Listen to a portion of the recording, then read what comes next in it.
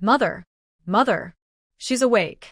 Lu Kai-chun had just opened her eyes, still feeling confused and dazed, when she saw a small girl dressed in dark red floral clothes running out while talking. Where am I?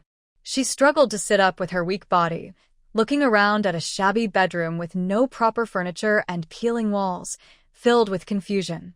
The only thing she was sure of was that this was not the end-of-the-world scene she knew, where the air was polluted. Although the place was run down, it felt peaceful. You're awake? I knew this little brat was pretending. She's not that easy to kill. A woman cursed loudly as she stormed in, slapping Lu Kai-chun across the face with a loud smack, then sneered and continued scolding. Little brat, you've got some nerve. If you're so brave, try dying. Go die at the Lin family's place.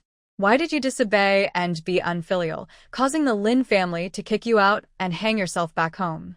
Do you think you can just pick soft targets to bully? Did your father and I do anything wrong to you? Why are you trying to harm us? The woman's anger grew as she raised her hand again, ready to slap her. Lu Kai-chun raised her hand to block. It was her mistake not to be prepared earlier, but now getting hit again was just foolish. And she took back her earlier words. This place wasn't exactly peaceful either. The woman froze for a moment, then yelled in anger. You dare to hide? I'll beat you to death. The woman lunged at her wildly, trying to hit her. She hurriedly dodged, then grabbed the tattered, stained thin quilt, and with a forceful kick, aimed at the woman's stomach. The woman never expected her to fight back, caught off guard. Lu Kai-chun kicked precisely, causing the woman to scream and fall backward to the ground, clutching her belly and crying out, You dare hit me. Little brat, you dare to hit me? This is rebellion. Rebellion. Mother. Mother. The girl, about 14 or 15, quickly ran over to help the woman. Memories belonging to the original owner gradually became clear in Lu Kai-chun's mind. The original owner was 17 years old. The woman was her stepmother, Tian, and the girl was her stepmother's biological daughter, Lu Saixia. The owner also had a half-brother, Lu Dajiang, and twin brothers Lu Daong and Lu Dazhuang. The original owner's marriage had been arranged since childhood. She had married 3 days ago, but on her wedding day, before they could consummate, her husband Yang Shun fell ill. Her mother-in-law accused her of disobedience and unfilial behavior, claiming she pushed her down and hit her younger brother and sister-in-law. She was described as malicious and cursed as a bad omen for the Yang family. As a result, she was dismissed and driven back home.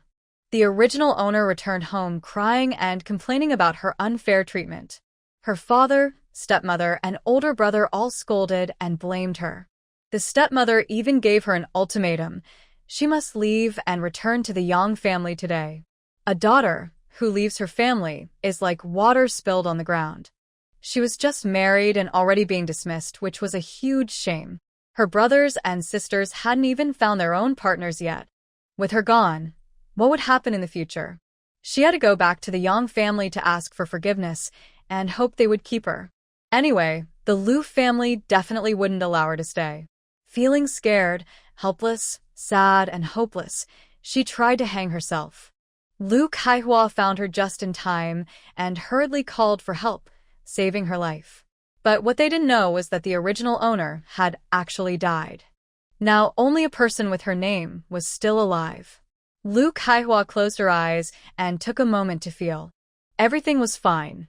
The space she awakened to in the end times was still there, along with the spiritual spring.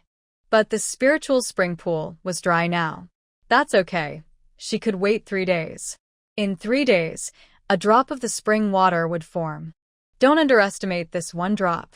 It could heal the dead, cure all poisons, treat all diseases, and make plants grow rapidly, germinating, flowering, fruiting, and maturing in a short time. Of course, the amount of this water that can be used at once is limited. But that's okay. It's already very powerful. In the end times, she relied on these 2 supernatural abilities to thrive. There was no reason she couldn't handle this peaceful space. Tian Shi was still sitting on the ground, pounding her thighs and crying loudly while scolding. Lu Kaihua comforted her but also hated and cursed her. Lu Kaihua frowned, feeling annoyed, and stood up to leave.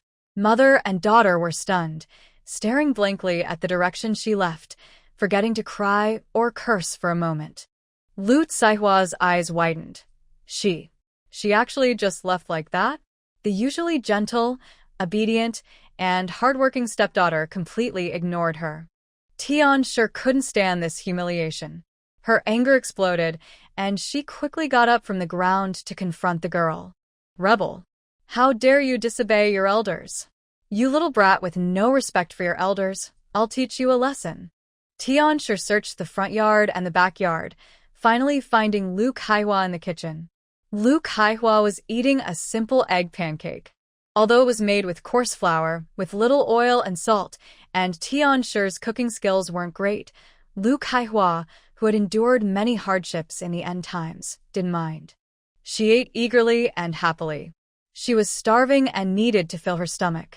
Tian Shure was stunned again, her eyes wide like a goldfish's, her mouth slightly open in shock. She was so surprised that she froze there, unable to react for a moment.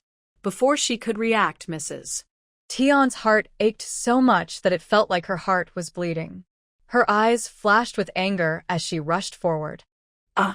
Put that down. Quickly put it down, mother. Is that something you can eat?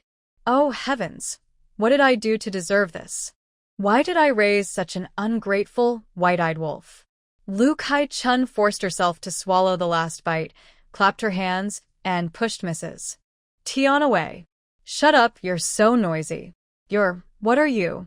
That is a pancake with eggs. Mrs. Tian looked at Lu Kai-chun with a pained expression, as if she wished she could make her spit it out. That's eggs. Can you even eat eggs? Lu Kai-chun sneered and shot her a glance. Why are you shouting about an egg? It's not like you laid it. Pfft, your mother laid that egg. Ha! Aren't you my mother? The late wife was also a mother after all, since the official status was there. You. Mrs. Tian covered her chest and fainted again from anger. Old Lu and his eldest son, Lu Dejiang, returned home. As soon as they entered, they heard the loud arguing. Old Lu shouted loudly, "What's going on? Why are you all shouting?" Father, you're back. If you don't come back soon, our family will be ruined by this wicked girl. Mrs. Tian cried and stomped her foot, running out to add fuel to the fire and complain. Lu Kai-chun followed leisurely. Old Lu's face darkened as he saw Lu Kai-chun and pointed at her, scolding, "Rebellious girl. You're a worthless troublemaker. Apologize to your mother right now." Mrs. Tian sneered nearby. She's already eaten it. What's the point of apologizing? That pancake was specially made by me for you two elders. I thought you'd be tired from working in the fields and need some nourishment. Who knew this stubborn girl would sneak and eat it all? Now Lu Dejiang also looked at his sister with dissatisfaction.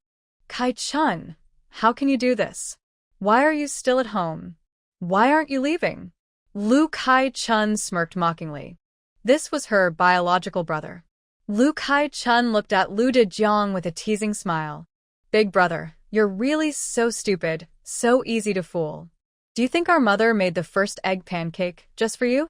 When has she ever given you one? Do you really believe she made it for you? Mrs. Tian's pancakes were clearly for Lu Lao and Lu Dezhuang, because they were elders and Lu Dezhuang was still growing. Secretly, she would leave some for Lu Deyong and Lu Kaixia. As for Lu Dejiang and Lu Kai-chun, they never got to eat them. The siblings only ever ate thin, watery porridge with half a handful of vegetables mixed in.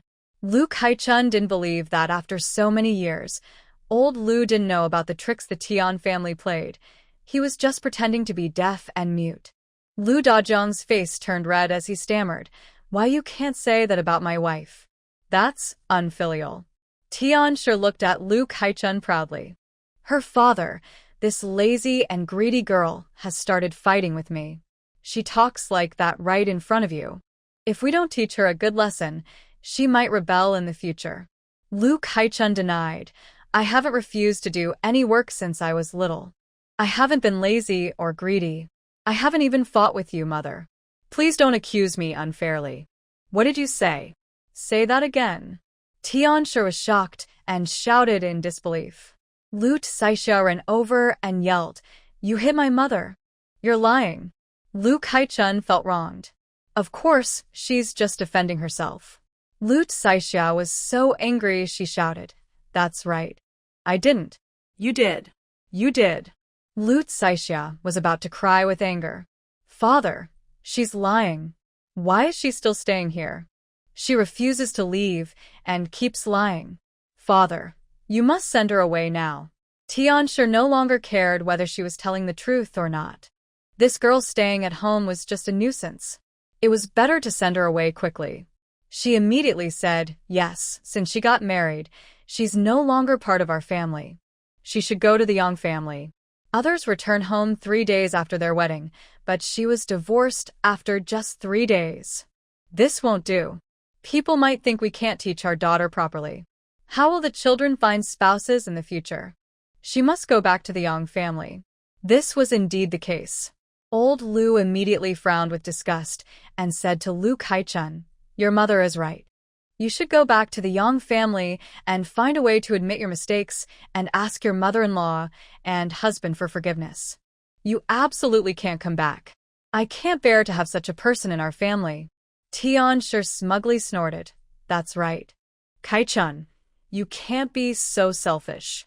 Don't you care about your father's and our family's reputation? If you do, it was all for nothing to raise you. Her words only added fuel to the fire. Old Lu's face looked worse. Kaichun, you can't be so selfish. Just leave now. Lu Kaichun looked straight at her own older brother, Lu Dajiang. Lu Dajiang wanted to pretend he hadn't seen her, but he couldn't avoid her gaze. He awkwardly cleared his throat. Kaichun, your father and mother have already done enough for you. Don't cause trouble. It's still early, so hurry and leave. Lu Dajiang felt both angry and wronged. Why was she staring at him so directly?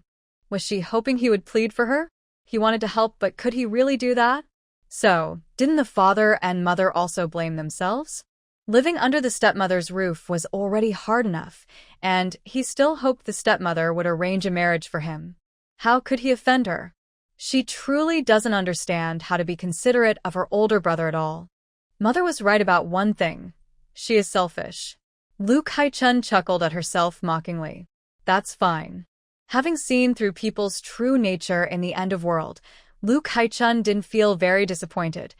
Instead, she felt a bit relieved. I won't go back to the Yang family. I also won't stay in the Lu family. I will establish my own household. What? Old Lu and the others were all stunned. Tian sneered. You say that nicely, but establishing a household isn't that easy. Living in the same village, you'll be running back and forth crying all the time. Today you want a handful of rice, tomorrow 2 vegetables. What does that mean? Lu Kaichun said, Let's go find the village chief and get a written agreement. If I do that, just kick me out of the village. And you guys are not allowed to bother me either. Tian mocked. Why should we find you? Sit around and drink northwest wind with you? Lu Dajiang was worried. She might say something to upset the stepmother and cause trouble for himself, so he quickly interrupted. Kaichun, have you thought this through? Once you say it, you can't take it back. Lu Kaichun understood that her older brother's first sentence wasn't important. What mattered was the second. She sneered. Of course, I keep my word. But I have a condition.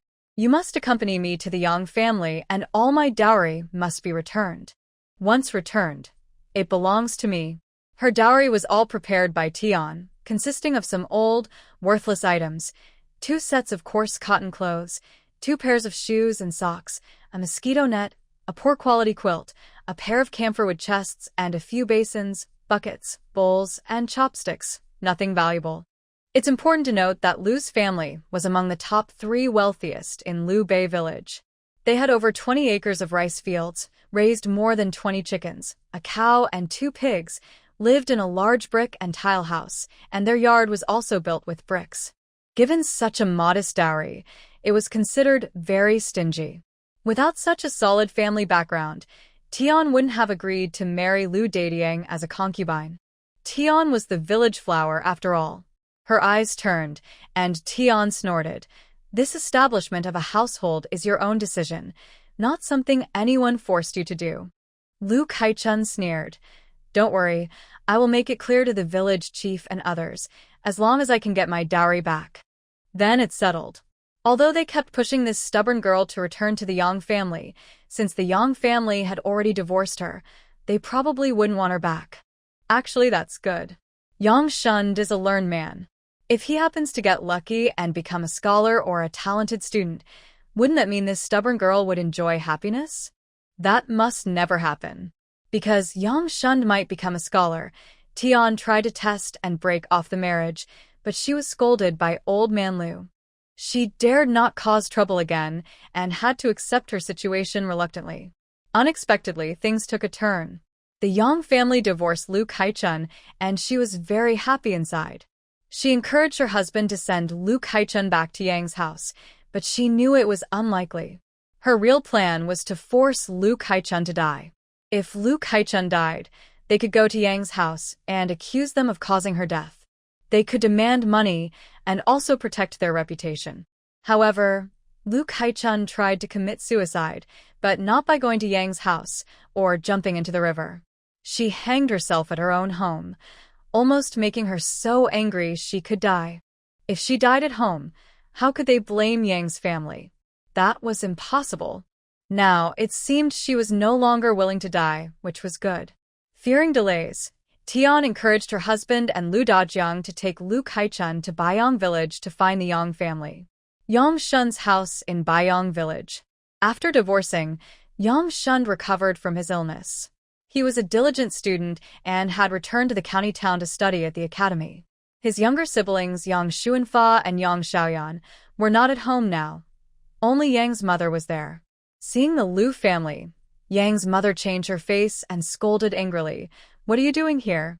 This woman is no longer part of our Yang family. My son has divorced her. She's a bad omen, bringing misfortune to our family.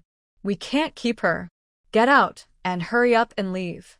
Lu Kaichun was very disdainful inside. She believed Yang Shund probably looked down on her as a village girl because he was proud of being a scholar. But how could a scholar break his promise and abandon his wife? So he still married her into the family. Then, they unfairly labeled her and officially divorced her. The Yang family easily dismissed her without any fault. Whether her reputation was ruined or her life was destroyed because of this had nothing to do with the Yang family. Bah! Lu Kaichun crossed her arms and said, "Who cares about your Yang family? Stop flattering yourselves. I'm here to get my dowry." Yang's mother, upon hearing this, glared fiercely as if her heart was cut open. Dowry? What dowry? You, a bad omen, brought bad luck into our home. You've already caused our family so much trouble. Those broken things you brought as compensation aren't enough. I won't argue with you anymore. And now you have the nerve to come and ask for it? Get lost, just go away. Mocking someone for claiming their dowry was so pure and noble. It's truly impressive how twisted their thinking is. Lu Kaichun sneered. You're not afraid my dowry is bad luck, and you're boldly claiming it as yours. Dream on. I won't leave you a single thing. She then told Lu Dajiang and the others, go inside and get it. How dare you? I'll see who dares. Old Madame Yang screamed and stretched out her arms to stop her. Lu Kaichun said, I'm taking my own things. Do you dare stop me? Old Lu frowned and scolded, Kaichun, be polite. Lu Kaichun wanted to sneer again. Her father was always so weak in front of the Tian family, always scolding her and her siblings with a dark face. But outside, he cared a lot about appearances. She didn't spoil him. Why don't you tell her to be polite? See if she responds to you or not. Looking at the fierce and domineering old Madame Yang, Lu Laozi was silenced. Lu Kaichun led the way into the house to get her dowry. Tianshi hurriedly told Lu Dajiang to go too. Though she felt pleased seeing old Madame Yang scold Lu Kaichun, if she couldn't get her dowry back, how could she settle Lu Kaichun? Old Madame Yang got anxious and grabbed Lu Kaichun. Don't go. Get out. Leave now.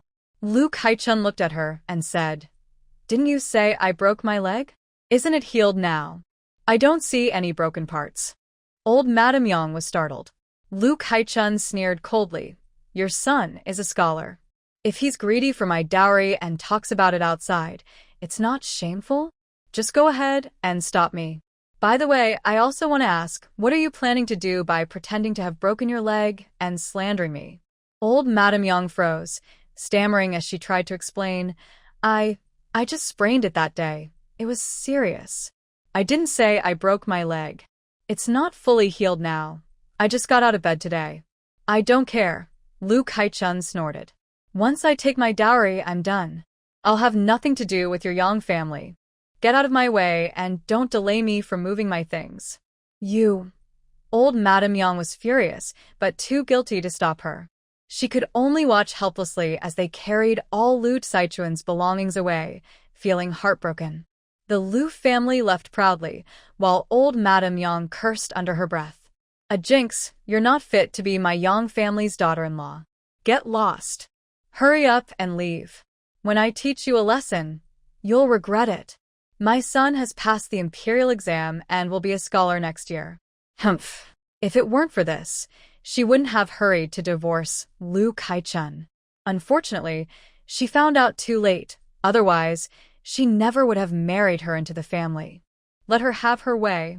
Even if she cries and begs for forgiveness, I will never forgive her. Thinking about the bride price taken away by the Lu family, Lady Yang felt distressed and continued to scold. Why did that stubborn girl become so fierce? This is her true nature. Her previous obedience was just an act. She is truly sneaky and mean. Fortunately, she is no longer part of the family. Back in Luan village, without stopping to rest, Mrs. Tian said, You want to establish a daughter household? Are you going to the village chief's house now? Lu Kaichun also couldn't wait to cut ties with his family and nodded, yes. Lu old dad wanted to say something but opened and closed his mouth. Lu Dajung looked away, pretending not to hear or see anything. Lu Kaichun sneered. She was not the original owner and didn't care at all. The village chief was surprised when he heard their reason for coming. What? Kaichun, you want to establish a daughter household? That's not a joke. What are you talking about? Lu Saichuan's eyes darkened. She looked at the village chief sincerely and said, Village chief, my father and I have done our best to send me off to marry. I didn't expect the Yang family to be unkind, thinking I am not worthy of being their daughter-in-law. They looked for excuses to divorce me. Even if I cried and begged to stay, I wouldn't have a good life with the Yang family. But I also have to consider my brothers and sisters' future. So I can't stay at my maternal home either. I am very disappointed now and have no intention of remarrying. It's better to establish a daughter household and ask the village chief for help. Mrs. Tian nudged Lu old dad with her elbow and subtly gave him a look. She was always good at pretending in front of outsiders.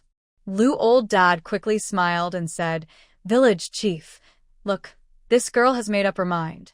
As parents, we shouldn't say much. Just do as she wishes. Yes, Mrs. Tian hurriedly smiled. This is also her filial piety. Let's just support her. Honestly, we have 3 more children who will also need to get married in the future. We're in a difficult position. The village chief was somewhat unimpressed with the couple and looked at Lu Kaichun. Kaichun, are you sure about this? Lu Kaichun nodded. Village chief, this is the best solution. The village chief sighed silently. Yes, this was the best way, but also the most helpless. The Yang family was unkind, and these 2 weren't much better. Kaichun had nowhere to go. What else could she do? Fine, since you've made up your mind, let's do it this way. Mrs. Tian was overjoyed. Thank you, village chief. Thank you, village chief. Old Master Lu also wanted to smile, but when he thought about it being his own daughter, he couldn't quite manage it. He felt a bit uncomfortable inside and lowered his eyes without speaking. This discomfort wasn't enough to make him change his mind. Thank you, village chief, for your help. To avoid trouble in the future, please be a witness and sign this document for us. Village Chief Lu was surprised. This, Lu Kaichun pleaded, Please, village chief. Village Chief Lu sighed inwardly again. These two really didn't think things through. All right. Lu Kaichun explained each item, and village chief Lu wrote everything down.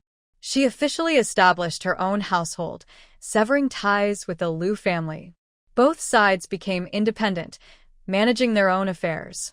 Finally, they each pressed their thumbprints on the document, kept a copy, and village chief Lu kept one. Mrs. Tian felt relieved and carefully stored the document. Village chief Lu then asked, Kaichun, where will you live from now on? Old Master Lu was stunned. Yes, where would she stay? Village chief Lu understood. It turned out they hadn't even thought about this problem. Haha, you really are something. Old Master Lu opened his mouth, looking awkward. Mrs. Tian was dissatisfied and forced a smile. Since she has her dowry, isn't that enough? Lu Kaichun carefully listed all her dowry items on the household separation document, making sure nothing was left out. These would be proof in the future. When they split, she only had these few belongings. From now on, these two wouldn't be able to come back and take more. Village chief Lu sneered coldly. Dowry? Can her dowry be eaten, drunk, or used for living? Mrs. Tian choked. Village chief Lu coldly said, All right, there's a thatched hut at the east end of the village. It needs some repairs but can be lived in. Kaichun will stay there for now. You two can go help her fix it tomorrow, and you can give her some grain, oil, and salt. Mrs. Tian felt a bit distressed, but this request was reasonable. She couldn't refuse, or she might be looked down upon in the future. She still had 2 children to consider. Old Master Lu also dared not object and silently agreed. Lu Kaichun said, Thank you, village chief, for your kindness. I only need 10 jin of rice and some oil and salt. I don't need anything else. I can fix the hut myself. Village chief Lu frowned. Kaichun, don't be stubborn and say things you don't mean. Village chief, really, I don't need help. I can do it myself. Mrs. Tian couldn't help but sneer on the side. Since Kaichun says so, let's just listen to her. Our family has a lot of farm work too, and we might not have the time. Lu Lijing snorted coldly and nodded at Lu Kaichun. That's fine. As long as you have your own ideas, it's okay. If you face any problems, come to me anytime. I will speak for you. Thank you, Uncle Lijing. Tianshi secretly sneered. It was obvious that this stubborn girl was the one who decided to establish her own household, yet she acted as if they were forcing her. What does she mean? They raised her and sent her off to marry. What more do they want? If she couldn't hold on and was dismissed, is that their fault? What kind of logic is that? After leaving Lu Lijing's house, Lu Laotu was about to say something when Lu Kaichun looked at him and said, It's not dark yet. I'll go check that thatched hut now. I'll stay at your place tonight and move out tomorrow. With that, she strode away confidently. Lu Laotu wanted to call her back, but she was already walking far away, without looking back. Tianshi huffed angrily and muttered, Look at her attitude. She's the one who couldn't hold on and was dismissed, yet she's taking it out on us. What's that about? We raised her with so much effort, and now she's turned against us. She's ungrateful. If only we had some written proof, then we'd know what to do next. Lu Laotu felt a bit annoyed and somewhat disgusted by Tianshi's words. He sighed but didn't argue. Forget it, it's her fate. He still had 2 sons and a daughter to take care of. He couldn't let her cause trouble for everyone. Lu Kaichun remembered the thatched hut at the east end of the village. It really needed repairs to serve as a temporary shelter. It was urgent, so she had to start preparing right away. She went back to get her sickle, planning to cut some bamboo and branches from the nearby bamboo grove at the edge of the village to fix the house. With her sickle in hand, Lu Kaichun also went around to the backyard. She saw that the hen house had 8 eggs laid by the hens. She took all of them without leaving any and stored them in a small space nearby. Tianshi kept an eye on the hen house, never forgetting to collect the eggs. Once collected, she locked them in a storage room next to the kitchen. Most of the eggs were saved to sell later. A few were kept for the family, hers, Lu Dajiang's, and the old man's. She didn't share any with Lu Kaichun or Lu Dajiang. Lu Dajiang, no need to mention him. Some people are only fit to be slaves. Not long after Lu Kai-chun left, Lu Laotu and Tian-shi also returned home. Tian-shi nagged for a while, then suddenly remembered she hadn't collected the eggs today. She hurried straight to the backyard henhouse. But when she looked, not a single egg was there. Tian-shi refused to believe it. She searched carefully again, but still found nothing. She was so angry she shouted, "Where are my eggs?" The bamboo was hollow and easy to cut. Soon, Lu Kai-chun had chopped 5 or 6 thick bamboo stalks, each several meters long. Let's see if it's enough. She then started gathering bamboo sticks. She found flexible, long mountain vines and tied several bundles of bamboo sticks together. She carried them back to the thatched hut, making 4 trips, just as the sun was setting. Lu Kai-chun was quite satisfied. Her work was efficient. Not far from the thatched hut lived Aunt En and Uncle An's family, with their 10-year-old son and Aju. Throughout Lu Saichuan's multiple trips, Aunt En had already noticed and couldn't help but ask what she was doing. Lu Kai-chun explained everything honestly. Anna was shocked and looked at her with sympathy. "That's too much, oh. It's not easy for a girl to get by. You're really being reckless. What will you do in the future? Without a mother, life is just harder." If her own mother were still alive, she would be heartbroken. Lu Kai-chun smiled sadly. "It's okay, Auntie.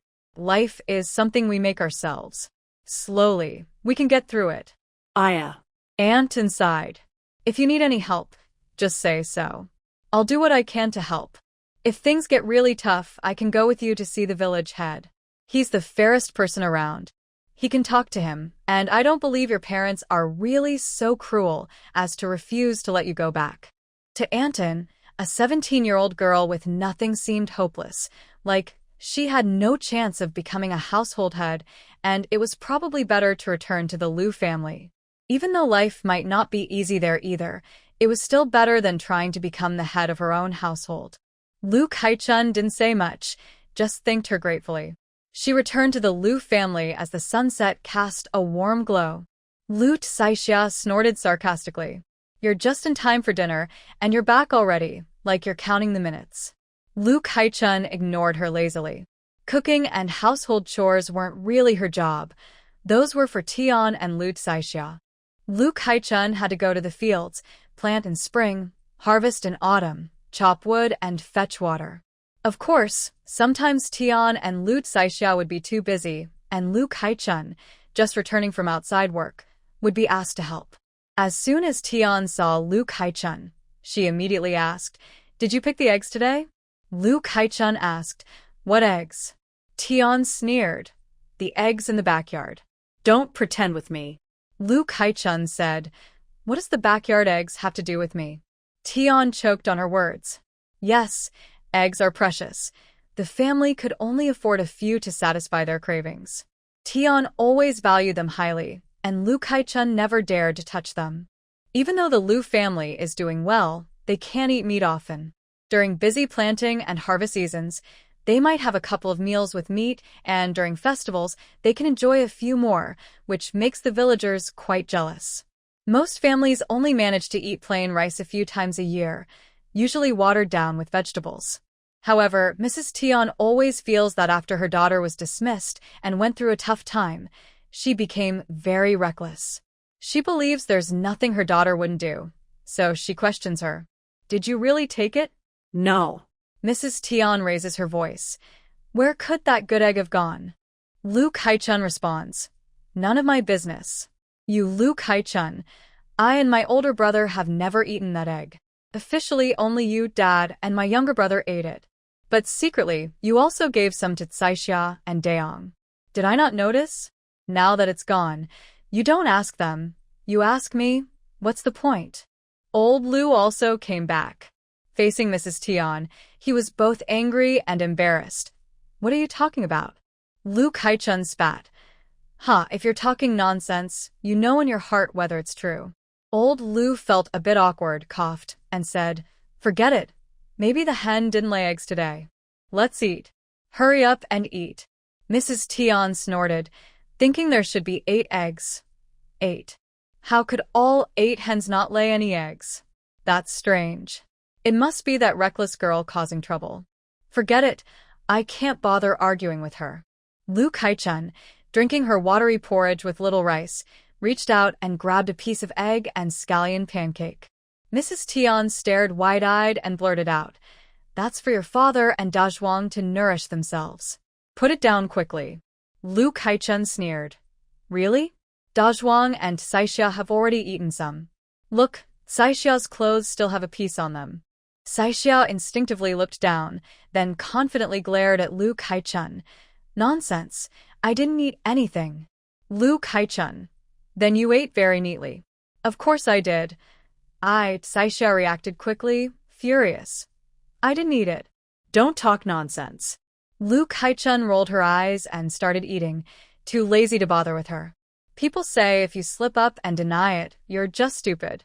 Mrs. Tian was both angry and embarrassed, secretly cursing that her daughter was becoming more and more sneaky.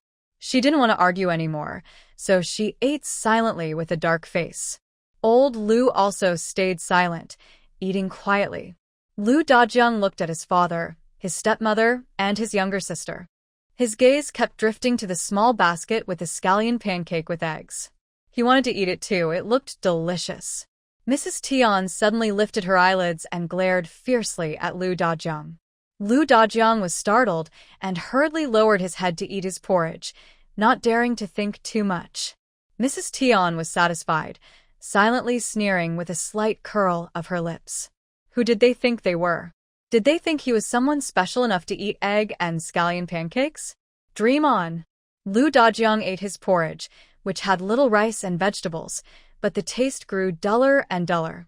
He couldn't help but secretly complain about Lu Kaichun. She was only focused on eating herself, not caring about her big brother at all. She didn't even think to share half with him. After all, he was her real brother. She was truly ungrateful, a selfish wolf. Lu Kaichun finished eating and stood up to leave. Mrs. Tian hurriedly said, "You're leaving early tomorrow, right? Don't delay. Get up early and ask your brother to help move your things over." It wasn't because she was thoughtful. She simply didn't want her to stay for breakfast. She even hoped no one helped the girl with her things, so she could carry them herself. But that wouldn't look good if the villagers saw, and the Lu family still needed to maintain their reputation in the village. Lu Kaichun knew Mrs. Tian's little tricks and didn't want to take advantage. Okay. Mrs. Tian felt she had won this round and was satisfied. She ordered Lu Dajiang, "Remember to help your sister move her things early tomorrow." Lu Saixia quickly called out, "Don't leave yet, you haven't washed the dishes." Lu Kaichun ignored her, acting as if she hadn't heard. She thought, "Wash your head." The night passed quietly. Early the next morning, Lu Dajiang helped Lu Kaichun carry her dowry over. Mrs. Tian packed 10 jin of rice in a small bag, tying it tightly and wrapped a handful of salt with vegetable leaves. "Here, 10 jin of rice, and the salt is here." Lu Kaichun took the salt, looked at the tied bag, and chuckled softly. "Why do I feel like I don't trust this?" she said as she quickly untied it. "Hey," Mrs. Tian wanted to stop her, but it was too late. Seeing the rice inside, Lu Kaichun sneered. "Is this the rice you prepared? I've never seen this kind of rice before. It's quite new." Mrs. Tian was annoyed and pretended to be innocent. "How could this be? It's all because Kai Xiao's girl didn't listen carefully. I'll change it right away." Innocently, Lu Saixia opened her mouth to explain, but was glared at by Mrs. Tian and shut her up angrily. Lu Kaichun said, "I want 15 jin. Find another bag to pack it. If you don't give it to me, then don't bother packing it. I'll carry this bag to the village chief and talk to him," she said coldly. "Lu Kaichun, what do you want me to call you?" Lu Kaichun sneered. Who do you think I am? Mrs. Tian was furious, glaring at her fiercely, then turned with a dark face to pack the rice. She didn't bother sealing the bag, sourly tossing it in front of Lu Kaichun.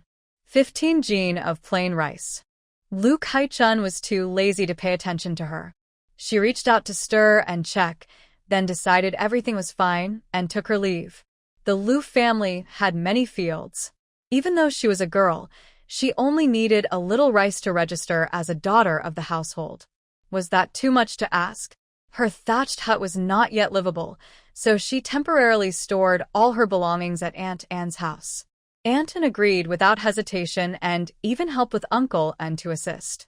Uncle Anne had gone up the mountain early in the morning to work the land and was not at home. Lu Kai-chun thanked her, gave her 5 jin of rice, and asked her to help cook a meal. She wanted to stay with her family for a couple of days. Aunt Anne hurriedly said, "You're just a girl. How can you eat so much in 2 days? This is good rice. 1 jin is enough." Lu Kai-chun smiled and said, "Please accept it, Annie. I also want to borrow many things from your family. If you don't take it, I won't dare to ask anymore." Aunt Anne couldn't refuse and had to agree. She felt a bit guilty and sighed.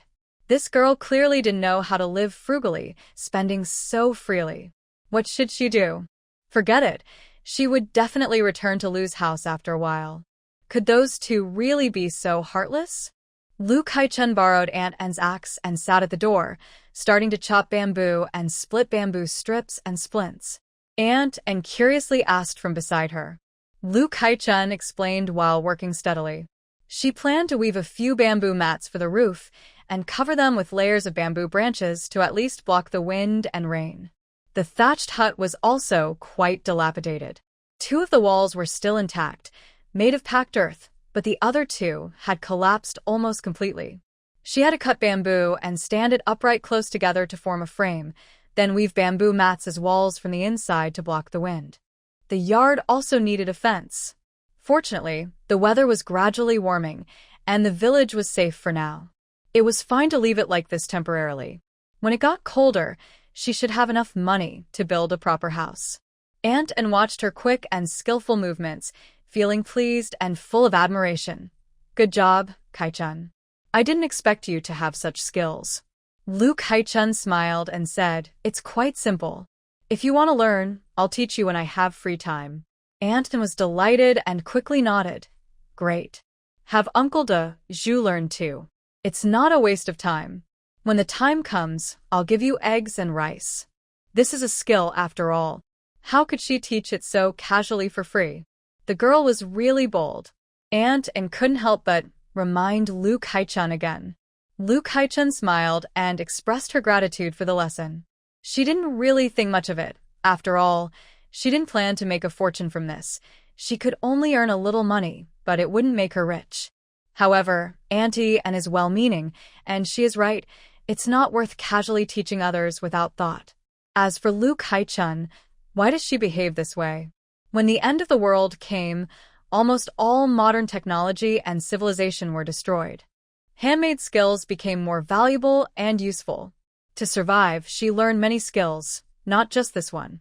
Basically, she was forced into it by desperate circumstances. Auntie Anne was happy to see her listen to advice. "You keep busy, I'll go make breakfast. When it's ready, I'll call you." "Okay, Auntie." Auntie Anne finished making breakfast. Uncle Anne went out early for work, and Juzi came to call Lu Kai-chun to eat. Lu Kai-chun had already skillfully woven a large bamboo mat. Juzi was amazed. "Sister Kai-chun, you're so talented.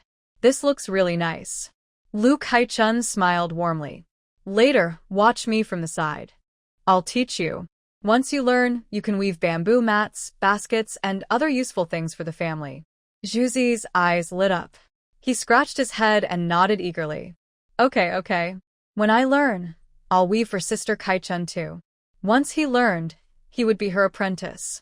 It's natural for a student to respect and serve their teacher. Lu Kai-chun chuckled. "Great. That'll save me some trouble." Honestly, she also needed some of those tools herself. Auntie Anne had apparently already told Uncle Anne about her situation. When Uncle Anne saw Lu Kai-chun, he couldn't help but feel sympathetic. He smiled and nodded at her. "Komate. Since we're neighbors now, don't worry about bothering us. Just say if you need anything." Lu Kai-chun gratefully nodded. "Thank you, Uncle." Auntie Anne prepared porridge for breakfast, fried a cabbage, scrambled eggs with chives, and made 2 pancakes, cutting them into small pieces and mixing everything together. Although they were made with rough, cheap black flour, they could at least fill their stomachs. When the end of the world began, Lu Kai-chun had already endured hardships, so she didn't mind. She kept praising Auntie Anne's cooking as delicious. Auntie Anne was very happy, urging her to eat more chive eggs. Seeing Juzi instinctively glance at the plate with fewer eggs and more chives, Lu Kaichun knew that Auntie Anne's family probably rarely ate eggs. She smiled and said she liked it, but in fact, she didn't take more than a few bites. As long as she could fill her stomach, that was enough. Difficulties were only temporary. Seeing she wasn't eating much, Auntie Anne picked up the plate and scooped a generous portion into her bowl. Don't be polite. Eat up. In 2 days, they had used 5 jin of rice, which was a small advantage for their family. Lu Kaichun smiled. Thank you, Auntie. You should eat too. After 2 days of work, their thatched hut was cleaned and looked neat and tidy. Lu Kaichun also took the time to make a rough bamboo bed and weave a bamboo mat for sleeping. Dezhu also reluctantly learned the simplest way to weave a bamboo mat, happily working on it. In the past 2 days, the story of Lu Kaichun becoming a widow has spread throughout Luwan village. Many villagers came to see her, exchanged a few words, and sighed. Some felt sorry for her and brought vegetables to give her, while others gossiped and made unkind remarks. Kindly, Lu Kaichun thanked them, but she ignored the gossipers. She publicly stated that it was her own decision, that she was not forced out or pushed away. Since she got married, she was no longer part of the Lu family. When the Yang-shunned family slandered her, she couldn't afford to return home with a bad reputation, so she decided to stand on her own. This earned her a lot of admiration and praise, with many saying she was very sensible. For Lu Kaichun, she had already done her best for her family. From now on, well, let's see what happens. There was already a drop of spiritual spring water, which was considered a life-saving medicine. Lu Kaichun decided to go deep into the mountains. Although the mountains are dangerous, the post-apocalyptic world is much more dangerous, so she didn't think it was too scary. At this time of year, she could gather various mushrooms and bamboo shoots, and if lucky, find medicinal herbs. She had space to carry things, so transportation wouldn't be a problem. She needed to go for her first big income. Aunt Anne was worried. Deep in the mountains is so dangerous, maybe we shouldn't go. There are plenty of mushrooms and wild vegetables near the village, so we can survive for now. She suggested waiting a while and then asking again. Maybe returning to Lu's house later would be better. Lu Kaichun insisted on going into the mountains, shaking her head and smiling. Auntie, don't worry. I know what I'm doing, it'll be fine. There are more and better mushrooms in the mountains, and I'll sell them in town. I think I'll be back in 4 or 5 days. Please take care of my small hut and don't let anyone damage it. Others wouldn't do such unkind things, but it was hard to say about Tion's children. When she returned, she would rebuild the fence and buy a lock. Aunt Anne sighed. You have to be careful. The mountains are not a place to play around. It's better to come back early if you can. Don't worry, Auntie. I'll be careful. Lu Kaichun carried a basket on her back, a small basket hanging on her arm, filled with baked flatbreads, a few boiled eggs, borrowed a machete from Anne's family, and took a fire starter. She left at dawn. Not far from the village, she put everything except her basket into her space. In the space, there are several pounds of rice, eggs from Lu's household, and several bamboo tubes. When hungry, she can cook bamboo tube rice. As she walks, she makes marks to remember her path. The forest becomes denser and more lush, and eventually, there are no more paths, only trees, wild grasses, and vines. She has to slow down her pace. After walking for most of the day, she finds a cave. Lu Kaichun cuts some mixed branches and piles them in a visible spot. She secretly notes this place as her resting spot for the next few days and begins to search around for mushrooms, bamboo shoots, and herbs. She eats a little and chooses a direction to continue. April is the best season for many types of mushrooms. The mountains are full of lush plants, and the ground is damp, perfect for mushroom growth. Since no one else comes here, everything remains natural and untouched, so she doesn't have to compete with anyone. Lu Kaichun feels energetic and begins her journey of primitive gathering. Lu Kaichun first finds a large patch of red mushrooms growing in the forest underbrush. She pushes aside the grass and sees 4, or 5 mushrooms. She squats down to pick them. When she looks up, she notices several more scattered in the grass ahead. She moves quickly and lightly, without even standing up. After picking the mushrooms in front, she steps forward a few steps, reaches out, and finds 3 or 4 more. The thick, tender red mushrooms are fresh. She gathers them into her basket, and soon her hands are filled with the fresh, fragrant mushrooms. Besides red mushrooms, she occasionally finds tea tree mushrooms, straw mushrooms, pine mushrooms, and others. Lu Kai-chun keeps collecting without missing a single one. Once her basket is full, she pours the mushrooms into a bamboo basket inside her space. She had spent 2 full days weaving simple, rough bamboo baskets. For her, making these is very easy. She can finish one in less than half an hour. Though rough and simple, they're useful. After all, she is so poor she doesn't even have a sack. She collects a full basket of red mushrooms, finishing this patch of mushrooms. Lu Kai-chun sits on the ground to rest for a moment, wipes the sweat from her forehead and face, removes grass bits from her hair, drinks a few sips of water, and eats 2 boiled eggs. It's only been half a day, but she has already gained a lot. Still, she keeps working. A full basket of red mushrooms, red and auspicious, can be considered a good start, a lucky beginning. Lu Kai-chun looks lively and rolls up her sleeves to continue working. There are many treasures in the mountains. Soon, she reaches a pine forest. Thick, damp pine needles grow many pine milk mushrooms. The light brown, plump, and beautiful mushrooms are fresh and large. Lu Kai-chun cheers and runs over with her basket to harvest. The pine mushroom grows quickly and also decays fast. If no one notices, it can spoil in just 2 days. Because it tastes delicious and is valuable, it's quite popular. While gathering pine mushrooms, Lu Kai-chun also found many tiny fragrant mushrooms on a fallen, rotting tree in the forest. These small mushrooms are different from regular shiitake. They're called flower mushrooms. They're smaller than shiitake but have thicker, tastier flesh and a stronger mushroom aroma. This is a rare gift from nature. Lu Kai-chun hurried to pick the small flower mushrooms. She estimated she collected about 40 pounds.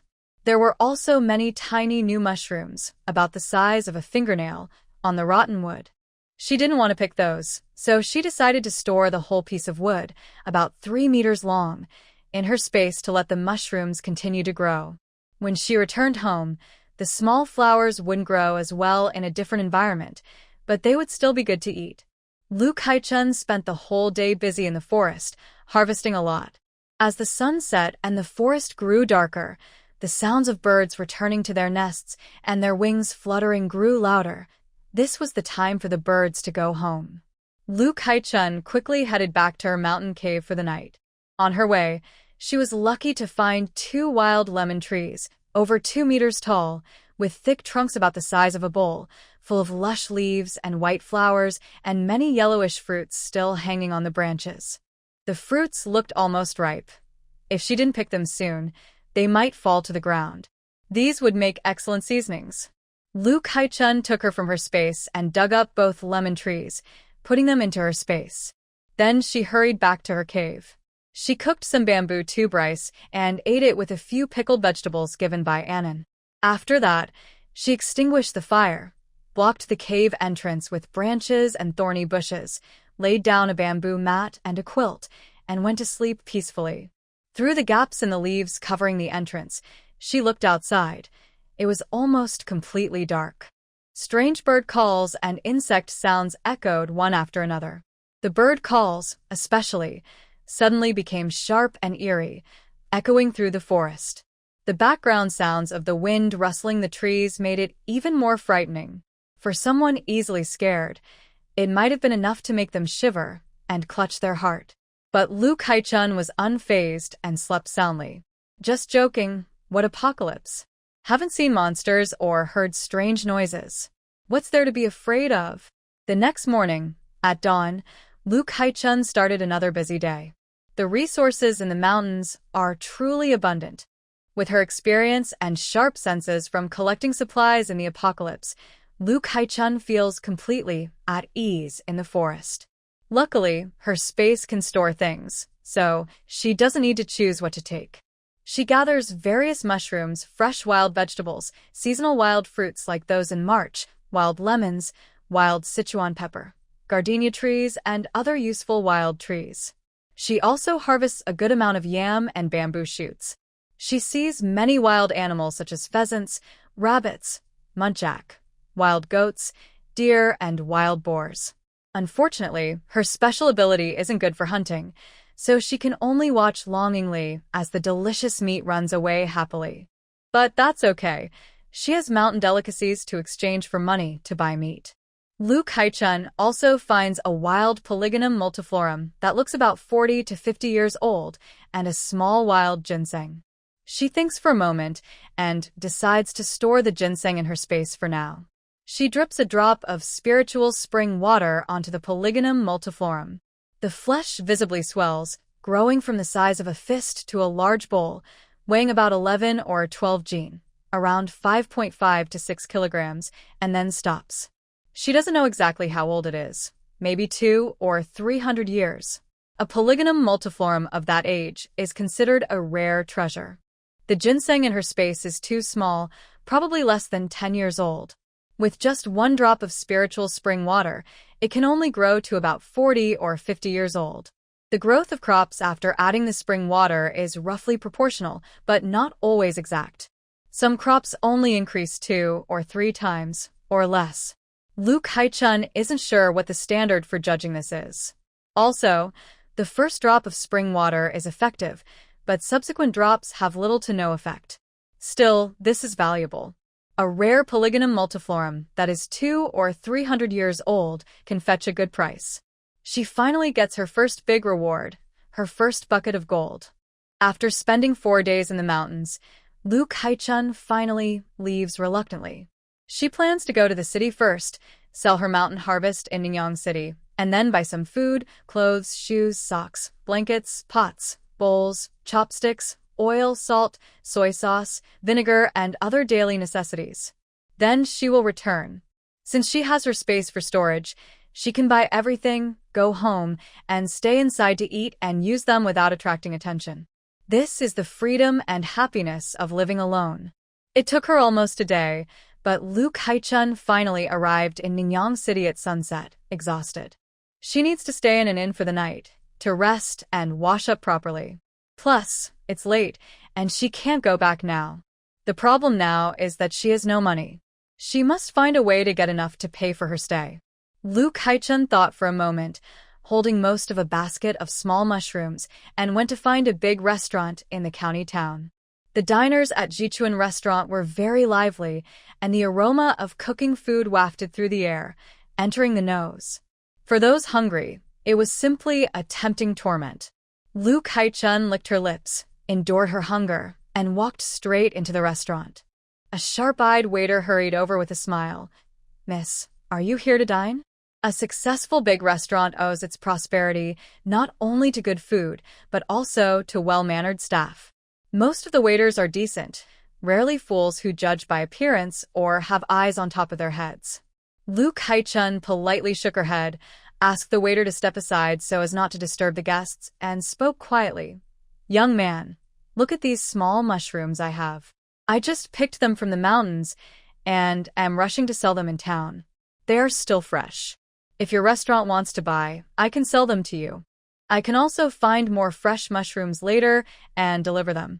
If not, I'll ask at other restaurants. If you don't want them, I'll sell to someone else." Anyone hearing this would feel a competitive spirit. Why refuse? Wouldn't that be giving an advantage to competitors? Moreover, although the waiter was just a host serving guests, he had some experience with ingredients. He looked at the small mushrooms in Luke Haichun's basket in surprise and said, "Really fresh small mushrooms?" Wow, so many. "Miss, you're really lucky. Wait a moment, I'll ask the manager." Luke Haichun nodded with a smile. "Thank you, young man." Confident in her goods, she wasn't worried. Her mushrooms were top quality, rare, and valuable. When she spoke, she was quite sure she wouldn't be rejected. Soon, Manager Yang arrived. After seeing the small mushrooms, He was very pleased and immediately took Luke Haichun to the kitchen to see if the chef wanted them. The chef's eyes lit up when he saw them. Wow, fresh and tender small mushrooms. Excellent, I'll take all of them. The manager nodded happily and looked at Luke Haichun. Miss, we'll buy all these small mushrooms at 12 cents per jean. How does that sound? Luke Haichun smiled. I just picked these from the mountains today and brought them here. They're very fresh. These small mushrooms are quite rare. I'm afraid there's no second place in town with such fresh ones. Would you consider increasing the price? Tomorrow, my family will bring other mushrooms, and I'll sell those to you first. She certainly didn't have any other family members bringing various mushrooms tomorrow. That was just a cover story. When she comes to sell mushrooms tomorrow morning, no one will be surprised anymore. Manager Young chuckled. You're quite a smooth talker, girl. Fine. Then let's set the price at 13 coins per jean. In the future, send us the best mushrooms first for Jichuan Tower. Thank you. Thank you, shopkeeper. Getting an extra 1 coin per jean was already a good deal, so Luke Haichun didn't argue further. After weighing, the total was 37 jean and 6 liang, earning over 480 coins instantly. Luke Haichun happily said goodbye. With money in hand, she felt much more at ease. She quickly found a guest house, paid 30 coins for a standard room, asked the clerk to bring hot water for 3 coins, and ordered a bowl of meat soup noodles for 8 coins. In no time, she spent 41 coins. Luke Haichun didn't feel bad about spending. After working hard for several days, she deserved to relax. She took a comfortable bath, finished the meat soup noodles, and lay on the soft, warm bed. Finally, Luke Haichun felt truly relaxed and happy. Although she wasn't afraid of staying overnight in the mountains, she couldn't let her guard down. Even with blankets and mats, sleeping in a mountain cave was never truly comfortable. She kept quiet all night. The next day, Luke Haichun, who had nothing left, started selling and buying mushrooms, busy as can be. She took a drop of spiritual spring water and quickly felt her body become stronger and more energetic. Her hearing and eyesight improved greatly, along with her strength, speed, and agility. However, if she wanted the spring water to further nourish her body, she needed to take a drop at least once a month. The effect would lessen each time. But any effect was better than none, and gaining improvements was worth it. In a crisis, having strength, speed, agility, and sharp senses was very important. For now, she had no plans to continue taking the spring water. Besides, she didn't have any left. If she did, she would save some for emergencies, injuries, poisoning, illness, etc., which could save her life. Luke Haichun went back to Jichuan Tower, carrying 2 large baskets filled with red fungus, tea tree mushrooms, pine milk fungi, and a small amount of chicken conchs, only 2 or 3 jean. Manager Yang was stunned and amazed, thinking, wow. He said they had some yesterday, and now they really brought so many. My goodness. These mushrooms looked very fresh and in excellent condition. Manager Yang was overjoyed and bought them all. Their restaurant was very busy, so these fresh goods would sell quickly. By weighing each batch, Luke Haichun earned about 1.39 silver coins. A small bag of silver and over 300 copper coins felt heavy in her hand. Luke Haichun smiled happily and tentatively said, By the way, shopkeeper Yang, we also have some fresh bamboo shoots and yams. Would you like to buy some? Shopkeeper Yang looked at her with complicated eyes, feeling grateful in his heart. Your family is really capable. He thought for a moment, then nodded and smiled. Sure, I can buy some. Not too much, about 40 or 50 jean of bamboo shoots and around 30 jean of yams. That sounds good. Luke Haichun nodded with a bright smile. I'll go get them now. In less than half an hour, she brought back a basket. She carried 2 baskets, one with shelled bamboo shoots and the other with clean yams, about the amount shopkeeper Yang mentioned. Bamboo shoots with shells are cheaper, costing 3 coins per jean. Yams are a bit more expensive, at 4 coins per jean. One basket had exactly 50 jean, and the other 32 jean. That brought in over 200 coins. Now she had over 2 taels of silver, worth more than 100 coins. 2 taels of silver was a significant amount in ancient times. It could buy all the basic household items missing from her thatched hut. However, iron pots, chopping knives, hoes, and sickles weren't cheap, so she couldn't spend all her silver. Still, buying these iron tools was necessary. Not doing so would be very inconvenient. Next was the main event, Hishowu. Lu Kai-chun packed the top-quality Hishowu into her basket, covering it with some branches. She planned to visit the largest clinic in the county, Yuqing Tang. Dr. Yen, the chief physician there, had a good reputation.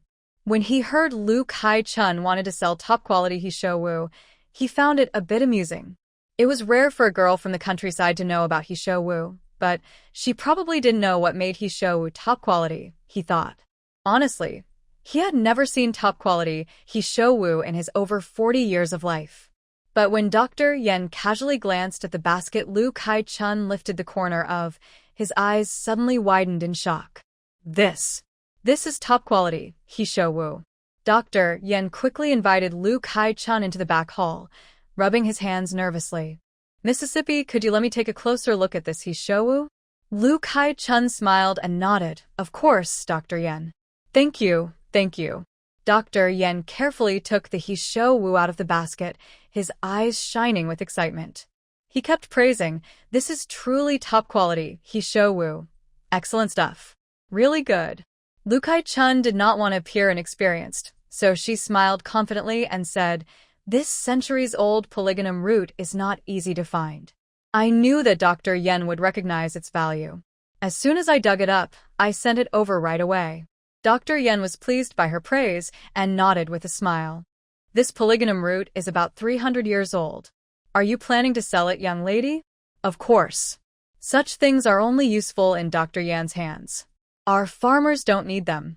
That's true, Dr. Yen chuckled. Although this polygonum root is top quality, it takes effort to prepare and preserve. The longer it stays in your hands, the less valuable it becomes. It would be a shame to waste it. How about I offer 110 taels? 110 taels was a lot of money. Lu Kai-chun was already very happy. She had spiritual spring water, so getting good herbs wasn't difficult. Even if it wasn't as valuable as this top-quality polygonum root, making money wouldn't be too hard. But of course, bargaining was necessary. Dr. Yen, our family is poor. I think even heaven is looking out for us this time, and we're lucky to get such a good item. It's fate. We're counting on this to improve our life. Could you possibly add a little more? Just a bit more, please? Dr. Yen understood bargaining well. He was prepared for negotiations, but didn't expect a young village girl to speak so politely, making him feel comfortable. He hesitated slightly, but then smiled happily. All right, I'll add a little more. How about 120 taels? In the end, they settled at 123 taels. 3 taels didn't matter much to Dr. Yen. He could sell the top-quality polygonum root for dozens of taels profit. But for Lu Kai-chun, 3 taels was a lot of money. Every bit she managed to save could greatly improve her life, which made her very happy. With this settled, Lu Kai-chun began her big shopping trip. She bought farming tools like hoes and knives, pots and bowls, oil, salt, soy sauce, vinegar, rice, and flour, must-have items. After that, she bought dried chili peppers, garlic, star anise, soybeans, peanuts, and other ingredients. She also bought good quality pork. 1 large piece of pork shoulder, 2 pork hocks, a big set of ribs, large pieces of front and back leg meat, and pork liver, stomach, heart, and kidneys. Seeing lamb for sale, she bought half a lamb.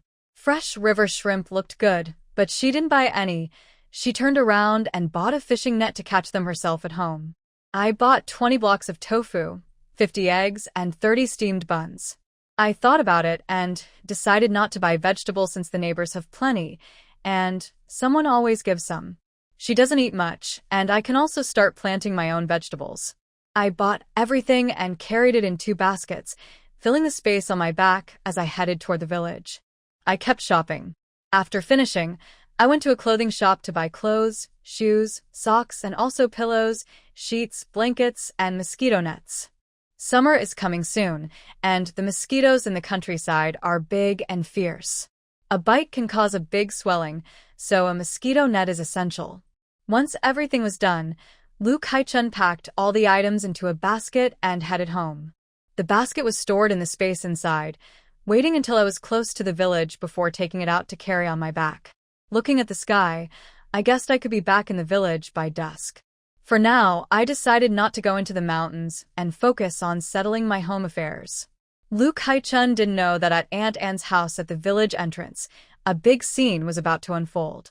On the day Lu Kai-chun went into the deep mountains, she left early and didn't meet anyone from the village, so no one asked or said anything. But soon after, her trip alone and her plans for several days spread quickly through the village. It caused a big fuss. Oh my, Kai-chun really went into the deep mountains alone? That girl is so brave. She's just a young girl, and she's not afraid of anything. Even if we went together, we wouldn't dare go into those mountains. Isn't she just asking for trouble? Sigh. Yeah, it's terrible. We don't even know if she'll come back. Besides, she's not married, has no land, and maybe she can find some wild yams or mushrooms to survive. Otherwise, she might starve.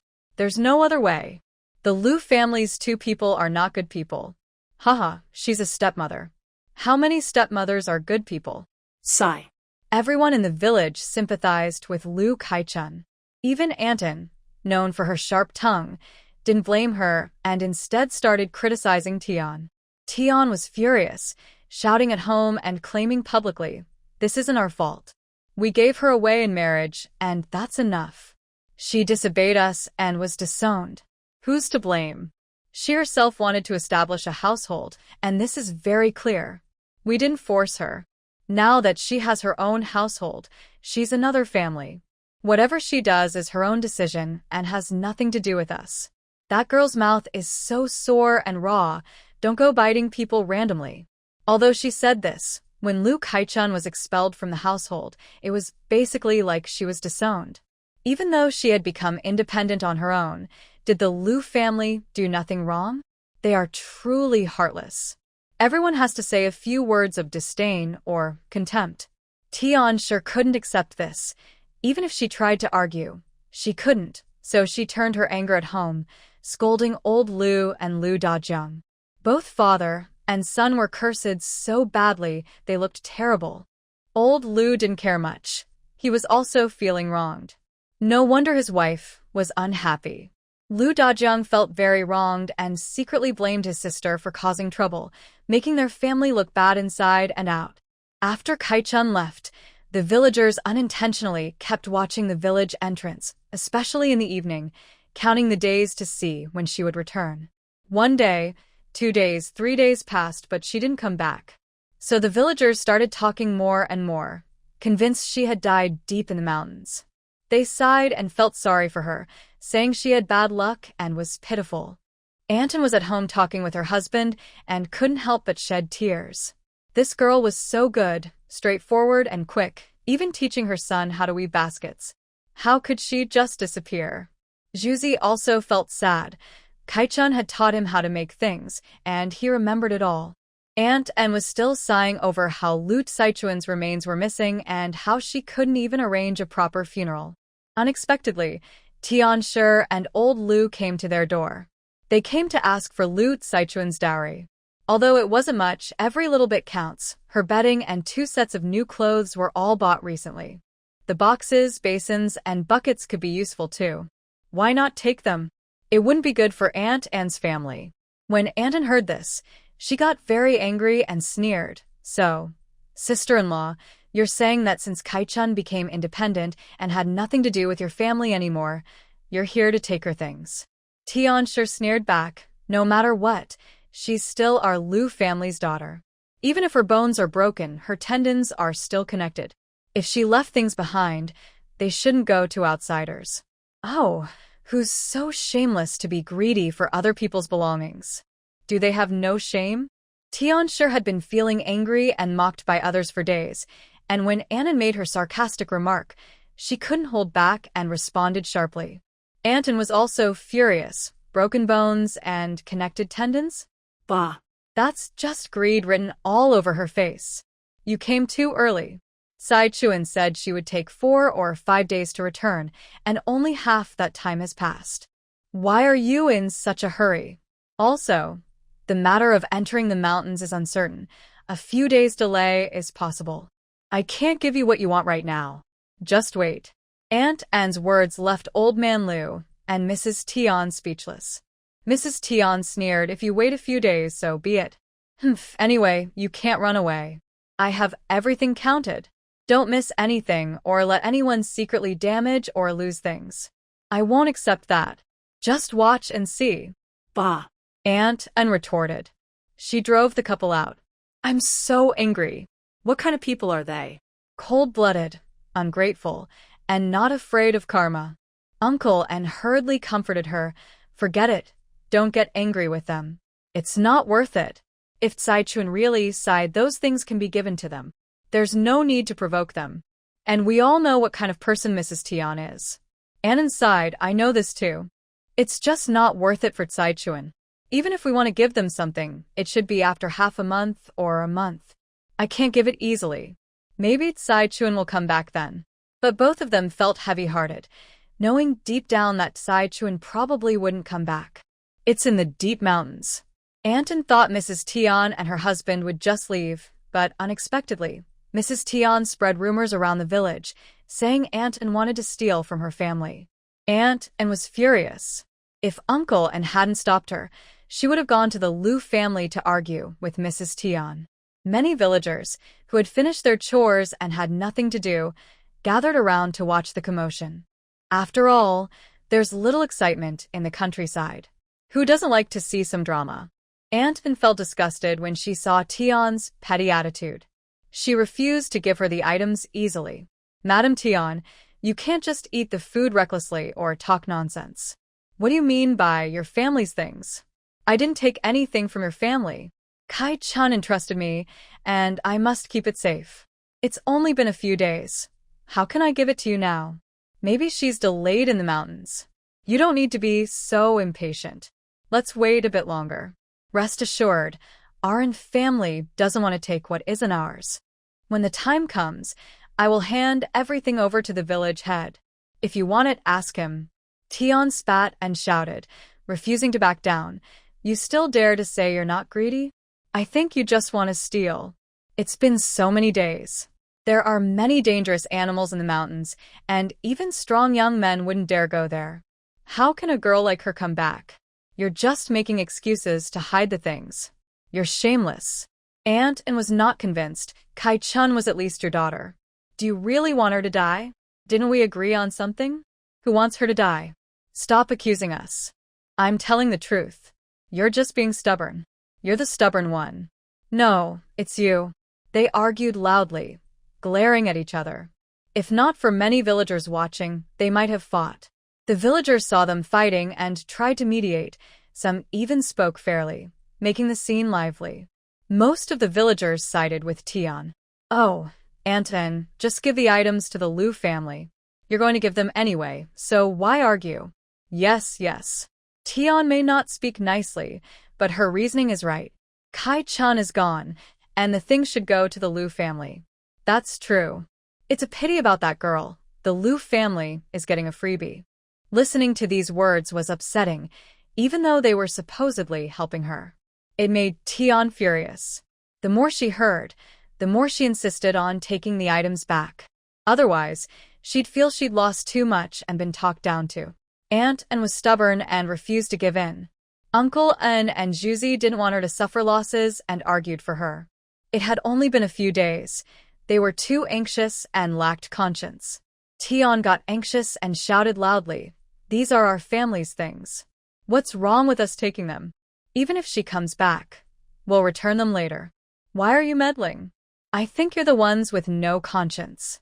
Greedy, greedy people. Not afraid of being struck by lightning. De Yong, why are you just standing there? If they are shameless, then don't give them face. Just go inside and move the stuff out." Liang De Jiang and Liang De Yong hesitated and refused to move. There were so many people watching, it was a bit embarrassing. Mrs. Tian glared at Liang De Jiang sharply. "De Jiang, go now." Oh. Liang Dejiang was startled and dared not delay anymore. He hurriedly ran into the house. Uncle Lin frowned and stretched out his arms to stop him. What are you doing? Liang Dayong pushed Liang Dajiang. We're just taking our own things. What's wrong with that? I see you dare to break in. Get out. Why not? No one stop us. It's right to take our own stuff. The Liu family rushed forward, pushing and shouting, almost fighting. Villagers saw this and hurried to pull them apart, making noise at the gate like a busy market in the morning. At this moment, Lu Kaichun returned home.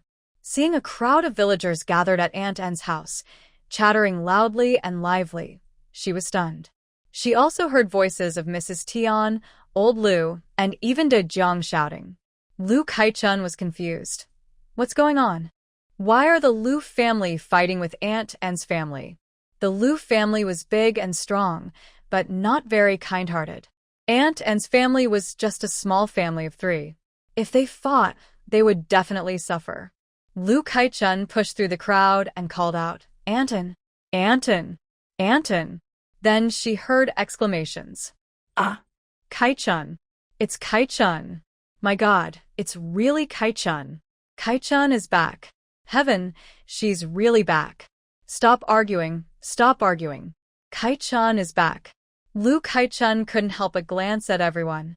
They looked surprised and in disbelief. She suddenly doubted herself. Did I remember wrong? Is this Luwan village, and is this Aunt An's house next to my thatched hut? Why are the villagers so surprised after just a few days? What happened? She had no idea.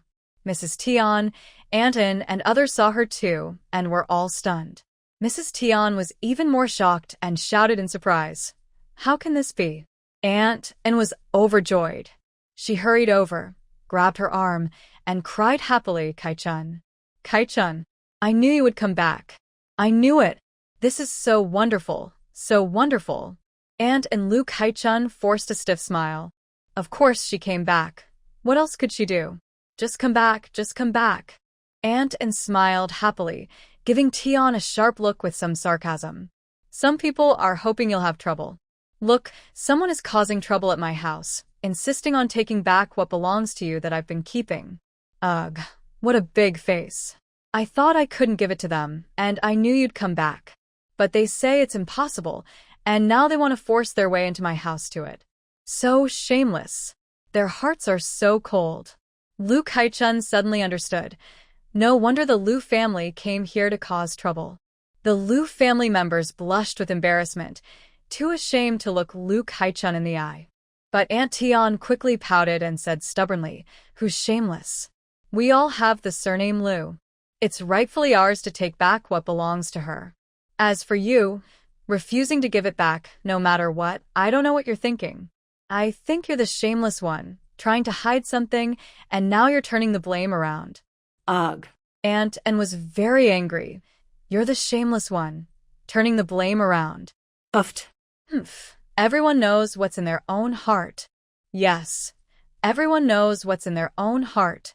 Lu Kaichun. It's my fault. Lu Kaichun finally understood what was going on. She held Aunt An's hand and said, I didn't explain things clearly to Auntie, and I caused trouble for you. I completely trust Auntie's reputation. I believe Auntie would never want to secretly take my things. That's why I handed them over to her for safekeeping. Aunt An was so happy she almost floated. Of course. Kaichun understands. After saying this, she shot a proud look at Tian. Tian was not willing to show weakness and loudly shouted, knowing someone's face but not their heart, who knows what they're really thinking. We're family, and we would never think of stealing. Lu Kaichun ignored her and said to Annan, Annie, I want to make things clear in front of everyone today. If anything happens in the future, I'll give all my belongings to the village chief, so they can be kept in the village hall and distributed to those in need. Good, good, good. Aunt An quickly nodded, then spat. Puffed, puffed, puffed. She glared at Lu Kaichun. You girl, what are you talking about? That won't happen. It just won't. Lu Kaichun smiled calmly. I just wanted to clarify things in advance. Tian was furious. You little brat, what do you mean? Lu Kaichun looked confused. I established a household. just a single-family home. I handle my own things, and I do it according to my own wishes. Is there anything wrong with that? Women's households are hard to establish, but unless a woman is forced into a desperate situation, who would set up a household? There were countless hardships along the way. Registering as a female household meant breaking away from her original family, becoming completely unrelated. Her parents and brothers didn't care whether she lived or died, and she ignored her original family just as much, so no one could say anything. When the Tan family went to Aunt Anne's house to demand Lu Saichuan's belongings, if Aunt Anne refused to give them anything, they wouldn't say a word. Usually, if they took the items, it would be considered reasonable. Tan was so angry she nearly fainted. "You ungrateful girl." Lu Kaichun coldly replied, "I registered as a female household." "Why you?" Aunt Anne sneered, "Have some shame. Do you really have to push the girl to death before you're satisfied? She just came back from the mountains, and these days she's suffered so much, faced so many shocks and fears. You don't care about her at all, and instead you're shouting and cursing. That's just too cruel." Villagers agreed one after another, saying, "That's right. You shouldn't bully her like this. It's really heartbreaking, and yes, this is going too far."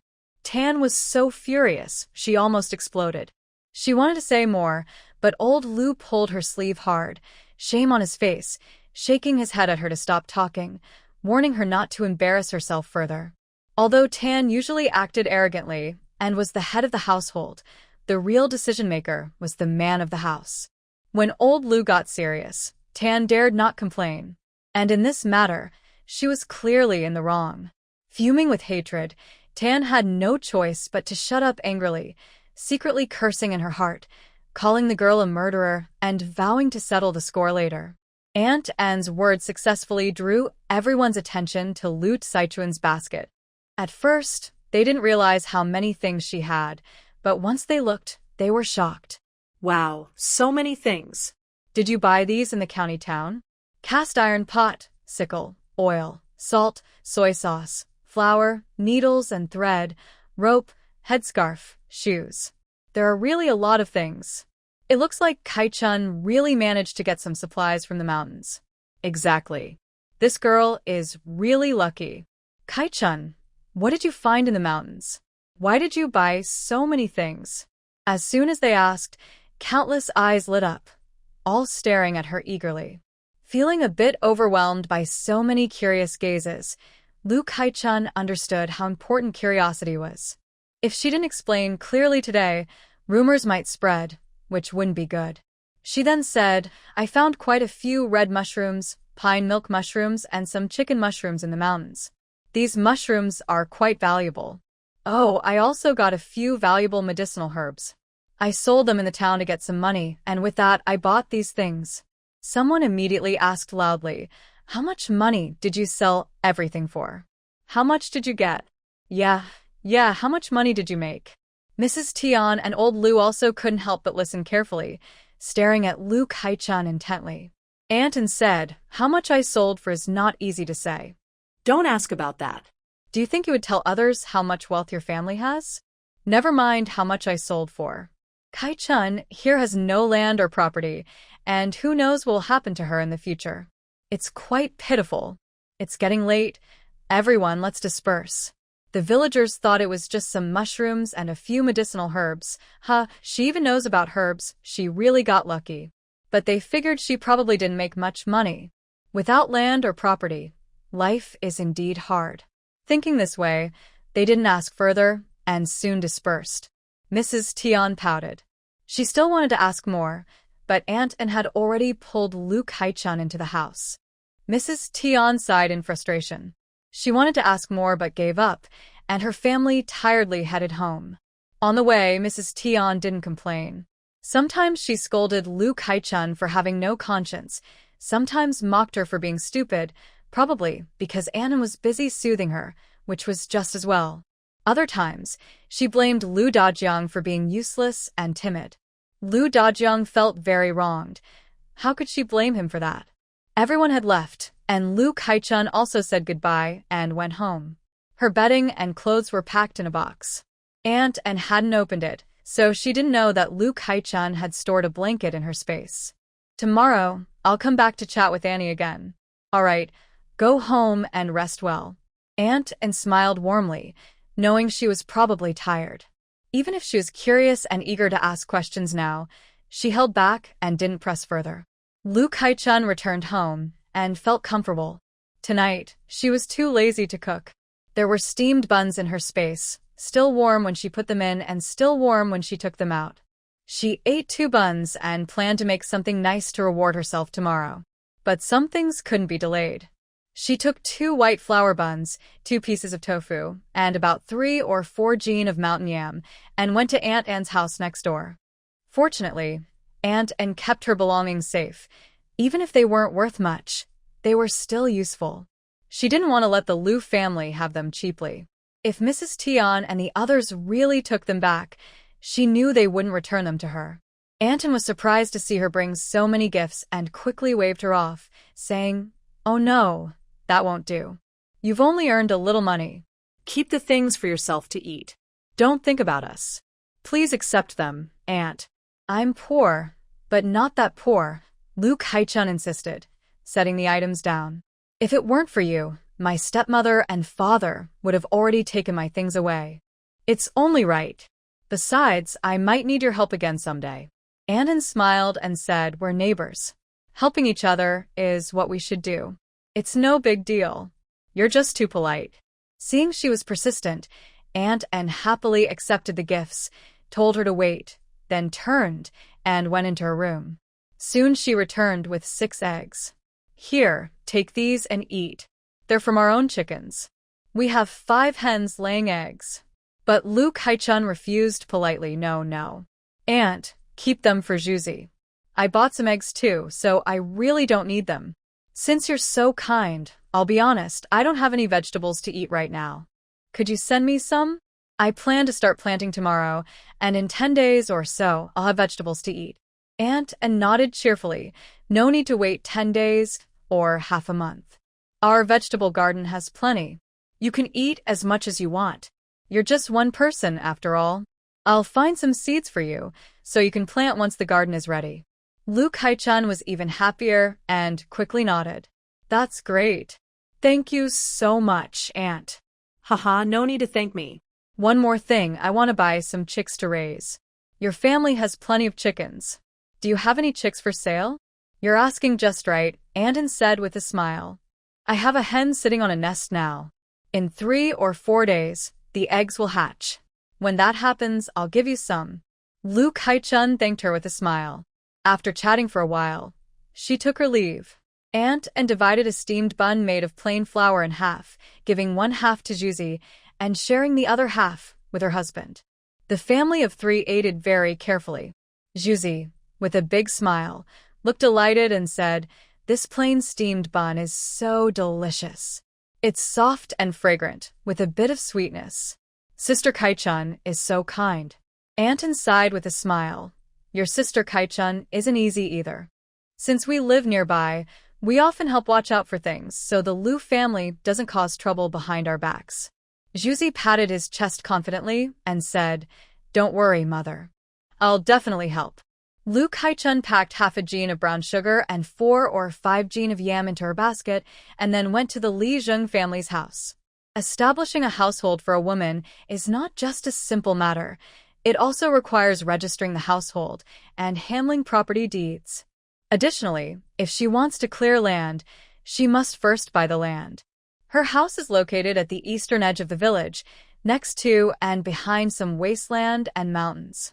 Buying there makes it easy to manage. She plans to buy about 16 or 17 acres. Although her money could buy half a mountain, that would be too obvious and might cause jealousy, which is not good. 10 or so acres is just right. She can say she bought it with money from selling herbs. It's just wasteland, so even if people are a little envious or think she's lucky, it won't cause serious jealousy. This will save her many troubles. Lu Lijing saw Luke Haichun and smiled, saying, "You're quite brave, girl. I didn't expect you to be so lucky and come back safely." "Oh, what are you carrying? If you just came to talk, that's fine. Why bring these?" Keep them for yourself to eat. Lu Kai-chun happily placed her basket on the square table in the main room. I came to ask Uncle Lu for help. I'd feel bad coming empty-handed. Besides, I didn't hide it from Uncle Lu. I sold some medicinal herbs and earned quite a bit of money. I want to ask Uncle Lu to help me register the household and handle the property deed. Then I plan to buy that house and about 10 acres of wasteland behind it. Clearing the land would be better for living. What? Lu Lijing was surprised. This was truly unexpected. Although wasteland isn't worth much, 10 acres isn't cheap. She's really lucky. Come, sit down and tell me everything slowly. Lu Lijing's eyes lit up. As expected, everyone loves gossip. Lu Kai-chun sighed and sat down, speaking half seriously and half joking with Lu Lijing. Lu Lijing sighed, his expression complicated. Girl, you're really lucky. All right, I'll go to the city tomorrow and help you handle everything. The land costs 2 taels of silver per acre. You want 17 acres. That's 34 taels. Your house and yard cost about 6 taels, and the 2 acres of open space in front of the yard, let's say 8 or 7 taels. Registering the household and property costs 5 qian of silver. If you want it done faster, you need to pay an extra 2 qian. Whether you pay or not is up to you. Lu Kai-chun was happy to pay. The sooner it's done, the better. She worried that the Tian family might change their mind. They still hold her parents' status and can easily control her. But once her household registration as a woman is official, they can no longer control her. She gave Lu Lijing 48 taels of silver. Thank you for your hard work, Uncle Lu. I have a little extra as a token of my gratitude. Please don't refuse. Lu Lijing waved his hand and said, I don't have that kind of reason. How could I take advantage of you, little girl? I will bring back what's left and make it up to you. You earn some silver, but the land produces little, and you don't have a water field, so you have to buy grain. Life will be long ahead, and having money in hand is always better. In the future, you should live a good life. Lu Kai-chun felt warm inside and said, Thank you, Uncle Lijing. If I make money in the future, I will definitely repay you well. Lu Lijing chuckled happily. Good. You're a girl with ambition. Hearing this, Lu Kai-chun also smiled. By the way, Uncle Lijing, if someone asks, just say I only bought a few acres of land, okay? Lu Lijing looked at her and nodded understandingly. This girl is smart and knows to stay low-key and not show off wealth. Although she suddenly got so much silver to buy these things compared to others, she's still poor, but having so much silver at once can make others jealous. Not only others, even he feels a bit uncomfortable when he hears about it. This girl is lucky, and the Lu family might regret it someday. It's better to stay low-key. Fewer troubles are better than more. Don't worry, MIA gossiping woman? Lu Kai-chun smiled. Thank you, Uncle Lijing. After settling things, she stood up to leave. Although she still had over 74 taels left, she felt much more at ease. Lu Lijing casually ordered the women at home. Didn't you just harvest a lot of eggplants, radishes, and cabbages? Prepare some for Kai-chun to take home. Lu Kai-chun was still in need of vegetables and didn't refuse. She smiled gratefully.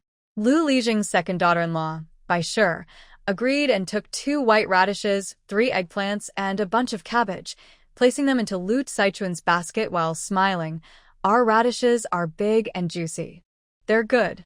These eggplants are fresher. They're the first harvest this year. She cast a subtle glance at Lu Kai-chun. From her words and expression, Lu Kai-chun sensed some reluctance. She smiled inwardly, pretending not to notice, and thanked her politely before carrying her basket away. Uncle Lijing and his wife are good people, and her sister-in-law Mao Shi is also kind.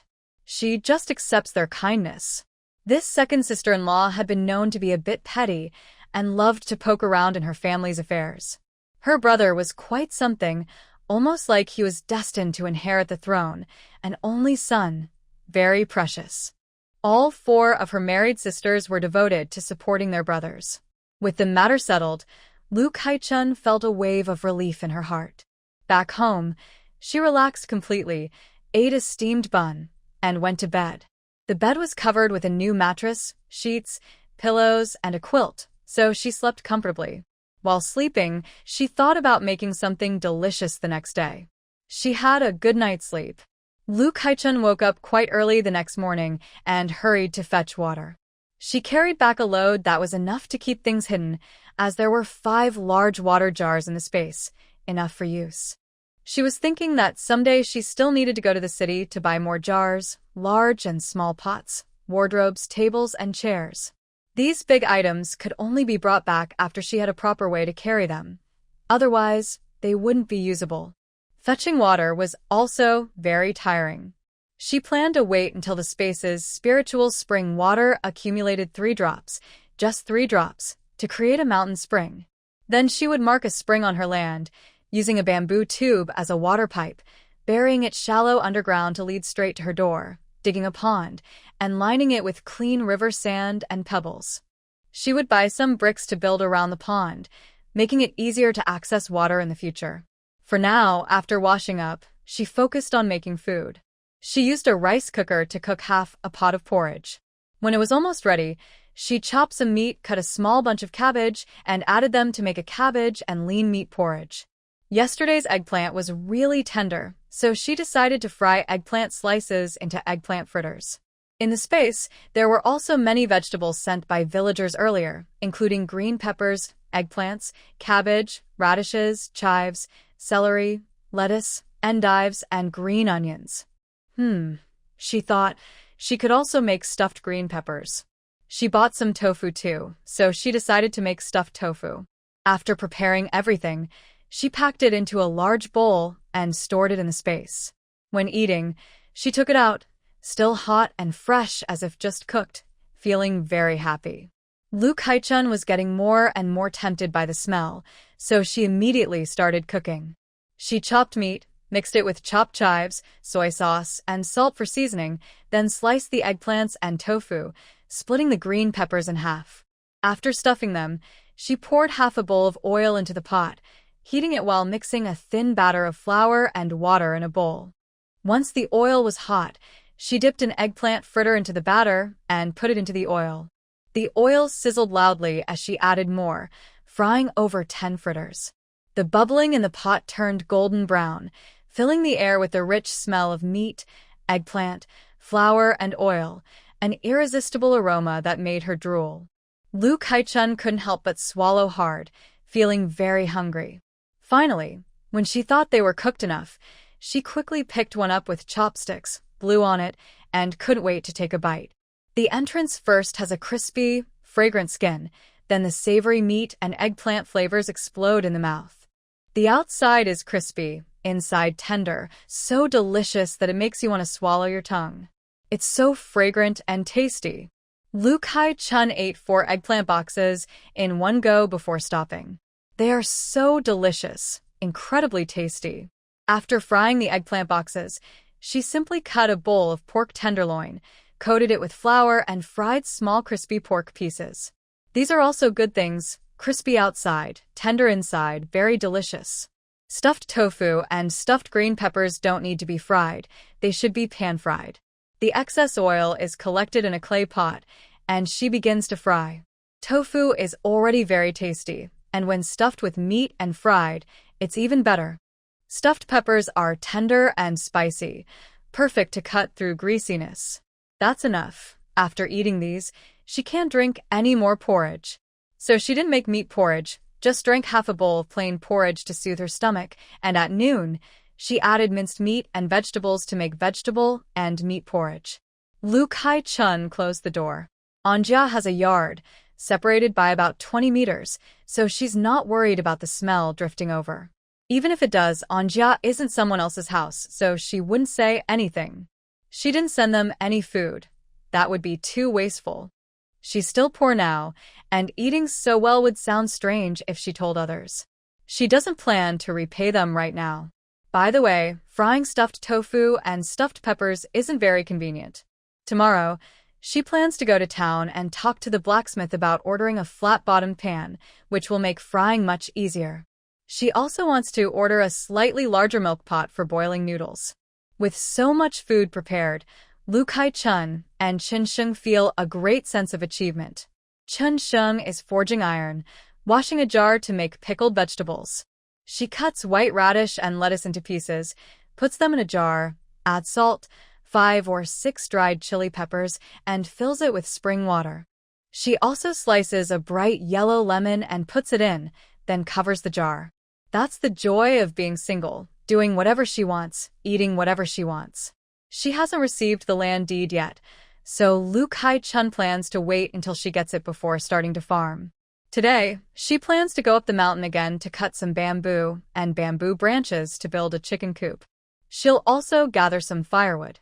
In the deep mountains, dry firewood is easy to find. She has stored a lot in her space, but she still needs to cut some to mix things up and keep others from noticing. Then, in the afternoon, she plans to go to the river near the village to catch fish and shrimp. Big fish are clever and not easy to catch, but small fish and shrimp are definitely abundant in this ancient ecological environment. She loves these. Small fish are cleaned of guts and gills, coated in batter, and fried until crispy, with both meat and bones. It's very fragrant. Or she dries them and stir-fries them with soybeans, chili, and garlic sprouts over high heat, both fragrant and spicy, perfect for eating with rice. Fried small shrimp with fresh, tender spring chives is so delicious it makes your eyebrows stand up. Roasted dried chili, garlic sprouts, and bamboo shoot cubes are also a top-quality dish. Or they can be roasted until crispy, ground into powder, and added to soup or noodles. It's incredibly tasty. You can also add them when stir-frying, giving a flavor similar to MSG or chicken essence. Another idea is mixing them into batter to make shrimp pancakes, crispy, fragrant, and full of carbs, which makes them even more delightful. In short, these small fish and shrimp are definitely a great catch today. Lu Kai-chun went out to cut bamboo. Daju saw her and called out, "Sister Kai-chun," and happily jumped to follow her. "I have a lot of strength. I can help carry the bamboo for you, Sister Kai-chun." Lu Kai-chun couldn't help but laugh and cry at the same time. Aunt and smiled warmly, saying, "Let him go. He can really help." "Kai-chun, don't be polite. If you teach him to make something, he'll help you." Daju strongly agreed, nodding repeatedly. "Yes, yes. I want to call you Master, Sister Kai-chun, but you won't let me." "Don't be silly," Lu Kai-chun chuckled. "What kind of master would I be?" "Okay, go help me then. This kid learns to make things pretty quickly. Later, I'll teach him a few more." Daju was very happy, jumping and cheering as he followed Lu Kai-chun. Cutting bamboo and gathering bamboo branches are easy tasks. The two worked faster together. While Daju wasn't paying attention, Lu Kai-chun collected a few long bamboo sticks and some branches into the space. Daju heard her say she was going to build a chicken coop and volunteer to help. Lu Kai-chun didn't refuse, smiling and saying, "All right, it's still early. We'll start when we get back. You can eat at my place at noon. I've cooked porridge in the morning. In the afternoon, I'll go to the river to catch small fish and shrimp. Do you want to come? Go to the river?" "Yes, yes, yes." Daju nodded happily. He loved playing by the river, but his parents rarely allowed it. If they found out he sneaked out, he'd get scolded. If he went with Sister Kai-chun, it would be fine, no scolding. But he was a bit curious. "Sister Kai-chun, why do you catch small fish and shrimp? Those things don't have much meat, and they're really fishy and not tasty." Lu Kai-chun understood in her heart. The villagers wouldn't use much oil, and they wouldn't spare good cooking wine either. So, it's no wonder they don't taste good. If they used less oil and salt, and no cooking wine to remove the fishy smell, and didn't even add scallions or garlic, the fish and shrimp wouldn't taste good. But she wasn't willing to save money on small things like this. I prefer eating these. Later, I'll dry them, and you can take a bowl home to your mother. Tell her to cook with chili, shredded, and garlic sprouts, stir-fried on high heat. That's really tasty." Daju nodded repeatedly, swallowing hard. Listening to Sister Kai-chun, "I think it will be delicious." Lu Kai-chun laughed loudly. "This child is really funny. In the future, when she cooks more often, I will ask Anton and the others to taste her food." They ran back and forth twice, and if they go one more trip, they can bring back all the bamboo and bamboo branches. Plus, With Lu Kaichun secretly using her space to move things, they will have enough to build a chicken coop, a shower shed, and a small wood shed for storing firewood. Unexpectedly, on the last trip back, she ran into Lu Caixia. Both were a bit surprised. Lu Caixia was carrying a basket of pig grass, her hair messy, and she glared fiercely at Lu Kaichun. Lu Kaichun nonchalantly rolled her eyes in response. When she was still living at Lu's house, she would make fire for cooking, wash clothes, pick and wash vegetables, sweep the yard, and wash dishes. She did everything. During busy farming times, she worked from dawn to dusk. She handled all the chores inside and outside the house, so Lu Caixia naturally didn't have to do anything. But now Lu Caixia still dreams of doing things like before. No wonder her eyes looked so fierce. Friendly greetings were impossible. Lu Caixia looked gloomy, and Lu Kaichun ignored her and walked straight past. Of course, Juzi stood on Lu Caichun's side, looked at Lu Caixia, but didn't say a word. That day, the Lu family almost fought with her parents. Juzi also disliked their family very much. Unexpectedly, when Lu Kaichun was passing Lu Caixia suddenly kicked out her foot to trip Lu Kaichun. Lu Kaichun wasn't prepared and gasped as she staggered forward several steps before steadying herself, almost falling. Kaichun's sister. Juzi was startled and quickly put down the bamboo he was carrying to help Lu Kaichun. Lu Caixia was overjoyed, laughing mischievously and triumphantly.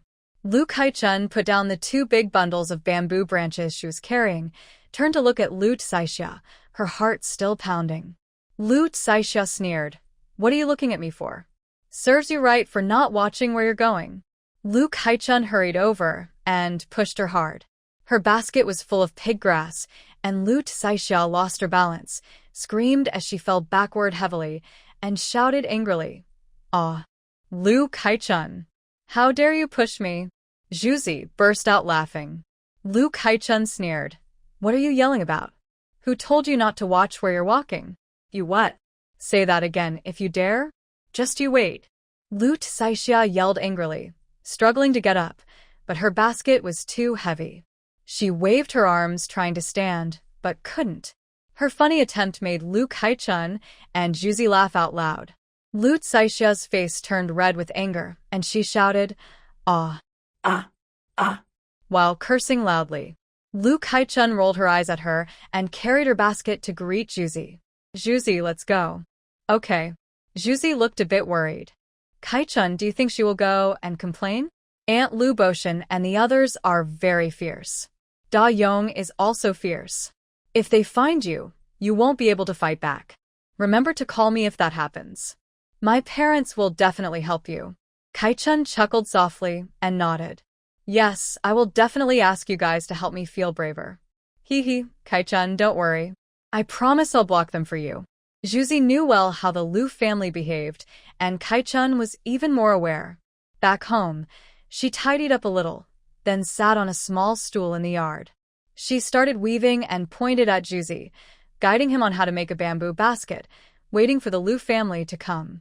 Sure enough, it wasn't long before Tianshi brought Lu Dayong, Lu Dazhuang, and Lu Caixia in a huff. When Juzi saw them, he dropped his work and ran toward the house shouting, "Mother! Mother! Come quickly! Help Kaichun! Mother!" Tianshi's face darkened as she glared fiercely at Juzi's back. What was all that shouting for? What did it mean?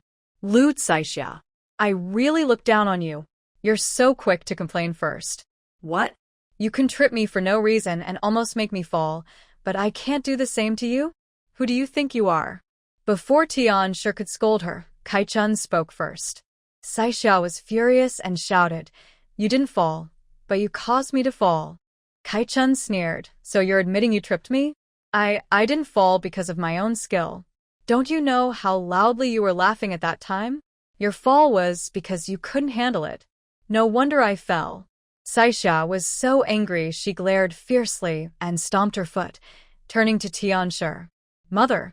Tianshi was furious. "You wicked girl. Don't lie and accuse Caixia.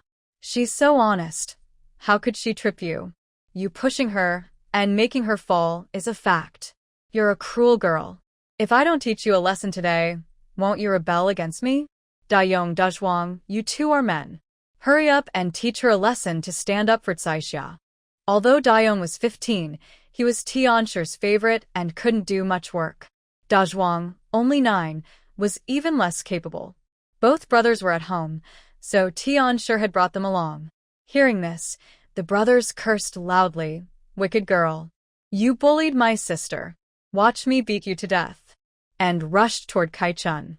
Lu Kai-chun casually picked up the prepared bamboo pole, took 2 steps back, swung it horizontally, and loudly shouted, "Get out of my way. Don't blame me if you get hurt. It's your own fault for not paying attention." Lu Daong and Lu Dazhuang, who were usually lazy and greedy and never liked to suffer, were startled and quickly stopped, fearing they might be hit. "You little brat, how dare you?" Mrs. Tian screamed. "This is too much. Why isn't heaven striking down this wicked person? How dare she lay hands on her own family?" Aunt An and Juzi arrived and hurried to stand beside Lu Kai-chun. Annan said, "Sister Tian, you're being too unfair. What did Kai-chun do to offend you? Why are you causing trouble?" Mrs. Tian pointed at Lu Kai-chun and scolded. "She pushed me and caused Kai-xia to fall. I have to teach her a lesson. If she wants to make peace, fine, but I just want her to do a month of chores for the family, and I won't hold it against her." Anton was shocked by Mrs. Tian's shamelessness. She has nothing now, and you know how hard it is for her to live alone. How can you say such things? Are you even a person? Mrs. Tian sneered arrogantly, who told her to be so disrespectful. Since she laid hands on Kai-xia, she deserves punishment. It's only right. Let her learn her lesson and understand her place in the future. When faced with someone as thick-skinned and capable of twisting facts as her, Lu Kai-chun retorted, "What good is knowing the sky is high and the earth is thick when dealing with someone as shameless as her?" Stepmother, you're so right. Who told Kai-xia to be so disrespectful? Once she started trouble, she can't blame others for retaliating. Does she think she's something special? Why should everyone always let her do as she pleases? Is she worthy? Don't deny it if you want. Everyone can deny it together. I didn't push her, so don't talk nonsense. Do you dare swear you didn't push her? Oh, let her swear first that she didn't trip me. If she dares, I dare too. Anyone lying will never marry. May lightning strike and cut off her descendants. Shut up.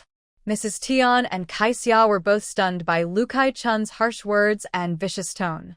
The mother and daughter felt a sudden shock in their hearts, and both responded in unison. After all, they knew whether Lu Kai-chun had done something wrong or not. Lu Kai-chun sneered with a raised eyebrow. "What? Afraid now?" Kai-xia stubbornly said, "Swear if you want. Who do you think you are? If I didn't do it, then I didn't do it." Lu Kai-chun replied, "Then I didn't do anything either. Why are you here? You pushed me. You did push me. I didn't. Do you have proof? You can't just say whatever you want. Who do you think you are?" You. Mr. Tian was so angry he raised his hand to hit, but Lu Kai-chun held her bamboo pole tightly, glaring fiercely. And also looked on with suspicion. Hey, we can talk, but no need to be rude or violent just because there are many of you." Lu Kai-chun said, "That's right. If anyone dares to hit, I will go ask the village chief for justice. I want to see if some people can really lie in front of the village chief." Lu Caixia glared at her harshly. Cough, cough. "What's going on now? Mr. Tian, why is your family here again?" "Kai-chun, you say you want justice? What kind of justice?" Everyone turned to look, surprised that the village chief had arrived. Village chief. Village head. Lu Caixia was startled that the village chief really came. Her face changed with fear, and she shrank back behind Mr. Tian. Mr. Tian looked a bit uncomfortable but wisely didn't speak first, just glancing around nervously.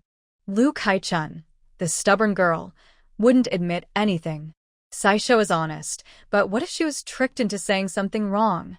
That would be bad. Fine, let the girl have her way. Lu Kai-chun hurried forward. "Village chief, you came. Is there something you want to talk to me about?" The village chief nodded and handed her the land and house deeds. "These deeds are ready for you. Keep them safe." "Really? Thank you. Village chief. Lu Kaichun was very happy. She noticed something inside the folded deeds, probably some extra silver coins. She paused, looked at the village chief. The village chief gave her a subtle signal, clearly not wanting Mr. Tion's family to see and cause trouble. No need to thank me. You can start farming tomorrow. You can plant soybeans, peanuts, taro now. Don't rush. Plant some winter melons and pumpkins too. When they grow, they can fill your stomach. Sell some in town and you might earn a little money. Lu Kaichun nodded gratefully. Thank you, village chief. Deeds for land and house? Mrs. Tion was jealous and couldn't help but say, you need to spend money to buy land and houses first, right? Even if you feel sorry for this girl, you can't just give her the village's land and house for free. The thatched hut and wasteland are also village property. Mrs. Tion felt sour and jealous. She firmly believed Lu Kaichun couldn't have the money to buy land and get deeds. She thought Lu Kaichun had just flattered the village chief with sweet words, making him pity her and give her everything for free. That's impossible. It's like taking advantage of the village. If she takes from the village, she's also taking from me. I won't allow that. She turned around and told everyone in the village so that everyone would know how greedy and shameless this girl was. And was so angry that she felt cold and heartbroken for Lu Kaichun. She couldn't help but look at Tion and accuse her. Sister Tion, what are you saying? Before she married, Kaichun did all the chores at your house, going up the mountain, chopping firewood, washing clothes, cooking. She did everything. Who would say such a thing? You shouldn't say that. Don't you have any conscience? Tion was both shy and angry. What conscience? I'm just speaking honestly. Village chief, isn't that right? Did I say anything wrong? I can't just ignore the fact that she's part of our family and be unfair to her, right? What kind of person do you think I am? Aunt Anne was so furious she almost couldn't speak. You really are shameless. Li Zheng, the village chief, frowned. Tion, what you said isn't wrong. Tion cut him off loudly before he could finish. See. The village chief agrees I'm right. Li Zheng was silent. When did he ever say she was right? Cough cough, Tion, you misunderstood. Kaichun bought land and a house with her own money, more than $30 silver. I know the rules of fairness and justice. How could she give away the village's things for free? What are you talking about? Annan was surprised, then smiled. Good. That's great. Kaichun, now you're truly settled down. Although it was wasteland, 10 or so acres was still a lot. She could barely manage alone. Li Kaichun also smiled. Yes, that's right. What? What did you say? Tion, as if a chicken with its neck squeezed, screamed. $30 silver. How could she have $30 silver? She must have stolen it. Lu Saixia and Lu Daong were also stunned. They widened their eyes, opened their mouths, and stretched their necks like chickens struck by lightning. $30 silver? They had never even seen that much money, and Lu Kaichun actually had it? Impossible. Absolutely impossible. Li Kai-kun smilat. Stepmother, you really need to stop talking nonsense. Didn't I tell you yesterday? I found some valuable medicinal herbs in the mountains. I sold them for dozens of silver dollars. Tion's eyes widened. Stop lying. How can medicinal herbs be so expensive? I think you're just lying. Li Kai-kun snarat. Believe it or not, that's up to you. Tion was unwilling. What kind of medicinal herbs are they? Anton couldn't stand it anymore. It doesn't matter what kind of herbs they are. Kaichun doesn't want to tell you. This is a way to make money. Why should she tell you for free? Spring harvesting is now possible, but there are only about 10 acres of wasteland and no rice paddies. The house is very simple, and I don't know how many household items still need to be bought. How can we easily talk about ways to make money? The village chief nodded slightly. Auntie Anne is right. No matter what, Kaichun is still your daughter. It's not easy for her to establish a household now. You should support her. Auntie Anne snorted softly. That Tan family, they're not really supporting her. Just causing trouble would be good enough. Tan's face showed embarrassment, but she couldn't say anything more. Kaichun, I'll go back first. If anything comes up, we'll talk later. All right, village chief. Take care. After the village chief left, Tan looked at her sharply, still wanting to ask something. Kai Chun looked at her with a faint smile. Dan glared fiercely. Girl, this isn't over yet. We're leaving too, Tan said coldly, taking her children and walking away. Auntie and was genuinely happy for Kai Chun. She congratulated her several times and reminded her, make sure to keep the house deed and land deed safe. Kai Chun sa mai. Don't worry, Auntie. I bought a lock just for this. I'll definitely lock the door when I go out. Auntie and nodded happily. That's good, that's good. It was almost lunchtime. Auntie and took Juzi home to prepare the meal. Kai Chun also stored the house and land deeds in her space and started cooking. She reheated the porridge from a morning, added chopped meat and chopped bok choy, then a little salt and soy sauce. The steaming bowl smelled rich with meat, vegetables, and rice. When she scooped a spoonful, the rice was thick and sticky, each grain shiny and full, coated with a thick rice porridge mixed with meat and vegetables, looking very tempting. Kai Chun filled a big bowl and specially brought it to Anian. I made a lot. Auntie, Juzi, try some too. Juzi sniffed happily. It smells so good. Auntie turned and lightly tapped his forehead with a smile, scolding, You little glutton. This is rice porridge. Kai Chun, you're too polite. Auntie and felt a bit guilty. With more rice than vegetables, how could it not smell good? Kai Chun smiled. It's okay, Auntie. I have a few taels of silver. I know what I'm doing. But you have to spend it carefully, Auntie said, finally not arguing and thanking her, while also reminding her. Kai Chun happily agreed. Suddenly, she remembered something and smiled again. Oh, Annie, I've been teaching Juzi how to weave those things. If someone wants to buy them, just sell them. That? Auntie was stunned and quickly said, That might not be a good idea. You taught Juzi for free, and in the end, we actually gained something. You made things for your own use, so you couldn't sell them. Oh, I see, you can make things to sell now. There are plenty of bamboo on Bamboo Mountain, and you could also plant 2 or 3 acres on the wasteland you bought. Bamboo grows quickly, and selling crafted items could earn you a good amount of money. Lu Kaichun smiled and shook her head. I have other ideas for making money. You just keep making things to sell, no problem. Just don't tell people I taught Juzi. Really? You don't plan to earn money from this?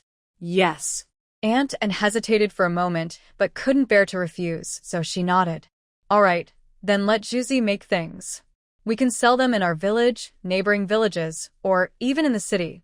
We'll definitely make some money to help with household expenses.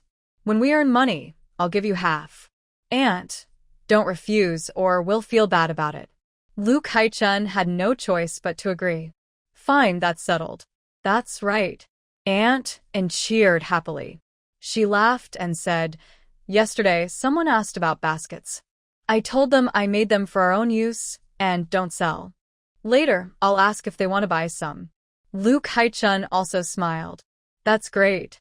It's a good thing. Oh, thanks to you. Both of them smiled. After Lu Kaichun left, Juzi couldn't wait to eat porridge. Soon, his eyes lit up and he exclaimed, Mama, there's meat. Meat in the porridge. Aunt hurried over with a cry. Oh. She looked closely. The minced meat was mixed with thick rice porridge and sprinkled with white rice grains. Aunt couldn't help but drool. This girl is really generous. Aunt secretly decided that in a few days, she would give Lu Kaichun a few eggs. She couldn't just eat her good things all the time. Lu Kaichun went home happily, enjoying the meat and cabbage porridge. She also ate a crispy, hot eggplant fritter and a fragrant, stuffed spicy pepper. She felt very satisfied. After a while, she went to the back of the house to build a chicken coop. She planned to nail bamboo strips around all 4 sides to make a rectangular bamboo cage. 4 poles would hold it up, and the cage would be about half a meter above the ground. The bottom would also be made of bamboo strips with small gaps between them so chicken droppings could fall through. The bottom would be covered with ash, which would help absorb odors and disinfect. Layers of ash could also be composted in the vegetable garden. The top would be covered with bamboo, with an entrance left on the side. She would tie together some bamboo to make a ladder for the chickens to go in and out easily. Finally, she would build a Y-shaped shelter on top to complete everything. Next to the chicken coop, she built a small shed for storing firewood. The bathroom was also built beside the kitchen. With such simple conditions, she didn't dare fully relax and take a bath. She bought a wash basin. She just washed herself quickly. Fortunately, there was enough space. In the kitchen, she stored hot and cold water in buckets. When she needed to bathe, she took the water to the bathroom, very convenient. When Luke Hai-chun was building the chicken coop, the posts arrived. Kai-chun, Kai-chun, I'm here to help you. The post jumped happily and didn't forget to praise, the meat porridge you sent is so delicious, really tasty. The post couldn't help but lick his lips. His family also cooked porridge, but they had never made meat porridge. It was so tasty, really delicious. He was both curious and admiring. I never thought you could add meat to porridge. Kai-chun, you're so clever. Adding meat makes the porridge so good. I didn't expect that. Luke Hai-chun made him laugh happily. But that was understandable. Rural folks only get to eat meat occasionally. Usually, they first render the fat, then slice the meat to mix with vegetables and stir-fry for several meals. They wouldn't bother changing the way they cook. If the post knew she also made eggplant stuffed with meat, tofu stuffed with meat, and stuffed peppers, he would be even more surprised and praise her with wide eyes. When most of the chicken coop was built, unexpectedly Lu Dajiang came. He called out in front, Kai-chun, Kai-chun.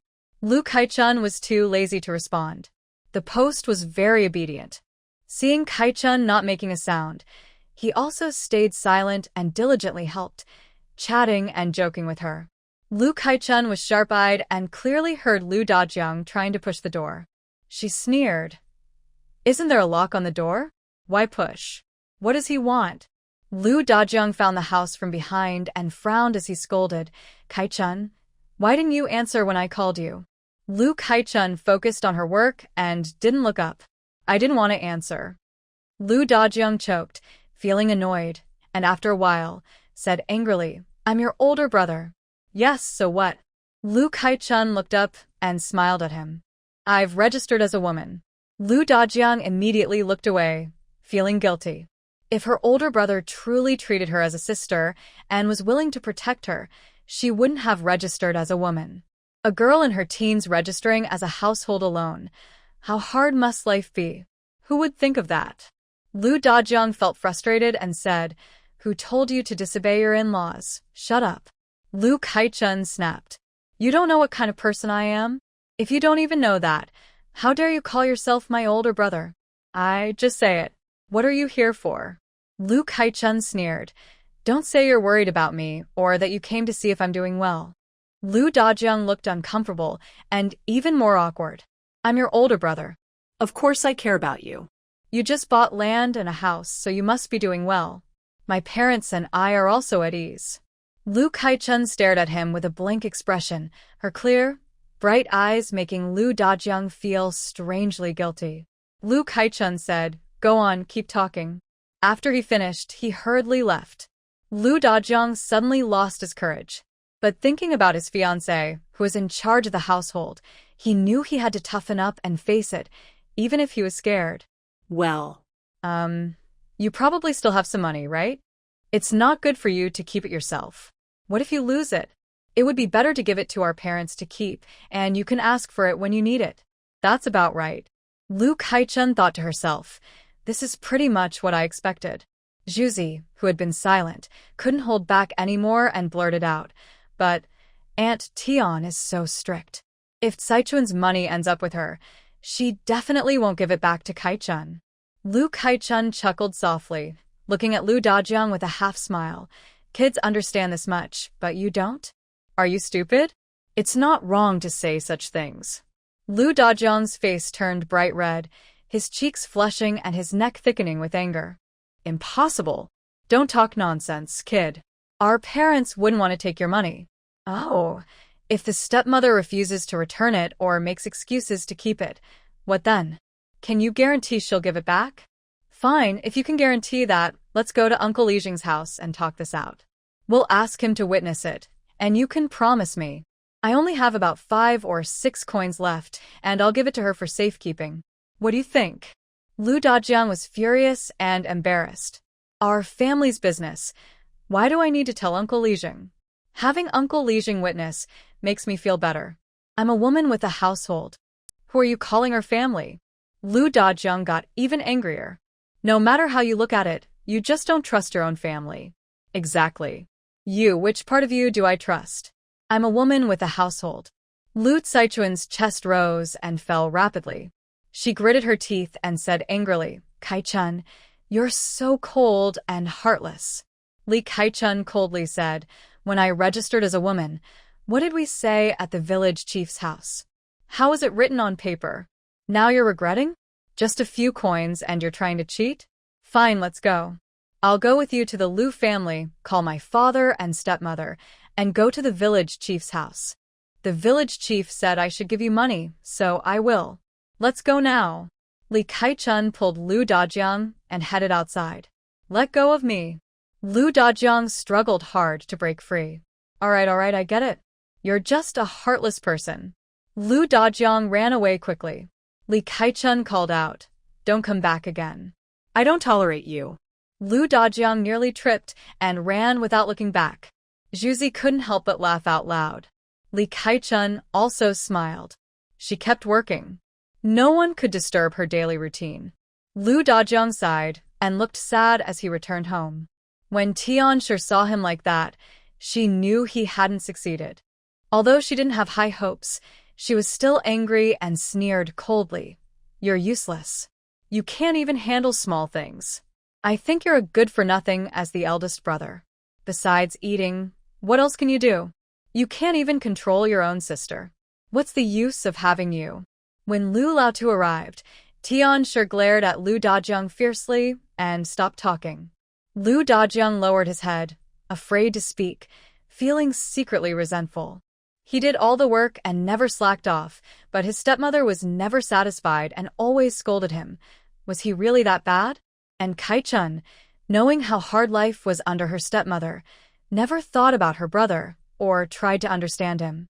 She was bold enough to argue with her stepmother and even hit Saixia, but she didn't think about whether her stepmother might take revenge on her. It was truly heartbreaking. One day, she would suffer outside and realize how tough life can be. Li Kai-chun and Zhuzi finished building a chicken coop and a small shed for storing firewood. It was getting late. Li Kai-chun planned to use the evening to build a shower room. The moon was bright enough to see clearly. Let's go to the river to catch small fish and shrimp. Li Kai-chun clapped her hands and stood up. In the evening, small fish and shrimp came out to find food. This was the best time to catch more than during the day. Great. I told my mother and she agreed. Zhuzi was very happy. Lu Kai-chun tied a bamboo basket around her waist and carried a finely woven fishing net with small holes, heading to the river with Zhuzi. In April, the river water was still a bit cold. Lu Kai-chun let Zhuzi walk on the shore while she wore her shoes and went into the river herself. She didn't mind getting her shoes wet, but the times didn't allow it. If they got wet, it was okay. There were 5 pairs of shoes in the room, so she wasn't worried about changing. Lu Kai-chun swung her net under the water among the water plants. When she pulled it out, countless tiny shrimp, about the size of chopsticks' heads, jumped around lively. Zhuzi stretched his neck and said, "Show me." Wow, so many shrimps. Sister Kai-chun, look, there are 2 small fish too. Haha, really a lot, and some small fish too. The 2 small fish were about the size of a thumb, jumping lively with their white bellies showing. With 1 scoop of her net, she caught 2 big handfuls of small river shrimp and 2 tiny fish about the size of a thumb. Thinking about dishes like stir-fried shrimp with chives, shrimp pancakes, or fried small river fish made her mouth water. Lu Kai-chun happily said, "Once I fry them, cough cough, once I dry these small river fish, I'll send you a bowl. I'll stir-fry soybeans with chili. It's very tasty." Zhuzi swallowed hard and nodded repeatedly. Yes, Sister Kai-chun, if you say it's delicious, it definitely is. Her words made Lu Kai-chun laugh because he looked so funny. There were hardly any people in the village who fished for shrimp and fish.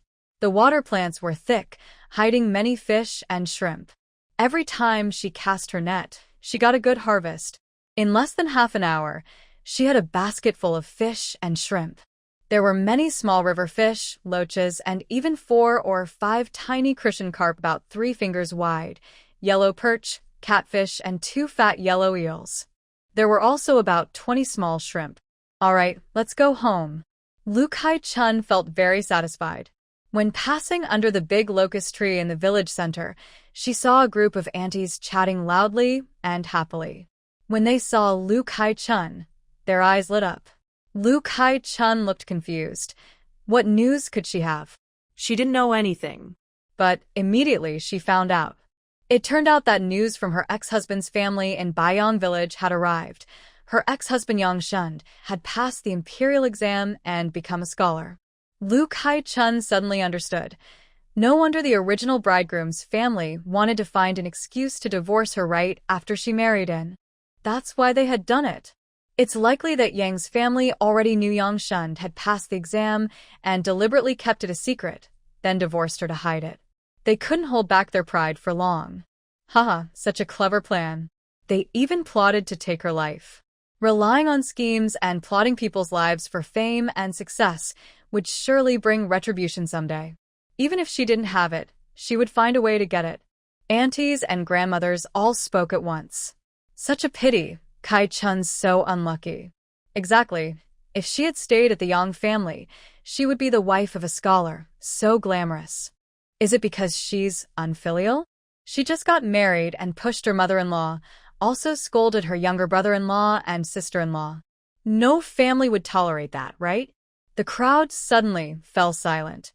Liang San-nai, who had just spoken, pursed her thin lips and said, "What's wrong with saying that? Isn't it true? I'm not taking sides." Everyone chuckled and laughed. You're not biased, of course. Your family is related to the scholar's family because his sister is engaged to your grandson Xiaoshan. You're family friends now. Liang San-nai smiled, eyes narrowing happily, and glanced proudly at Kai-chun. Our Xiaoshan has always been lucky. With a scholar brother-in-law to support him, he'll have a good life in the future. Our family knows how to be respectful. We wouldn't do something rebellious or overbearing. Kai-chun couldn't hold back anymore. The Yang family is so unkind, worse than pigs and dogs. They clearly look down on poverty and love wealth, thinking they're better, and they even drove the original owner away, ruining her reputation and giving her no way out. Grandmothers, aunts, Kai-chun stepped forward loudly. I grew up in the village.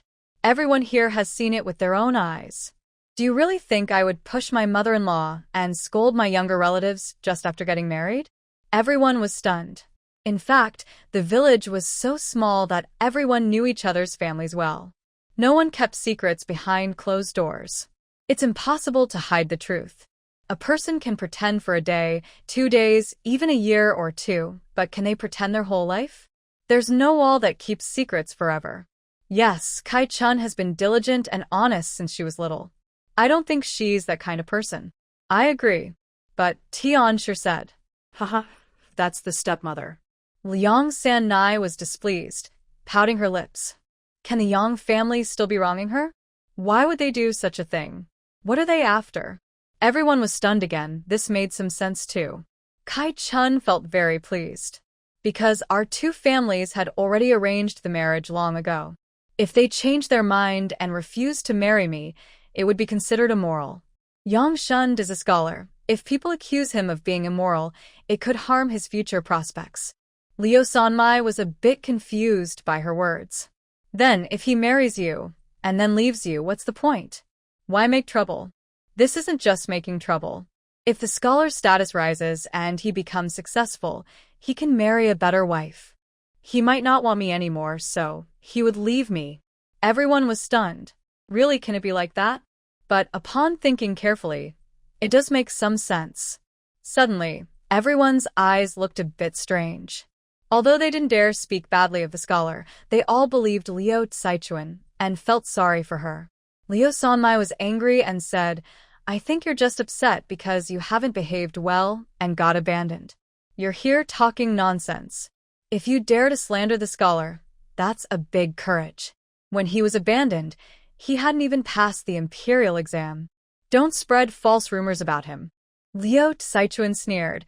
Who knows when the scholar's results were announced? When he married me, he hadn't passed the exam. We common folks didn't know anything. Only the scholar himself knew. I was just listening to you say I hadn't thought about it. Now that I think about it, maybe the day the results were announced was before I married into the family. In other words, the Yang family found out Yang Shund passed the exam, and to avoid being accused of breaking promises, they hurriedly married Liu Saichuan to him, then quickly accused her of something and divorced her, only afterward revealing that Yang Shund had passed the exam. The Yang family was perfect from start to finish. People only mocked Liu Saichuan for being unlucky and deserved it. But no matter how much they planned, they couldn't have guessed that Liu Saichuan was not the original owner. She saw through all the twists and turns clearly.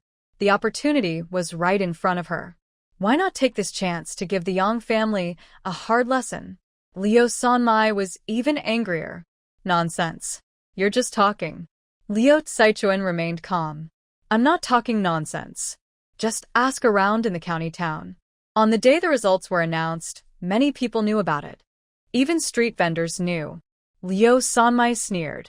That's right. If it turns out you're lying, you'll pay the price. Liu Saichuan was sure the truth was like that. Yes, if I'm wrong, I will apologize to the Yang family. I can swear now I never pushed my mother-in-law down or hit my younger sister-in-law or younger brother-in-law. If I lie, let me be struck by lightning, die a terrible death, or be reborn as an animal. Everyone gasped in shock. Lu Sinai opened her mouth, but was also stunned. This girl is too brave. Everyone couldn't help but show some sympathy. Although they still doubted her, they started to believe her more. Many clever and worldly people already fully trusted her. The Yang Shun family gained fame and wanted to make good connections. If they truly wanted to do that, they could definitely manage it. Kai Chun's words made perfect sense, leaving no room for argument. What kind of person is Kai Chun? How could she do such a thing? When she was dismissed earlier, the whole village was shocked and couldn't believe it. Turns out, it was all slander. See? While everyone was still stunned and hadn't recovered, Lu Kai Chun had already left with Juzi. Juzi scratched his head and carefully comforted her. Sister Kai Chun, that Yang family really isn't good. You're so kind, and it's their fault. I didn't expect a scholar's family to be so mean. Lu Kai Chun laughed happily. Officials can also be corrupt and bully people. Even scholars can be bad. Juzi suddenly understood. Oh, right. Lu Kai Chun burst out laughing. At home, a few big fish and 2 yellow eels were kept in basins, while small river shrimp and small river fish were separated into different containers. The river shrimp filled a large bowl, and the small river fish probably weighed about 2 jin. Lu Kai Chun happily asked Juzi to help prepare the small river fish, removing the gills and guts, washing them thoroughly. She filled a big bowl with the cleaned fish, then heated the pot, added oil, and roasted the fish. Slowly roasting over low heat, soon the small river fish sizzled and released a fragrant aroma. Juzi kept sniffing eagerly, very obedient, not even asking to taste. Lu Kai Chun sprinkled some salt, and wow, it smelled even better. Come, try some. Thank you, Sister Kai Chun. Juzi couldn't wait, ignoring the heat, and ate a small river fish in one bite, his eyes shining, nodding repeatedly. Delicious. So fragrant. So tasty. Lu Kai Chun also took a bite. Not bad. The pure, natural, pollution-free small river fish, simply cooked, was very tasty, though not as crispy as fried fish. She roasted the small river fish and also briefly roasted the small river shrimp. After dividing the fish and shrimp into small bowls, Lu Kai Chun took Juzi home. Uncle, and try some fresh ones. Mom, these small river fish are so delicious. Really? Anton couldn't help but smile and laugh. Thank you so much, Kai Chun.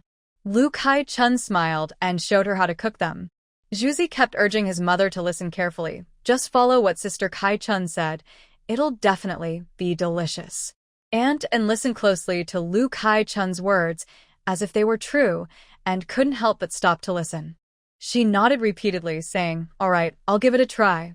Don't worry, Auntie, it will definitely taste good." As the sun was about to set, Lu Kai-chun also needed to go home and prepare dinner. The dried small river shrimp were stored away, along with a few small crucian carp, eels, and yellow perch, all cleaned and packed in a big bowl. Tomorrow noon, she planned to make a radish and crucian carp soup. The eel she would cook into eel porridge in the morning, and some eel pieces would be stir-fried with chili and garlic sprouts tonight. Tonight, she kept it simple, just fried small river fish with soybeans and chili.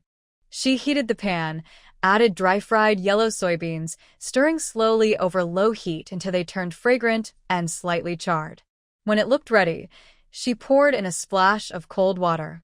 With a sizzling sound, the soybeans shrank and became uneven on the surface, making them firmer to eat. She boiled the water, then removed the soybeans, which had softened enough for stir-frying.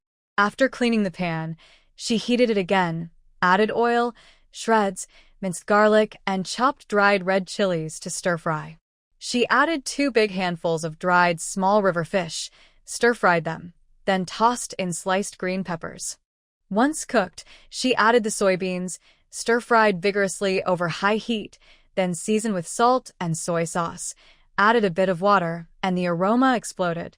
It was fragrant and spicy, making anyone drool. It was definitely a perfect dish to go with rice. Lu Kai-chun was amazed by her own cooking skills. She couldn't help but eat 2 bowls of rice with this spicy small river fish and chili. She eagerly scooped rice and started eating. It was delicious, fragrant, and spicy, full of flavor. The fish was tender, and the soybeans were fragrant and chewy. It was really tasty. Lu Kai-chun ate 2 bowls of rice and felt a little full. Just right for a break to fix the bathhouse. Lu Kai-chun was a doer. She took advantage of the bright moonlight to build the bathhouse, feeling very satisfied and ready to go to sleep. Before sleeping, she couldn't resist eating a fragrant stuffed tofu. The next day, Lu Kai-chun planned to rent a bull cart from Li Jinggua's family to go to the city. She needed to buy 2 large water jars, a set of table and chairs, a few small stools, a wardrobe, a wooden bed, a wooden basin for bathing, another for washing clothes, 2 small basins, a pair of wooden buckets, 2 rice jars, 2 large jars, several small jars, a stove, and a clay pot for soup. All these big items had to be transported over the main road.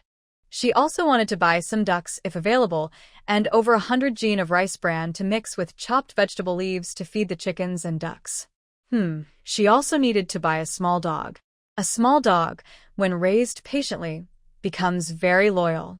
With good training, it can be a helpful assistant, at least guarding the house and protecting it from troublemakers. Oh, and don't forget to order a frying pan and a milk pot. But it's still early, so Lu Kai-chun quickly sets out with 2 empty buckets to fetch water. While no one is around, she fills the large jar in the storage space with water. Yesterday, she used a lot of water to clean fish and shrimp, and last night she also took a bath, which used more water. After filling the storage space with water, Lu Kai-chun happily carries 2 half buckets back home.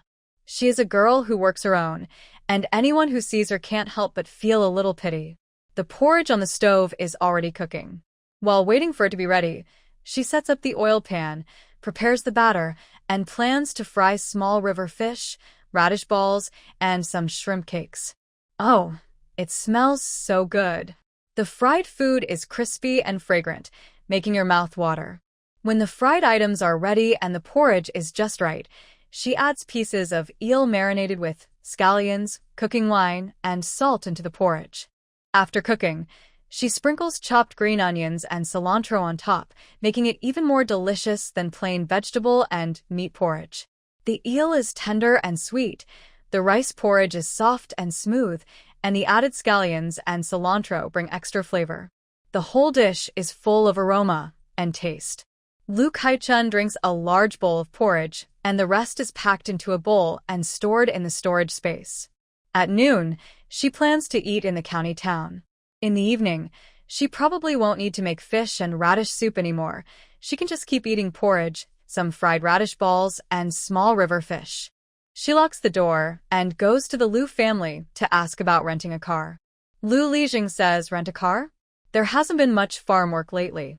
Just ask brother Liu Sheng to drive you there. If you want to buy something, tell him to help carry it."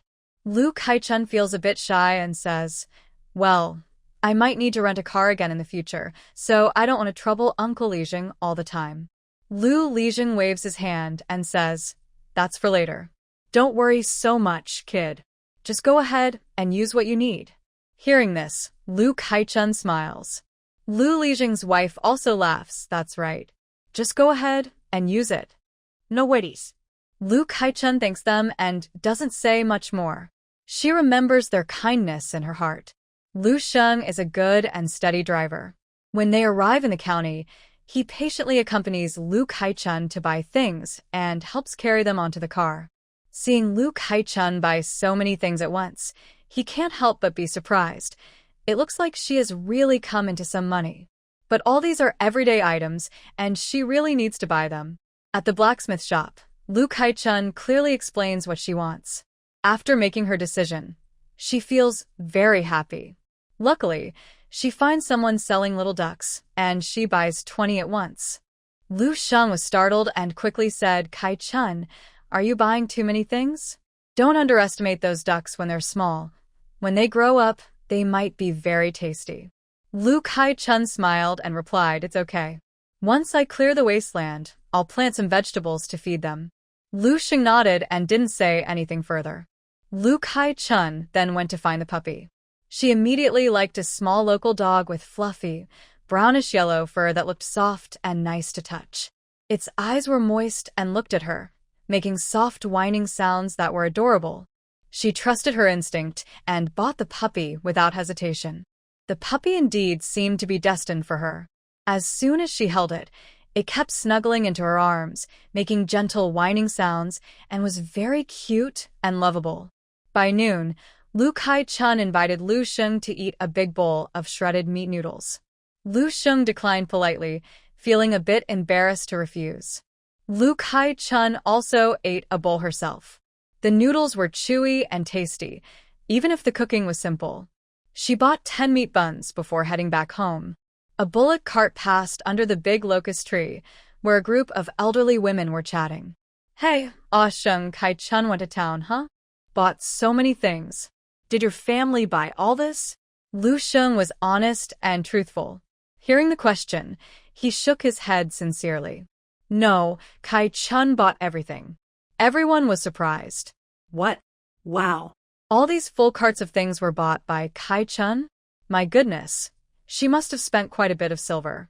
Look, there are ducks too. So many ducks. And a puppy. Suddenly, the story about Scholar Yang Shund was forgotten, and everyone remembered that Liu Kaichun had found some valuable medicinal herbs deep in the mountains and sold them for dozens of taels of silver, buying over 10 acres of land. Although it was wasteland, being able to buy so much land was impressive. She was alone, but if she worked hard, she could manage fine. Everyone started discussing eagerly. Some envied her and kept asking what kind of herbs she found and why they were so valuable. Liu Kaichun was speechless. She just wanted to live quietly, but now she was the center of attention, with everyone talking about her. Did she have a natural talent for gossip? If she didn't say anything, she probably wouldn't be able to stay in the village. So, Liu Kaichun had to honestly admit, "I found a ginseng the size of my finger." Wow, it's ginseng. No wonder. Those things are always valuable and precious. Wow, we're so lucky. Such good luck. Yes, if only my family found one too. It's worth dozens of silver coins. Haha, just dreaming. Everyone laughs. Liu Kaichun quickly takes the opportunity to ask Liu Xingge to drive the cart and escape quickly. Liu Sheng helps her unload everything. Liu Kaichun thanks him and gives him 6 meat buns. "Xingge, take these back for your nephews and nieces to taste. Don't refuse. This is just a small token of my thanks." Liu Sheng can't refuse her. He also feels sorry for the children and nephews and gratefully accepts, smiling as he gets on the cart to go home. Lu Kaichun tidies everything up. She lines a shallow basket with straw to make a nest for the puppies. The ducklings are temporarily kept in a small corner behind the house, kept separate. The ducklings are still young, their calls are soft, and their stomachs are tender. Lu Kaichun plans to feed them well. After cooking rice and letting it cool, she mixes in a small handful of rice bran and chopped vegetable leaves to feed them. She will feed them this way for about 2 weeks, and then gradually switch to coarser food as they grow. In this era, there are no vaccines or anything like that. Very few medicines are used by people, let alone medicines for animals. Lu Kaichun, feeling worried, mixes a drop of spiritual spring water into a bucket of water. She scoops a small ladle of it and feeds it to 20 little ducks. After drinking the spiritual spring water, the ducklings' health is more assured. Otherwise, they sometimes mysteriously lose one, which is very sad. After feeding the ducklings, Lu Kaichun also gives some water to the puppies. She takes a break, then starts farming in the afternoon. First, she clears a vegetable garden. She needs to plant various vegetables quickly. In about 10 or 15 days, she'll have seedlings to eat. Tender greens like Chinese cabbage, small lettuce, and bok choy, cooked lightly or in soup, are very delicious. Fortunately, a few days ago, she took a drop of spiritual spring water, so she doesn't feel very tired when working and has more strength. She first uses a sickle to cut down weeds and shrubs, then a machete to cut small trees and thick roots of bushes. She piles the branches, leaves, and weeds in a corner. Then she starts digging the ground with the shrubs, weeds, and trees are tangled and tough to dig out. When she has free time, she'll slowly clear them, and they can be used as firewood. The pile of weeds can be burned, and the ashes can be used to line the chicken nests. The soil here is hard, and the roots of weeds, shrubs, and trees are intertwined and tangled, making digging very difficult. Lu Kaichun works until evening, only managing to clear about half a mu of land. All right, tomorrow she'll get up early again.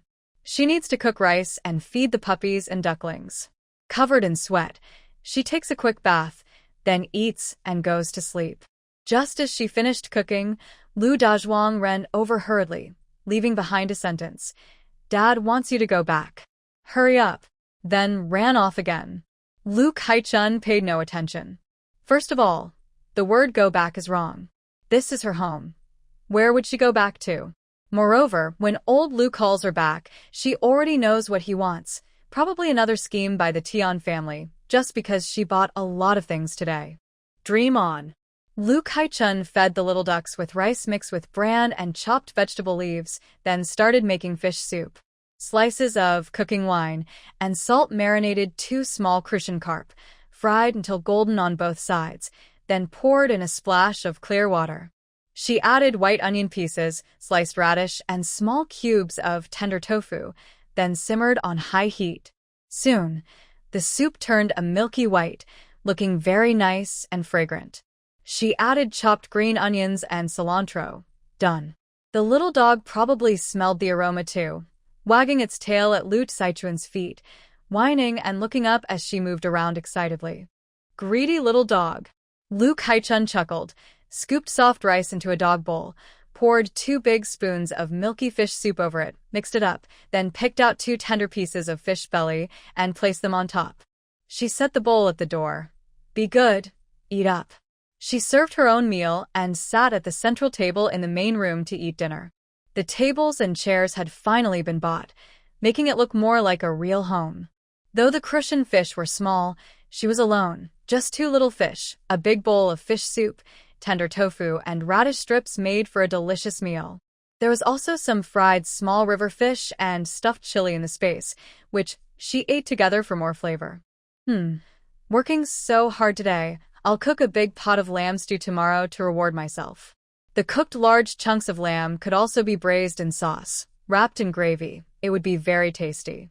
After dinner, Lu Kaichun was drinking the fish, tofu, and radish soup when old Lu came in alone. As soon as he entered, he couldn't help but sniff loudly, eyes falling on Lu Saichun's bowl, which looked and smelled very delicious.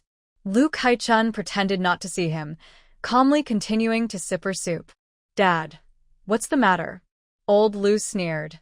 You still know I'm your dad? He had no sense of awareness at all. While eating and drinking, he didn't even ask her to serve him a bowl. Lu Kai-chun smiled. Although I've established a female household, I'm not forgetful. Of course I know you're my dad. You. Hearing her mention the female household, old Lu felt guilty and couldn't get angry anymore, just felt very suffocated. He pulled out a stool and sat down with a gloomy face, asking, Did you find ginseng on the mountain? Yes. Why didn't you tell me earlier? I was afraid you guys would take it. You. What else could I do? Why are you here now? Just want to ask how much money I have left, right? Only a few coins, all spent. Are you sure it's all gone? Believe it or not. Besides, whether it's all gone or not, it doesn't concern you. I told you before, how I live is none of your business.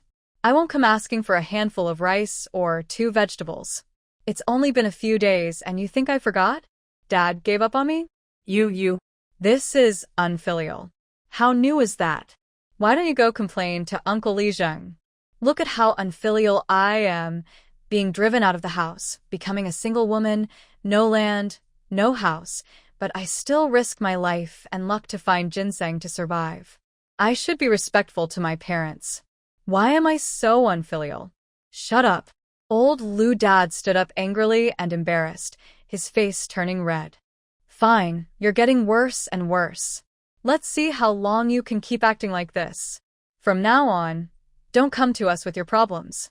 We won't interfere anymore. Do as you like. Lu Kai-chun chuckled. Take care on your way. No need to see you off. Humph. Old Lu Dad angrily shook his sleeves and left. Lu Kai-chun pouted, thinking, what a character. Old Lu Dad returned home with a dark face and told everyone from now on, no one is allowed to go to that girl's place. Her matters have nothing to do with us.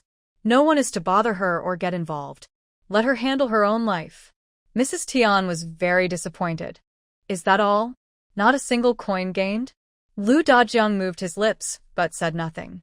It was all her own fault. She was too cold and ruthless, and she cut her own path. Even if she had problems later, the family wouldn't help her. She brought it on herself. Lu Caixia and Lu Daong were very happy and cheerfully agreed.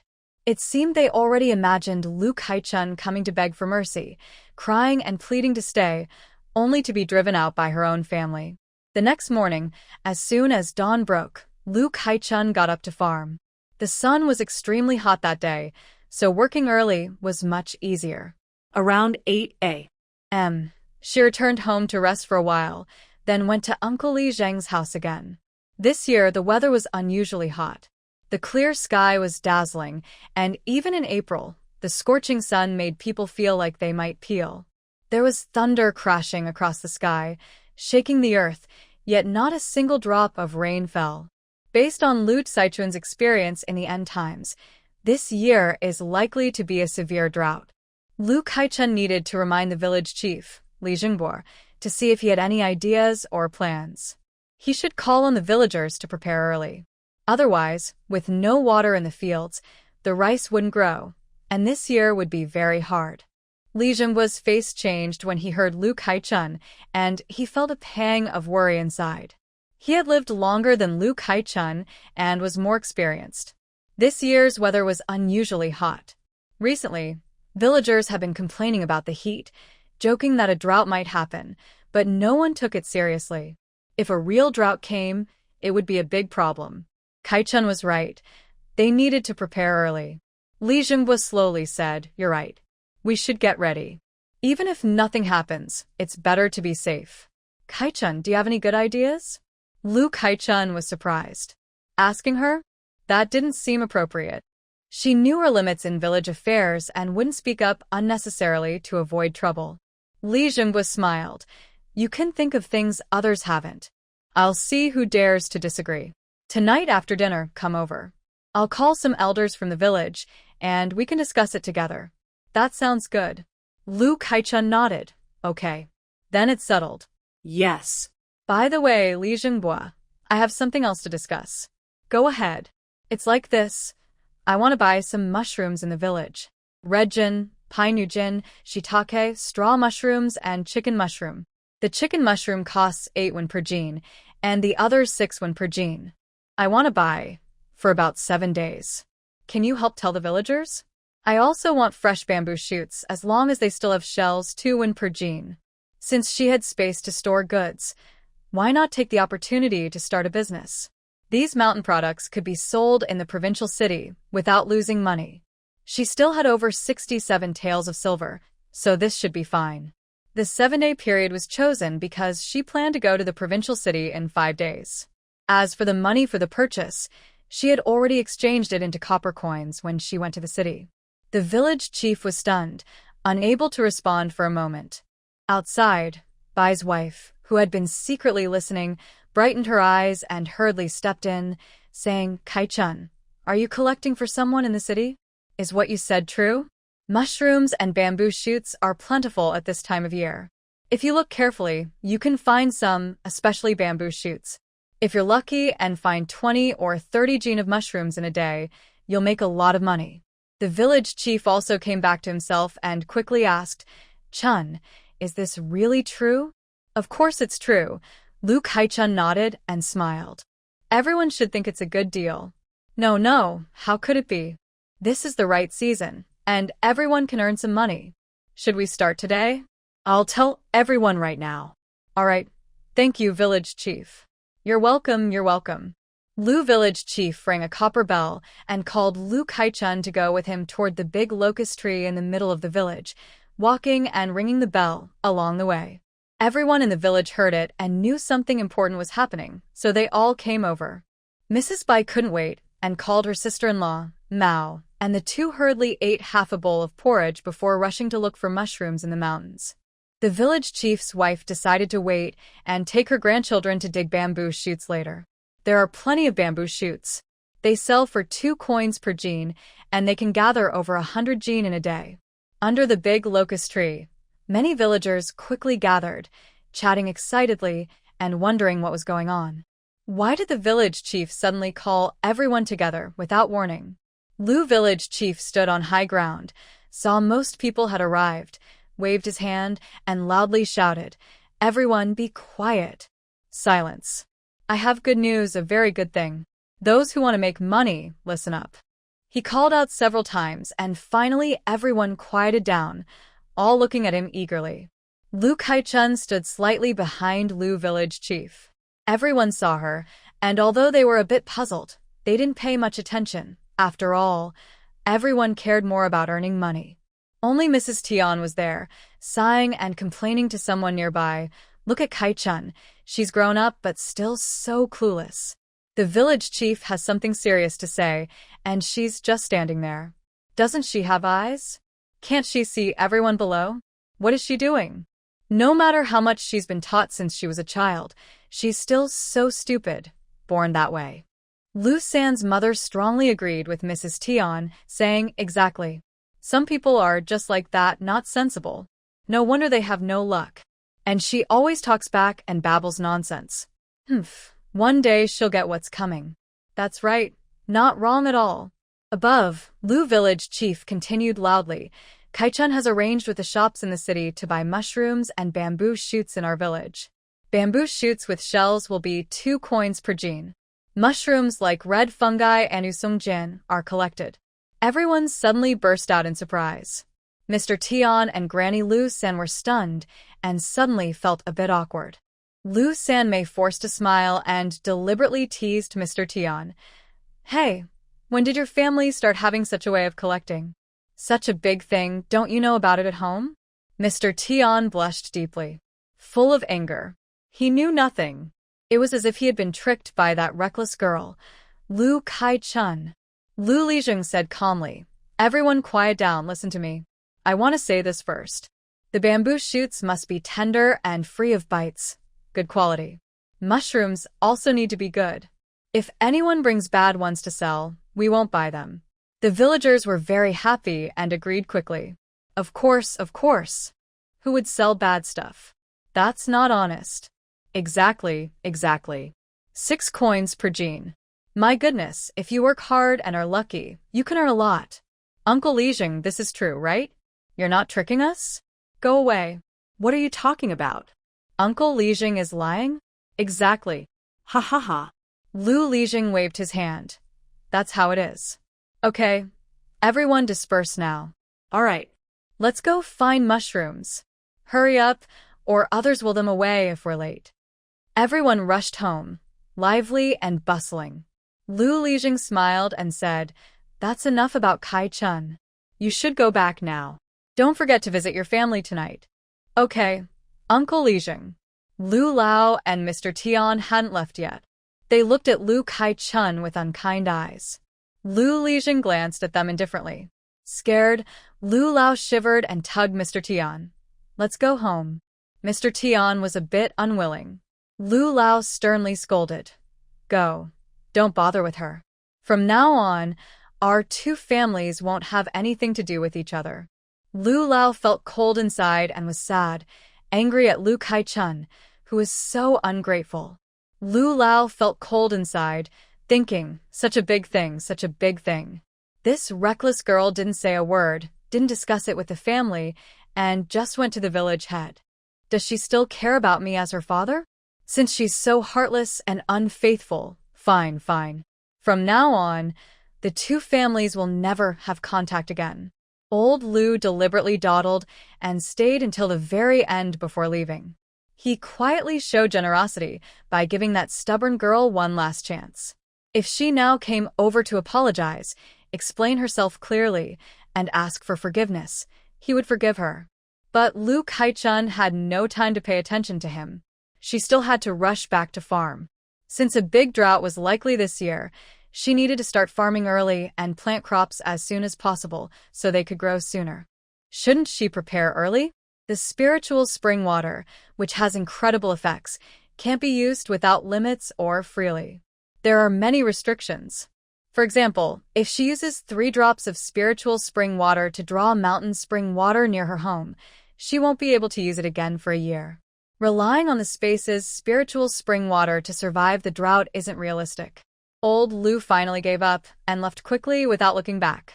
He snorted angrily, "Let's go home. Walk, go home." Mrs. Tian couldn't help but complain, "Kai-chun is too much." We're her parents, after all. How could she? Enough, shut up. Old Lu sneered. Didn't I tell you? Don't listen to her. No more mentioning her. She's not part of this family anymore. Seeing he was angry, Mrs. Tian pursed her lips and dared not speak. Lu Saixia couldn't help but ask, "Should we go find the bamboo shoots and mushrooms? We could sell them for money."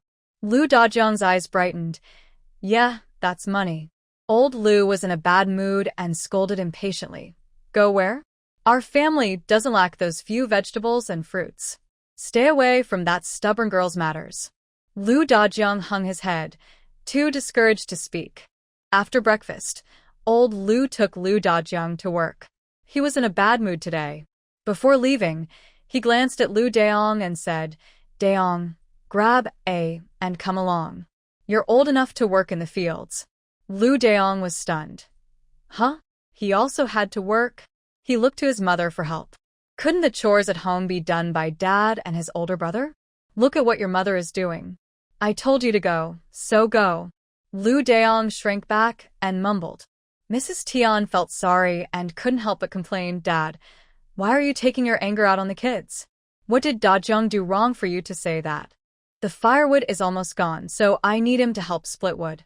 We'll have him work in the fields another day. The kids are still young, take it slow." As she spoke, she pushed Lu Daong and said, "Go on. Hurry up and move the firewood to the backyard." While pushing him, she gave him a teasing look. Lu Daong responded with an "oh" and quickly slipped away. Old Lu scolded him loudly. "Just spoil him. Sooner or later you'll ruin him." After saying that, he didn't bother calling again and left with Lu Dajiang. Lu Dajiang was very disappointed. He had hoped that Daong would work with him, but in the end, he was alone. After the father and son left, Lu Saixia hurriedly asked, Mother, are we really not going to earn this money?" "But it's money." Mrs. Tian also hesitated, thinking about the 2 coins per pound of bamboo shoots and 6 coins for mushrooms. If you want to earn money, go ahead. Just don't let your father find out. Okay. I'll go look for bamboo shoots in the mountains later. Mother, just so you know, I'll keep the money myself. Mrs. Tian loved her daughter and smiled affectionately. All right. Whatever you earn is your private money. Save it yourself. Lu Deong originally felt it was too tiring and didn't want to go, but when he heard his mother say that, he got excited. Mother, I'll go too. I'll keep whatever money I earn. Fine, it's up to you. The siblings were very happy and discussed where to go later. As the sun got high, they started to feel a bit hesitant. They hesitated and saw it was almost noon, so they decided to have lunch and rest a bit. When the sun was less intense, they would go again. Lu Kai-chun was busy working. Aunt En and Juzi also hurried up the mountain to find mushrooms and bamboo shoots. The area was quiet. Lu Kai-chun wore a straw hat and was working hard to clear the land.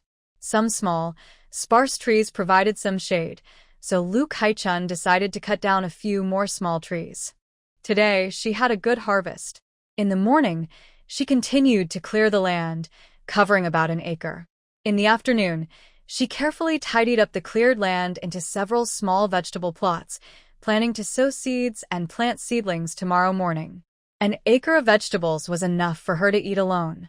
There were about 16 more acres left, which was too much for her to handle alone, so she planned to hire help. By late afternoon, villagers started coming to sell mushrooms and bamboo shoots. Aunt En and Juzi also returned.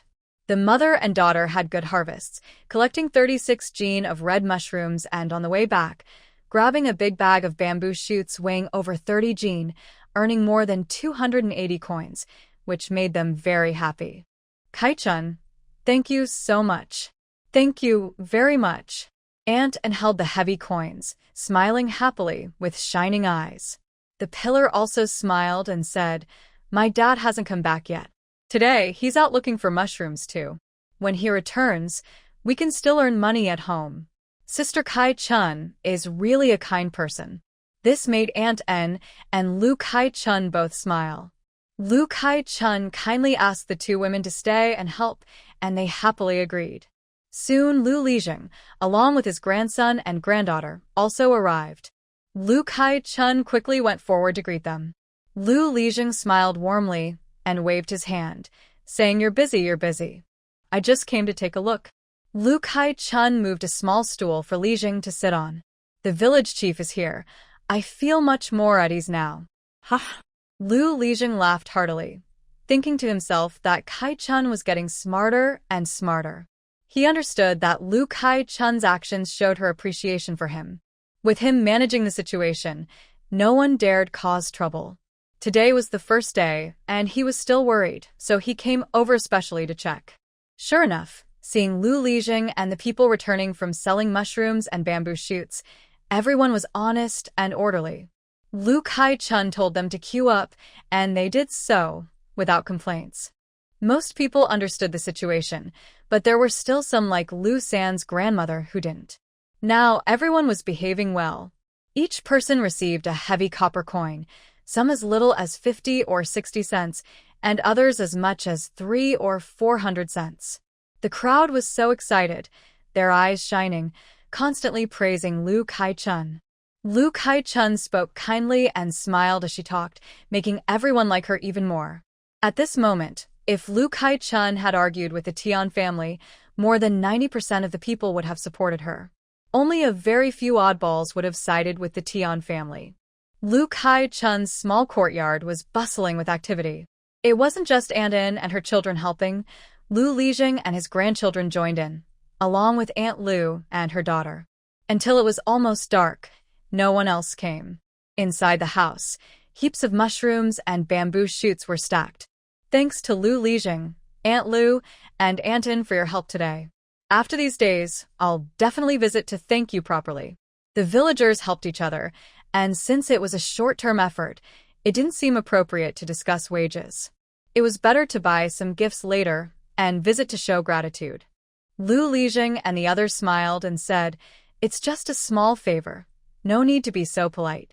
Aunt Lu was especially grateful and said, We also have to thank you. Without your help, we wouldn't have earned so much money. Holding the silver in my hand, I really feel like I'm dreaming.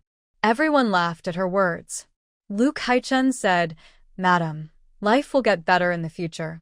I will talk to the shop and soon we will buy more and more things. Really? Yes, of course, really. Wow, that's great. Everyone was happy. Lu Lijing reminded Kaichun not to forget to go to his house later to discuss matters, then left with his grandchildren. After seeing Lu Lijing off, Kaichun quickly called Anna in and talked about vegetable seedlings and seeds. Aunt Anne happily replied, Okay, I'll bring them to you tomorrow morning. I have chives, radish seeds, chili, and bean seeds. I also have pumpkins and winter melons. For seedlings, I have lettuce, celery, and I'll pick some chives and green onions for you.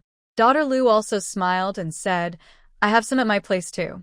Tomorrow, Chuer will bring some over for you. Kaichun thanked her with a smile. After they left, she returned home and quickly stored all the mushrooms and bamboo shoots she bought into her space. Today, she collected over 4,600 gene of bamboo shoots and more than 600 gene of mushrooms. The mushrooms mainly included red mushrooms and pine milk mushrooms, with some shiitake and tea tree mushrooms and a very small amount of chicken fat mushrooms. Tomorrow's harvest will likely drop sharply, especially the bamboo shoots. Bamboo shoots are easy to find and heavy to weigh. Not many people picked them before. After all, eating too many can cause oiliness.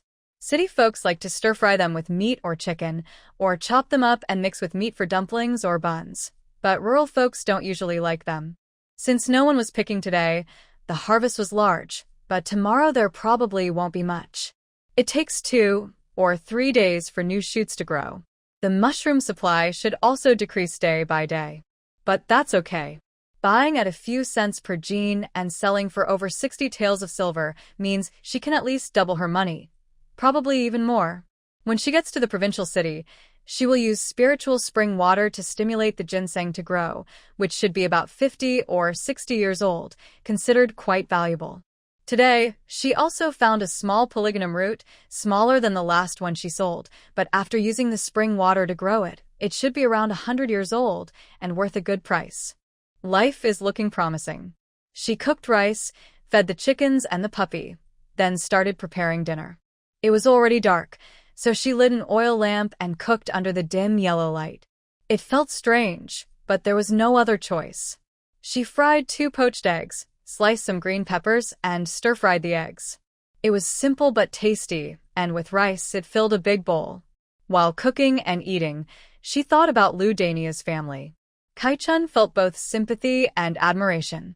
Lu Dania's husband passed away 10 years ago, leaving behind a young son and daughter. The family had only 3 acres of thin land, but Lu Dania managed to raise her children through hard work and frugality. However, without additional income, life was very difficult. Their home was about the same size as Lu Saichuan's current house. They had no decent belongings, and everyone was very thin, almost like sticks. They hadn't eaten meat in many years, and their clothes were patched and worn out. In Lu Saichuan's memory, the Tian family once mocked Lu Dania's family, saying they didn't dare to scrub their clothes hard because they would tear apart and the seams wouldn't hold. Despite this, Lu Dania was a cheerful person. Even though she was struggling, she didn't hesitate to bring her daughter and Chuer to help her today. She also brought some vegetable seedlings and seeds. Her family was capable and hardworking. If she remembered correctly, today they sold over 400 gene of bamboo shoots, more than 100 gene of red fungus and shiitake mushrooms. They also found about 7 or 8 gene of chicken mushroom. That day, they earned more than 1 silver coin. From her experience and sharp eyes, Lu Daniu believed her family could get by. After dinner, Lu Kaichun locked the door and went to Lu Lijing's house. Several respected elders from the village were there. Lu Kaichun greeted each of them. The elders had probably heard from Lu Lijing about the meeting, so they didn't find it strange when Lu Kaichun arrived. Instead, they were friendly and welcoming. When Lu Sanyi also arrived, everyone was present. Lu Lijing saw everyone was there and began to speak about the main matter. Everyone should know why we are gathered today.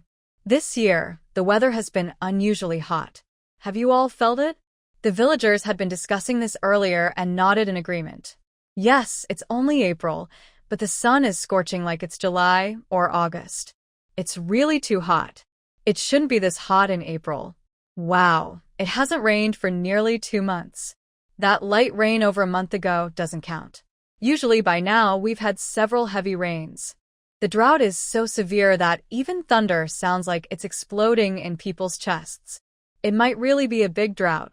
No one knows when it will rain again. If only a heavy rain would come soon, then we wouldn't have to worry. Who knows? If it doesn't rain, this year's harvest might be affected.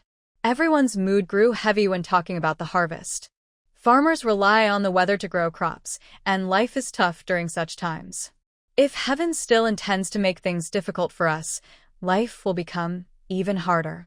Our water fields are limited, and after paying taxes, the remaining grain is mixed with miscellaneous grains and vegetables to barely survive. If a severe drought reduces the harvest, the consequences are unimaginable. I'm afraid. People might starve to death. By that time, it won't just be about hunger.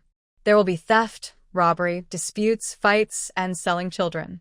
Many harsh realities will unfold one after another. Grandma Chi said, "Everyone, don't be too discouraged. These are just our guesses. Maybe there won't be a big drought." Master Lu said, "We also need to prepare and store water." Yes, that's right. Everyone agreed to store water. The final plan was repair the water channels, dig water ponds at each household's farmland if possible, build a dam on the upstream of the village's river, and in the mountain valley northeast of the village, there is a large muddy pond, about 10 acres. Each family will help dig and deepen it to store water. Although this place is not very close to the village, if a big drought really happens, as long as there is water, everything else is less important. All right, Li Zheng, once these few days pass, we will announce this matter. Since we're going to do it, let's start early. Exactly. Everyone smiled kindly at Kai Chun. Kai Chun also smiled. In the past few days, she has been buying mushrooms and bamboo shoots. Every family in the village is busy going up the mountain to look for them, so no one has time to think about anything else. Li Zheng nodded with a smile. Let's talk about it in a few days. Kai Chun, do you have any other good ideas? If you do, just say them. No problem. Whatever you say, we'll listen and discuss. Everyone looked at her. She was the one who first brought up the idea. The elders here are experienced and wise, not superficial. They're happy to listen more and observe more, and they don't look down on her because she is young. Yes, if you have any ideas, just say them. We're all listening. Kai Chun really did have some ideas. After all, when it comes to experiencing disasters, she has been through more than everyone here combined. What kinds of disasters have there been in the end times? She didn't want to show off, so she hesitated for a moment before saying, "Masterly, everyone, I have a few thoughts, and I don't know if they're right. Just sharing them with everyone. I think we should send people into the mountains to find water sources, especially those that are easier to direct water into the village. It's best to find 2 or 3. Even in a severe drought, the mountain springs are only slightly affected.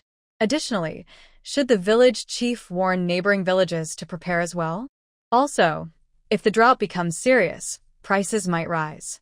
Besides that, we should plan ahead for food, salt, and winter clothes to avoid wasting money later." Everyone was shocked and their faces changed instantly. Yes, food prices will definitely go up and salt too.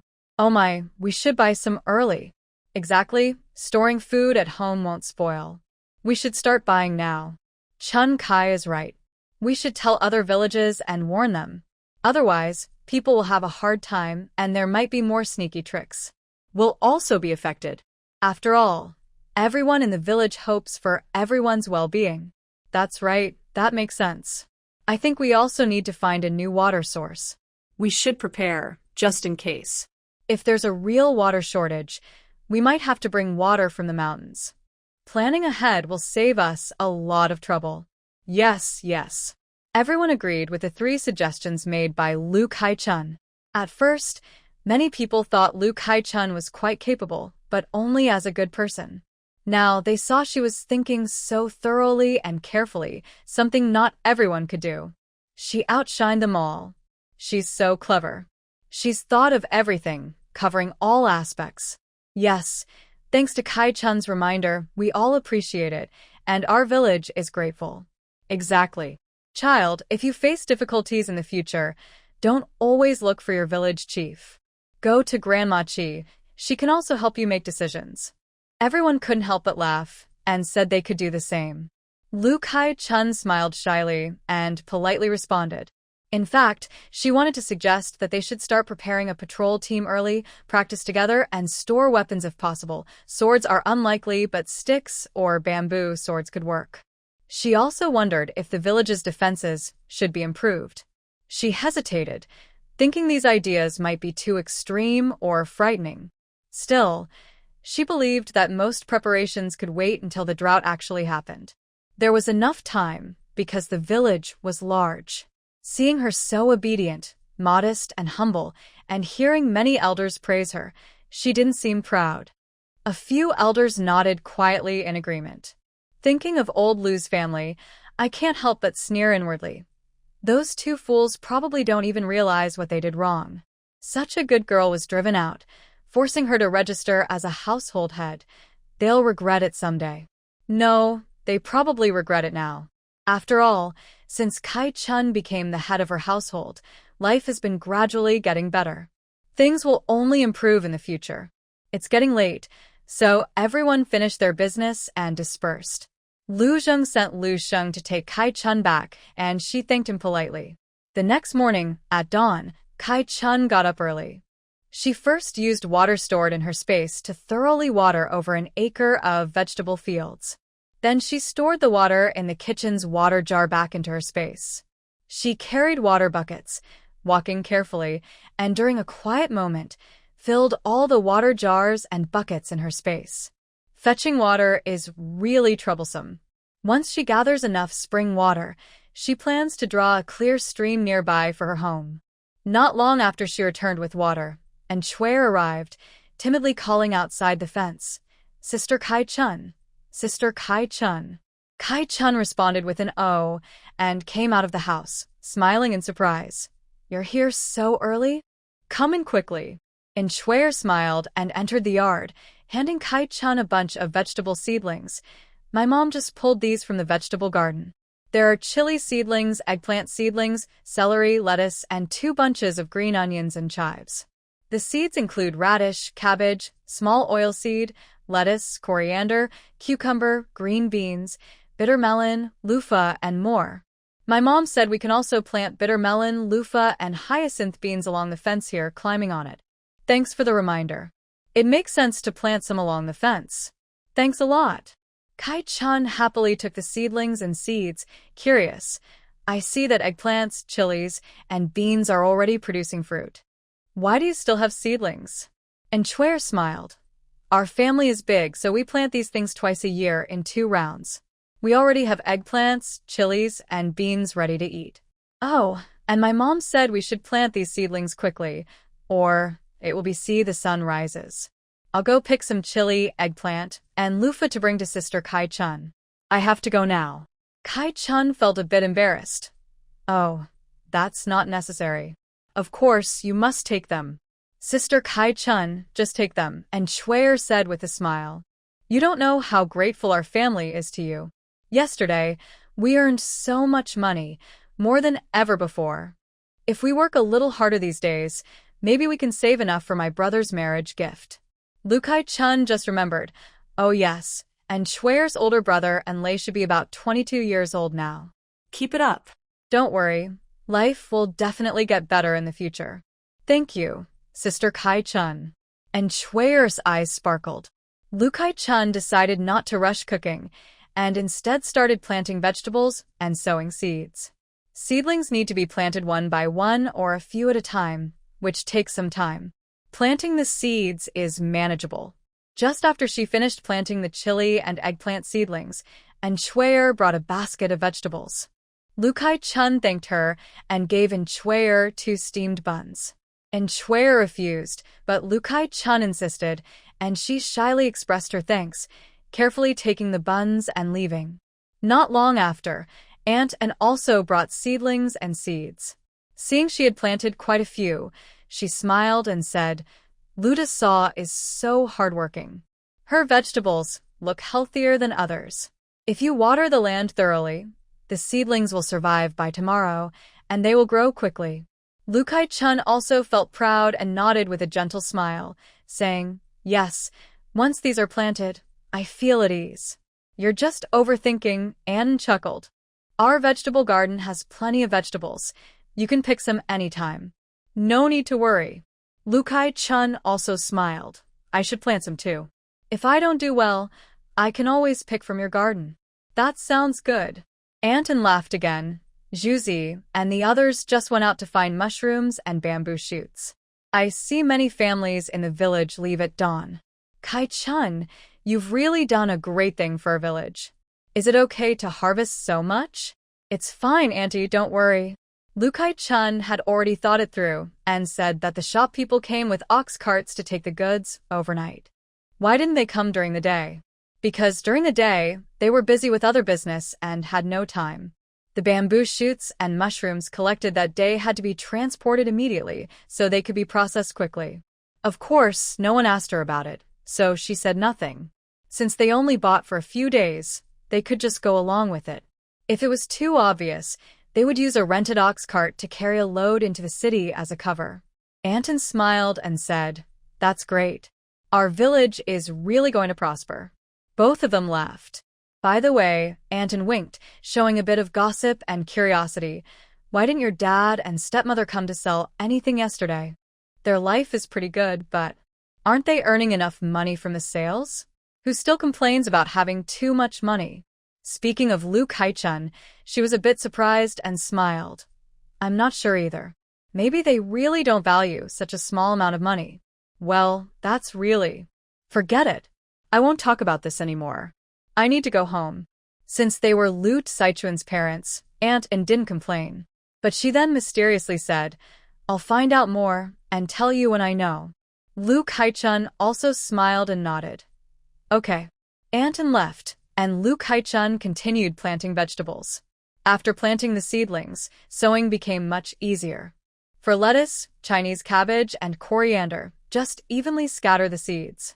For green beans, cucumbers, radishes, and cabbages, dig small shallow pits about the size of a bowl, put a handful of seeds in each, and cover with thin soil.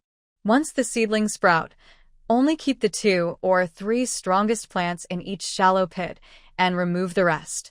After finishing this, Lu Kai-chun also planted pumpkin seeds, winter melon seeds, and bottle gourd seeds.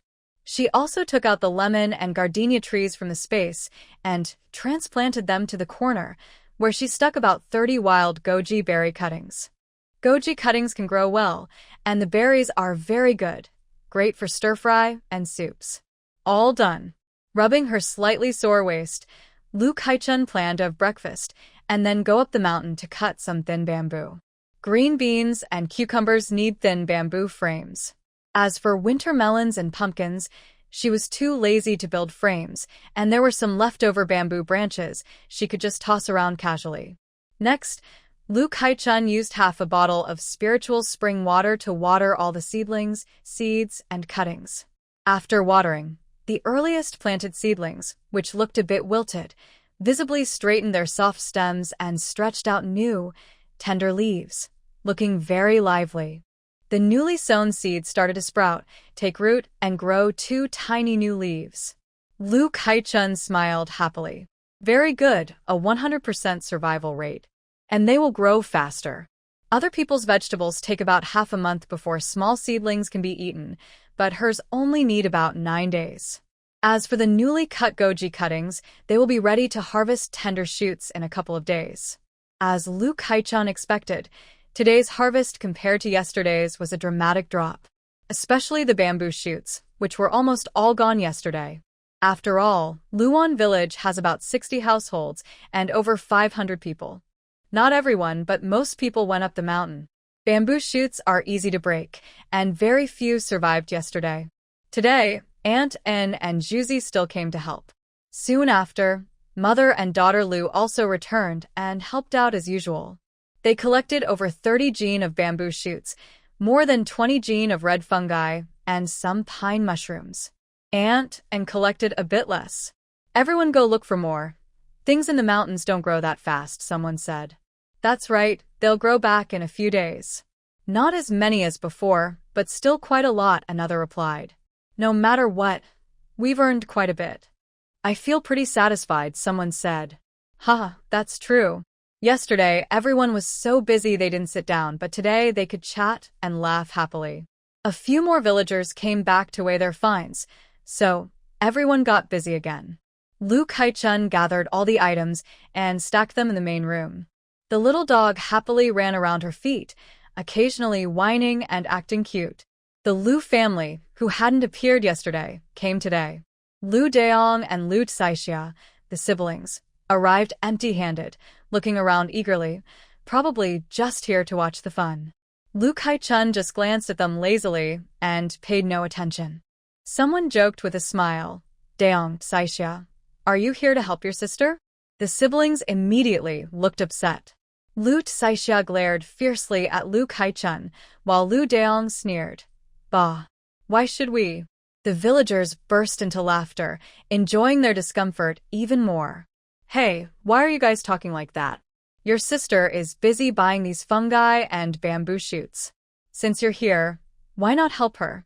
Exactly, your siblings after all. Help your sister out. Maybe she'll be happy and give you 2 coins. By the way, why don't you go up the mountain to find fungi and shoots to sell?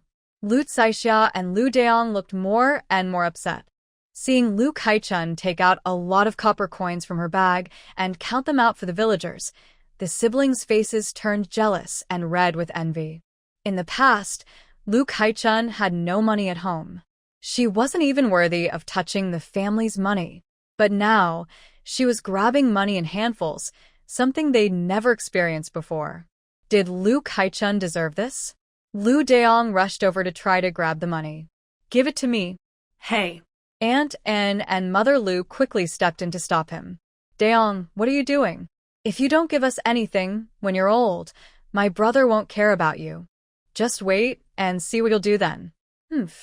You'll still have to rely on us for your retirement. Lu Saixia proudly said. Hearing this, Aunt Lu and Anton, who were angry from being insulted by that brat, were stunned. The villagers coming to sell mushrooms and bamboo shoots were also shocked. Suddenly, many eyes looked at them all at once, and everyone was stunned. This. Lu Kai-chun also looked stunned, but in fact, she was shocked. This was a bit shocking to her. She had never thought it could be like this. She was caught off guard. Lu Daong and his sister thought their words had silenced Lu Kai-chun and smiled even more proudly. Lu Daong snorted coldly and stretched out his hand. Quickly give me all the money. We'll handle collecting the mushrooms and bamboo shoots. You just need to deliver the goods to the buyers. Lu Kai-chun slapped away his hand and sneered softly. Dead end? My money to you? I have to rely on you for my retirement? How dare you hit me? Who asked you to be so annoying? You, with your attitude and little ability, do you think I should rely on you for my retirement? Do you think you're worthy? Sorry, I don't think so far ahead. I just want to enjoy the present. Besides, as long as I have enough silver, land, and a house, what's there to worry about for retirement? Go back and tell Dad and Stepmom that since I've registered as a female household, I will follow the female household rules. I won't trouble you. You don't need to worry about my retirement. If you're not here to sell mushrooms and bamboo shoots, then leave quickly. Don't delay, everyone. The villagers nodded in agreement. Exactly. If you're not selling things or helping out, then stop causing trouble here. That's really disappointing. Kai-chun is so pitiful. It's hard enough to find work, and they look down on her like this? And now they're causing trouble? That family is really... I think this is just shameless. Yes, they're so calculating. Lu Daong and Lu Saixia didn't expect everyone to criticize them and support Lu Kai-chun. They had never been treated like this before.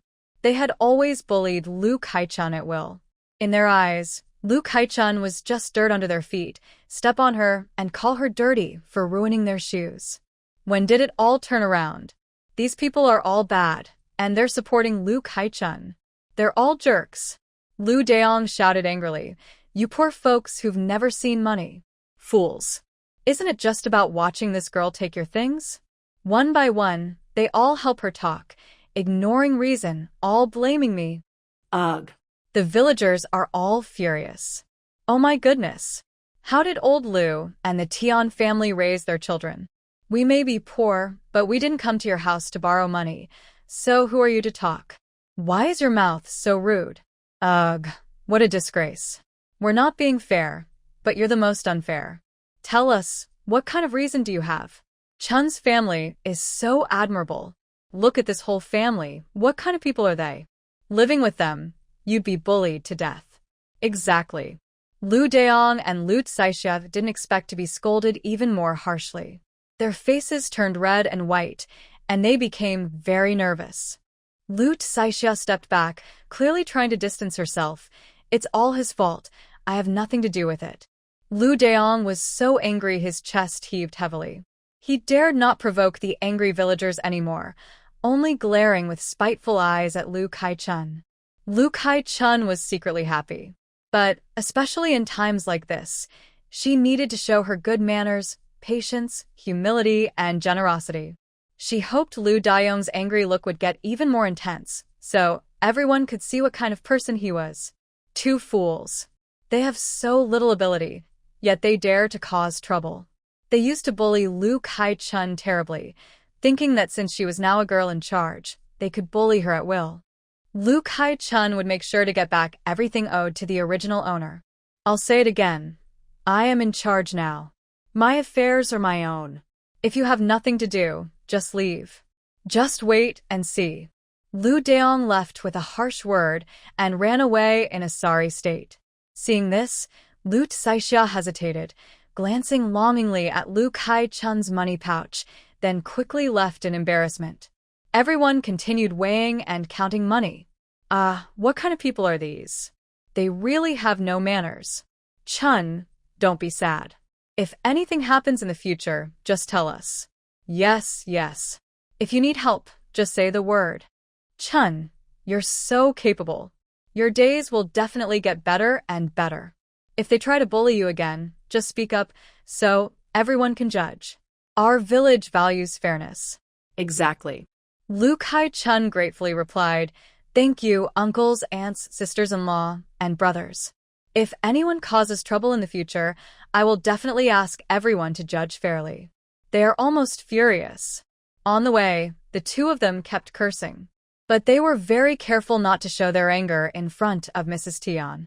Mrs. Tian noticed that their faces looked strange and asked what was wrong. They were startled and quickly changed the subject. If they had insulted Lu Kai-chun, they would have already complained. But now they had offended the villagers, so they dared not say anything. Over at Lu Saichun's place, she finally finished her work as night fell. Anton said that Lu Daong is really no good. I think he looked at you with a fierce gaze. Maybe he's hiding something bad. Be more careful. If anything happens, just shout loudly so we can hear. Aunt Lu was surprised. He wouldn't dare do anything, right? It's obvious he's being unreasonable himself. Does he dare to secretly do something bad? Aunt and sneered. Sister Lu, you don't know how bad that family really is. What kind of bad seeds or bad behavior has Lu Kai-chun not seen in the end times? She originally planned to be cautious. Hearing this, she nodded gratefully. I will be careful. Anton gave her a few more instructions before she left with Aunt Lu and the others. Lu Kai-chun closed the door and counted her harvest. Today, she had less than 1,000 jin of bamboo shoots, only about 800 jin. There were also fewer mushrooms. This is normal. In a few days, they should be more. Lu Kai-chun stored all the mushrooms and bamboo shoots in her space. She prepared dinner. After cooking the rice, she usually fed the little ducks first. It was getting late, so she decided not to stew the lamb. She was craving sweet and sour ribs, so she arranged that. Although she didn't have rock sugar or even white sugar, that was okay. She could use brown sugar instead.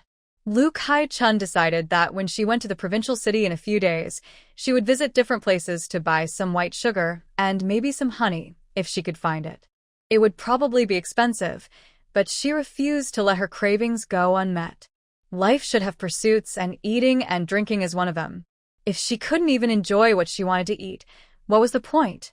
She cut the small ribs into pieces, blanched them, then fried them in a pan. After that, she stir-fried them with salt and water, covered the pot, and simmered. When the water just covering the ribs dried up, it was ready to serve. She washed the pot and made a sweet and sour sauce, poured it over the ribs to give them color, and simple sweet and sour ribs were ready. Lu Kai-chun didn't expect that using brown sugar would make the sweet and sour ribs look and smell so good. When they were ready, she served them in a bowl. The shiny sweet and sour sauce clung to each piece of rib, smelling delicious. She couldn't wait and took a bite first. The sweet and sour sauce, just the right tang and sweetness, coated the ribs, making them incredibly tasty and appetizing. She couldn't stop at just one. Lu Kai-chun always refused to deprive herself. While the dish was still hot and at its best flavor, she ate 5 pieces in one go before putting down her chopsticks. She quickly stir-fried some garlic and lettuce, fresh and bright green, perfect to cut through the richness. The little dog had been barking anxiously for a while, its short legs standing up as it pawed at her leg. Lu Kai-chun didn't dare give it bones. She carefully removed the bones from the remaining food and gave it 3 pieces of sweet and sour ribs. The little dog wagged its tail happily and started eating. 1 person and 1 dog sharing a meal. It was delicious. Another day of eating until slightly full.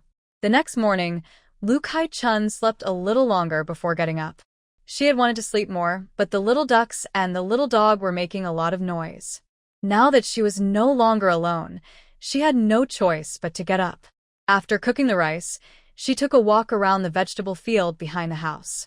She saw that the vegetable seeds had already sprouted. From afar, the field looked a bright green. The beans, radishes, and other planted vegetables had also grown.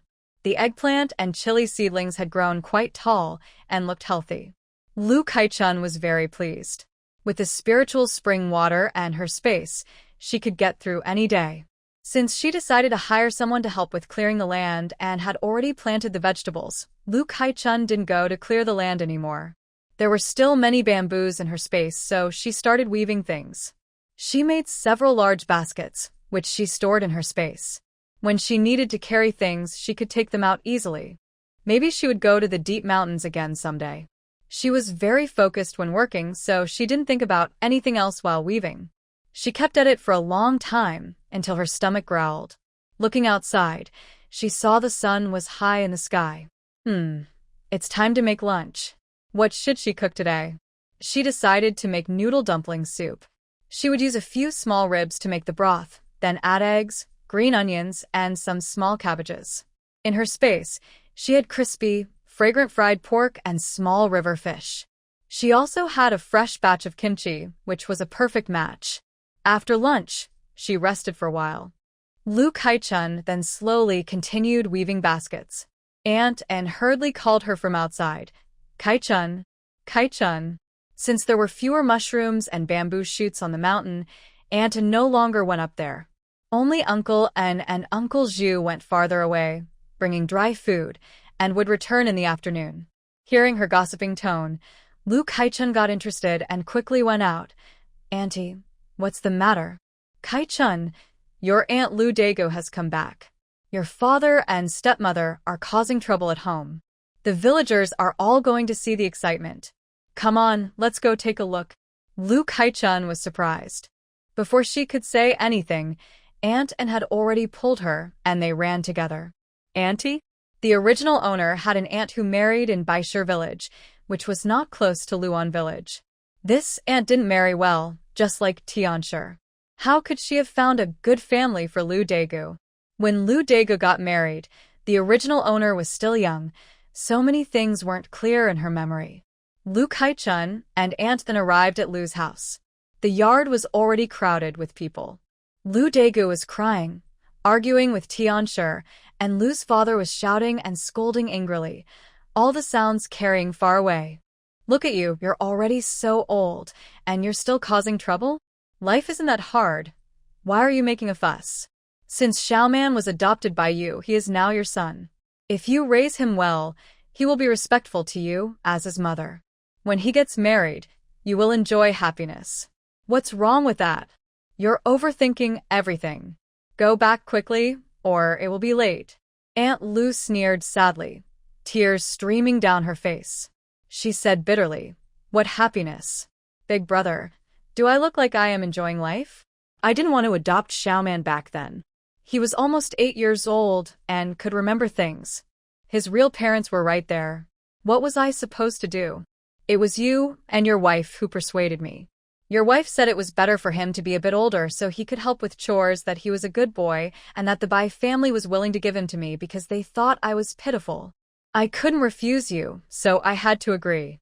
Who knew that it was your wife who took advantage of the Bai family and deliberately gave me such a big child?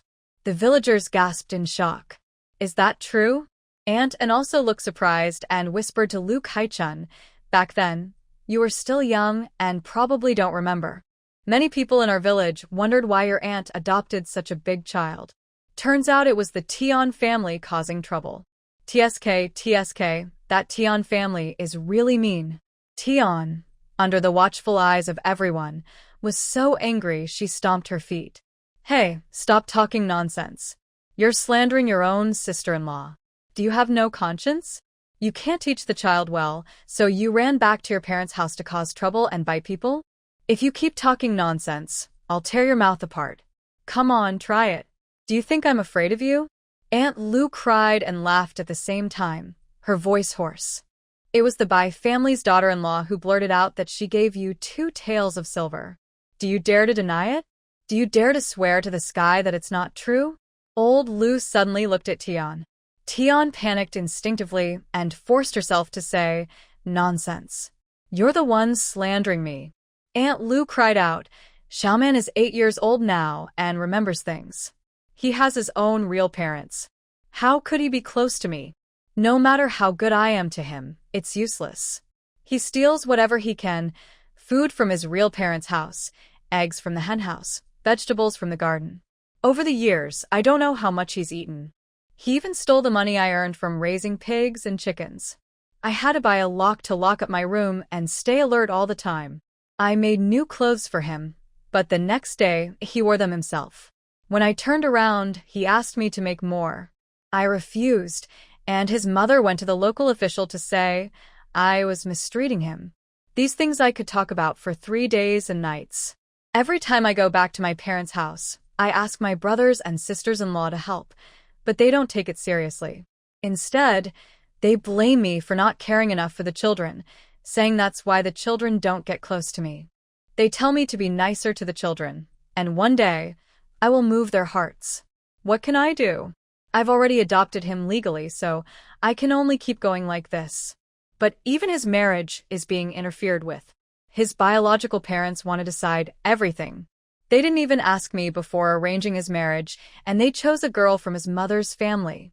I only found out when they asked me for the bride price. Why should I give a bride price? They want 10 taels of silver, 2 pieces of red cloth, 2 pounds of red sugar, 2 chickens, and they even said I could just give a land contract instead. My mother spat at them. They're bullying me, and it's not right. They're bullying me so much. Big brother, why won't you help me stand up for myself? Lu's older sister-in-law became more and more upset and sad.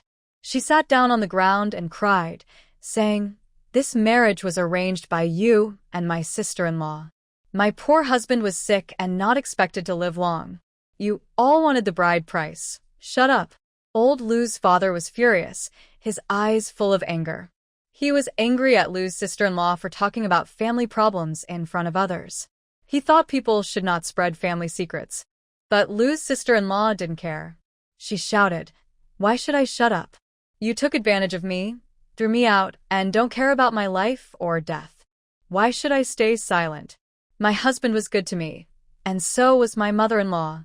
But they both got sick and died within 3 years. The family bullied me, forcing me to adopt a boy over 8 years old as my son, clearly bullying me. You didn't care.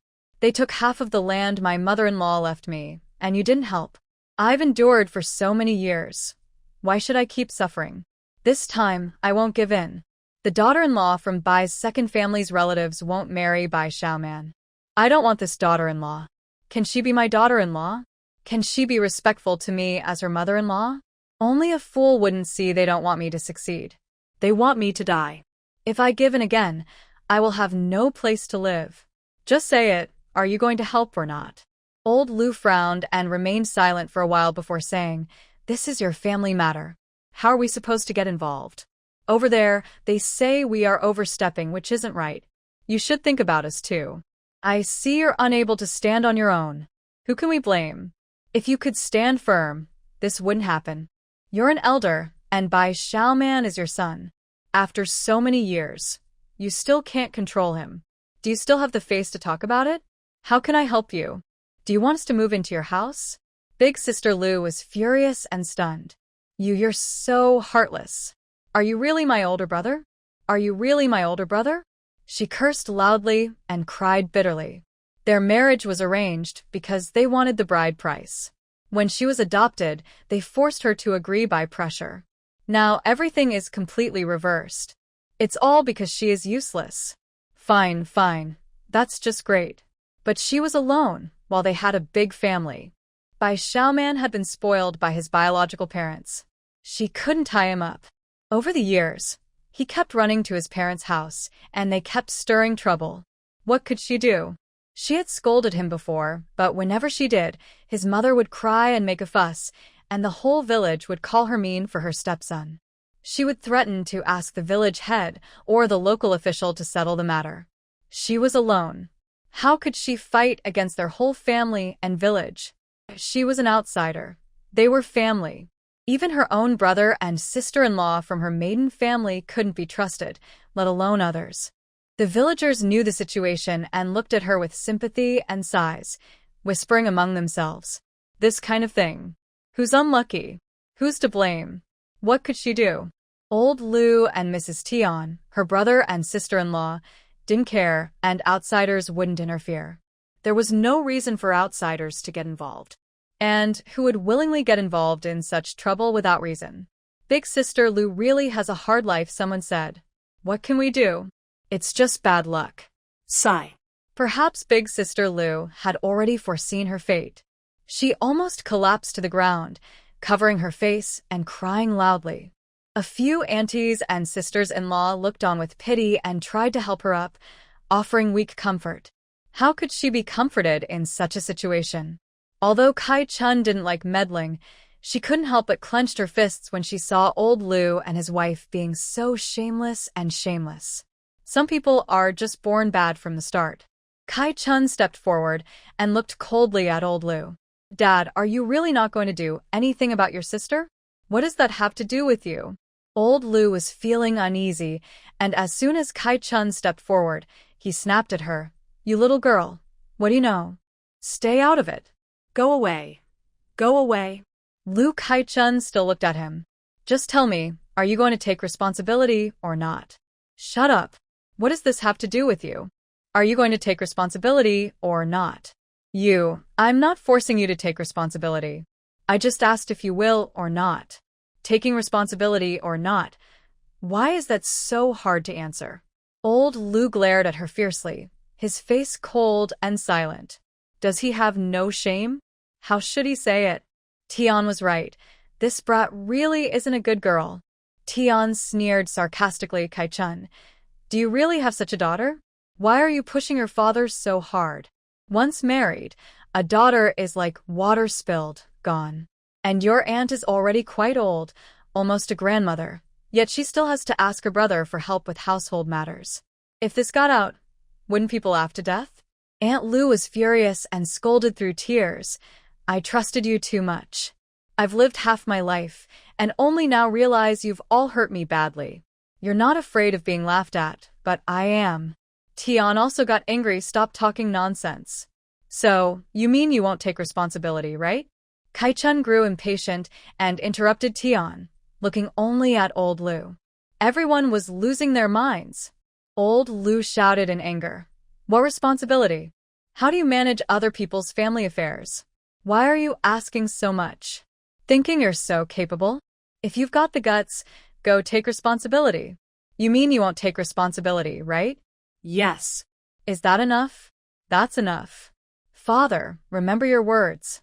Since you didn't take responsibility before, and you're not doing it now, don't interfere in the future. Don't say you're the eldest brother if you don't take responsibility. Who will? Humph. Kai-chun looked at them and said, if you won't take responsibility, I will. Huh? What? Everyone was shocked, looking at each other, unsure if they heard right. How could she say such outrageous things? Kai-chun. She's still just a little girl who depends on others. How could she take responsibility for Aunt Lu's matter? Auntie Anne also got anxious, tugging gently at Saichun's sleeve and whispering, Kai-chun, don't be stubborn and say things you don't mean. It's easy to say, but hard to do. If things get out of control, it'll just make people laugh at us. People nearby nodded in agreement. That's right. Don't be impulsive, Kai-chun. Yes, this isn't even your problem. Don't take on what isn't yours. Tian and old Lu couldn't help but laugh in frustration. Mr. Tian cursed the stubborn girl angrily, feeling both hatred and a strange happiness. He was afraid that Lu Kai-chun would suddenly change her mind and regret it after hearing the villagers' persuasion. He shouted impatiently, fine, fine, fine, if you want to take charge, go ahead. I want to see how capable you are. Don't just talk big and boast. Lu Kai-chun replied, then you'll see. She then walked over to Lu Daegu and said, Auntie, come with me. Lu Daegu was stunned and felt a bit dizzy. She instinctively asked, go where? Are you really going to Baishur village now? No, you shouldn't go. Forget it. Forget it. Lu Daegu's face was bitter, and she couldn't help but start crying again. She didn't expect that it would be Kai-chun, her niece, who still had a conscience. But having a conscience alone couldn't solve everything. The Bai family, including Bai Lao Heir and Bai Xiaoman, were not easy people to deal with. The Bai family members didn't care and wouldn't stand up for her. Instead, many enjoyed watching her suffer and gloat. Kai-chun might not be strong enough to face them all. She felt she was unlucky. She thought she shouldn't have come. Lu Kai-chun said, I have my own way. Auntie, trust me with this matter. I will definitely seek justice for you. Let's go again tomorrow. For now, come stay at my house tonight. Your house? Lu Daegu was even more surprised. She couldn't help but look at Lu Laodai and Tianshi. Lu Daegu didn't know about Lu Saichun's marriage and being dismissed. Hearing this, she was confused. Lu Kai-chun explained, I have registered as a single woman. Lu Daegu's face changed suddenly. She blushed and stammered. What? What did you say? Lu Kai-chun found her reaction strange. I registered as a single woman. Actually, she was very indifferent. A woman being forced out of her home to register as a single woman was almost the same as being pushed to the edge of despair. Some days, life was so hard she could only work secretly or she was bullied secretly by thugs and ruffians, too afraid to speak out, forced to endure silently. Living was worse than dying. Registering as a single woman meant almost severing ties with her original family. So Lu Kai-chun was not polite to Lu Laodai and Tianshi, and no one criticized her. No one called her unfilial either, because Lu Laodai and Tianshi had abandoned her first. Seeing her own situation and her poor niece, Lu Daegu couldn't believe it. She covered her mouth, choking with sobs, tears falling freely. She was already extremely angry and hurt. After this news, she couldn't take it anymore.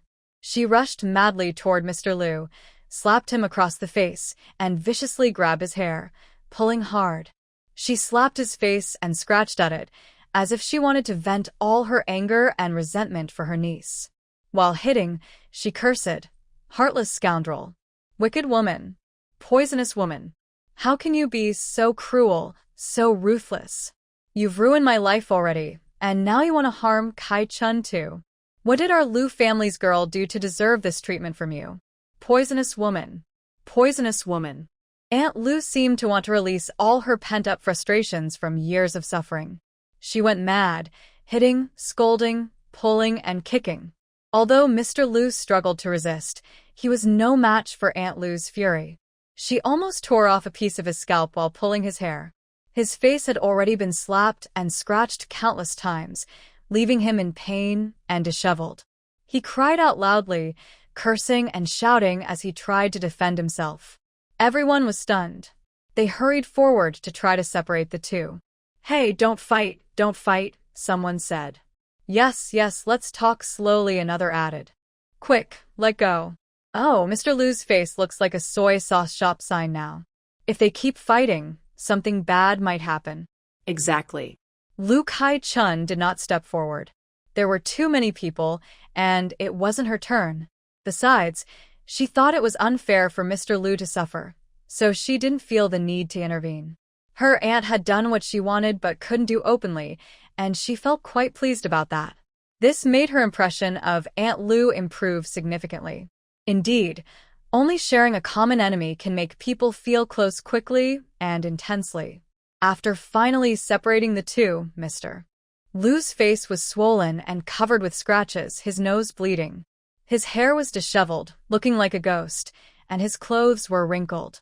He sat on the ground, crying loudly and pounding the floor. "I can't go on living. My sister-in-law ran back to her parents' house to hit her sister-in-law. This is unjust," he wailed. Aunt Lu rushed forward and kicked him hard, causing him to fall like a turtle on the ground, crying out in pain.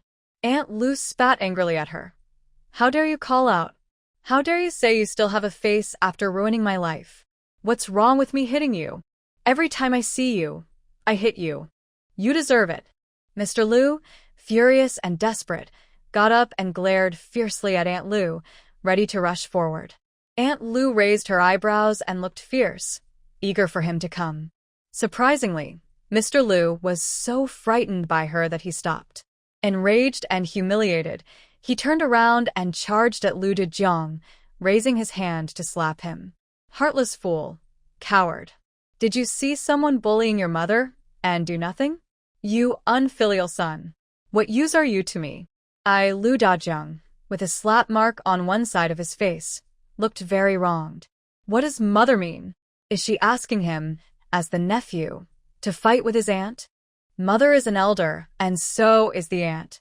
Mrs. Tian looked down on him even more. Bah. Good for nothing. After being repeatedly scolded and criticized by his mother in front of everyone, Lu Dejiang, no matter how weak or timid, still had some pride. As a man, he couldn't stand being treated like this in front of so many people. He raised his head and angrily stared at Lu Kai-chun.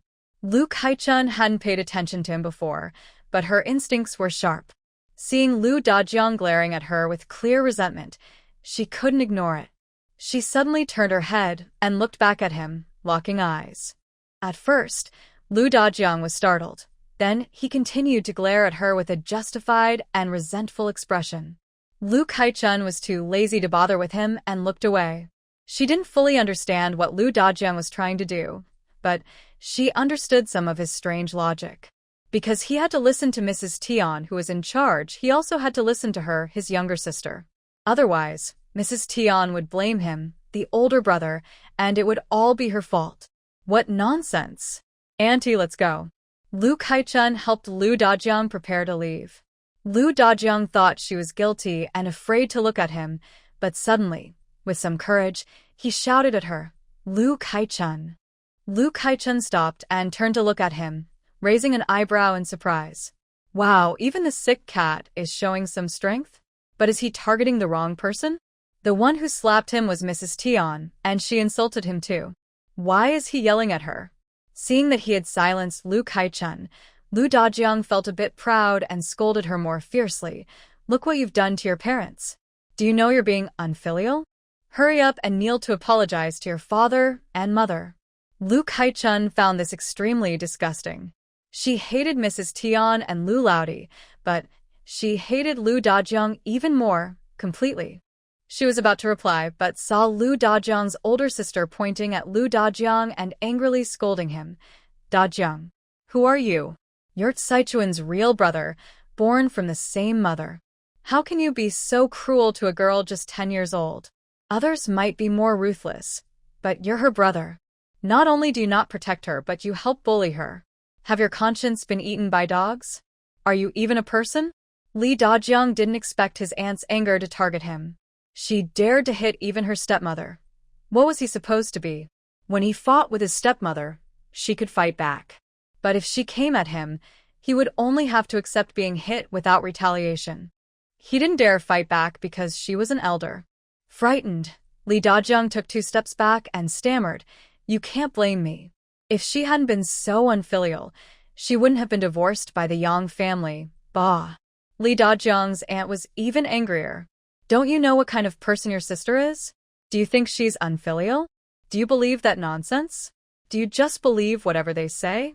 Are you brainless?" This was basically insulting Lee Dajiang's father and Mrs. Tian. Lee Dajiang's father was unhappy. The Yang family, now he's a scholar. Do scholars lie?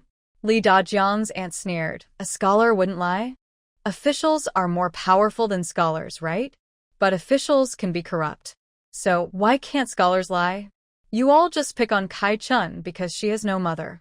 Kai Chun looked up at Lee Dajiang's aunt, seeing how similar their words were. Almost like they were family. Lee Dajiang's father blushed with anger. Though Kai Chun had no mother, she still had her father. Kai Chun coldly said, "Aunt, stop talking.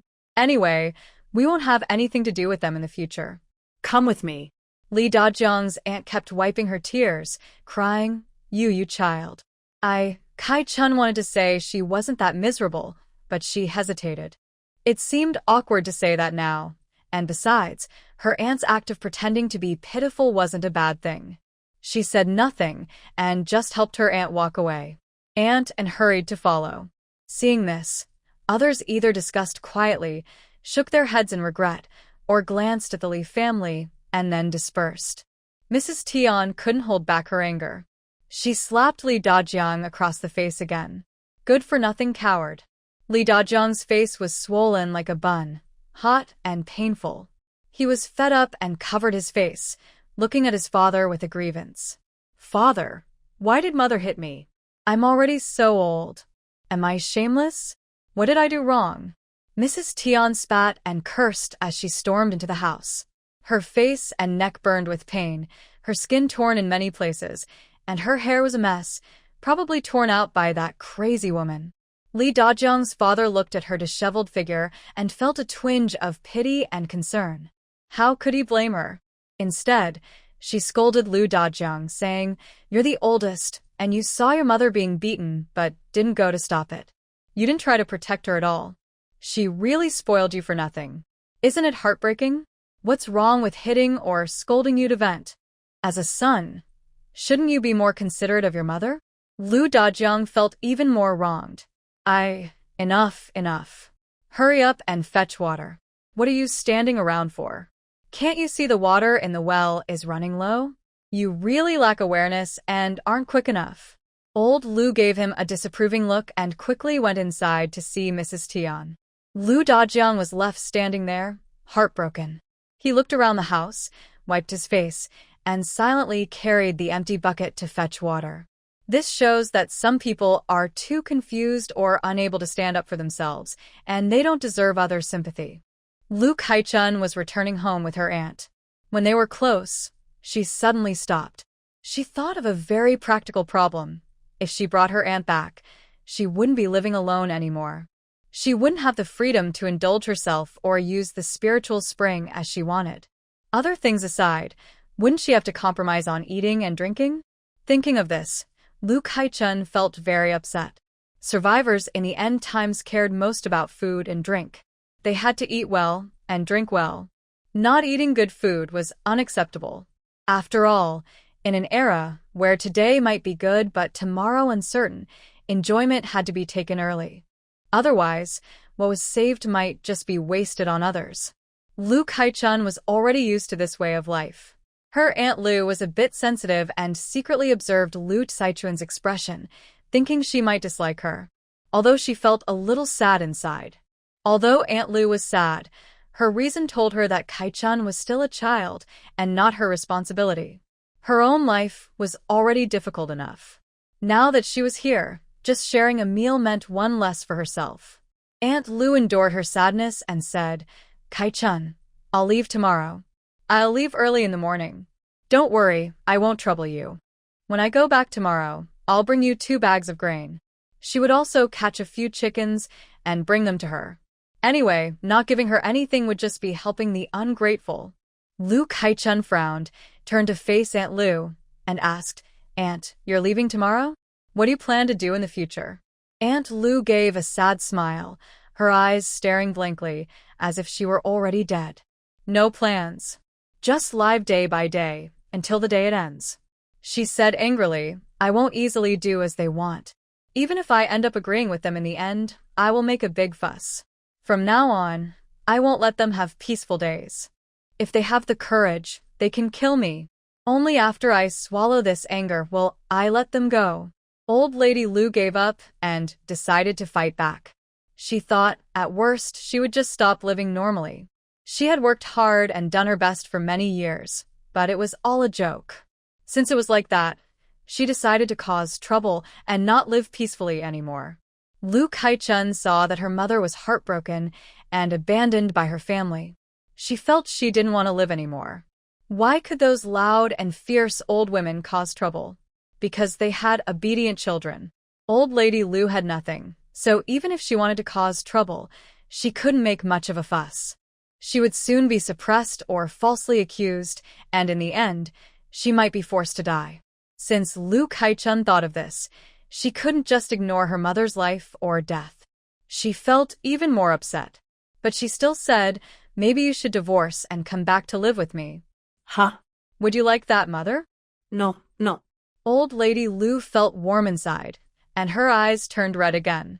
She choked and said, Kai-chun, my good girl, I am so happy to hear you say that. Just having this thought from you is enough. I won't trouble you. Besides, I don't want to be cheap to them. Lu Kai-chun said, Of course, I won't let them get away with it. If you trust me, I will handle this. I promise to make you feel better and ensure they get nothing.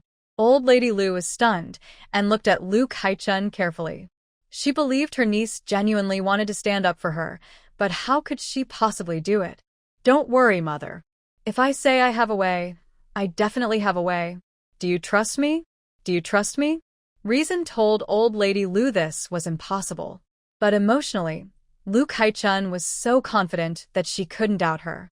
Over the years, she was the only one willing to stand up for her. Though she was younger, she was the only one.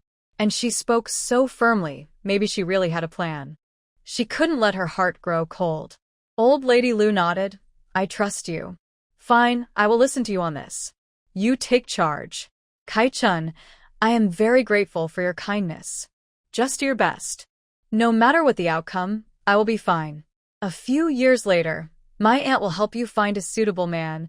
Lu Kai-chun interrupted her. The future can wait. This matter is settled now. All right. After saying this, Aunt Ludai felt suddenly relieved, as if a heavy burden had been lifted from her shoulders. Her steps became lighter. Her past had been so heavy that she couldn't breathe properly. She had long wanted to let it go. The future would be the best. As a single girl, Kai-chun couldn't live alone forever. She promised to take good care of her. They entered the house, which was tidy with 3 rooms and furniture in order. Everything they needed was there. Aunt Ludai felt a bit happy. Your life is starting to look better. Lu Kai-chun smiled softly. When we divided the family, I left with nothing. Later, I found a ginseng in the mountains, sold it, and bought many things. I also bought about 10 acres of land behind. Aunt Ludai was happy and scolded her. It seems even heaven is helping you. The Ludong Tian family really isn't good. Bah. Sit first, Aunt. I'll go cook. I'll do it. No, let me do it. Aunt, you shouldn't eat for free. Lu Kai-chun had nothing to say. She knew it. But she didn't want to live a hard life. Besides, she had to use the space. It was impossible to hide it from Aunt Ludai. The mushrooms and bamboo shoots were still being harvested. How could she store them without the space? She could only trust her. If she betrayed her, she would deny everything, claiming she was driven crazy by her stepson and her own family members. Lu Kai-chun spoke seriously. Aunt, I have something to tell you. I haven't told anyone else. You must keep it a secret. When I went into the mountains, I accidentally found a treasure. I only remember falling and waking up with it. She thought for a moment, and suddenly appeared a bowl of crispy fried meat, fragrant and hot from the oil. Aunt Lu Dai was startled. Ah! She widened her eyes, staring at the bowl of crispy meat. The tempting aroma made her swallow her saliva. She didn't know what crispy meat was, but it must be delicious. This is pork cut into strips, coated with flour and fried in oil. I sold a lot of my ginseng for silver. To avoid attracting attention, I only bought about 10 acres of land. I bought lots of rice, flour, and meat, all hidden in my space treasure. Only I can take things out or put things in. Everything except living creatures can be stored there. When put in, it looks the same when taken out, not changed at all. Aunt, do you think this is a really great treasure? Yes. Aunt Lu nodded vigorously, eyes shining with happiness. This is truly a big treasure. Kai-chun, this is heaven's way of making up for your suffering. You're such a lucky girl. But you must promise me, don't tell anyone about this. Absolutely no one. Don't worry, I won't say a word. If others find out, they might become greedy or cause trouble. Remember that, okay? Aunt Lu was so happy, she couldn't help but speak unclearly from excitement. Kai-chun Lu felt relieved. She knew Aunt Lu was trustworthy. I think the same. I only told you, Aunt. Please keep this secret for me. Don't worry, I will. Just then, someone outside called, Kai-chun, are you there? Are you still collecting mushrooms and bamboo shoots today? Old Lu and Mrs. Tian's quarrel was so annoying it almost made her forget the main task. Kai-chun, Lu quickly went out. Yes, of course we're still collecting. Please tell the villagers when you go back, so they can come quickly. Alright, got it. Kai-chun Lu started weighing the harvest, with Aunt Lu naturally helping nearby. One after another, people arrived to help with the collection. Aunt En and Aunt Lu also came to help. Seeing Aunt Lu, everyone felt some sympathy, especially the women, who sighed and comforted her with kind words. Aunt Lu secretly glanced at Kai-chun Lu. She hadn't told everyone that she planned to stay and live with her in the future.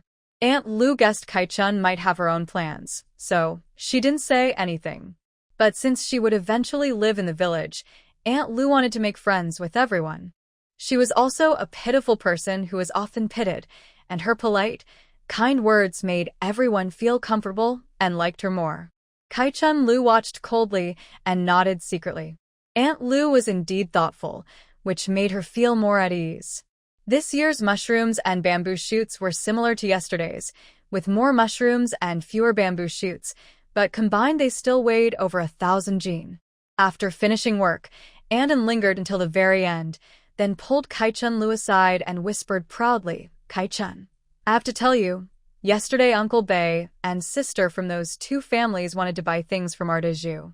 Uncle Bei's family needs 2 baskets, and sister's family wants a pair of baskets. They asked if Daju could make them. After seeing the basket my family made, everyone said they wanted to buy one. The backpack costs 7 coins, and the basket costs 3 coins. My family's Daju was very happy and busy making them. Once finished and paid for, I will give you half of the money. Daju is only 10 years old, but he already helps earn money for the family. In the whole village, he's probably the only one doing this. Aunt Anne was very happy, her heart full of joy.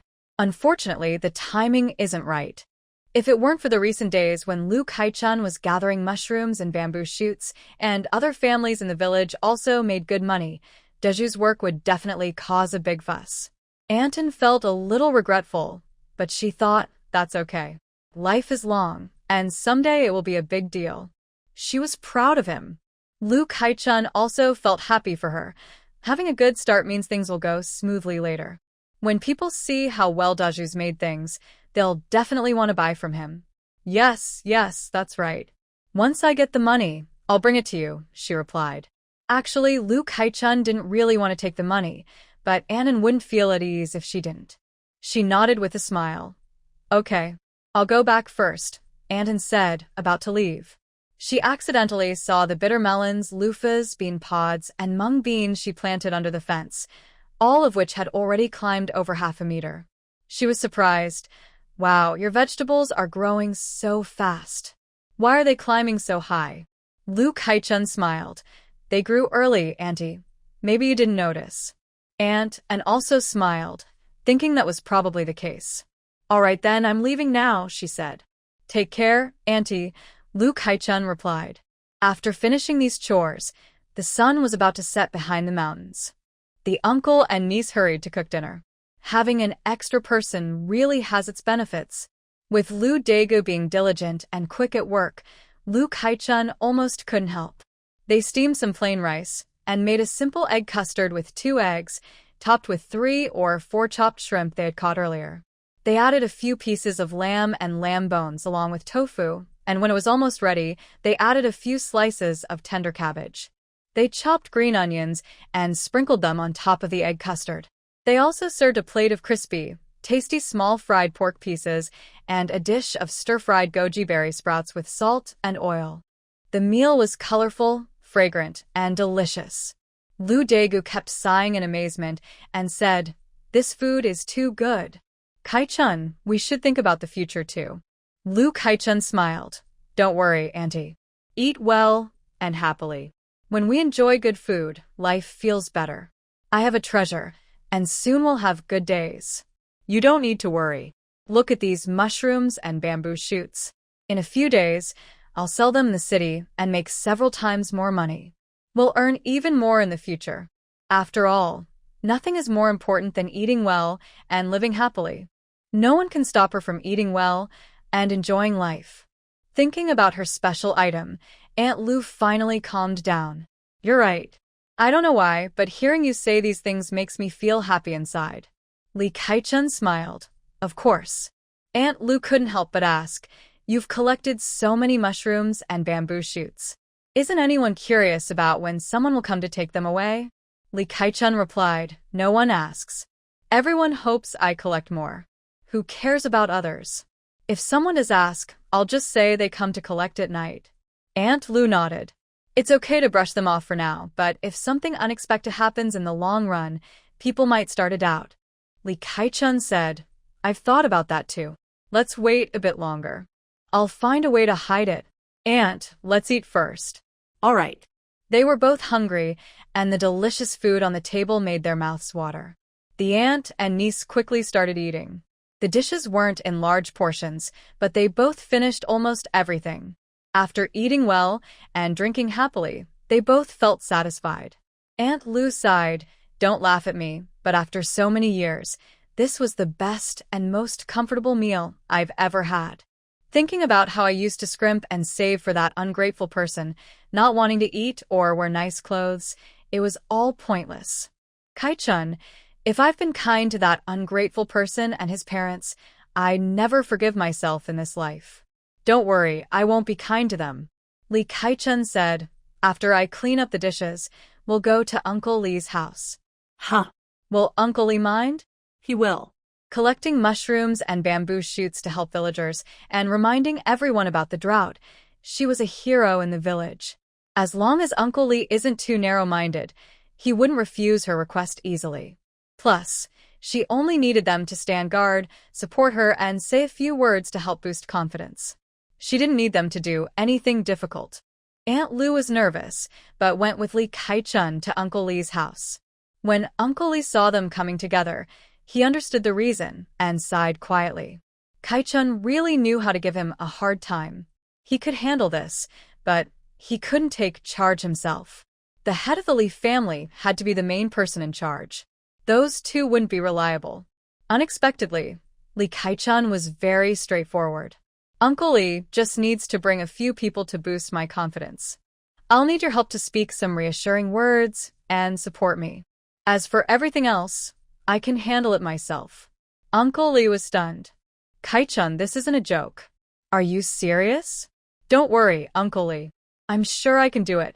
In the end times, what kind of tough person isn't capable?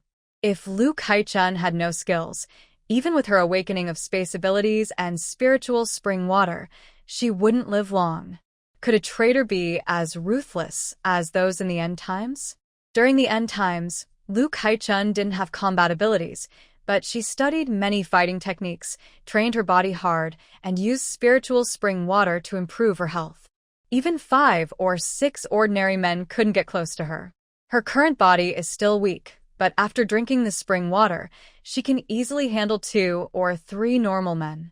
If there are 5 or 6, she can guarantee her safety and escape. This confidence is why she dares to go to the provincial city. Lu Lijing thought to himself, why don't I trust her? She's just a small, thin girl.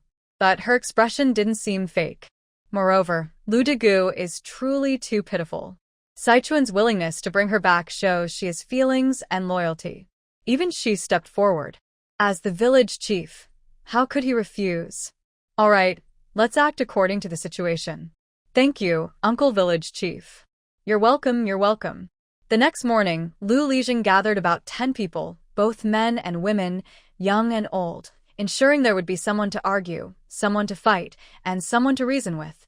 This way, no one would suffer losses. Lu Lijing also specifically sent his eldest son to Lu Lao's house. Such matters are better handled by Lu Lao and Tianshi, rather than a young girl like Kaichun. Before Lu Lao could speak, Tianshi sneered coldly. We can't interfere in other people's family affairs. We're not that shameless. Kaichun said she would handle it, right? So? Has she changed her mind?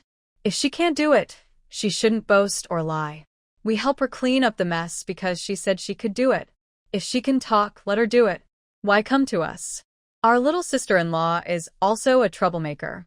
She's been like this for half her life. She's about to become a mother-in-law, but she still causes trouble. It's embarrassing. If she really felt so wronged, how did she manage all these years? She's been through it all. Now she can't handle it anymore? What a joke. Angrily, Lu Quan couldn't say a word and turned to leave. Back in front of everyone, Lu Quan recounted Tianshi's words exactly. Everyone was furious. Who would have thought there's such a sister-in-law? Pfft. What sister-in-law? She's heartless. Lu Degu clenched her teeth, furious, and wanted to hit someone. She swore that, regardless of whether things work out today, she would go to Lu Dong's house and give Tianshi a beating. Lu Kaichun said, if they can force me out and make me a woman's household, what can't they do? Village chief, with me here, I can fight for my aunt's justice. Let's go. All right, let's go. Don't worry, your aunt is from our village. We won't let them bully her like the Bai family. Today, we must seek justice. Exactly. Angered by Mrs. Tian's attitude, everyone else united in anger. When they arrived at Aunt Lu's house in Baishir village, luckily arriving a little earlier, Bai Xiaoman was actually throwing stones at the door of Aunt Lu's room. His mother and father said a few words, and he was easily persuaded, not knowing where he was. He kept moving things back and forth to his parents' house every few days. Aunt Lu said she couldn't control him anymore. Out of helplessness, she bought a big lock, locking her food and important belongings inside her room. Just one night away, and this kid managed to break the lock on her door. Aunt Lu was furious and pushed him hard. Bai Xiaoman, what are you doing? Why are you pushing me? Bai Xiaoman staggered back, startled. He was even angrier than Aunt Lu. You're back, just in time. Hurry up and bring the money. My cousin's family is waiting for the wedding. Tell me, why are you locking the door for no reason? Are you a good mother? Protecting your son like a thief. Quickly bring the money. Aunt Lu trembled with anger. You better not. I tell you, I absolutely do not agree to this marriage. I won't agree. Bai Xiaoman, with his long face, triangular eyes, thick eyebrows that looked sharp, and thick lips, looked awkward and fierce. He clearly wasn't a good person. He didn't take Aunt Lu seriously and scoffed, your words are useless. Whether you agree or not. What does it matter? The marriage is already decided. Both families agreed. If you dare to break off the engagement, it will ruin my cousin's reputation. My grandparents, uncles, and aunts won't let you go. Think about it. Aunt Lu shouted nonsense.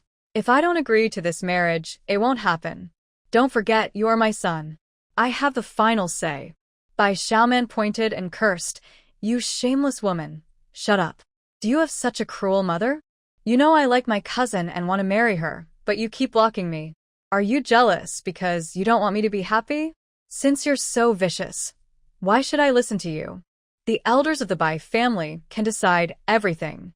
Stop talking nonsense. Open the door and bring the money, or I'll keep breaking it. You dare. Bai Xiaoman fiercely threw a stone, hitting the door with a loud bang. See if I dare or not. You. Aunt Lu Dago's eyes darkened with anger. That feeling of despair and helplessness returned. It's always like this, every time. The people in Luan village clenched their fists and looked at each other angrily. If Lu Kaichun hadn't repeatedly told everyone before not to speak first, to follow the rules and act properly, and if she hadn't been quietly warning everyone with her eyes to stay silent and still, they would have already lost their temper. It's so frustrating, so infuriating. Every village has one or two unfilial children, but someone as unfilial as this, I've never seen before. The Bai family is too bullying. Aunt Lu Dago has had a hard life these years. Lu Kaichun helped Aunt Lu Dago up. Aunt, you're the mother. Isn't it right for a mother to discipline a disobedient son? If you can't do it yourself, we're here to help. Aunt Lu Dago hated Bai Xiaoman so much that she immediately said, You're right. This unfilial son needs to be taught a lesson. Hit him, beat him hard. Bai Xiaoman then glanced at everyone in Luan village, but didn't care at all. They're outsiders. How dare they cause trouble in Bai Shi village? How dare they interfere in our family matters? Lu Saichun's voice was steady, not lowered intentionally. Bai Xiaoman heard her clearly and glared fiercely, cursing. Who do you think you are? Who are you calling unfilial? Who do you think you can discipline? You old hag, this is none of your business. I'll beat you to death first. Bai Xiaoman rushed forward aggressively to hit Lu Kaichun. Aunt Lu Dago hurriedly stepped in front of Lu Kaichun. You dare. Lu Lijing was also startled. Eldest, second, Alai, Sanmao. Quick. Before he finished speaking, Lu Kaichun pushed Aunt Lu Dago aside, dodging skillfully as Bai Xiaoman's raised arm swung at her. She kicked him precisely in the stomach. Bai Xiaoman let out a scream and fell heavily to the ground. Lu Kaichun kicked him repeatedly, using clever and swift moves, fast, accurate, and fierce. Bai Xiaoman rolled on the ground in pain, trying to get up several times but couldn't. The onlookers thought he was just being dramatic, useless, and a scoundrel. Clearly, Lu Kaichun hadn't used much force, yet he preferred to roll and scream on the ground rather than stand up. Was he trying to avoid responsibility? So shameless. Lu Kaichun kept kicking and cursing, You're unfilial, disobedient. Unfilial, disobedient. Bai Xiaoman wailed loudly, It hurts so much. I'm dying from the pain. Get away from me. I don't know who reported so quickly, but Old White Third and his wife, along with their son Bai Song and daughter, Bai Xiaohua, hurried over in a rush. Following them were some villagers from Bai Shi village, all eager to watch the scene. God. My son is dead. Who is this little brat? Stop him right now. Old White Third's wife shouted loudly and rushed to hit Lu Kaichun. Aunt Lu Da quickly stepped in to stop her. What are you trying to do? Old White Third's wife raised her hand to hit Aunt Lu Da, but two other wives from Luan village hurriedly came forward to block her. Hey, let's talk first. Why resort to violence? In the end, Lu Kaichun kicked hard, causing Bai Xiaoman to roll on the ground several times. She then turned to Aunt Lu Da, grabbing her arm, pulling and pushing her toward Bai Xiaoman. Old White Third's wife screamed, involuntarily stepping back and falling heavily onto Bai Xiaoman. The mother and daughter screamed as they tumbled together. Bai Xiaoman shouted, Ah, Mom. Old White Third's wife cried out, Xiaoman, my son. She quickly got up, hurried to help Bai Xiaoman, her face full of worry. Xiaoman, are you hurt? Are you okay? Old White Third, Bai Hua, and others also looked worried, rushing over to help and check on her. Old White Third's wife, furious and red in the face, stood up and pointed angrily at Aunt Luda, accusing her. Lu, you're so cruel. You actually mistreated Xiao Man. Do you have a conscience as a mother? You're too vicious. I want to report this to the village head. If someone isn't your own, they're not your own, and you don't care about the child's feelings. This same argument had been repeated many times over the years. Old White Third's wife's words had become tiresome to Aunt Luda, but every time she heard them, she still felt furious. She was about to retort, but Lu Kai-chun patted her hand and stood in front of her. What does my aunt's parenting have to do with you? Her son, she can hit him if she wants. Does she need your permission? Who are you to interfere in others' family matters? Do you have no shame? Aunt Luda felt a wave of relief and loudly declared, Yes. Since he's my son, I can hit him if I want. What's your problem? Old White Third's wife was stunned. Just then, another group of people arrived from Baishur village. Old White Third's wife immediately changed her expression, putting away her fierce attitude and crying to Bai Lijeng. Village head Bai, you saw everything, right? Lu isn't acting like a proper person. She's abusing my son. Village head Bai, you must stand up for Xiao Man, otherwise Xiao Man will be driven crazy by her.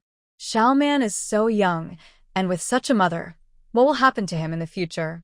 White Lijeng frowned and said, Lu, sure. Do you have anything else to say?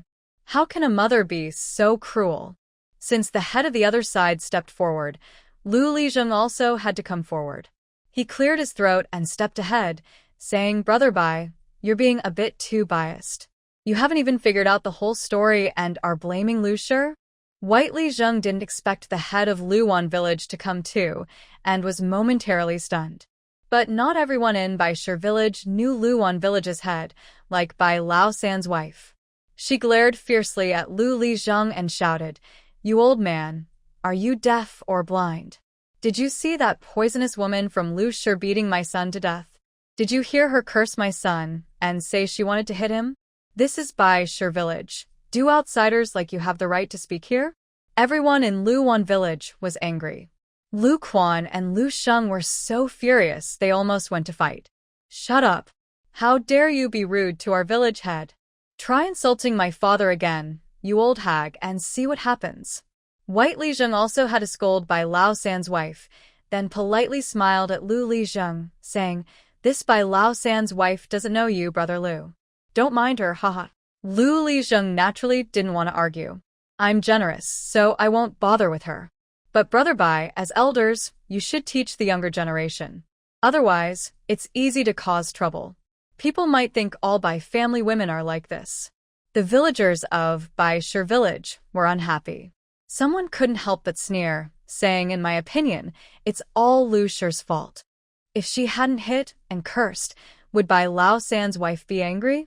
Lu Kai-chun looked straight at her and asked, Why is Bai Lao San's wife angry? Haha, that's a joke.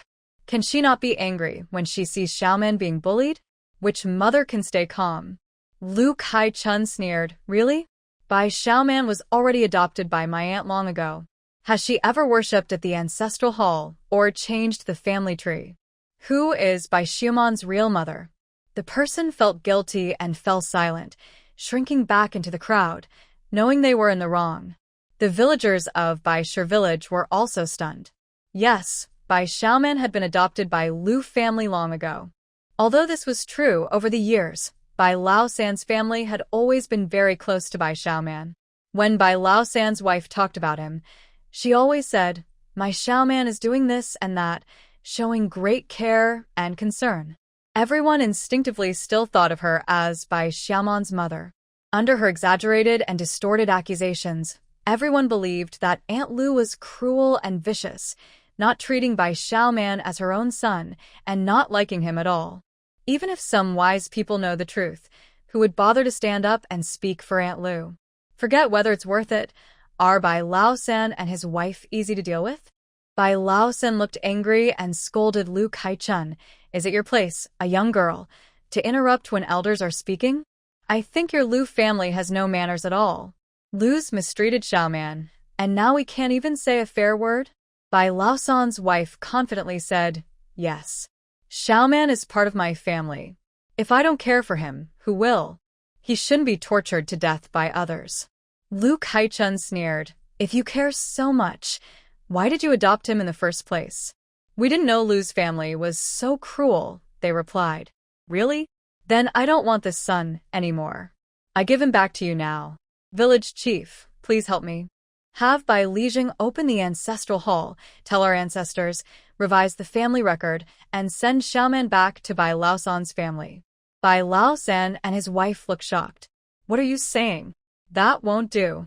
Xiaoman was also stunned, glaring at Aunt Lu. Aunt Lu ignored him and said to the village chief, Brother Lijing, please decide for me. I don't want this ungrateful son anymore. Everyone in Baishir village was noisy, talking non-stop. They had never seen someone adopt a child and then want to send him back. Village Chief Lijing's face darkened, and he scolded, Nonsense. Absolutely nonsense. Lu family, do you think this is a joke? Aunt Lu was determined to settle this today, sneering once adopted. He keeps running to his real parents' house, even bragging about how good they are, secretly sending food, eggs, new clothes, even cooking oil, vegetables, and fruits from our land to his real parents, and stealing my money to give to his ungrateful parents. What am I supposed to do? Rely on him for old age? I'm afraid he'd strangle me with a rope first. Even if he kills me and I die from illness, who will stand up for me? No one. If that day comes, I will have died in vain. I don't want this ungrateful son anymore. He was never my son. Bai Laosan's wife, furious, rushed over to hit Aunt Lu. You're talking nonsense. I'll tear your mouth apart. Many people from Lu Bei village came to stop her, pushing and shoving Bai Laosan's wife. What's wrong? Do you think we're easy to bully in Lu Bei village?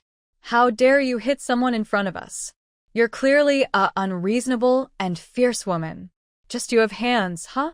Want to hit someone but can't even get close. Exactly, Ba. Old Mrs. Bai's wife was both angry and hateful. She sat down heavily on the ground, slapped her thighs, and cried out loud. Vicious woman, wicked-hearted woman, cursed woman. Lying all the time and bullying others. Clearly, you don't like Xiaoman and you treat him like a thief, always on guard and hitting him. I saw that poor child and try to speak some fairness, but you turn black into white? You say he took things from our family, and whatever you say is true. Do you have proof? Or did someone see it? Say it, say it. No proof means you're slandering. You must compensate, or this matter isn't over today. Old Mr. Bai also cursed fiercely. That's right. Our family adopted him, not for you to hit and vent your anger. If Lu's family mistreats the child, we have the right to ask questions. All your nonsense is just slander. Do you think we are easy to bully? If you don't compensate today, old Mrs. Bai interrupted. If you don't pay 10 taels of silver and promise never to say such nonsense again, this matter isn't finished. Everyone in Luan village immediately cheered and took sides with old Mr. and Mrs. Bai. Their family's reputation in the village wasn't great, but that's just how the village is. Even if people dislike them, they are still one of us. When outside, everyone stays united. It was just a few words of support, and no one would lose their meal over it. Seeing them blatantly lying, the villagers from Liuzhou village were furious. They scolded each other fiercely, the tension thickening. Old Mr. Bai and old Mr. Lu, confident in their status, didn't join the argument, but secretly cheered for their own side. Today, everyone was full of energy. Neither side backed down, and the argument grew more intense. It looked like they might start fighting. But fighting was impossible. Once they fought, it wouldn't be a simple dispute anymore. It would turn into a brawl. And when people are angry, once they start hitting, the consequences could be serious, injuries, or even worse. If it came to that, the two villages could become enemies forever.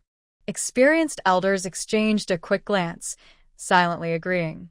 In a flash, they shouted to stop their villagers. Quiet, everyone. Stop arguing. Everyone shut up. No more talking. After a while, old Mr. Lu and old Mr. Bai managed to calm both sides, though everyone still looked suspiciously at each other. Old Mr. Lu said, We're here to solve the problem. Can arguing solve anything? Chun, you speak. Old Lady Bai's daughter-in-law immediately jumped up angrily. What does this useless girl know? Let her say what she wants. Lu Kaichun replied, this is my family's decision. It's my Lu family's matter. None of your business. Stop acting so high and mighty. You. Quiet. Lu Kaichun raised her voice. I've never seen a family where the adopted son still gets involved in matters. Once he's adopted, he's like someone else's son. Try going to your neighbor's house and tell them how to raise their son. See if they listen. They might even slap you for your trouble. That's different. How is it different? Worshipping ancestors in the ancestral hall or changing the family tree. Does that not count? Can it not be real? Your Bai Shur village really opens people's eyes. Village Elder Bai, after we go back, let's spread the word that in Bai Shur village, once someone is adopted, the original family can't interfere. That's impressive. In their eyes, family rules mean nothing.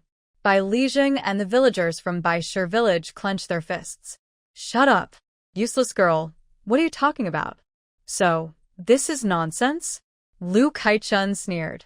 So you also admit that once someone is adopted, they belong to that family and the original family has no say?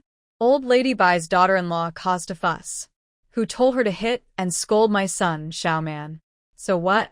When your neighbor scolds their own children, do you interfere? Do you dare? Does your neighbor agree? That's different. Oh, it's different? It seems Bai Shur village really is unique. The family rules here are different from everywhere else.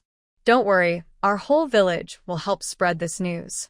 The people from Luan village were very happy to hear this and supported loudly. Yes, we will definitely spread the word. This is eye-opening. Old Lady Bai's daughter-in-law puffed up her chest. You're bullying people, bullying people. Shut up. Bai Lijing glared at her fiercely and scolded, You sure?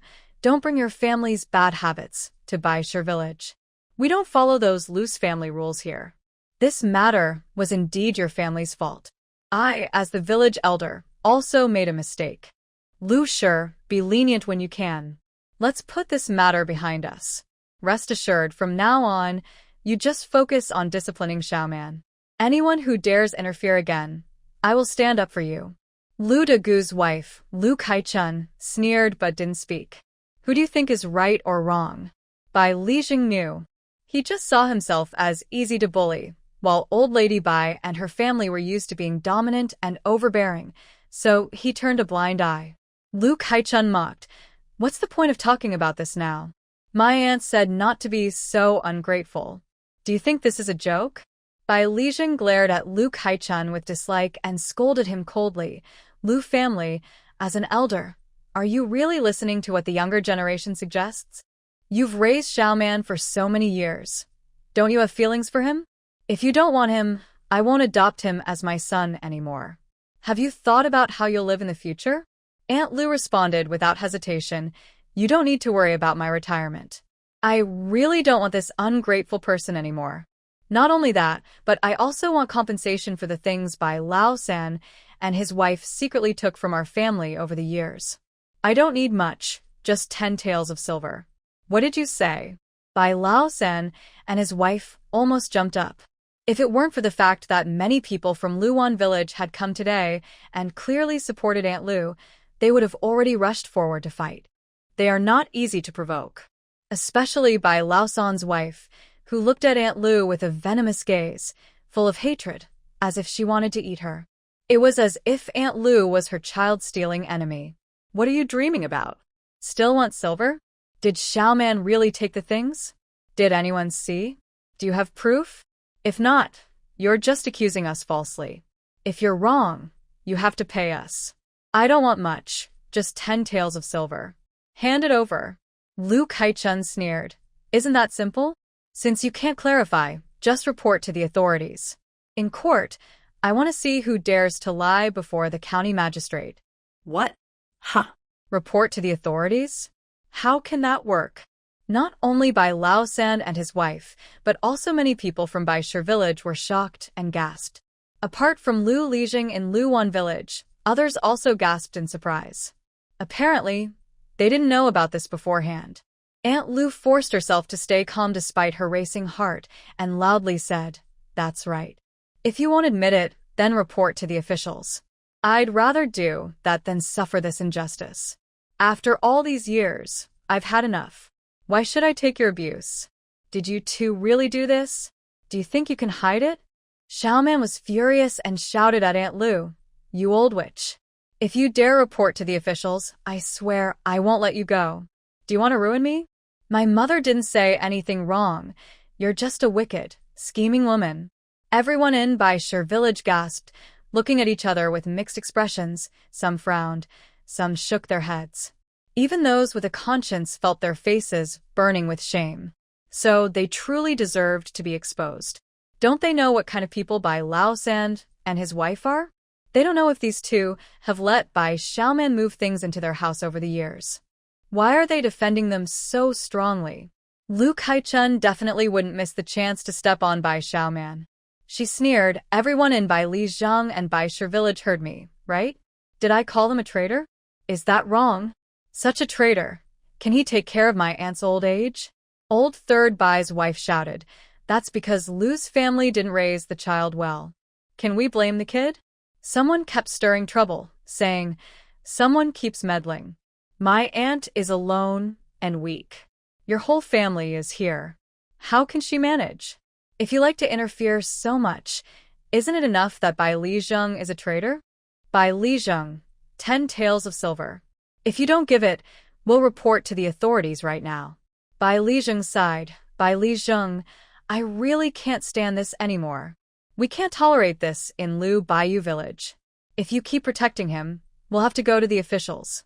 Lu Kaichun said, "Aunt, don't be afraid.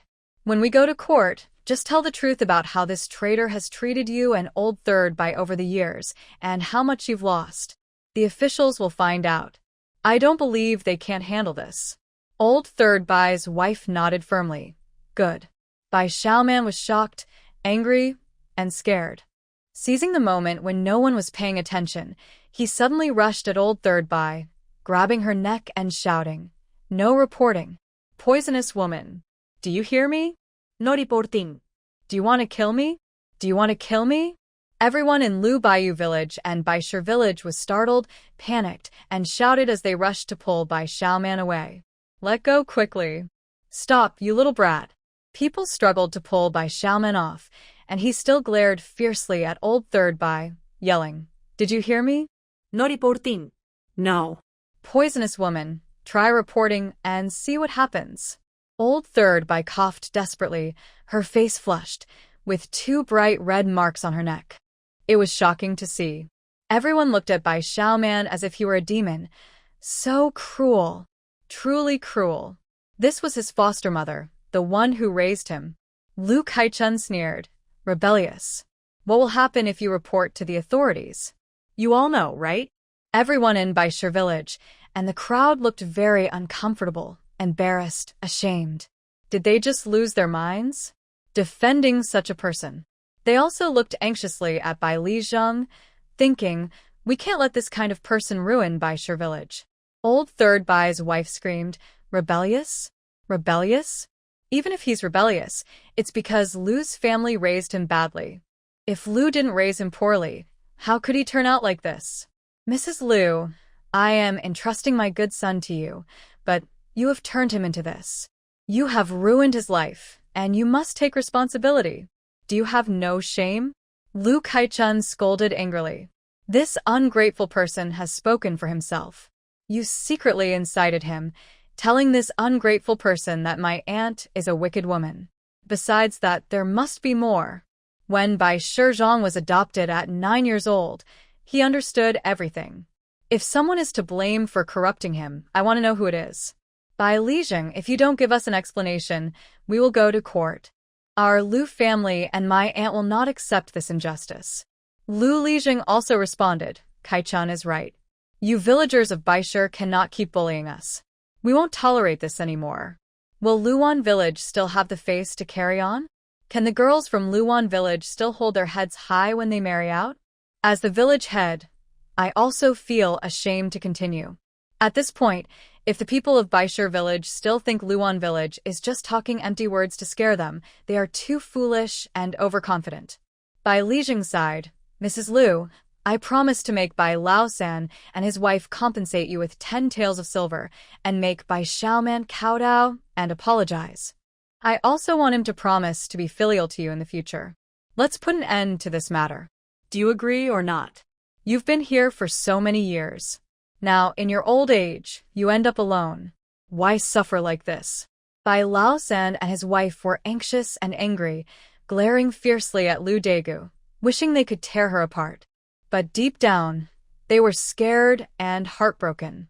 10 taels of silver. Mrs. Lu Daegu shook her head. Uncle Lijing, you don't need to persuade me anymore. I have made up my mind.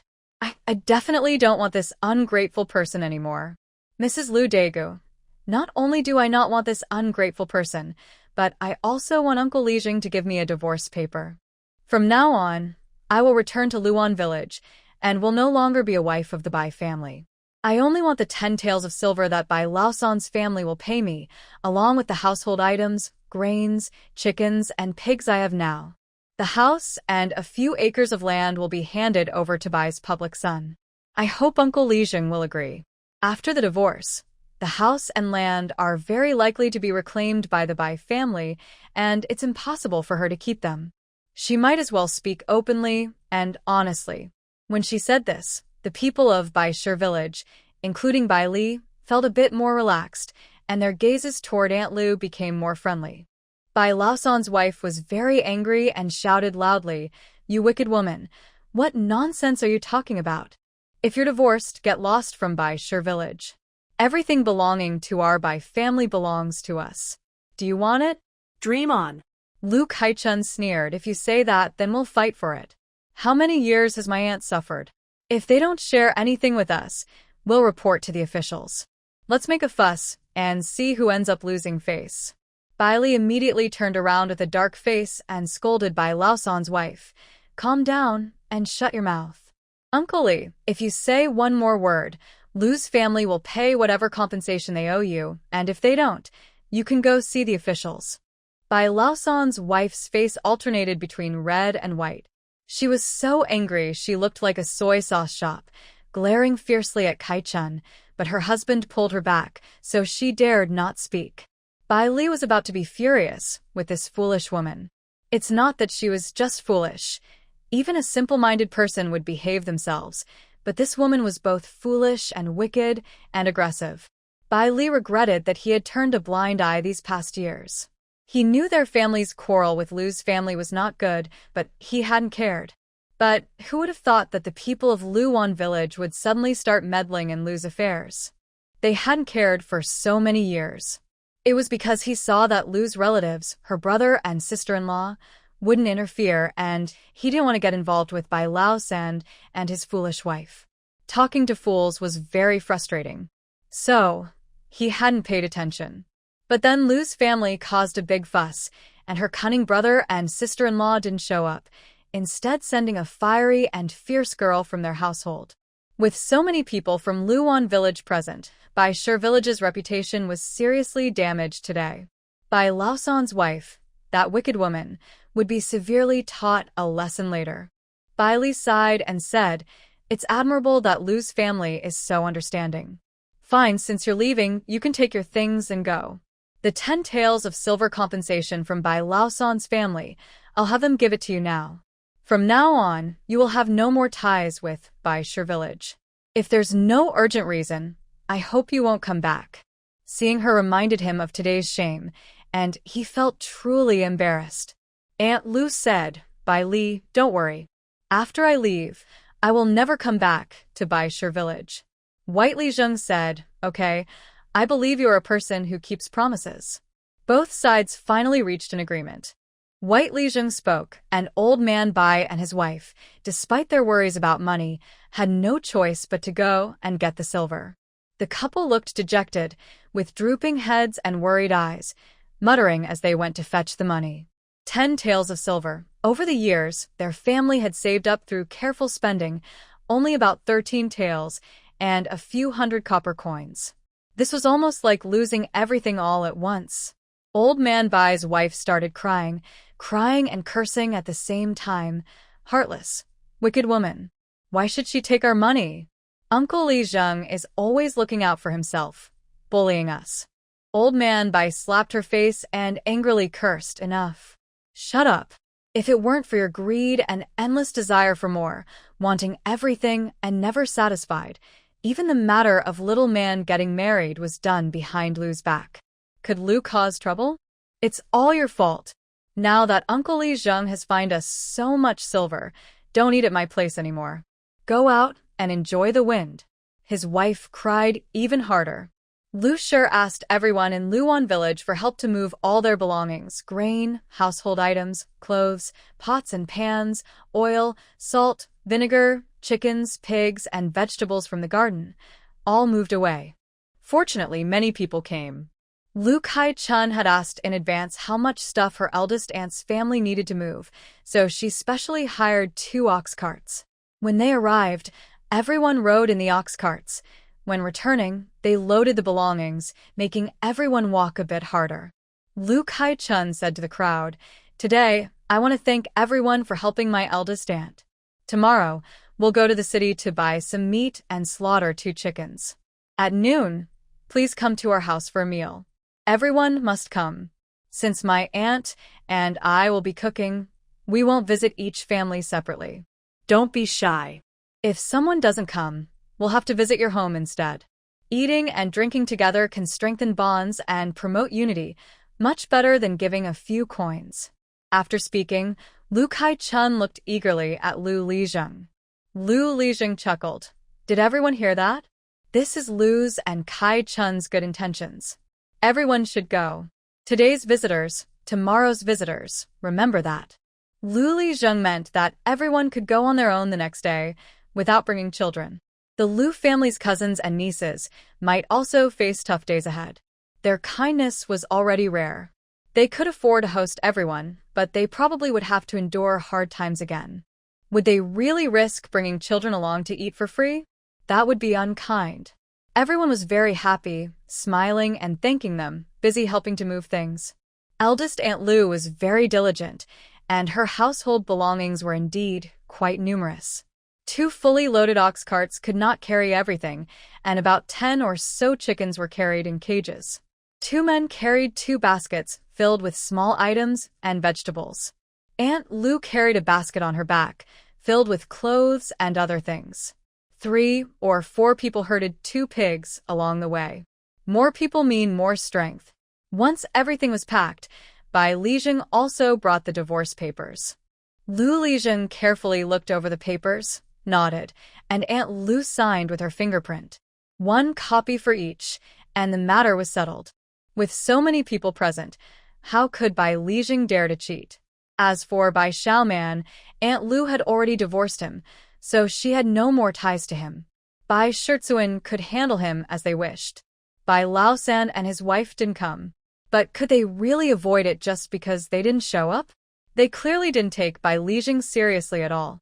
Without even needing Lu Kai-chun and the others to say anything, Bai Lizheng was already furious, shouting angrily for someone to go find them and demand money.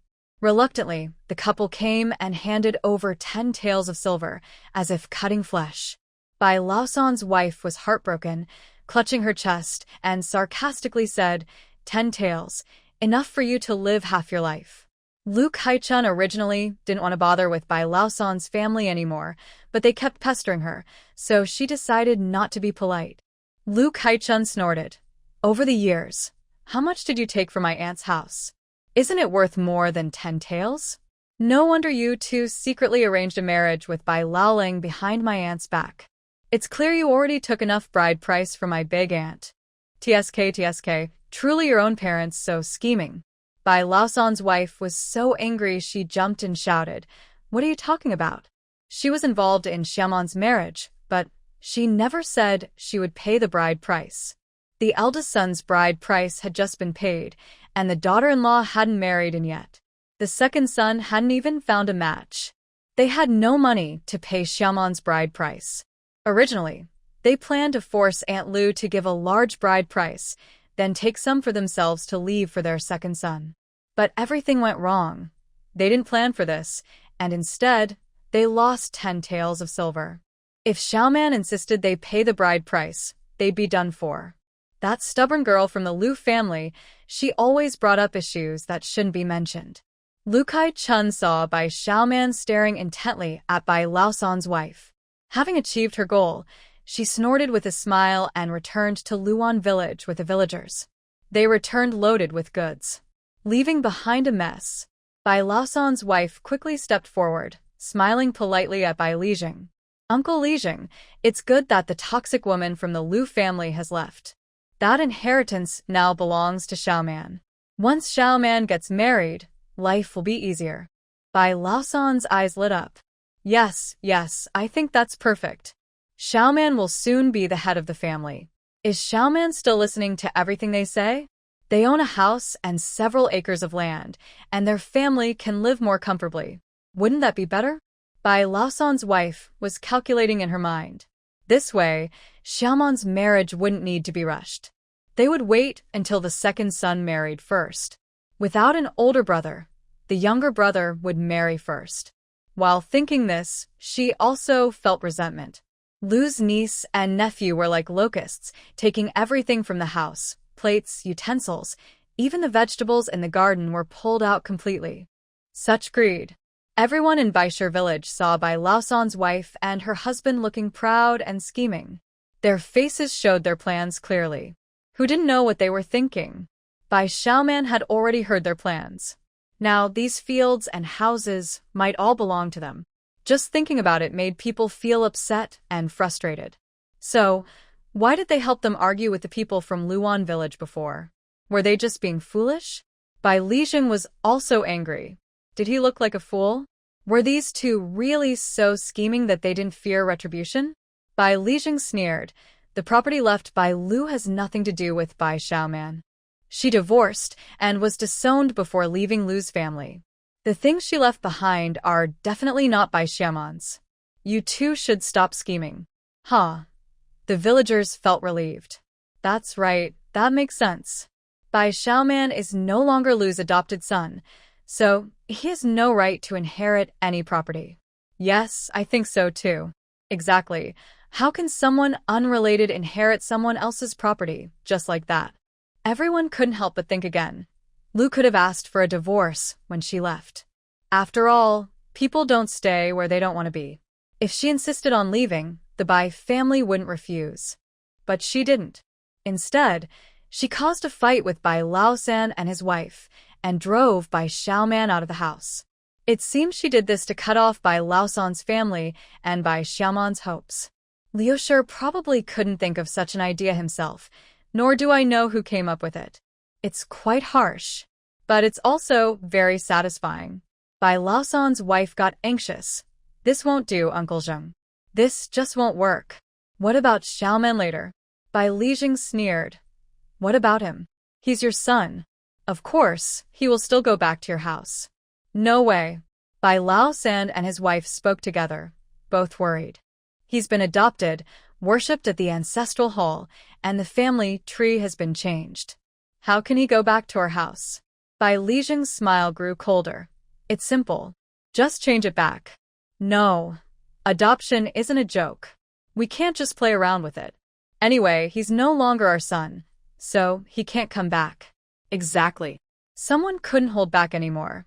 Since he's not your son anymore, why have you been interfering in his family all these years? Meddling and even deciding his marriage? Bai Laosan's wife spat and cursed. That's not true. It's that wicked woman talking nonsense. Someone else couldn't stand it. Oh, so it's the Liu Shi woman spreading rumors? If they go to court, why don't you go? You'd rather pay 10 taels of silver than do that. Your family must be really rich. Everyone burst into laughter. Who has so much money that they wouldn't mind paying 10 taels of silver? Bai Laosan's wife was furious and embarrassed. None of your business. Mind your own words. Bai Xiaoman was heartbroken and finally reacted. He looked at Bai Laosan and his wife in disbelief, questioning. Dad, Mom, didn't you say you always treated me as your son and never changed?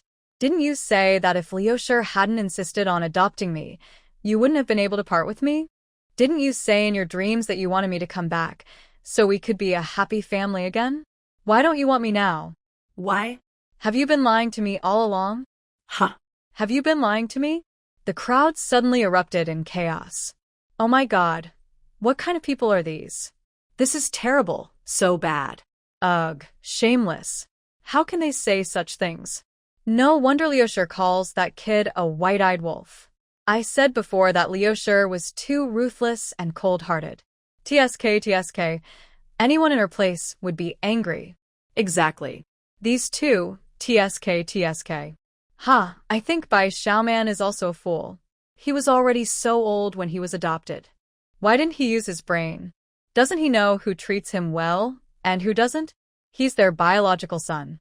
Whatever his biological parents say, he shouldn't doubt them, right? That's true. Let's see what happens next. Old Man Bai and his wife were furious and glaring fiercely at Xiao Man, secretly scolding him harshly in their hearts. Of course, they refused to admit anything, denying and exchanging quick glances with Xiao Man. But Xiao Man was heartbroken and didn't care about their looks. He was in great pain and hysterically questioned why they didn't want him and why they had lied to him. While crying out in pain, he revealed all the private words they had spoken to him in the past. Old Man Bai and his wife were exposed completely, as if their secrets were laid bare. Embarrassed and angry, Old Man Bai shouted, "Shut up! Be quiet!" and, losing patience, kicked Xiao Man to the ground. He yelled, "I told you to stop talking nonsense." Xiao Man clutched his stomach and cried out painfully, looking up at his father with a confused face. He never expected that the kind, caring father who used to smile at him and show concern would suddenly kick him so hard. It hurt a lot. Not just physically, but emotionally too. The teenage boy sat on the ground crying loudly, heartbroken and miserable. Few people felt sorry for him. Most just cursed him under their breath, thinking he deserved it. People from the village, including Bai Lizheng, insisted that no matter how much Old Man Bai and his wife caused trouble, it was useless. If they didn't agree, they told them to report to the authorities or have the courage to leave Bai Shir village. They had nothing, only able to grumble and feel frustrated. So, Xiao Man returned to Old Man Bai's house. The land and house left by Aunt Lu De became property of the village. The dispute over the adoption was officially over. As for how life would be in Old Man Bai's family from now on, chaotic and noisy, had nothing to do with Aunt Lu De. She felt relaxed and happy, returning home with Lu Kai-chun. All their belongings were piled in the middle room. The young people were still herding two pigs, which moved slowly and hadn't returned yet. Aunt Lu Kai-chun and her nephew apologized, and everyone said they didn't mind. They gradually left, while Aunt helped to move and organize things. The house had 3 rooms, 2 bedrooms, a main hall, and a kitchen. Although Lu Kai-chun didn't like sharing a room with others, she had to make do for now. Fortunately, the bedrooms and main hall were spacious enough.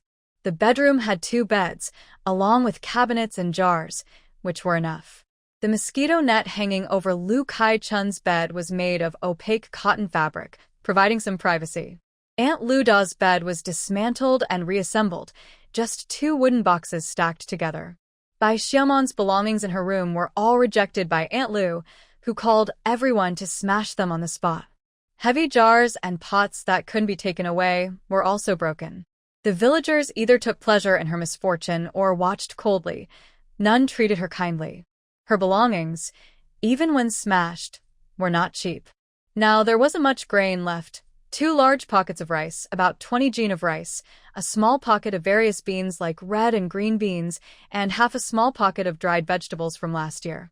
She gathered these together and kept them in the room. The pots, bowls, and utensils were placed in the kitchen. The baskets, back baskets, and woven baskets were stacked in the corner of the main hall.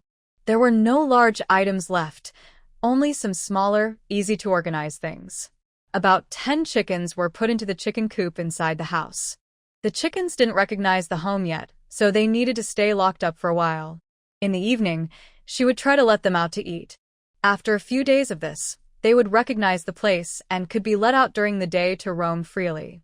If she let them out now, who knew where they might run off to?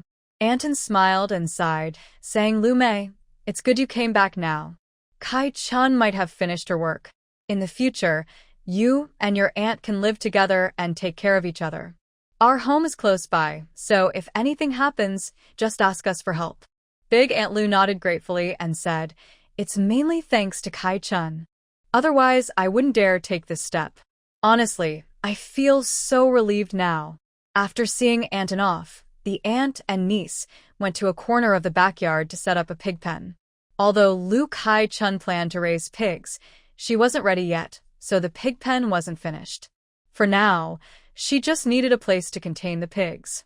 Tomorrow morning, she would go cut bamboo and collect bamboo branches, then ask around for some rice stalks from others to build a shelter.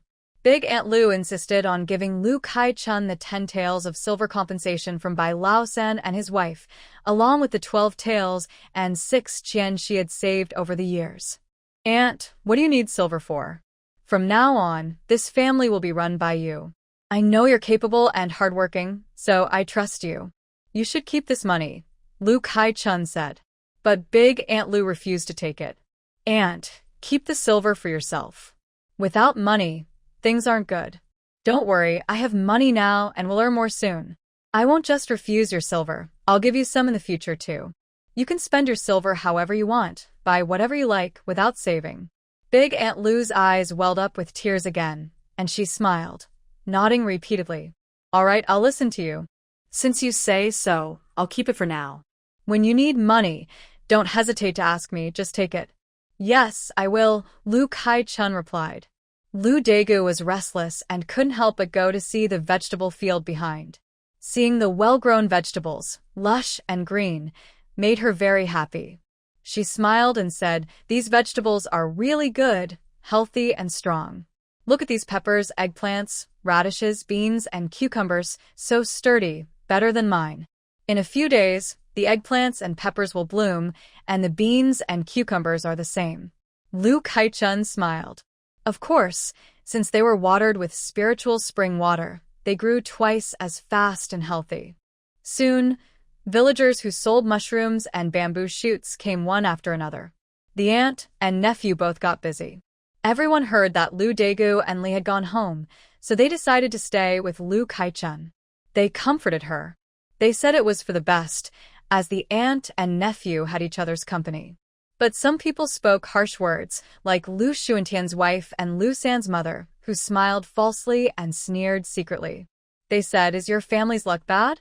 Why are both generations of the aunt and niece ending up like this? One worse than the other. That's not good.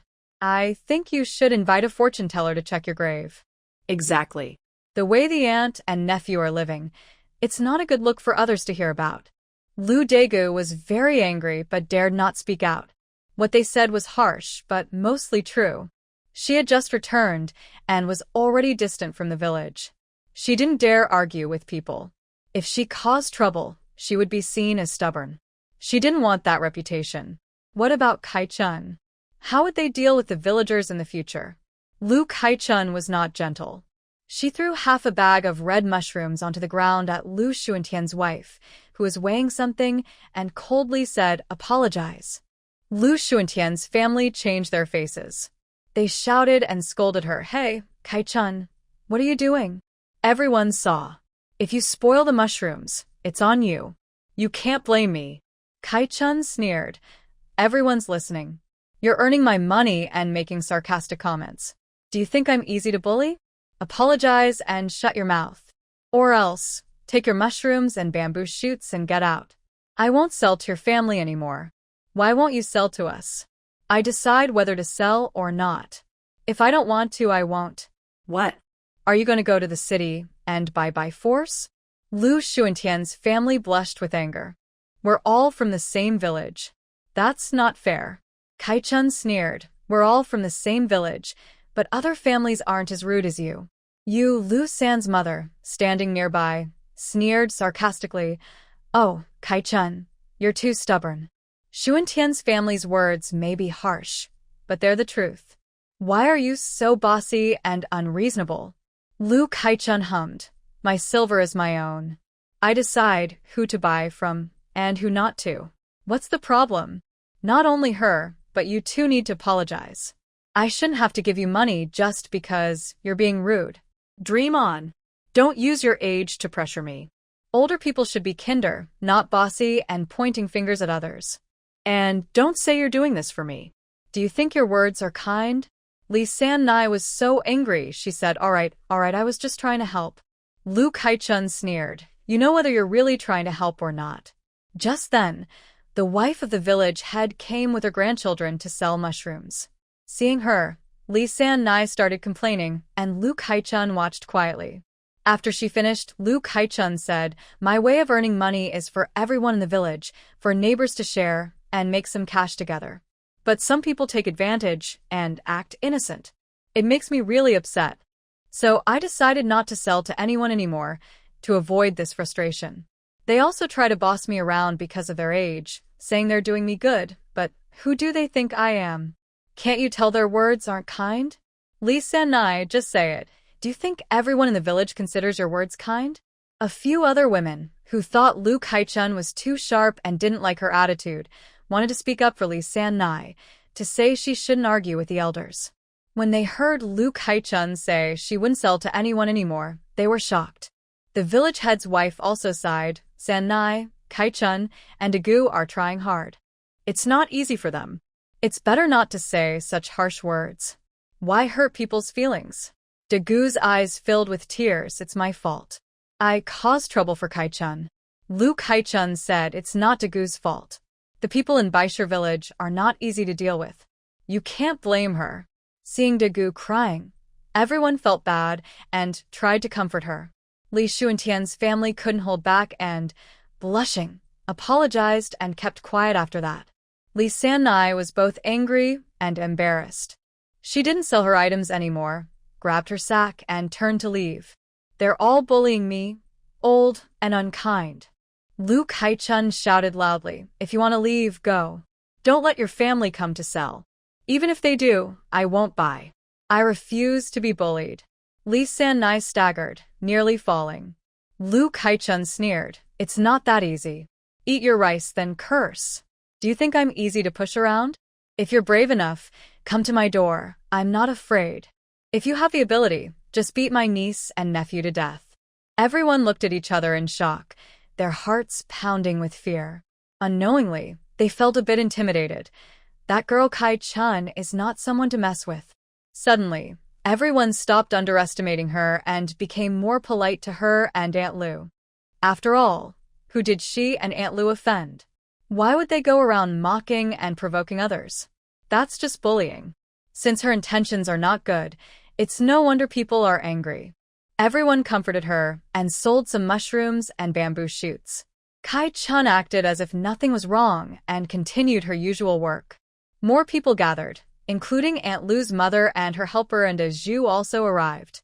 Kaichun smiled and asked, Daegu, why are you here? You're not weaving today? Daegu scratched his head and chuckled. I've been weaving all day. I'm bored and thought I'd come help out. Everyone laughed. Today, they gathered even more mushrooms and bamboo shoots, totaling over 1,500 jin. Tomorrow is the last day, and the day after tomorrow, Kaichun will leave for the provincial city.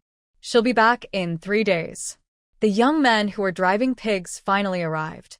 2 pigs, each weighing around 50 jin, were penned in the backyard corner. Aunt Lu brought all the vegetables from her garden. Today, they didn't feed the pigs grass, but used vegetable leaves to feed them first. Tomorrow, they would feed the pigs grass. The villagers had all gone home to prepare dinner. The niece and nephew's place was lively too, chickens, ducks, and pigs all making noise. The little dog ran around, barking and chasing people. The bitter gourds and loofah vines on the fence grew even taller, and the vegetable garden behind the yard was lush with green, tender chicken feather vegetables ready to eat. Kaichun discussed with Aunt Lu, how about we have garlic sprouts, stir-fried lamb slices, sweet and sour ribs, chives with small river shrimp, and chicken feather vegetable soup tonight? Aunt Lu swallowed hard. Isn't that a bit too much to eat? Kaichun firmly said, life is meant to be enjoyed with good food every day. Aunt Lu thought for a moment and nodded. All right, I'll listen to you, girl. Kai Chun smiled. Let's eat early. Maybe there will be some trouble later. Aunt Lu frowned. What about third Aunt Lu? How can she still have the face to cause trouble? Not every family is shameless. Usually people with dignity don't act that way. Only a very few are shameless. Third Aunt Lu's family isn't shameless, so they probably won't come. Lu Kai Chun shook her head. They probably won't, I mean my father and stepmother. Lu Dagu's face changed. He clenched his teeth and spat. They might actually do it. Not just possible but certain. Yesterday they made harsh threats. When some people were around, they didn't have the courage to come. After dark, what can you say? How else can they show they exist if they don't make a fuss? They blanched ribs in boiling water, coated them with brown sugar, and made sweet and sour ribs that are shiny and attractive, with a mouth-watering aroma. Stir-fried chives with small river shrimp, red shrimp and green chives, fresh and tender.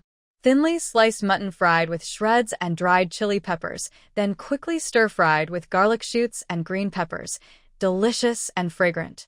Finally, a clear, tender chicken feather vegetable soup, light and refreshing. After preparing 3 dishes and 1 soup, they usually first set aside some food for the little dog. The dog happily wagged its tail and ate dinner. Meanwhile, the aunt and nephew sat at the square table and started eating. Lu Dagu had never tasted sweet and sour ribs or lamb before. He often ate chives, but this was his first time trying stir-fried river shrimp with chives. Everything was surprisingly delicious. He kept praising the food and laughing, saying he was lucky. Just for these dishes, she should have kicked out the ungrateful person and stayed to accompany her niece. Lu Kai Chun's cooking skills were still good. She valued eating and drinking and naturally wouldn't let herself be wronged. To always enjoy tasty food, she had to keep experimenting. Over time, she became almost a foodie. During the apocalypse, her space even contained many recipes. Others laughed at her for collecting useless things as treasures. When she cooked good dishes, they all ate happily, not missing a single bite. Ha! With the fragrant white rice, the aunt and nephew finished all 3 dishes and the soup happily. Lu Dagu squinted happily, and Lu Kai Chun also felt very cheerful. She didn't care about most things, but she insisted on eating well. As expected, before they finished cleaning the table, they heard the little dog barking fiercely. They looked over and saw Lu Lao Dad, Tian Shi, Lu Dejiang, Lu Deyong, Lu Kaixia, and Lu Dezhuang, all neatly gathered together, arriving all together. Lu Dagu's eyelids twitched sharply. Really? The whole family came? Lu Kai Chun immediately pulled Lu Dagu, and they went outside. She quickly locked the door behind them. Tian Shi was so angry she nearly fell back. You little brat, what do you mean? Why can't we even get into your house? Lu Kai Chun sneered. You brought so many people. Our house is small and can't hold everyone. Outside is spacious. Isn't it better to talk outside? Mister. Tian angrily said, I think you're just afraid we'll take your stuff. Lu Kaichun replied, Oh, so you know that too. You. Mr. Tian was so angry, he complained to old Lu. Look at this girl. She's acting like we're thieves guarding our things. Lu Kaichun sneered, I didn't say anything. You said it yourself. Besides, last time, Lu Deong and Lu Saixia ran in front of so many people to grab my money. How could I not be cautious? Old Lu and Lu Dajiang wouldn't do such things, but Lu Deong, Lu Saixia, and Lu Dazhuang might. The bedroom and main hall only had curtained doors, no actual doors. Between the kitchen and the main hall, there were also no curtains. If those 3 siblings took advantage of the chaos to steal things, even if they didn't succeed in getting anything, wouldn't it be a big mess? Mrs. Tian was furious. Nonsense. You're talking. Whether it's nonsense or not, you know it deep down. So many people are watching. What's the point of arguing with me? You. Enough, stop talking. Just tell me, what do you want? Mrs. Tian glared at Lu Kaichun angrily. Her 3 children also looked at Lu Kaichun with anger. But Lu Kaichun didn't care. Old Lu pretended not to see or hear the confrontation between Lu Kaichun and Mrs. Tian. He didn't want to get involved with that stubborn girl. Talking to her only shortened his life. He sighed deeply and said to Lu Daegu, I heard you're getting divorced? You don't want your stepson anymore? Lu Daegu sneered. What stepson? I didn't want to adopt him in the first place. I raised him only to get betrayed. Why should I care now? Big brother, be careful. Even if I divorce, I won't trouble you and your wife. I'll live with Kai-chan in the future. Lu Saichuan's eyes flickered, almost forgetting how important household registration was. Tomorrow, she planned to buy meat in the county town and also register her aunt's household. Getting household registration requires approval from the village head, and tomorrow she was planning to rent a cart from him. She could mention it then. Foolish. You're so clueless. Old Lu looked disappointed. You and Kai-chan living together. What's that about? You raised a son, and now you're just giving him away? What will you rely on when you're old? Are you even thinking? Tomorrow morning, come with me to Baishir village to ask the village head to cancel this. As a mother, can't you manage your own son? I believe after this, he will realize his mistake and will be good to you in the future. Don't just think about your immediate happiness. You'll regret it later. Lu Aunt was furious and shouted, My affairs don't concern you. I'm your brother. Who else should I listen to? He replied, Do you even remember you're my brother? Ha! When I was bullied and crying for help, how did you refuse? Now I've finally escaped the mud and can start fresh, and you come to interfere again? Bah! Giving you face? My matters are none of your business. Old Lu trembled with anger. You don't recognize good intentions. My affairs don't need your help. You don't need to worry about me anymore. Mrs. Tian sneered sarcastically, Sister. Don't speak too confidently. If things get really bad someday, don't worry. Even if I have to beg someday, I won't come to your house. Keep that in mind. Mrs. Tian couldn't hold back and sneered, trying to provoke. Who knows what will happen in the future? You're back now, bringing food, silver, chickens, and pigs. Who knows what their true intentions are? After a year or so, who knows what the situation will be then? Lu Kai-chun snorted softly. So, you don't trust me? Come on, stepmother, tell me. What's your good idea? Mrs. Tian smirked proudly and softened her tone to Lu Aunt, breaking bones and tendons. We're all doing this for your good. Kai-chan has already established herself as a daughter of the household, so she's no longer one of us. If you want to go back to your maiden home, you should return to us. Your brother's words were just angry words. Don't you argue with your own brother? You, as a sister, have come back but don't stay with us. How will outsiders see us? Just go back with us first. Whether you return to Baishir village can be discussed later. Of course she wanted to go back. Otherwise, would her family raise her all her life? Mrs. Tian had already planned. She was after the grains, silver, chickens, and pigs Lu Aunt brought back. Once she got these, she would find ways to force Lu Aunt to return to Baishir village. Mrs. Tian gloated. Da Jung, what are you waiting for? Hurry up and help your aunt move her things. Don't forget the 2 pigs and 10 chickens locked in the back. I'll see who dares to move them. Lu Aunt, unable to bear it, pounced on Mrs. Tian and scratched her face fiercely, pulling her hair and scolding as she fought. Vile woman, poisonous woman. I knew you had bad intentions. No wonder you came sneaking around, thinking about my things. My belongings are for my livelihood. Don't I know what I'm doing? I only have these possessions left now. You can't even bear to see them, and you're plotting against me. Do you still have any shame? Is she still a person? Mrs. Tian was both angry and out of breath. Her face and neck injuries hadn't healed yet, and now she had new wounds. Last time, her hair was torn out by that shrew, and she dared to do it again. Mrs. Tian, furious and trying to defend herself, shouted, Are you all dead? Hurry up and help. Old Mr. Lu wanted to step forward, but was afraid. He was anxious and pacing around. Stop. All of you stop. Our family has been causing trouble every few days. Aren't you ashamed? Lu Mei, what are you doing? Let go of your sister-in-law. No one paid attention to him. Big Lu, confused and unsure what to do, looked panicked. Lu De Yong and Lu De Zhuang shouted, Don't bully my mother. And rushed forward. Lu Kaixia, sneaky and with a mischievous look, glared at Lu Kai-chun, and tried to hit her. Lu Kai-chun looked at them coldly, having seen through their tricks long ago. She waved her long bamboo pole skillfully. Lu De-yong and Lu De-zhuang, like big winter melons, fell to the ground with a plop, crying out in pain, clutching their legs. "Dad, Mom, my leg. It hurts so much. Mom, my knee is scraped. It's bleeding." Boo-hoo. As for Lu Kai-xia, she was startled and dared not go forward again. But Lu Kai-chun didn't let her off. With a flick of her bamboo pole, she knocked her down as well. Lu Kai-chun glanced at her aunt and Mrs. Tian. Usually, Mrs. Tian didn't work much and was no match for the diligent and capable eldest Aunt Lu De-gu. She was simply being oppressed and beaten. Lu Kai-chun didn't bother with her. Lu Kai-xia and her siblings were so scared they were trembling, crying out in pain and falling over, unable to do anything.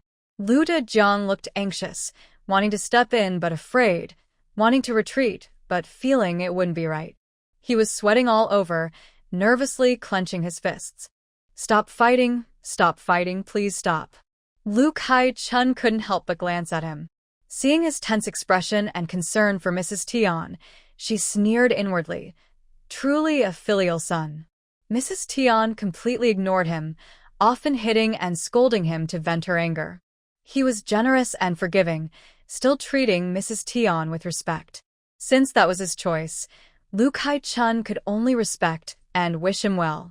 Old Mr. Lu was also shouting angrily, wanting to step forward but not daring to. He glared at Lu Kai-chun. "What are you standing there for? Hurry up and separate them." Lu Kai-chun saw that her eldest aunt hadn't been hurt and refused to intervene. She snorted softly, "If the father can't even separate them, as a junior, I definitely can't." Old Mr. Lu was so angry, he glared with wide eyes. This remark clearly sounded intentional. Although old Mr. Lu had no proof, he was sure it was deliberate. Lu Kai-chun coolly said, "You want me to separate them? It's not impossible, but I tend to be rough. If I accidentally hurt someone, don't be mad, and don't say I did it on purpose or anything." Old Mr. Lu's eyes widened even more. "Do you dare say you didn't mean to do it?" Lu Kai-chun replied, "Of course not." Lu Saixia hobbled over, pulling at old Mr. Lu's sleeve, anxious. Dad, please help. Mother is about to be beaten to death by that wicked woman. Such bad manners." Lu Kai-chun scolded. Who taught you to behave like that? Can't you even call her aunt? Lu Saixia was suddenly silenced, glaring at Lu Kai-chun. Lu Kai-chun asked, "Why are you glaring at me? Did I say something wrong? Are you upset? Ask Dad if what I said is right or not." Enough, stop arguing." Old Mr. Lu, feeling very annoyed, shouted, "Saixia, don't be so rude. Kai-chun, don't keep picking on your sister's mistakes. You two sisters, go quickly and pull them apart, hurry." Lu Saixia looked resentful and stiff, just staring at Lu Kai-chun. Lu Kai-chun refused to go. She was not going. She helplessly spread her hands. "Dad, I told you I tend to be rough. If I hurt the stepmother, I won't take responsibility. It's all your fault for asking me to go." Old Mr. Lu was about to be furious at her lazy attitude, stomping and shouting, "Hurry up and separate them." Lu Kai-chun, with a look of "I'm not falling for your tricks," firmly refused. "That's not possible. What if you all team up and make me pay? What should I do then?" Finally, Lu De-gu slapped Tian's face hard with a loud smack. The crisp sound made the onlookers' scalps tingle, and Tian let out a scream as she fell to the ground. Lu De-gu spat at her and cursed, "Despicable woman. If you dare to interfere in my affairs again, I'll beat you. You all can leave now. I don't want you meddling." Old Mr. Lu, Lu Dajiang, and Lu Saixia quickly ran over to help Tian. Mother! Why are you hitting me again?" Tian, after getting up, immediately swung her hand and slapped Lu Dajiang loudly, venting her anger. "Good for nothing. You're grown up now, and you just watch me get beaten? Are you secretly happy about it?" Lu Dajiang, feeling humiliated and wronged, covered his face and said, "I didn't," still dare to argue. Aunt Lu mocked with a sneer. Big brother, the children your first wife had are really quite special. If someone didn't know better, they'd think they aren't even your kids. Stop stirring trouble. Old Lu Dad angrily retorted. It's all your fault. Mrs. Tian constantly nagged him, spreading rumors behind his back, not knowing how many bad reports she had filed against Lu Dejiang. Moreover, Lu Dejiang was already kept under tight control by Mrs. Tian, and old Lu Dad had never liked him. When he was beaten by Mrs. Tian, he didn't think it was wrong. Lu Dejiang is just a coward. Mrs. Tian was only trying to help him, but she was a bit impatient. Anyway, raising him was her duty. What's wrong with giving him a few smacks now and then? Aunt Lu sneered coldly. You came knocking on my door, ruining my peaceful life, and now you blame me? Did I cause trouble at your house? If you didn't come, there'd be no problem. I'll say it again. Since I begged you before, and you ignored me, what are you doing now? Huh? Seeing me and Li Hui back together. Are you trying to sell me again for a bride price? You may. Old Lu Dad shouted angrily, as if deeply humiliated, full of pain and disappointment. How can you say that? How can you say that? Do you see me as just that kind of big brother? Aren't you? Aunt Lu said bitterly. What are you pretending to be innocent for? Mrs. Tian did something, and you dare say you don't know? Do you really not know what's going on? Can you swear to the heavens? Cousin Lu Kai-chun comforted her. Don't worry, sister. You can remarry if you want. They can't sell you again, and I won't allow it. Old Lu Dad was so angry he looked like he might faint. Shut up. Is this comfort or provocation? Aunt Lu suddenly changed her expression, grateful and gentle, nodding at Lu Kai-chun. Kai-chun, I'm glad I have you. I'm really glad. Sister, we're family. No need to be polite. Old Lu Dad trembled all over, feeling as if he'd been stabbed repeatedly in his heart. All right, if you don't listen to advice, don't come crying to me later. When that time comes, I won't care about you. Aunt Lu clasped her hands together. Amitba. If you don't care about me, I wish you well. I hope you keep your promises. Don't let Mrs. Tian manipulate and provoke you again, trying to take advantage of me. Don't worry, I won't ask you for anything. Mrs. Tian was angry, resentful, and furious, sneering coldly. You keep saying we're taking advantage of you, but in the end, we didn't. All your property is now in Lu Kai-chun's hands. Think about who really took advantage of you. Don't wait until everything is taken over, and you're thrown out, then you'll realize your mistake. Lu Daegu, do you think everyone is like you?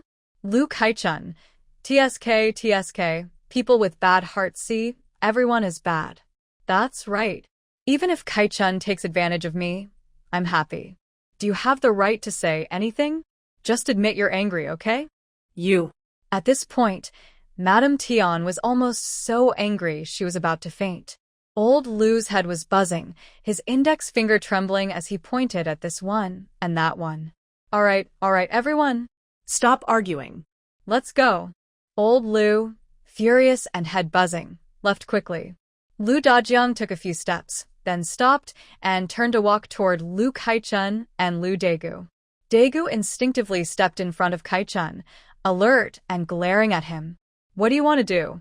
Dajiang was stunned and said angrily, Aunt, what do you think I could do? Can I hit anyone? Daegu snorted, not knowing what to say.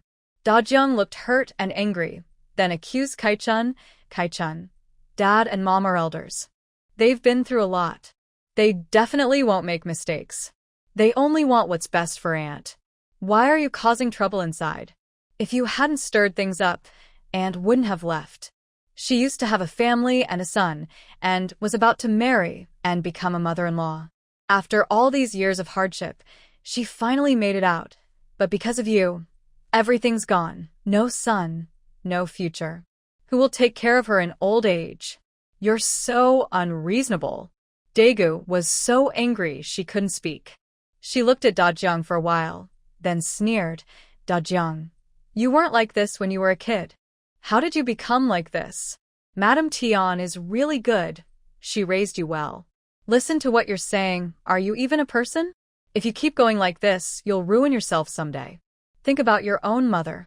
If she knew you had become like this, She wouldn't even want to be reborn. Kai-chun was too tired to bother with him and pointed outside the yard. Hurry up and get out of here. Why are you so stubborn? Are you really going to ruin Aunt? Aunt isn't like you. She's not stupid and doesn't know right from wrong. She knows who treats her well and who doesn't, so you don't need to worry. Yes. Kai-chun is happy to take me in. I'm so glad. Bai Xiaoman, that ungrateful person. How could you think he'd be my support in the future? You're all blind and heartless. I don't even want to curse you.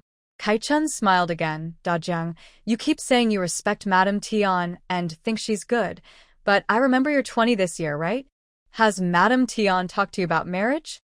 Is she worried about you getting married? I wonder how many dowries Mrs. Tian has prepared for you and which good girl she has found? Le Dajiang's face changed, and he refused to show weakness. Mrs. Tian naturally cares about me. Marrying a wife is a big matter. I am the eldest son in the family. Of course, she will take her time to find a good one. Le Dajiang felt uneasy for no reason and spoke less confidently. Lu Kai-chun knew this person was hopeless and sneered. So, Mrs. Tian values you so much? Maybe she values you too much, so she's taking her time to pick a daughter-in-law. It might take 7 or 8 years, but that's not too long.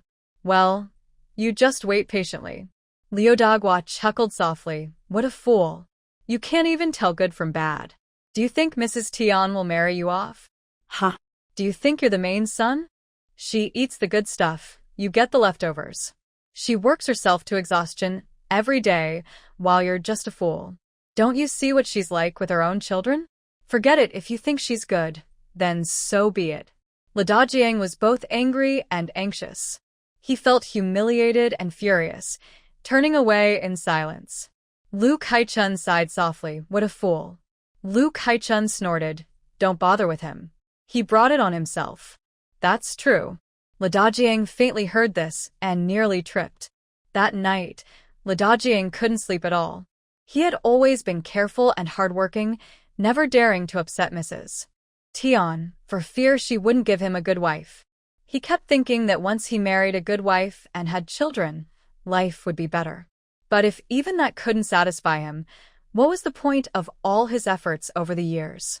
Le Dajiang couldn't hold back anymore. The next morning, he found a moment when no one was around and hesitantly asked Mrs. Tian when she would tell him about the bride.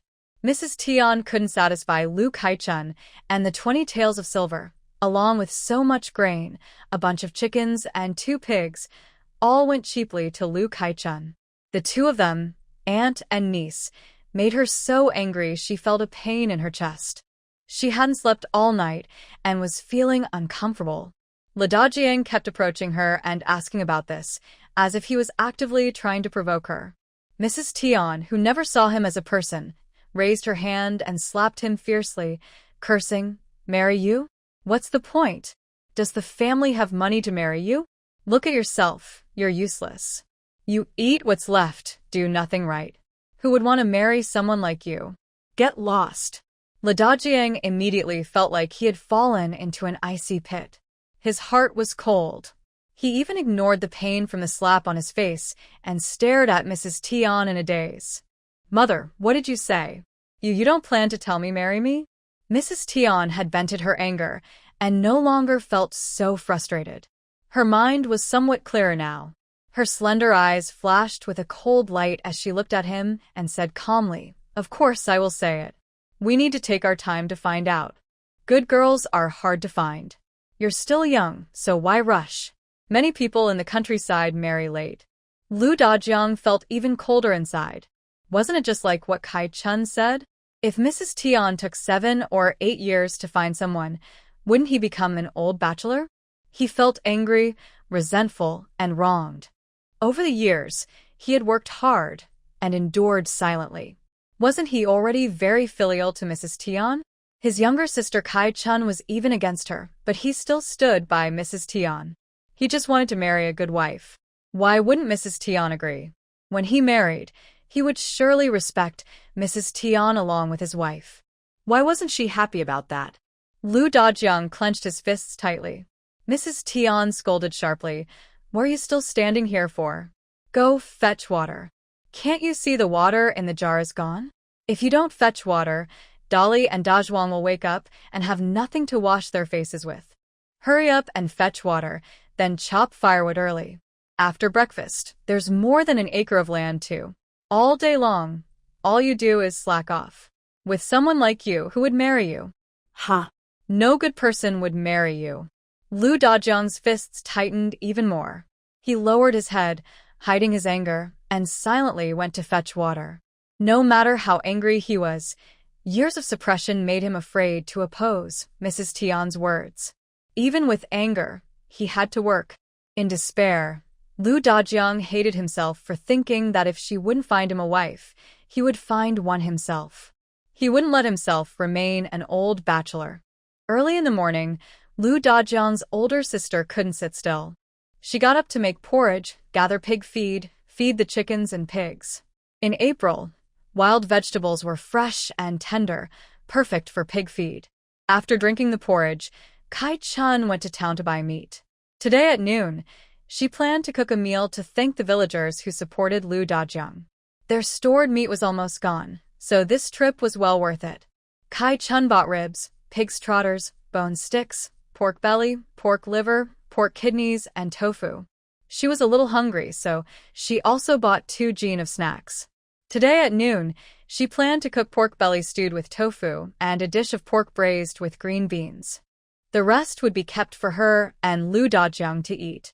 At home, Lu Dajiang's older sister also slaughtered 2 chickens and cooked them with fresh bamboo shoots, making another dish. 2 hearty main dishes made for a satisfying meal.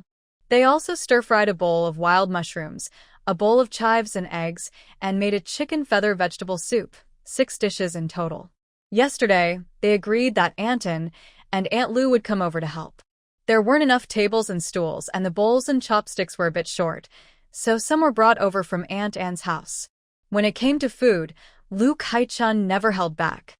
The stir-fried dishes were cooked with plenty of oil, salt, soy sauce, and bean paste for flavor. There was shredded garlic, red chili peppers, coriander, green onions, and garlic sprouts mixed with rich sauces, pork belly, and chicken pieces, all stir-fried vigorously in a hot iron wok with loud sizzling sounds and a burst of fragrant aroma. Aunt Lu kept swallowing repeatedly, saying, "Kai-chun, your cooking is so wasteful. Really too wasteful." She had said the same thing many times before. The ingredients were used generously, and she felt sorry just looking at it. Not only she, but even Anton, who was doing relatively well, looked distressed. Exactly. Don't be so extravagant in the future. It's too wasteful. If there's meat, there's no need to kill a chicken. Everyone would be happy just with the meat. Right. Lu Daga nodded with a smile, feeling a bit distressed herself. But then she thought about the precious gift Kai-chun had given her, and that Kai-chun was clever. Forget it, she thought. She would rely on her from now on. Whatever Kai-chun said, she would follow. Lu Kai-chun knew they were being kind, so she simply agreed with a smile and dared to do it again next time. By noon, everyone started arriving one after another. Lu Lijing and his son also came. When they smelled the irresistible aroma, everyone couldn't help but swallow saliva. Wow, it smells so good. Truly delicious. There's meat and chicken too. Kai-chun, you're too generous. Yeah, just a little taste is enough. You've gone all out, making us feel a bit embarrassed. Everyone was genuinely surprised. Lu Daegu chuckled happily. If it weren't for everyone, I wouldn't know how to handle this. This meal is a proper thank you. Everyone, eat well and enjoy yourselves. They all expressed thanks and comforted Lu Daegu, saying her hardships were behind her and she would have good days ahead. They also said that since they all belonged to the same village, returning was like coming home. If her niece and nephew ever had difficulties, they shouldn't hesitate to tell everyone. They would help whenever they could. Lu Daegu was deeply grateful and kept thanking them. She seemed to understand why Kai-chun had put so much effort into this thank you meal. It was all for her. After everyone ate well, they believed that if she ever faced trouble again, people would speak kindly for her. Since she had returned, Only those who had seen Bai Xiaoman and Bai Laosan's true nature would sympathize with her. The villagers would still gossip, but she would have some support. The meal was prepared, and 2 tables were set. Lu Kaichun also strongly called over Uncle and Big Zhu's father and son. Anton felt a bit embarrassed and kept saying it wasn't necessary. Lu Kaichun said, "Let's not talk about these polite words between our families. If you keep saying them, I'll get angry." Anton laughed loudly and quickly waved her hand, saying, "No more, no more." Everyone enjoyed this meal very much.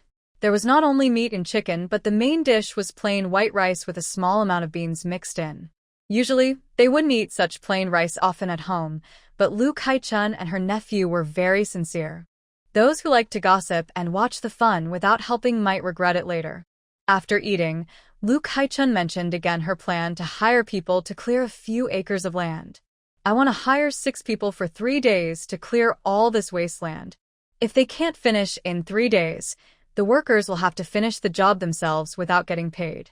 30 cents a day, and no need to provide meals." Lu Kaichun had already cleared over an acre herself.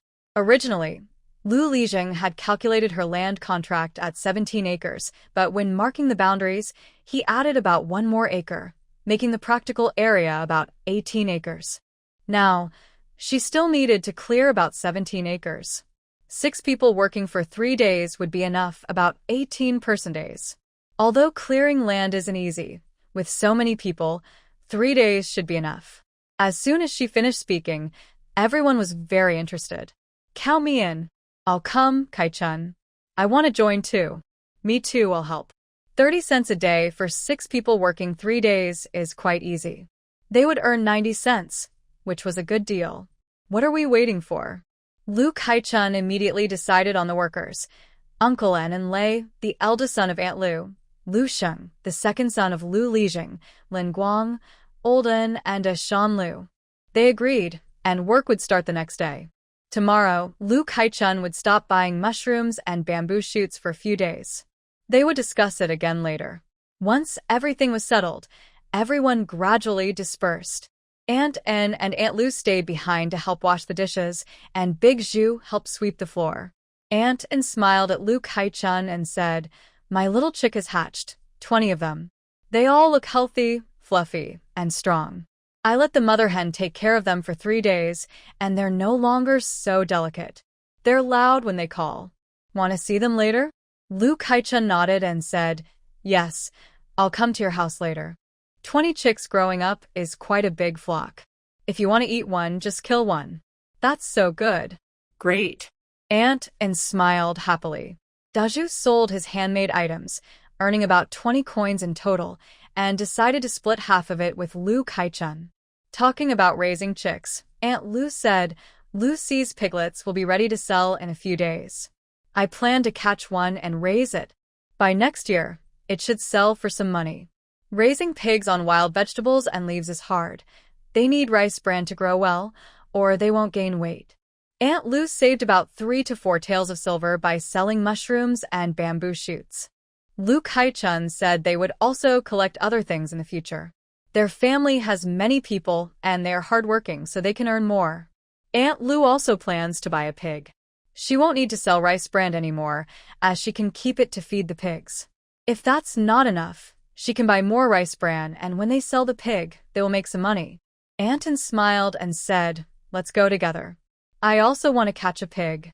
Lu Kaichun hurriedly asked, "Does Lucy's family have piglets for sale?" "Aunt, let's catch 2 too."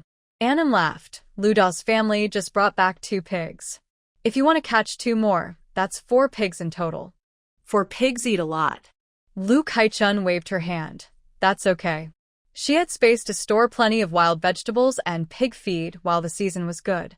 She also had a spring of spiritual water. Mixing a little spiritual water with 2 buckets of water could double the growth rate of vegetables like cabbage and radishes. There was no shortage of pig feed. As for rice bran, she could afford to buy it.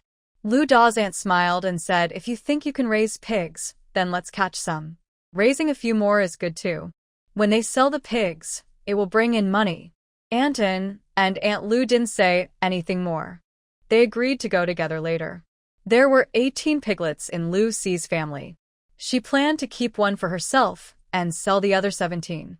Although they weren't cheap, about 10 coins per gene, and each piglet weighed around 8 to 10 gene, because the number was small and neighbors from nearby villages might buy some too, they had to be quick to grab the best ones. Lu Kai-chun went to Aunt Anne's house to pick up some chicks, and Lu Da's aunt went with her. Lu Kai-chun casually wove a bamboo basket about half a meter in diameter and over 60 centimeters high. The basket was lined with several layers of dry straw. The chicks were still very young, so they needed to be kept in the basket for 10 days or half a month after buying. The aunt and niece carried the basket over. Aunt Anne saw the mother hen fiercely protecting her chicks and quickly caught her, locking her up. The tiny chicks, so delicate, had no chance against the adult hen.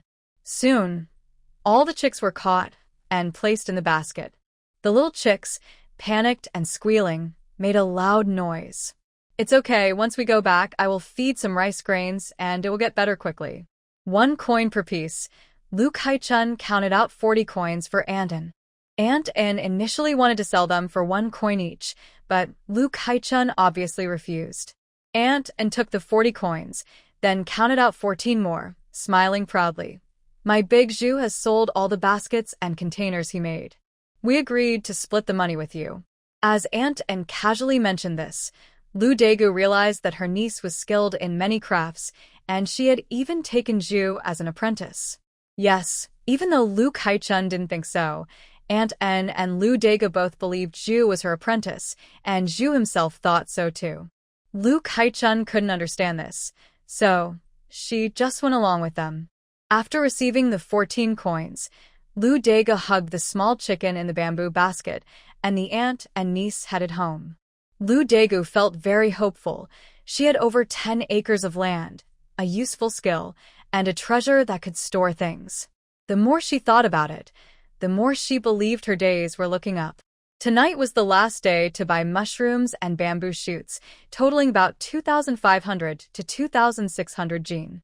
The villagers were quite reluctant to part with them, as everyone had truly enjoyed the joy of earning money these past few days. Although they had to travel farther each day, the money was real and directly in their pockets. Kai-chun, when will you harvest again?" "Yeah, if it's not too much trouble. We'd be happy to sell at a lower price." Yes. The villagers' thoughts were simple: better to earn something than nothing. Even if it was just 1 coin per gene, they were willing. They knew there weren't many chances to make money normally. Dreaming was faster. Lu Kai-chun wasn't like Zhou Bapi, who liked to squeeze every penny. She wouldn't do anything greedy or exploitative. "Everyone, don't worry. In a few days, we'll see. Even if we don't buy these 2 items anymore, we'll buy others. The prices won't be so low. We're all neighbors and friends. I wouldn't cheat you." Ah. Everyone felt somewhat reassured. "If that's the case, let's wait and see. We'll definitely let everyone know when we start buying again." Yes, don't worry. Honestly, she didn't have much capital left, just enough to go to the provincial city. That night, they had catfish with eggplant, stir-fried liver tips, spicy kidney slices, and a crispy, fragrant radish ball dish. The catfish was caught last time. After cleaning, they marinated it with scallions and stored it in the space. The radish balls were also fried earlier. Lu Daegu hadn't tasted any of these before, and once she tried, she realized that fish could be cooked with eggplant and still taste so good. There was pig liver and kidney, surprisingly delicious, and even the ordinary radish tasted so good that I couldn't stop eating. Food here is so amazing. My aunt really wasted her life before, I thought. Lu Kai-chun said, "There will be even better food later. When I come back, I'll catch more fish and shrimp and cook different dishes every day." She also wanted to make braised fish, boiled fish slices, sweet and sour fish, steamed fish, pickled fish, fish tofu soup, chopped chili fish head, garlic fish slices, and grilled fish. Aunt Lu was very happy and nodded repeatedly, saying yes. Then she looked a little worried and asked, "Kai-chun, are you leaving for the provincial city early tomorrow? That's a long way. Be careful on the road." Actually, Aunt Lu wanted to persuade Kai-chun to think twice. Maybe she should just sell the mushrooms and bamboo shoots in the county town slowly, instead of going so far to the provincial city. She had space, so the goods wouldn't spoil. Kai-chun wanted to go to the city to get a good price, to find delicious food, and to see the big world, so she could learn how to make money. Of course, she was determined to go. Reluctantly, Aunt Lu had no choice but to agree, though she still worried a lot. Don't worry, Aunt. I have a plan, Kai-chun said. Ah. Aunt Lu went back to her room, took out 10 taels of silver, and forced it into Kai-chun's hands. You must take this. A poor family needs a way out. If you need money, it's good to have some on hand. If you don't use it, just return it to me when you come back. Kai-chun thought for a moment and nodded, accepting it. Aunt Lu let out a sigh of relief and smiled. Don't worry about the family. I'll take good care of the pigs, chickens, ducks, and dogs. I'll also look after the vegetables in the garden. When Lu Sheng and the others come to farm, I'll watch over them. I'll even help catch piglets and make sure to catch a couple of good ones. Aunt, Kai-chun said, half crying and laughing, I'll only be gone for 3 or 4 days. It felt like she was gone for half a year. Aunt Lu also smiled. She laughed but also sighed inside. Who would send a young girl, just over 10 years old, out alone for 3 or 4 days? Kai-chun was brave, but she was pushed into it. Sadly, she didn't understand much and only held her back. If she knew more, she might go with her. Aunt, remember to lock the door when you go out and lock the garden gate too. Count the chickens every morning. Aunt Lu immediately understood. She was worried about the family's safety. She sneered coldly, Kai-chun, don't worry. Even if I go to the outhouse, I'll lock the door. I won't forget that. Their family was always pushing her to her limits. She learned her lesson well. The next morning, just before dawn, Kai-chun set out. She walked quickly and arrived at the county town at dawn. After buying some food, she went to rent a carriage as soon as the carriage shop opened. Horses are precious items. A regular horse costs 50 or 60 taels of silver. Better ones can cost over 100, and fine horses are rare and expensive, hard to buy even for 1,000 gold coins. The carriage shop in the county town only has donkey carts, no carriages.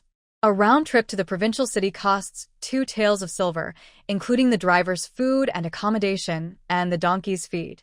If she stays an extra day in the city, she must pay an additional 100 coins. Lu Kai-chun lied about visiting relatives and planned to return in 3 days. She paid the full rent up front for 3 days and also paid a deposit of 1 tael of silver, then set off immediately. She paid quickly and didn't bargain. The shopkeeper was happy too, choosing a strong, healthy, and energetic donkey for her. After leaving the town, she headed straight toward the provincial city. She moved calmly and efficiently, with sharp eyes and a cold expression. Her generous manner indicated she came from a good family. Such a person is usually not easy to deal with. Since she had relatives in the city, the driver didn't dare to offend her and drove steadily on the road. Ningyan County is over 400 miles from the provincial city. The driver didn't dare to delay, or he might miss the city gate opening.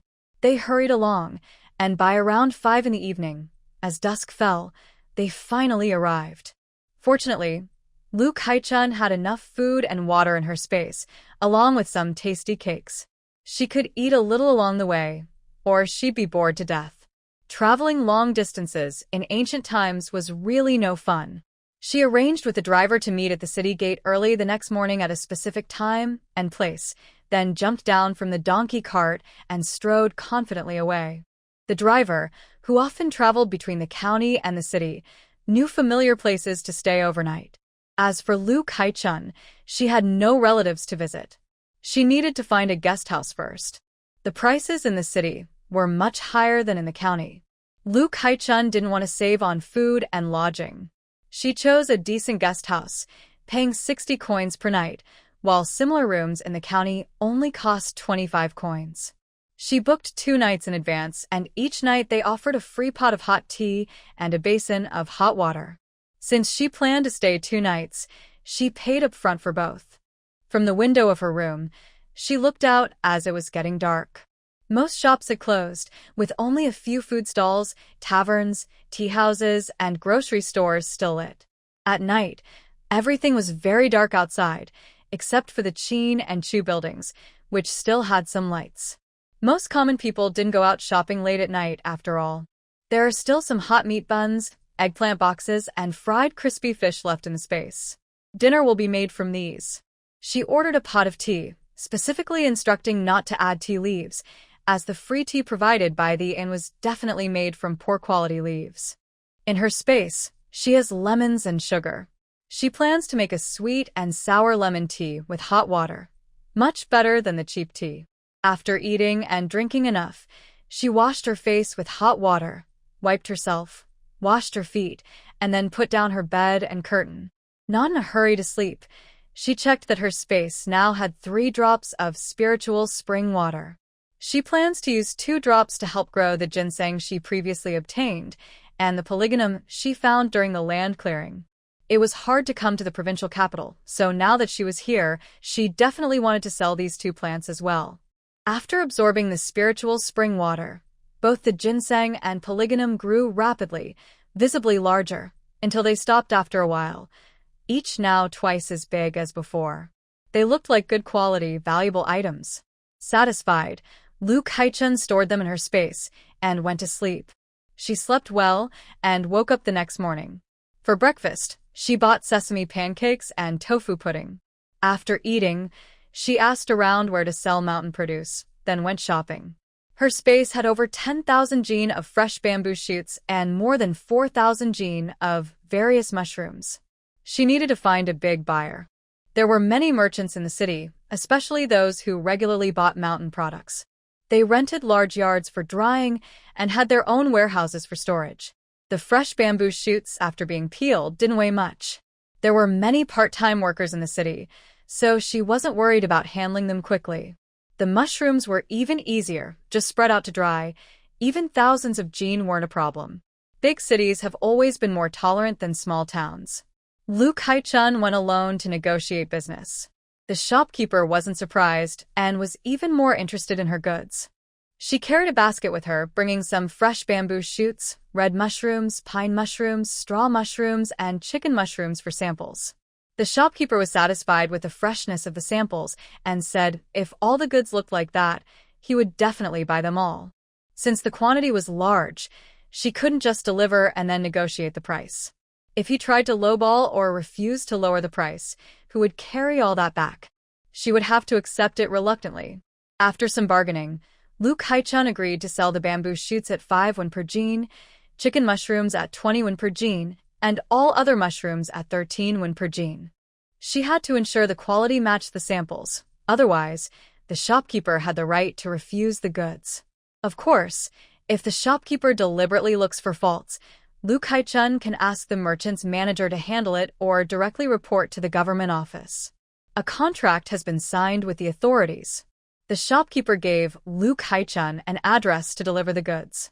With such a large quantity, this small shop clearly can't hold it all. Lu Kaichun nodded in agreement. Turning around, Lu Kaichun suddenly felt worried because the items were still in her space. Fortunately, they weren't piled up messily but were prepared in large sacks and woven baskets over the past few days, along with the big baskets she had previously prepared to hold the mushrooms and bamboo shoots. She hired a mule cart from a carriage service to go out of town, found a quiet, open place near the city with few people, and asked the driver to return to the city to hire 6 ox carts for loading the goods. The driver was happy to earn some money and hurried off without worrying about anything else. The ox carts arrived, filled with about 27 or 8 large bamboo baskets and over 40 big sacks, all packed tightly. 6 strong and sturdy drivers were hired at 25 coins each to load the carts. Then, the convoy lined up and headed to the place given by the shopkeeper. The shopkeeper, experienced and with a skilled assistant, inspected the goods, nodded in approval. Lu Kaichun finally relaxed, relieved that her effort of running around all day without even a cup of hot water was worth it. She had to hide and cover her tracks carefully, but in the end, everything was settled. Each basket and sack was weighed, and the small amounts were deducted. The bamboo shoots weighed 11,300 jin, the chicken mushrooms 68 jin, and other mushrooms 4,800 jin. She received over 120 taels of silver plus 260 coins. The cost of acquiring these items was 58 taels and 800 coins, so her net profit was over 69 taels. It doubled her investment or more. In just a moment, her total assets had grown to over 130 taels. Lu Kai-chun felt very confident but also very happy. She turned around and went to a clinic, saying she had a ginseng and a few-year-old polygonum that she wanted to sell for money. Although there were wild ginsengs in the area, experienced herbal collectors occasionally found and sold them, but they couldn't compare to the ginseng from Chongbai Mountain, which was much larger. Polygonum sometimes grew for decades, even over 100 years, but such specimens were rare and seldom seen these days. The doctor at the clinic looked at the herbs and was surprised. "Is this really local mountain ginseng?" "Yes," Lu Kai-chun replied confidently. She wasn't lying. This mountain ginseng is probably about 50 years old, with a complete root, worth around 50 taels. This polygonum root has been nearly 100 years old. It's not easy to find. Rare things are more valuable. I'll buy both the ginseng worth 50 taels and the polygonum root worth 120 taels. If I buy both, I'll give you an extra 10 taels. How about that? Lu Kai-chun nodded in agreement. Ginseng has a short harvest period, and 50 taels is quite good. The polygonum root is even more expensive because rarity makes it precious. This pharmacy is quite fair. She took the silver and left quickly, feeling excited. Has she become a wealthy woman? She decided not to think too much and first find a tea house to enjoy some snacks and satisfy her cravings. Holding over 300 taels in cash, Lu Kai-chun ordered a donkey cart and headed straight to a luxurious tea house. This tea house has the most variety of snacks. She plans to try all the special dishes and, if she likes them, to pack some to take away. She can bring home her favorites, packing several portions since she has enough space and they won't spoil. The Hongxian Tea House in Zhejiang Province is one of the 4 most famous tea houses. A pot of high-quality Da Hong Pao, or by Luo Chun, costs about 5 qian of silver. Lu Kai-chun isn't very interested in tea, so she ordered plain tea but also ordered 16 different snacks. Spring rolls, osmanthus-sweetened lotus root, almond pudding, water chestnut cake, layered cake, mung bean cake, date paste pastry, pine nut lily pastry, preserved plum, peanut walnut pastry. She slowly tastes each one. The ingredients are natural, handmade, and the prices reflect the quality. The dishes are quite good, without any false advertising. She spent less than a tael of silver on all these snacks and feels it's worth it. She loves places like this tea house. Enjoying delicious food while listening to other diners chat is truly a wonderful thing. At the next table, 2 merchants arrived with their attendants. They sat down happily, ordered tea and snacks. One merchant's attendant quickly placed a small food box on the table. From inside, he took out a delicate porcelain plate shaped like a crabapple blossom, holding. Lu Kai-chun's eyes widened suddenly. What did she see? Potatoes. Several of them. Round, about the size of an egg, with wrinkled skins, some slightly blackened and a bit dusty. These must be roasted potatoes. Oh my goodness. Her inner voice was shouting. If she weren't so good at controlling herself, she would have rushed over immediately. She must buy them. She wanted the fragrant roasted potatoes, but even more, she wanted raw potatoes. Those could be as valuable as grains. Especially if there's a drought this year, having potatoes could really help. Lu Kai-chun's heart was racing with excitement and joy, her heartbeat pounding loudly. She was determined to get this special treasure. She was willing to do anything to obtain it. Perhaps her gaze was too direct, because the 2 merchants quietly whispered to each other and then smiled at her. Lu Kai-chun snapped back to herself, realizing she had been noticed. So, she decided to make friends with them. They were sitting at the next table. To be polite, Lu Kai-chun stood up and greeted them with a big smile, saying, "Gentlemen, may I ask what this is? Sorry to bother you, but I love trying different foods, especially new ones. This dish looks very tasty." Her words were sincere. She loved food from the heart, especially delicious dishes. When she talked about food, her eyes shone brightly, and her enthusiasm was genuine. The two merchants smiled. One said cheerfully, "You have good taste, young lady. This is a potato. We brought it from the southern province. I like this flavor too, so I brought quite a bit for the journey. It was baked this morning, but I didn't have time to eat it before leaving, so I brought it along.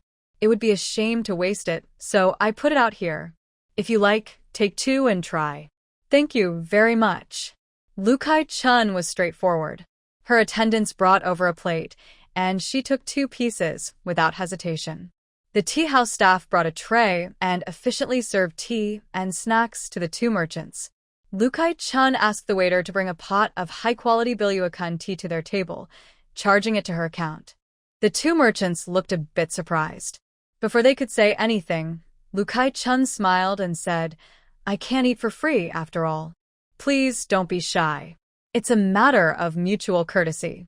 They laughed happily. "All right, then we accept your kindness." Lu Kai-chun nodded with a smile. Although the baked potatoes had cooled, peeling off the slightly charred skin released a fragrant aroma of potatoes. She was eager to taste it. She couldn't wait and took a bite. The soft, sticky texture, with a hint of sweetness and fresh flavor, made her mouth water. It was delicious, so tasty. Lu Kai-chun looked completely enchanted. After finishing one, she eagerly ate another, her mind filled with images of potato chips, fries, potato pancakes, hot and sour noodles, potato chicken stew, potato beef brisket, spicy potato hot pot, and shredded spicy potatoes. She had turned potatoes into countless dishes. The merchant saw how much she liked it and was quite happy, knowing not many people appreciated good food. I must say, this chance encounter turned into a lovely story and a happy memory. He asked his servant to give all the roasted potatoes to Lu Kai-chun. Lu Kai-chun was thinking about how to speak up when the opportunity suddenly came to her. "Sir, I have a small request. I wonder if you still have fresh potatoes. I'd like to buy some if that's possible." Of course, she didn't just want a few. The more, the better. But she needed to build a good relationship step by step, speaking gradually, so they could reach her goal. Since they didn't know each other well, she couldn't just ask for a large amount right away. The 2 men were surprised. This girl really liked the potatoes. The merchant smiled kindly. "If you like, I can give you some. We're staying at Xingfeng Inn, and we'll be heading back soon. If you don't mind, you can come with us." Great. "I don't mind at all. Thank you so much." "Haha, you're welcome." Lu Kai-chun no longer paid attention to the delicious food in front of her, but she couldn't seem too eager. Otherwise, it might seem too obvious. She patiently waited until they finished their tea and snacks, then hired a carriage to follow them to Xingfeng Inn. The inn was large and luxurious, much better than where she stayed. The 2 wealthy merchants from out of town were quite rich and had rented a small courtyard. At such an inn, Lu Kai-chun wasn't worried about meeting bad people. She had taken spiritual spring water, so she was immune to poisons. If anything happened, she could shout loudly for help. The merchant told his servant to put a bag of potatoes into a small cloth pouch, about 7 or 8 jin, roughly 3 to 4 kilograms. Lu Kai-chun secretly felt hopeful. This was promising. He could easily produce so many potatoes, so there must be more. "Old Lu, I really love these potatoes. It would be even better if you could grow some at home. They're so delicious. My parents, brothers, and sisters would all love to try them. I really want them to taste this. If you grow some at home, they can enjoy them anytime. Old Lu, could you sell me more? We all have the surname Lu, so it's like a special connection." Old Lu did like potatoes, but Lu Kai-chun was right. This was indeed a kind of fate. It was quite a wonderful thought. "Since you're so sincere, I'll give you this bag for free," he said. Lu Kai-chun almost wanted to scream with happiness, smiling brightly. No, I'd like to pay for them." "Ha ha ha, it's not worth much. You don't need to be so polite, Miss Lu." Seeing the situation, Lu Kai-chun smiled and agreed politely. Soon, 2 servants brought in a large bag of potatoes, weighing about 40 or 50 pounds. Lu Kai-chun was very happy and kept thanking him. Just as she was about to leave with 2 bags, one big, one small, she casually glanced around. Oh my goodness. She saw something else again. Lu Kai-chun tried to hide her excitement, her delicate, fair finger pointed at a piece of something discarded on the corridor. Old Master Lu, what is that? I've never seen it before. Cassava. Although it's cassava and not sweet potato, it's still a good thing. This food, while toxic if not prepared properly, is easy to handle. Boiling it and rinsing with clean water makes it edible. Cassava isn't only for people to eat, it's also good for feeding animals.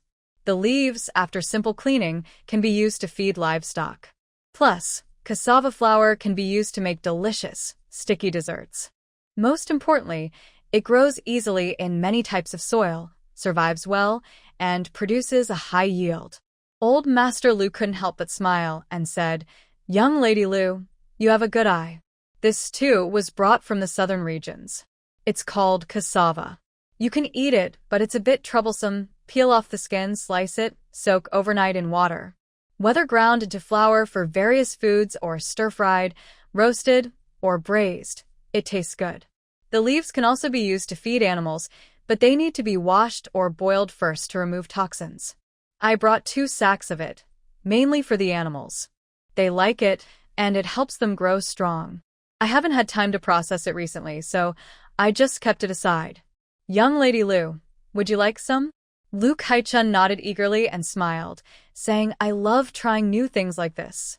Old Master Lu, can you sell me both sacks? Old Master Lu hesitated, because cassava is toxic if not prepared correctly, and it's different from potatoes. As merchants who travel far and wide, they like to make good relationships, but also want to avoid trouble.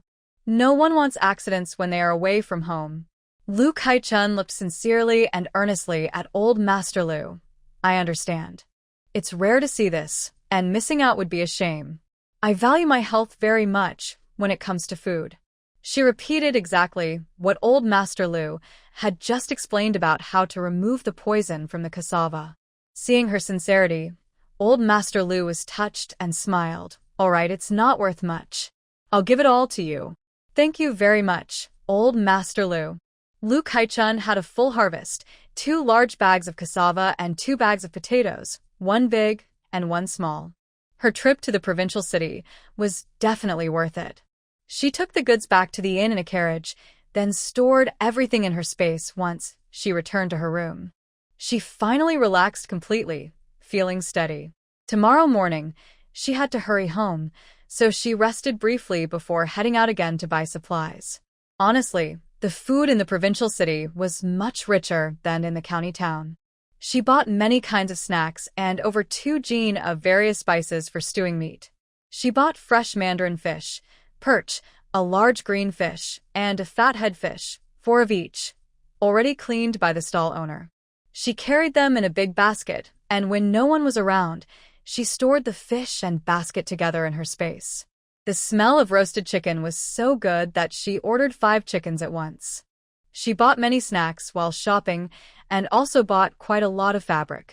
She specifically bought a medium-sized wooden box and packed the fabric inside.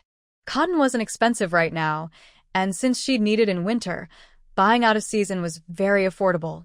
She bought 100 jin of cotton with a big wave of her hand. Few people at this time would make such a large purchase of cotton, so the shopkeeper smiled happily and gave her 4 large sacks, filling them solidly with 100 jin of cotton. He also asked his assistant to help by calling a cart pulled by oxen to deliver it. Lu Kai-chun didn't have it sent to the inn. Instead, she led the cart into a quiet alley where no one was around and told the driver to stop and unload. My place can't fit a cart, so just leave it here. I'll call my family, and they'll come to get it. The driver was eager to save effort and quickly agreed, helping unload the large sacks of cotton before leaving. Once he was gone, Lu Kai-chun swiftly stored the cotton in her space, making sure it was secure. There was nothing else to do, so she went back to the shop where she bought mushrooms and bamboo shoots that morning. Shopkeeper, if I get more of these mushrooms and bamboo shoots, will you still want them? Earlier in the day, when she asked, the shopkeeper was busy checking and receiving goods, so he probably didn't have time to answer. If he refused now, it would be harder for her to ask again. Now was a good time. The bamboo shoots and mushrooms should be processed by now, and the shopkeeper had seen their quality. Of course, he would think they were even better now. If he still needed more, he might regret not talking more with her earlier. She knew her space well. What she stored inside wouldn't spoil. In fact, its quality might even improve with time. Seeing Lu Saichuan's eyes light up as if she had found something valuable, the shopkeeper nodded quickly without hesitation. All right. If you have more of these bamboo shoots and mushrooms, just bring them to me. I can definitely use them. Regarding the price, Miss Lu, don't worry. We definitely won't treat you unfairly. Lu Kaichun smiled and said, if I get it, I will definitely bring some back for the shopkeeper. But the season for bamboo shoots and mushrooms is almost over, so there may not be many left. Does the shop still accept other items? The shopkeeper looked at Lu Kaichun more carefully. This girl is quite clever. We buy various local specialties and mountain products. Besides mushrooms and bamboo shoots, we also buy medicinal herbs like Ganoderma, yellow essence, gastrodia, and hookvine. Both dried and fresh are fine, and we want good quality dyes as well. We also buy animal skins like rabbit, wolf, and muntjac. If they're live wild chickens or turtles, we also accept them. Lu Kaichun quickly thought it over. Mushrooms might still be available in autumn, but medicinal herbs are rare and hard to find. She's not a professional herb picker, so forget about that. No need to think about skins either. Live wild chickens and turtles are unlikely to be caught. As for dyes, that might be possible. After the apocalypse, technology is almost zero, and everything starts from scratch. Once humans built safe bases and settled down, they wanted to wear pretty clothes. Back then, they used plant dyes for coloring. Plant dyes in the post-apocalyptic world are easy to get, with many beautiful colors. Although things are different now, the idea is similar. Lu Kaichun smiled and asked the shopkeeper if it's about dyes. What do you need here? The shopkeeper replied, Miss Lu. Do you know how to read? Lu Kaichun nodded. I know a few characters. Our village chief also knows some. That's good, said the shopkeeper. He rummaged through his cabinet carefully and took out a piece of paper, handing it to her. These are the dyes we want. Take a look and bring us whatever you can find. As I said before, good quality goods and fair prices. Lu Kaichun smiled and nodded. You can rest assured on that. After saying goodbye to Tang the shopkeeper, it was already dusk. The day had been very fulfilling. Even though Lu Saichuan's energy is stronger than that of an ordinary person, she was a bit tired. The space is well stocked with food, so she decided to return to the inn. Tomorrow morning, she needs to leave early to go back home. Honestly, she's quite worried about her family. The next morning, Lu Kaichun was waiting at the agreed spot by the city gate. When the coachman arrived, he saw her alone and smiled. Hey, Miss Lu, didn't your relatives come to see you off? Lu Kaichun replied, my aunt and others are busy with something, so they don't have time. I need to go home quickly and can't wait any longer. Uncle Lee, please help me carry this box, and I'll be on my way.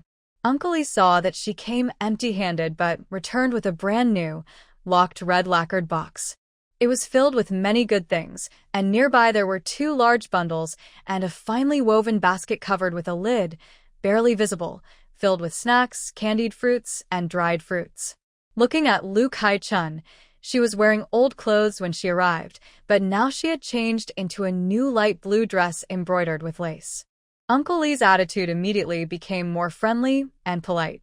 He quickly agreed and eagerly helped load the items onto the cart. Lu Kaichun was deliberately showing off this way so he would know she had a wealthy relative in the city who cared about her. She was a hired worker from the carriage shop, so she shouldn't try to trick or cheat him or try to take advantage. Otherwise, she was willing to take a risk and see if luck was on her side. Hurrying home, Lu Kaichun said to the driver, I will give Uncle Lee 20 coins now. Can we go faster? I need to get home quickly for something. The driver, eager for extra money, nodded without hesitation. Yes, don't worry, young Lady Lu. We'll be faster than when we came. Lu Kaichun immediately counted out 10 coins and handed them to him. I'll pay the rest when we arrive. All right. With the money in hand, the driver was full of energy. He usually took about an hour to rest during the trip, but today he only rested for less than half an hour. They sped up, and the 6-hour journey was completed in just 4 hours. Back in the county town, they unloaded the items in a small alley. She paid the remaining money, and the driver drove away. After storing the things, Lu Kai-chun hurried back to the village. Soon after leaving the town, she encountered a bullock cart heading in the same direction and paid 2 coins to ride along. She didn't want the carriage shop driver to know where she lived, so she hadn't hired a carriage earlier. Luckily, she got a good deal this time. On the morning she left the village for the city, Lu Lijeng rang a bell to gather the villagers under the big locust tree. When the bell rang, everyone knew something important was happening. No one dared to delay, and each household sent at least one person to the meeting. Lu Kai-chun was not at home, so Aunt Lu went instead. Mrs. Tian was talking with Lu San's wife and Shun Tian's wife when she saw Aunt Lu. She looked around but didn't see Lu Kai-chun. Mrs. Tian snorted sarcastically that Lu Mei is quite capable. Look at her. She just came back and is acting like she's the head of the family. Someone laughed and said, Kai-chun is still young. Lu Mei just came to listen and understand better. Mrs. Tian smiled and said, Oh, my sister-in-law, that girl is quite young and clever, and she has even more skills. If she were a decent girl, she wouldn't know any shop owners or sell mushrooms and bamboo shoots. Girls who follow proper rules wouldn't do these things. Most families in the village have earned good money from selling bamboo shoots and mushrooms, some as much as 3 or 4 taels, and others nearly 1 tael. The sister-in-law smiled but didn't speak. Lu San's wife rolled her eyes and sneered. That's true. Girls should be proper and obedient.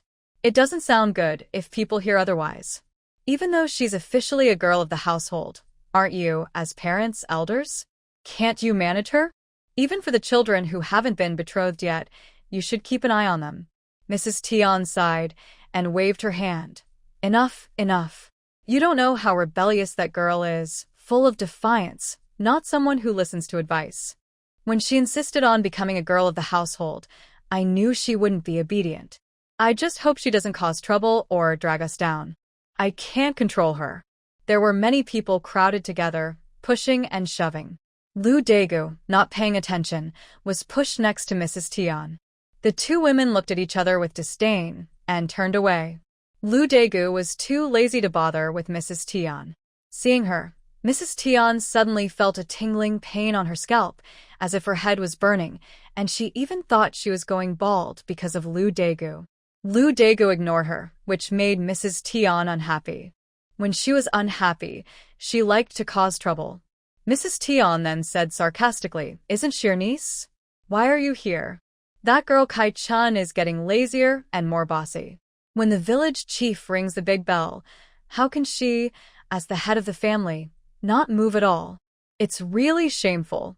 Only Lu Kai-chun's trip to the city was known by Lu Daegu and the neighbor. Aunt and Mrs. Tian wouldn't tell her that Kai-chun wasn't home now. She smiled coldly and retorted, My Kai-chun has been busy supporting me and talking to the shops in the city about buying mushrooms and bamboo shoots. She's very busy. As her aunt, I feel very proud. Let her rest more if she can. I just listen and then tell her. Isn't that the same? Lu, the village chief, is a smart person. Why should she be blamed for this? Kai-chun is clever. When it comes to family matters, she's the one in charge. Hearing about buying mushrooms and bamboo shoots, others nearby started asking Lu Daegu about it. They all wanted to know more. Lu Daegu was happy to chat and ignored Mrs. Tian, leaving her aside. Mrs. Tian couldn't say anything and was even more angry. Li Lijeng looked serious and said that this year there is a high chance of a big drought, so everyone should prepare early. When he spoke, many of the elders present immediately looked worried. No wonder I thought this year's weather was so hot. I should have guessed earlier. Li Lijeng is right. The weather is unusual. Maybe a big drought is really coming. I remember decades ago when I was young, there was also a drought. We had no harvest, and wild fruits hardly grew. Everyone had to survive on roots and bark. My grandparents and my 2-year-old sister didn't make it that year. Sigh. Have you noticed that the bamboo shoots and mushrooms are much more plentiful than in previous years? Yes, I feel the same way. If a big drought really happens, what should we do? Yeah, what can we do? The elders who had experienced droughts looked very worried, and the younger ones, listening to them, started to feel anxious too. It is true that people could die from it. Li Lijeng rang a copper bell loudly and shouted, "Everyone, be quiet. Stay calm. Whether or not the drought is real, we must be prepared. Being ready is never wrong." Li Lijeng then explained the rules that the village elders and Lu Kaichun had discussed at his house that evening. He emphasized repeatedly to make sure everyone understood, explaining everything carefully. After a while, he was so thirsty, he could hardly speak. The villagers listened with renewed energy, and their anxious feelings gradually eased. "Uncle Li Zheng, you explained it so well. My worries are gone now." "Me too. We'll just follow Uncle Li Zheng and do as he says." Yes. The elders were even happier and cheered loudly, promising to go into the mountains to find water sources, clear water channels, and dig ponds to store water. Every household would send people to help, and no one was allowed to slack off. They would rather suffer a little now than die of thirst in a drought. Luan village remained united as always. When it came to important matters, they never hesitated. Li Lijeng was very pleased and said, finding water sources in the mountains, digging muddy ponds to store water, and warning nearby villages. All these were Saichun's ideas. She's thoughtful, and this time she has done a great service for our village. Huh? Saichun's idea? She really came up with it? Li Sanai and Tian sure looked unimpressed. Li Sanai pouted and said, "Uncle Li Zheng, it's hard to say whether there will really be a drought. Maybe we should wait and see. If it doesn't drought, all our efforts will be wasted. These tasks are quite hard and tiring." Some lazy and selfish people whispered in agreement. Lu Lijing knew what this aunt was thinking. He looked down on her a little. She was old and still so narrow-minded. Honestly, compared to Kai Chun, she was far behind. By then, it might be too late. Now is the time to prepare slowly while we still have time. Think about it, how long has it been since it rained? The loud thunder has sounded several times. The weather is uncertain, and everyone knows this well. Older folks who had experienced droughts supported Lu Lijing. If any children or grandchildren tried to be lazy, they would be scolded directly and wouldn't dare to complain. This matter was settled. As for the detailed plans, Lu Lijing would discuss with the village elders and clan leaders first, then announce it. Lu Lijing was fair in his decisions. The village elders and clan leaders would work together, ensuring no one was unfairly treated. Everyone felt at ease and had no objections. Lu Lijing added, "One last thing. Listen carefully.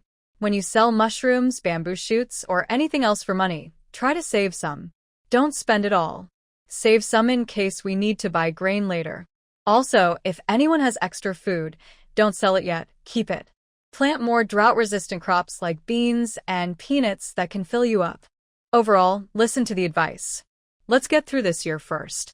The villagers nodded in agreement and remembered this secretly. Some impatient folks asked loudly, "Li Jingbo, when will Kai Chun harvest mushrooms and bamboo shoots again? Has she come today?" Lu Lijing chuckled and scolded, "Why are you in such a hurry? She already harvested so much before. The shops need to handle it first. When she has news, Kai Chun will tell everyone." "Oh, I was just worried about that."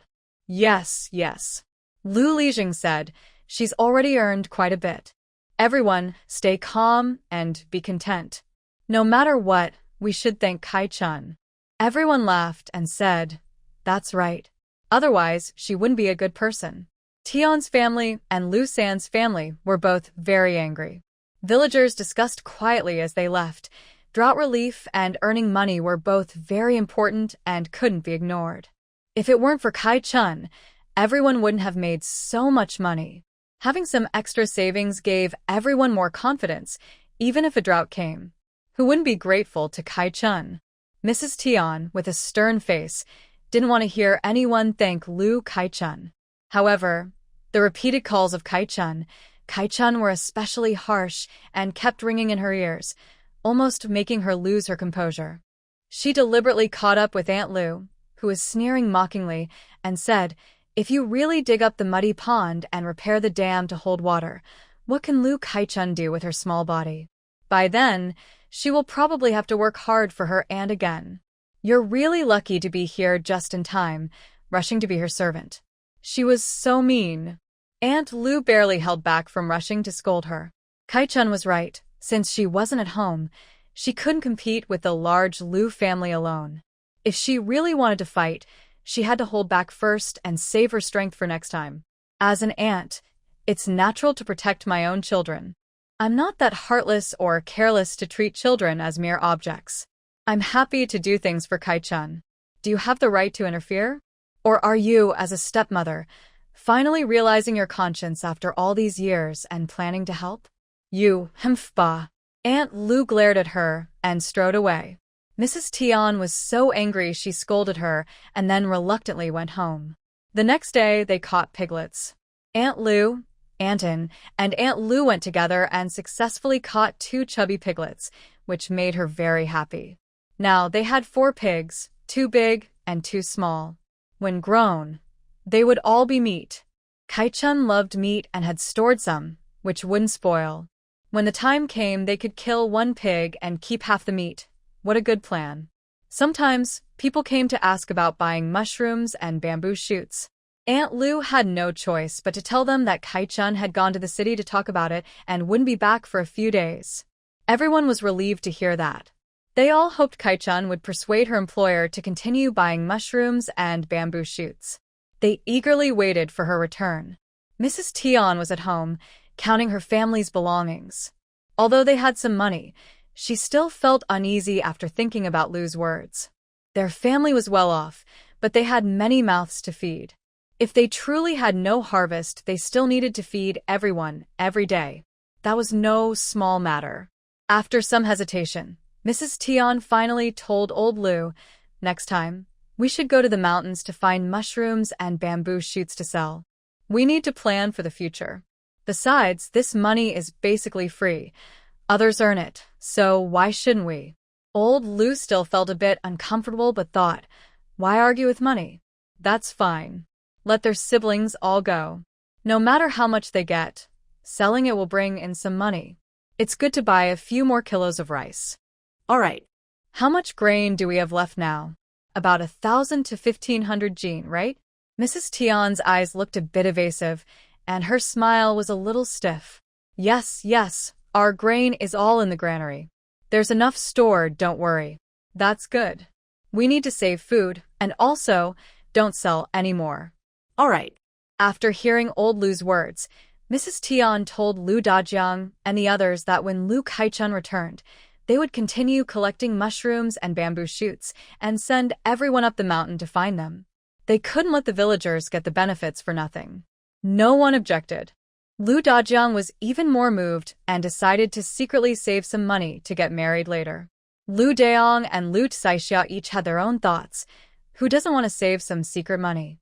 Lu Daong still remembered the last time Lu Kai-chun had scolded and humiliated him. When he heard she wasn't home, mischievous thoughts suddenly appeared. Lu Daong was quickly encouraged, and Lu Saixia was very happy to agree. The village gossip lady also said she was no match for Lu Kai-chun, calling her a little brat. She scoffed, "Bah. She's not as good as me.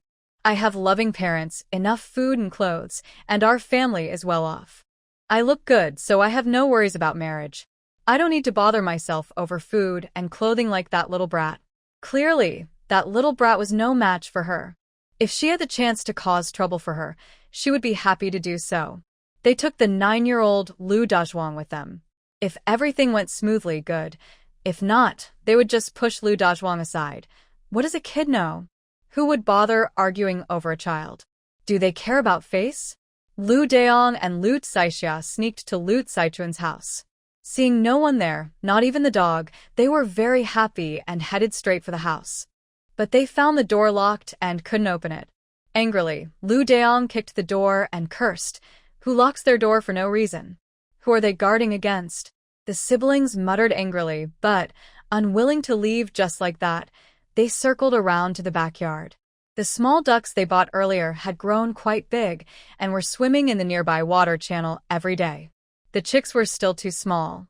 Mrs. Lu took good care of the chickens, keeping the bamboo basket outside during the day, but if she went to the vegetable garden or to gather pig feed, she would bring the basket inside. The flock of chickens Mrs. Lu brought back was already familiar with the place. During the day, they were all let out to roam. The backyard was empty, except for some firewood and 4 pigs. Today, Mrs. Lu forgot to collect eggs, and there were 3 eggs in the henhouse. Eggs, eggs. Lu Dazhuang was very excited and ran over without hesitation, grabbing something in his hand. Brother, sister, look. I have an egg. Lu Daong and Lu Tsaixua's eyes lit up. Yes, yes, finally it was worth coming. They managed to gather 3 eggs. Lu Dazhuang couldn't sit still. Let's go home. I want to eat eggs. I'll ask Mom to cook some for me. Lu Tsaixua pouted and gave Lu Dazhuang a sharp look. This kid only cares about himself, no sense of sharing. But Dad and Mom always spoil him. They felt it was pointless to stay longer. Lu Daong kicked the chicken coop, making it shake. Let's go. Unexpectedly, they ran into Lu Daegu, who was just returning from gathering pig feed in the front yard. Both sides froze for a moment. Lu Daegu quickly put down her basket, angry and shouting, "What are you doing coming to my house?" None of the 3 were afraid of Lu Daegu. They only felt guilty for a moment, startled. Lu Tsaixua sneered coldly. What kind of host are you? I came to my sister's house. Why are you asking what I'm doing here? You're the one who was sent back to your parents' home and came to my sister, yet you dare ask us? Lu Daegu was furious. Say these words in front of Kai-chun. You call yourself a sister, but when Kai-chun was kicked out by her parents and became a single woman, I didn't see you say a word. I'll tell you now, this is my house. If you sneak in, I'll ask you what you're doing here. So, tell me, why are you here? Lu Daegu's sharp eyes swept over, noticing Lu Dazhuang hiding his hands behind his back and glaring defensively at her. Dazhuang, what do you have in your hands? Lu Daegu approached him. Lu Daong stepped in front. What are you trying to do? Lu Daegu smiled angrily. Fine, fine, the Lu family really knows how to teach kids. Look at what kind of things they've learned. Are you here to steal from my house? Just show me what you took. Lu Daegu tried to step forward, but Lu Daong blocked her. Who do you think is stealing? Isn't it you guys? How dare you accuse us? Ha! You know whether I'm lying or not. Move aside quickly. I won't let you. You're asking for trouble, stealing, and still so arrogant? Lu Daegu was furious. She pushed Lu Daong hard, determined to see clearly what was going on. When Kai-chun left the house, she entrusted the family to Lu Daegu, promising she could take good care of it. But now she felt betrayed. What kind of people are these? They're so mean. As her aunt, she decided she must teach them a lesson today. Move aside, or I'll hit you. If you try to bully my brother, I won't let you. Lu Daegu was furious and pushed hard to try to push Lu Daong away. She never expected that Lu Daong, still holding a grudge from last time, would see her as just an elder and not show any respect. Instead, he took this chance to push her down hard. Ah! Lu Daegu fell heavily to the ground, feeling intense pain and cold sweat. She was both shocked and angry. Lu Daong, how dare you push me? Lu Daong's eyes shone brightly, feeling both happy and excited. Elder or not, so what? If she made him unhappy, he would teach her a lesson. He thought about Lu Kai-chun, that unkind girl, and decided he would teach her a lesson too. If it weren't for the villagers being around that day, he wouldn't have been so unlucky. I didn't push you. You fell by yourself. How dare you blame me? Bah! Lu Tsaixua's eyes twinkled as she smiled sweetly. Oh, Aunt, you're so careless. Let's help you inside. Where's the key? Hurry up and open the door. Lu Daong's eyes lit up even more. Yes, let's help her inside. Lu Daegu spat and said, I don't want her fake kindness. You came into my house like thieves and even dared to push me. This isn't over. Aunt, don't be so polite. You misunderstood us. It's not what you think. Lu Saixia sneered and walked forward to search her for the key. Lu Daegu suddenly remembered Lu Saichuan's instructions to lock the door when entering or leaving. Something fell off. She slapped Lu Saixia's hand. What are you doing? Get away. Aunt, you really don't know how to take a joke, Lu Saixia said fiercely. Brother, come help. Ake me piaka, fine. The siblings forcibly pulled Lu Daegu, searching for the key. Lu Daegu fell and hurt her thigh bone. Every move caused sharp pain. She was furious and kept shouting and pushing, but they were no match for her brother and sister. Finally, Lu Saixia found the key. Found it. Found it. Hurry and open the door. Okay. Stop right there. What are you trying to do? Lu Daong kicked Lu Daegu hard. She blacked out from the pain and collapsed. Seeing the siblings run to open their own door, Lu Daegu was so anxious her vision darkened again. She wanted to get up and stop them, but her injured leg made it impossible. She shouted desperately, Sisterin? Sisterin! Dajo, Dajo. Lu Saixia and Lu Daong were startled. Lu Daong snatched the key. Quick, shut her up. No yelling. Okay. Lu Saixia hurriedly covered Lu Daegu's mouth. Shut up, don't make a sound. Aunt Lu was both angry and resentful. She thought she should have warned people from the start and been more careful. She never expected that the younger generation would be so bold and dare to fight her, so she didn't guard herself well and ended up getting hurt. That naughty girl. You're just like your mother, badly behaved. If you follow her, you'll ruin your life, do you hear me? Aunt Lu slapped Lu Saixia across the face. Lu Saixia was furious. She lunged forward, desperately hitting Aunt Lu while shouting insults. How dare you hit me? You, a woman who's lost her husband and children, dare to hit me? Shameless old woman. I've tolerated you for so long. Who do you think you are, showing off every day? How dare you hit me? How dare you? Lu Saixia sat on Aunt Lu, covering her mouth tightly with both hands. Aunt Lu was full of anger and hatred. She struggled hard to break free. Lu Daong had already opened the door, frowning with some disgust. When he saw what was happening inside, he was surprised.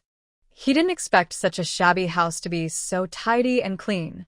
Although it only had 3 rooms, all the furniture, tables, cabinets, was new and complete. Lu Daong felt jealous and cursed under his breath. He thought, they waste money buying these things instead of giving them to me. Both of them are spendthrifts. No one wants to hire such useless people who get kicked out for causing trouble. Do they need such new furniture? He pushed aside the curtain and entered the bedroom, rummaging through the boxes and chests. He looked at the rice jar against the wall, the 2 large wooden barrels with lids, each over half a person tall. He turned everything over. His eyes lit up when he saw the white rice, eggs, peanuts, and a big bag of brown sugar. Without hesitation, he filled a basket with eggs and also packed the brown sugar. He grabbed a sewing basket and took some cloth from the cabinet. He carried out a big bundle of things and then ran to the kitchen to search around. While he was rummaging, he was surprised when Tian Shi arrived. It turned out Lu Zhuang had sneaked away while they were arguing, taking 3 eggs home to show his mother. Tian Shi was very happy. She praised Lu Zhuang as a treasure and good boy repeatedly. She asked Lu Zhuang where he got the eggs. Lu Zhuang told her honestly. Tian Shi was even happier and said angrily, "He took them because they owed us. Their things should belong to us." Hearing this, Lu Zhuang immediately said, "From now on, I will go every day to pick up eggs." Tian Shi chuckled softly. "Good, then go ahead."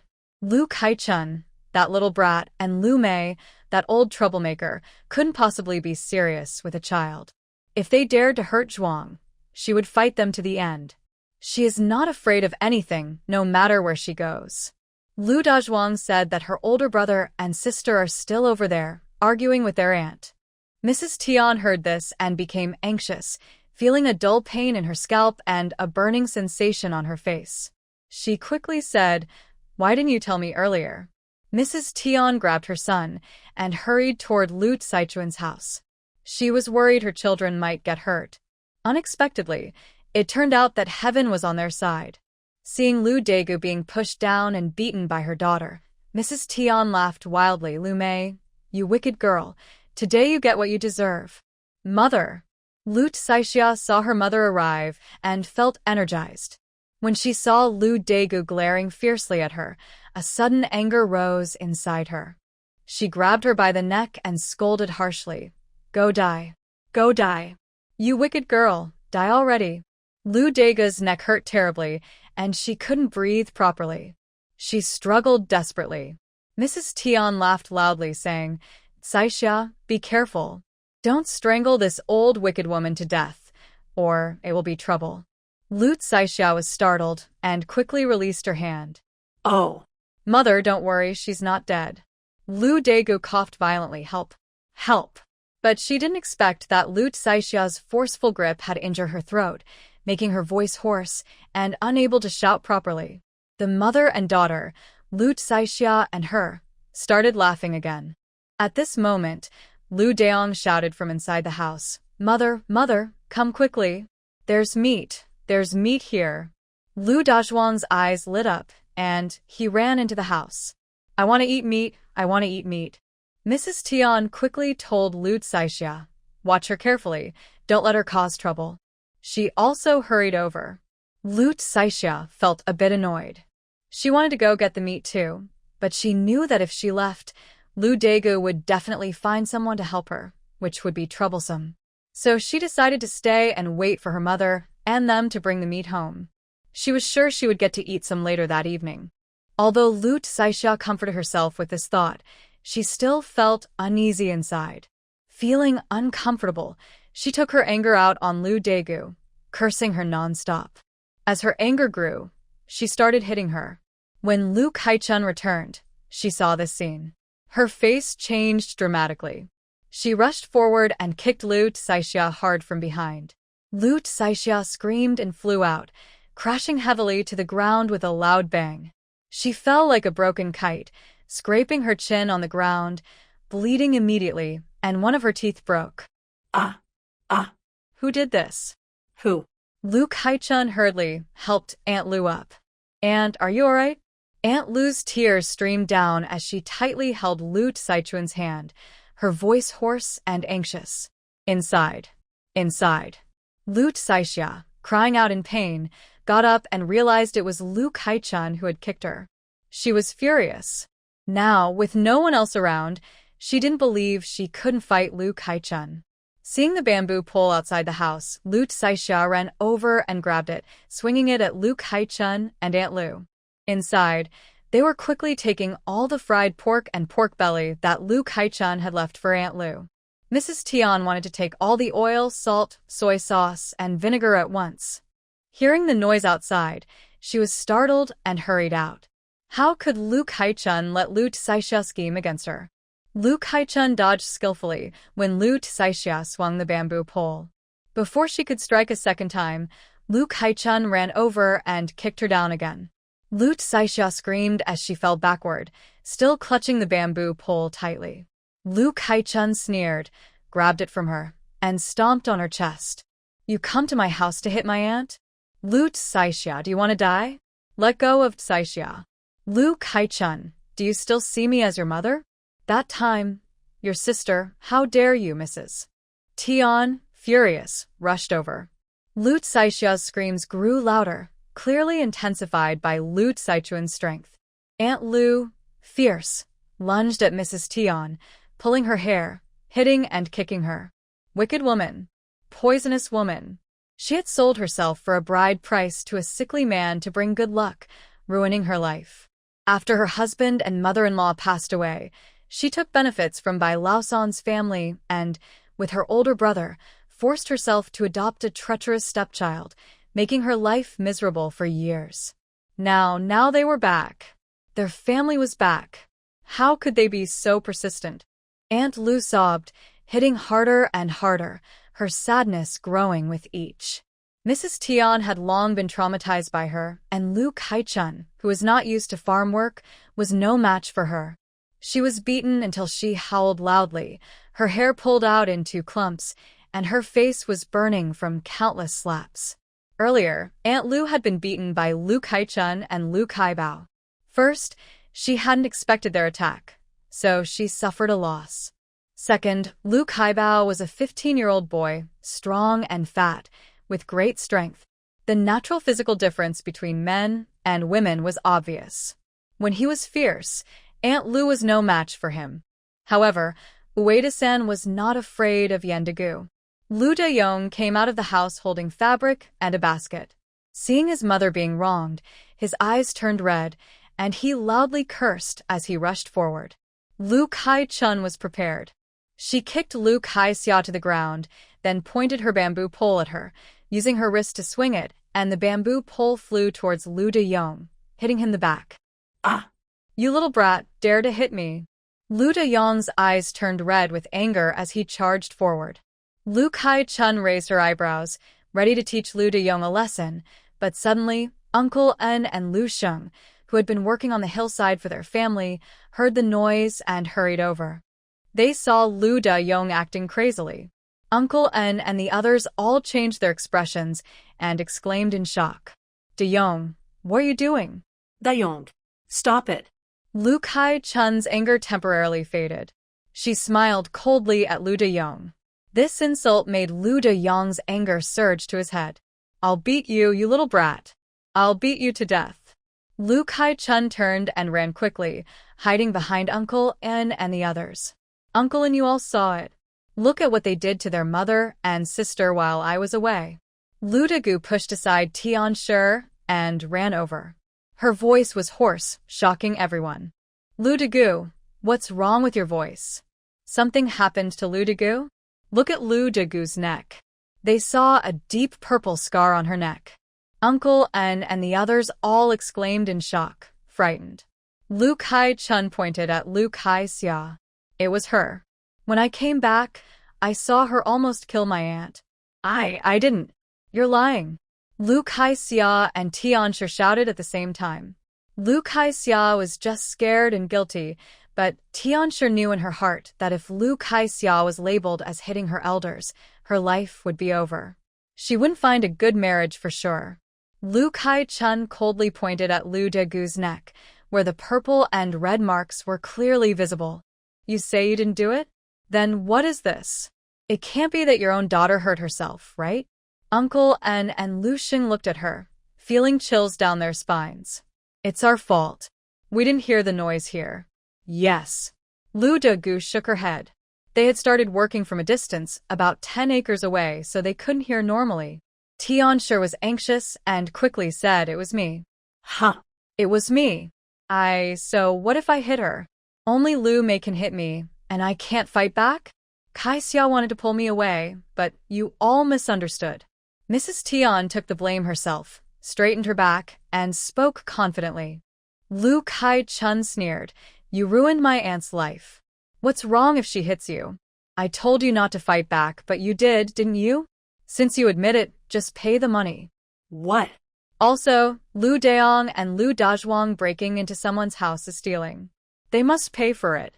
Otherwise, I don't mind asking the village elder to settle this and help spread the word. A whole family of thieves. You dare. Be thankful the village elder is fair. Otherwise, I could go to the officials and complain. I dare stand up for myself in the mountains, so why wouldn't I dare do more? You. 10 taels of silver. Not a penny less. The Lu family all looked shocked and screamed. What? Why don't you go rob instead? Lu Kai-chun sneered coldly, her eyes fixed on Lu Dazhuang, who was still holding a basket of meat and eggs. I'm not like you, with a habit of stealing. Everyone looked at her, then at Lu Dazhuang. He was young, spoiled, and incredibly foolish. He only cared about delicious food and didn't realize there was any problem. He was happily holding his basket as if he'd taken a big advantage. Uncle En and others looked on silently, feeling both speechless and disdainful. Kids can be naive, but to be this clueless is rare. Mrs. Tian's face turned red and white, unable to hold back. She said nervously, Dazhuang is still young. There's no one in the village younger than him who acts like this. I think he's a thief. Born to steal. Shut up. Pay the money. Or don't blame me for being rude. Mrs. Tian trembled with anger. Lu Kai-chun sneered. Are you really going to refuse to accept the punishment? Fine. Let's settle this once and for all. I won't bother the village elder anymore. Aunt, let's go to the city and report this. We'll have this whole family of thieves arrested and put in jail. If it was just her aunt, she wouldn't dare. But her niece gave her endless courage. Without hesitation, she nodded and hoarse voice said, I listen to you. Seeing them ready to leave, Lu Kai-xia almost cried, Mother, Mother. She was too scared to lie to the officials. She didn't want to go to jail. Mrs. Tian felt dizzy from the rush, angry and hateful. She hurried over to stop them. Fine. Here's the silver. It's not just to give, it's to pay. Now go get it. Before they get the silver, those 3 thieves aren't going anywhere. Thieves deserve to be beaten to death. You're so cruel. Oh, you're not better than me. Who do you think you are? A kind and gentle little flower. Mrs. Tian doesn't know what a little white flower means, but she knows it's not a good compliment. She's so angry she almost explodes. Knowing she can't get any advantage over Lu Kai-chun, she can only go back with a dark face to get the money. 10 taels of silver are received, and Lu Kai-chun feels happy. She sneers coldly, you're smart. Now get lost with your children. Mrs. Tian snaps, don't call me a thief. Since you took the silver, don't talk nonsense. Are you unhappy about something? Hee hee, you do bad things and then worry about what others say? I thought you had no shame, but apparently you do. Don't bother me in the future, or it will be hard to explain. Just leave. Mrs. Tian, furious, leaves with her children. Lu Dazhuang refuses to put down the basket. Mrs. Tian gets anxious and tries to take it. Lu Dazhuang holds on tightly and starts crying, I want to eat meat. I want eggs. They're mine, all mine. I picked those eggs from their chickens. Uncle and Lu Sheng and others. What kind of mother is this? Mrs. Tian, furious and ashamed, slaps Lu Dazhuang hard and shouts, let go of that. Lu Dazhuang has never been hit before and cries even louder. Mrs. Tian seizes the chance to the basket, puts it on the ground, glares, and pulls his arm as she runs away. Lu Caixia and Lu Daong quickly follow. Uncle Lin and others are speechless. Is Lu Dazhuang badly hurt? Should we call a doctor? Lu Caixia quickly shakes her head, trying to smile. Just rest, he'll be fine. Lu Kai-chun had just looked at the injury. It looks serious but isn't. It will heal in a few days. Just eat porridge and soft food during this time. Nothing else is affected. Plus, she has spiritual spring water. Later, she'll mix 1/3 of a drop into tea for him to drink, and he'll be fine.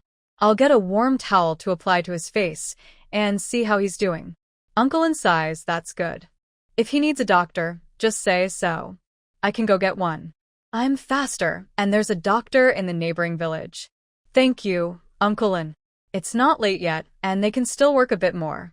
Uncle Un and others comfort them, and then continue to farm.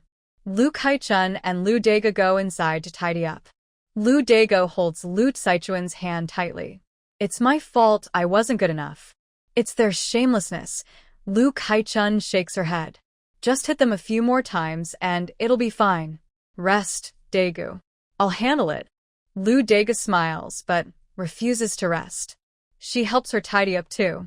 Lu Kai-chun poured a cup of tea mixed with spiritual spring water and handed it to Aunt Luda. I added some medicine. Please drink it quickly. It's good for your throat. Aunt Luda took a sip and felt her insides suddenly become clear. The sore, burning pain in her throat was gone, and she no longer felt uncomfortable. She happily said, What kind of medicine is this? I feel so much better. Oh, my throat doesn't hurt when I speak, and my voice isn't hoarse anymore. Lu Kai-chun smiled and replied, That's good. Thanks to you, Kai-chun. You're so helpful, Aunt Luda said gratefully. She then asked, Did your trip to the provincial city go smoothly? Did you sell all the mushrooms and bamboo shoots? Lu Kai-chun smiled sincerely. Yes, I sold everything. There are many big buyers in the city who buy generously. I told them I'd sell more if I had good stuff. Oh, and I bought some other nice things to bring back. She briefly explained the benefits of potatoes and cassava. Aunt Luda was even happier. Great. If these potatoes and cassava are really that good, then we won't have to worry anymore. Lu Kaichun nodded. They're really that good, but unfortunately, there's not much. As they prepared to cook, Uncle In and others finished their work and came over to say hello, asking if they still wanted to buy bamboo shoots and mushrooms. Lu Kaichun nodded. Yes, we're still buying. Just like before. When you go back, tell everyone in the village. That's wonderful. Yes, yes, haha. Everyone was happy. Thinking about it, they could earn money for several more days. Soon, Anton hurried over, worried. What happened to Aunt Luda? Is her injury serious? I heard from my husband that the Tian family really isn't good people. Aunt En and her daughter had gone to gather firewood and bamboo this afternoon and weren't home. When they heard about the trouble here, they hurried over. Aunt Luda smiled.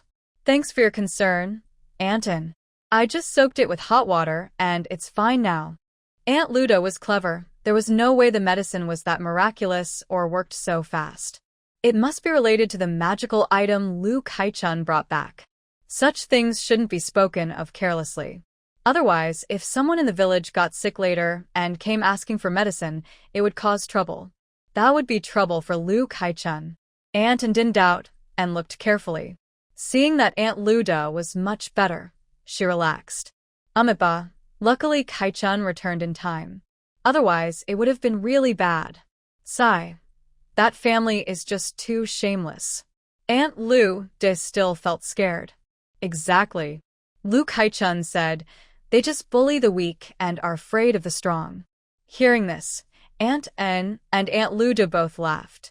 After exchanging a few casual words, Anton went back home. Lu Kaichun was in charge of cooking, while Aunt Lu quickly went to feed the chickens, ducks, and pigs. For dinner, Lu Kaichun prepared stir-fried lamb with scallions, tender pork slices with fresh bamboo shoots and mushrooms, spicy and sour shredded potatoes, and a boiled egg with goji berry soup. The meal included 3 dishes and 1 soup, a good mix of meat and vegetables with appealing color, aroma, and taste. Especially the spicy and sour shredded potatoes, which Lu Kaichun treasured very much. If it hadn't been a happy accident, she might never have tasted such delicious food in her life. The shredded potatoes, mixed with a little green pepper and seasoned with vinegar, were tangy, spicy, crispy, and refreshing. One bite hit the soul, making it hard not to love. Aunt Lu couldn't stop eating. This is so good. Is this the potato? It's amazing. Lu Kaichun nodded. Yes, these potatoes are very versatile. They taste great stir-fried, braised with chicken, or fried. Luckily, Lu Saichuan's spring water cured her throat, or she would have just watched. Aunt Lu smiled. Any dish cooked with chicken is good, especially fried. But this potato, you say it's delicious, but it's even better. Lu Kaichun couldn't help but chuckle. After dinner, Aunt Lu tidied up the table, stove, and washed the dishes. Lu Kaichun went to the neglected land nearby to look around.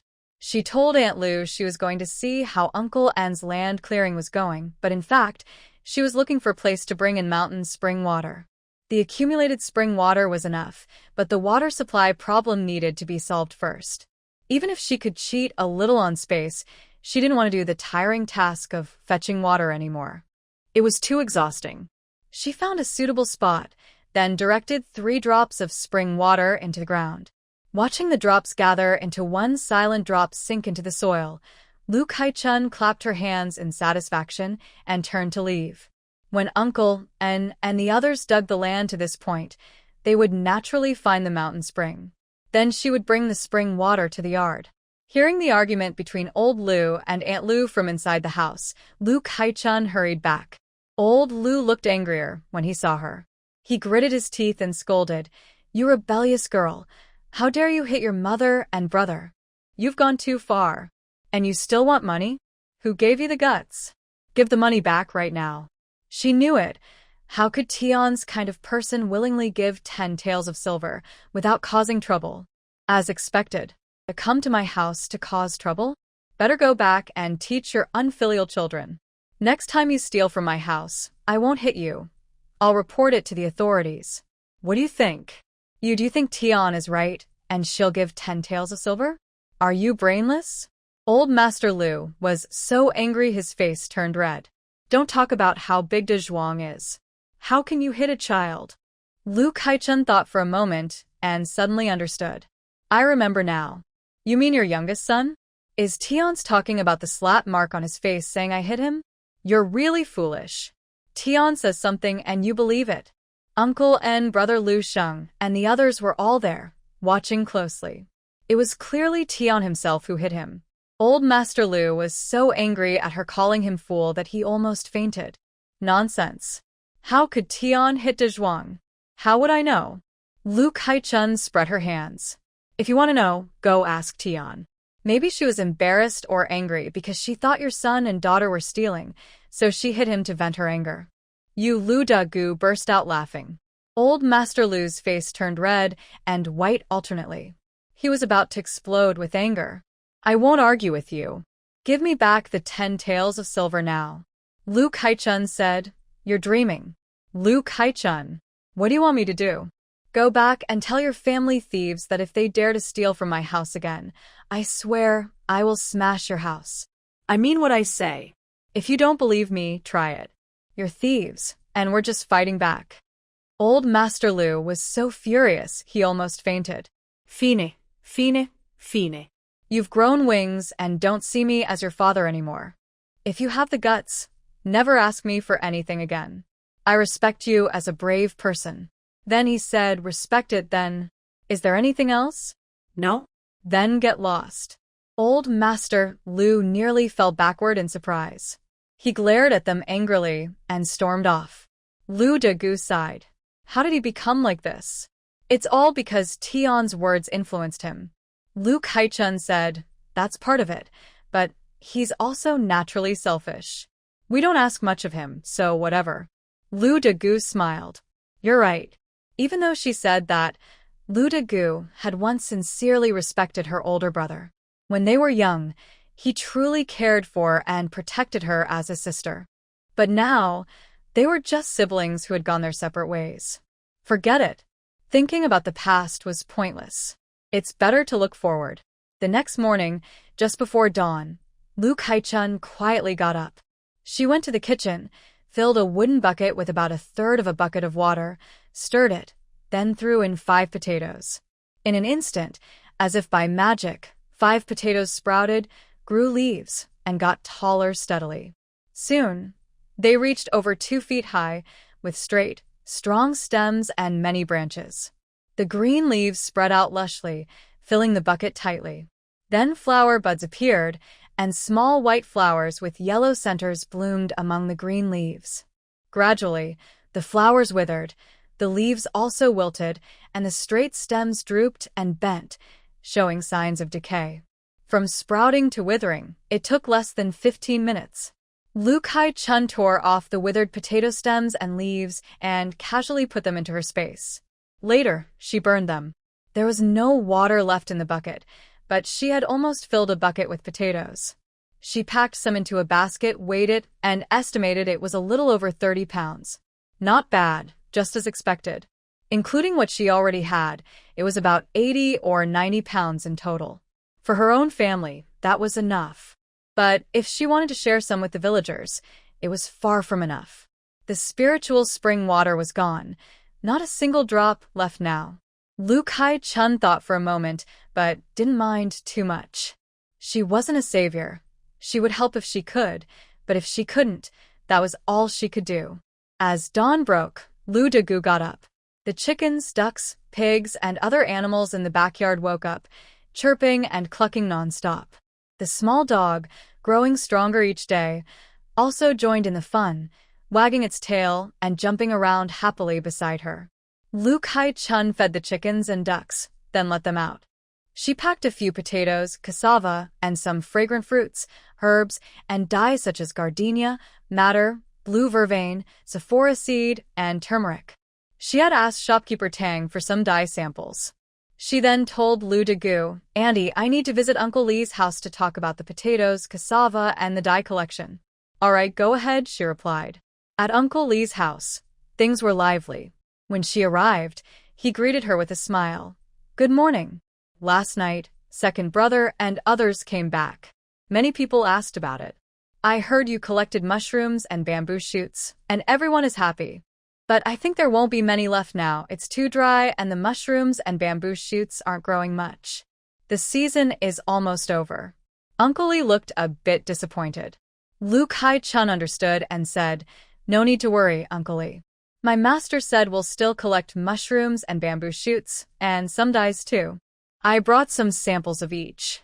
If there are any nearby in the mountains, everyone can go pick them. The price is between 2 and 5 coins per gene, so it's a good way to earn some extra income. Really? Let me see. Uncle Lee was excited, feeling energized again. Lu Kai-chun showed him each item one by one. She originally thought she would need to explain everything carefully, but to her surprise, Lu Lijing recognized each item immediately. That's yellow fruit, the fruit of the gardenia. That's unopened acacia flowers. This is turmeric. This is knotweed. And that is red flower grass.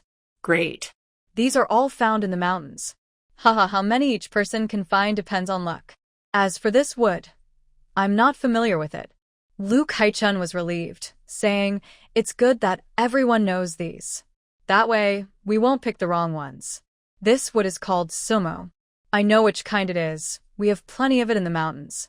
I'll go up and cut a few branches to show everyone. Lu Lijing smiled happily. That's perfect. Oh, what's this now? He looked puzzled at the potatoes and cassava. These shouldn't be in our mountains, right? Lu Lijing, you have sharp eyes. Lu Kai-chun nodded and explained carefully, I got these from the provincial city. After hearing this, Lu Lijing was surprised and widened his eyes. You went to the provincial city? No wonder I didn't see you a few days ago. Did you go alone? That's a long and dangerous trip. Next time, just tell me first. We can find a couple of people from the village to go with you, so you won't be alone. Lu Kai-chun hesitated. It's impossible to find someone. She would get caught. But Lu Lijing is really kind and caring. Lu Kai-chun lied vaguely. Don't worry, Lu Lijing. I didn't go alone.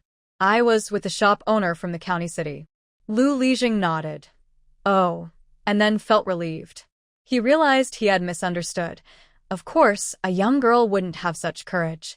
Lu Kai-chun picked up a potato. Lu Lijing, if you plant this one potato, you can harvest at least 3 gene. If the land is a bit richer, you might get over 5 gene. And these cassava plants also produce a lot. The leaves can be cooked to feed livestock, and the stems, after peeling and soaking in water for half a day to remove toxins, can also be eaten as food. These are really good things. Lu Lijing looked at the dull, ordinary potatoes and cassava, then at Lu Kai-chun. How is that possible? Maybe someone is tricking you? City folks can be sneaky, especially big merchants. Who knows what they're up to? You've probably been deceived. He couldn't believe the yield could be so high. No, it's impossible. Absolutely impossible. Lu Lijing sighed quietly, feeling both pity and regret. This silly girl, it's not her fault. She's still young, worried about the possibility of a big drought, kind-hearted, always trying to help the villagers on her own. She believes whatever others tell her. This girl, she's just too kind. So kind that he almost feels bad about hurting her feelings. Lu Kai-chun felt helpless to argue. How could she explain herself? Even if she confidently promised, it didn't seem very convincing. So she could only say, anyway, if we have seeds, we might as well plant them. What if the yield is really good? As a reason to persuade. And they taste really good too. On the land I cleared, I plan to plant 2 acres of peanuts, 2 acres of soybeans, and the rest will be potatoes and cassava. Perhaps Lu Kai-chun's decision was too firm, and Lu Lijing couldn't help but feel a bit excited. Honestly, these 2 crops look quite hardy. Maybe they'll grow well. Then our family will plant some too, Lu Lijing said. Lu Kai-chun note that. I'll give you 5 gene of potatoes and 5 gene of cassava. Just plant them wherever there's space, even in the corners. Money isn't the main concern here. Of course, This was also because of the spiritual spring water. Even a drop a day isn't much, but since cassava and potatoes produce high yields, that one drop from sprouting to maturity can yield quite a bit. Lu Lijing waved his hand. That won't do. They're fresh things, and I can't just take them for free. He called his wife to bring 10 coins.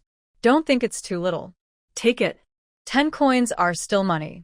With that, you can buy over 2 jin of rice. Liu Kai-chun. All right then. I'll accept it. Thank you, Uncle Lijing. You believe me.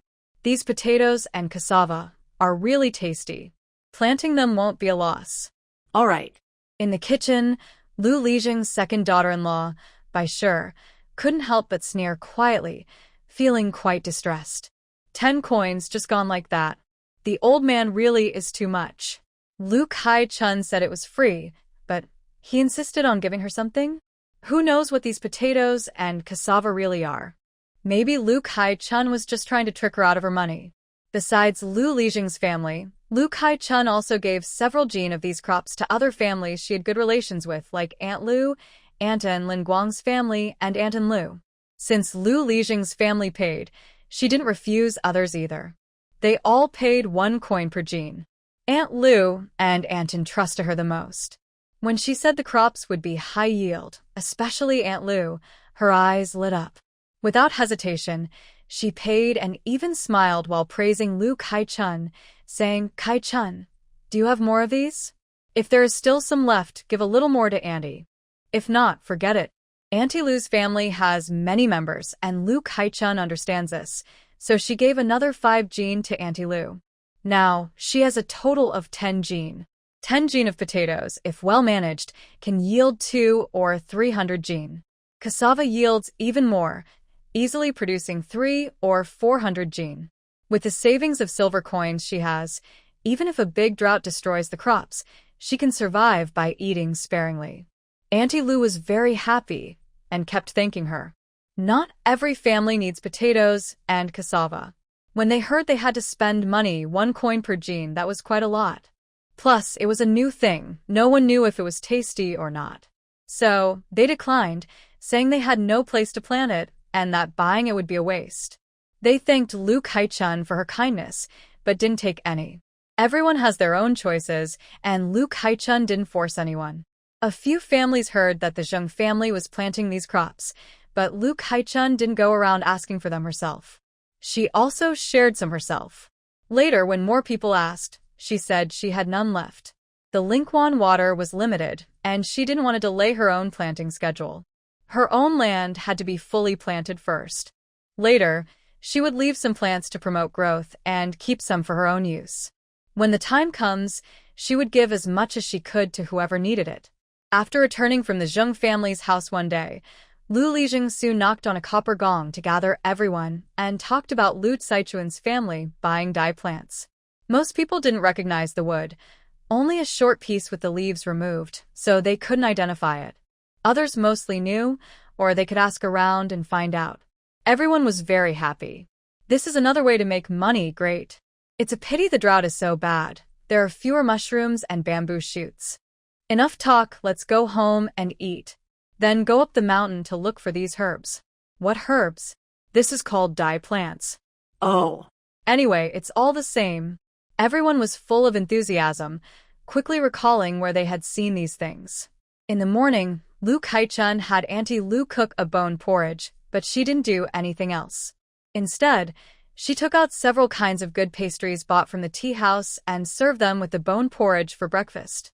There were water chestnut cakes, mung bean cakes, some pickled vegetables, and small fresh meat buns. To avoid getting tired of the taste, Lu Kai-chun also scooped out a big bowl of sour and spicy, crispy pickles from a jar. Auntie Lu was constantly amazed by the new world she was discovering and praised endlessly. She kept sighing from the heart, I've truly lived a pointless life before. There are so many delicious things in the world. She used to think that meat was the best food in the world. After breakfast, Aunt Lu tidied up the house, and Kai-chun prepared to go up the mountain to cut a piece of su wood and gather some bamboo.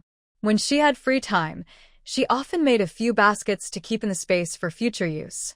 It seemed there wasn't much firewood left, but since there was plenty in the mountains, she would pick some up whenever she saw it and put it in the space. Before she left, old Lu and Mrs. Tian arrived.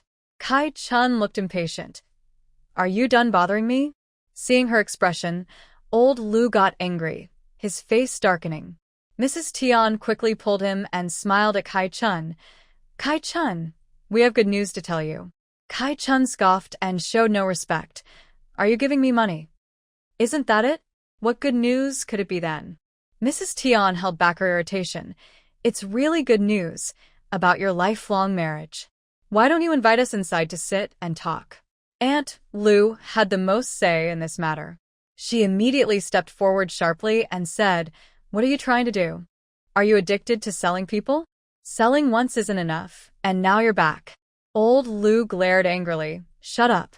What are you talking about? Aunt Lu sneered coldly. You can do whatever you want, but you're afraid I'll say something? Kai Chun smiled softly and gently patted Aunt Lu's hand to calm her down, saying, All right, go ahead. She turned and went inside. Mrs. Tian and old Lu couldn't wait to follow. Aunt Lu, worried, originally planned to feed the pigs, but now she didn't bother and hurried after them. Mrs. Tian proudly said, Kai Chun, you're only a teenager, at such a beautiful age. How long will you have to wait? For women, getting married is the most important thing. If there's a man in the family, enough, get to the point. Kai Chun impatiently interrupted. Why talk so much nonsense? She still needed to go up the mountain. Mrs. Tian's long speech was cut off, ruining her mood, and she cursed inwardly, girl. She could only frown and focus on the main point. Here's the thing. Zhang from Dajong village and the Zhang family are willing to marry you. Isn't that a great thing? Aunt Lu's blood pressure shot up. Kai Chun gave her a look to calm down. She clenched her teeth and endured it, feeling her chest hurt. How many people are in their family? How old are they? What do they look like? How's their land? What's their family background? Tell me in detail. I don't bother asking much. You might as well explain carefully once. After all, this is a big matter. If you don't say, I'll find out myself. Dajong village? Never heard of it. Isn't it far from here? That's okay. I am brave enough to go alone into the deep mountains. Why would I be afraid of going to a big village like Jiangsuan? Mrs. Tian is furious. Old Lu can't help but say, as parents, can't we harm you? Don't be ungrateful. Yes, look at me. I trust you so much. I even gave you a chance to speak. Can't you say it? Are you too embarrassed to admit that the thing isn't good? Mrs. Tian is furious. That Zhang Sanmazi is a year older than you, but you're a woman who is married. Why are you still picky? His family lives in a brick house, has 6 acres of good land and a cow. If his wife hadn't died, he wouldn't be available. Zhang's family has 1 son and 1 daughter, only 7 and 9 years old, but they can help with chores. You're a stepmother, but if you teach them well, they won't be distant from you in the future. They also have a mother-in-law, but she is paralyzed and can't do anything. As soon as you come in, you can take charge. Such a good opportunity is hard to find, and you still don't want it? Old Lu's wife is almost exploding with anger. Big brother, do you also think this kind of family is good? You're really disgusting. Sister, don't be angry. It's not worth it. Let's just listen for fun. Lu Kaichun smiles and persuades Lu Degu, sneering, Zhang Semazi? A year older than me? Grandma, I am beautiful and rich. I eat fish and meat every day without repeating, and I refuse to be a servant for others. Old Lu scolds. What servant? You won't be happy to be the head of the household after marriage? Isn't that a proper man? Lu Kaichun sneers. Isn't that a servant? Taking care of others' children, raising others' children. 2 big things. How good can that be? Grandma has no interest in raising ingrate kids. Running a family, feeding, cleaning, and taking care of a paralyzed wife. TSK, isn't that disgusting enough? Do you call that good? If you think so, enjoy your happiness. As for men, what are they for? To be fathers and serve? I'm not that cheap. Liu Dagu shares, exactly. I wish I had realized this earlier. I've suffered for so many years for nothing. Mrs. Tian and old Lu's faces turned dark. What kind of person doesn't marry? Even gossip will bury you. We do this for your good, and you'll understand someday. I don't need it. You can leave now. Look at you, look at you. Truly an unfortunate family. Lu Kai-chun was speechless. I'm just a girl from a poor family. I can't block your door. If your family is unlucky, it's definitely your own fault. Don't blame me. I won't take the blame. Old Lu didn't understand what blaming or taking blame meant. He was just angry and disappointed. If you keep being disobedient, you'll regret it someday. Lu Kai-chun. Enough of this. Every time she hears these words, it makes her sick. Old Aunt Lu retorted sharply. I will be the one to regret. I regret it so much. Why did I listen to you all back then? I think you're just a troublemaker. Kai-chun, you just caused trouble for your aunt. Lu Kai-chun raised her eyelids. You can't say it like that. Clearly, I was the one who led my aunt astray. My aunt was fine before. Old Lu almost fainted from anger. Let's go. He angrily took Tian's shirt and left. Since she doesn't know what's good for her, we shouldn't worry about her. If she regrets later, she can't blame anyone else. She made her own bad choices. Tian Shi's eyes rolled as she smiled gently and advised, Old Lu, why are you arguing with such a careless girl who doesn't understand anything? Kids are naive, but as adults, we should understand that. We just need to be honest and kind to her. She'll see the truth later. If we get angry at her, it only hurts her. We feel guilty about that. Old Lu was still angry and waved his hand. I think she's just ungrateful. Let her go die. Don't bother with her anymore. Tian Shi smiled, her eyes flickering. Ignoring her was impossible. Last night, Old Lu went out to settle accounts with Lu Kai-chun, and a matchmaker from the neighboring village came to the house. If this marriage went through, Zhang Sanmazi was willing to give them a few silver coins and 2 bolts of fine cotton as a dowry. He said he had seen that girl once by chance and liked her looks. It was daring to hope, but since she was now a widow, it was different. They suited each other. The girl was pretty, which was not all bad. As a widow, she could remarry and earn a good dowry. There were more benefits. The land she bought would belong to her family. Later, they would drive Lu Mei, that wicked woman, back to Baishir village. All the pigs, chickens, ducks, and grain would be theirs. And that 10 taels of silver the girl had taken would have to be returned. Plus, she was helping a shop in the city buy bamboo shoots, mushrooms, and some dye, and they would have to find out about this business. They could take over and run it themselves. Besides this thorn in her side, she wouldn't have to suffer insults every day. Tian Shi's thoughts grew more and more beautiful. She was eager to send Lu Kai-chun away immediately.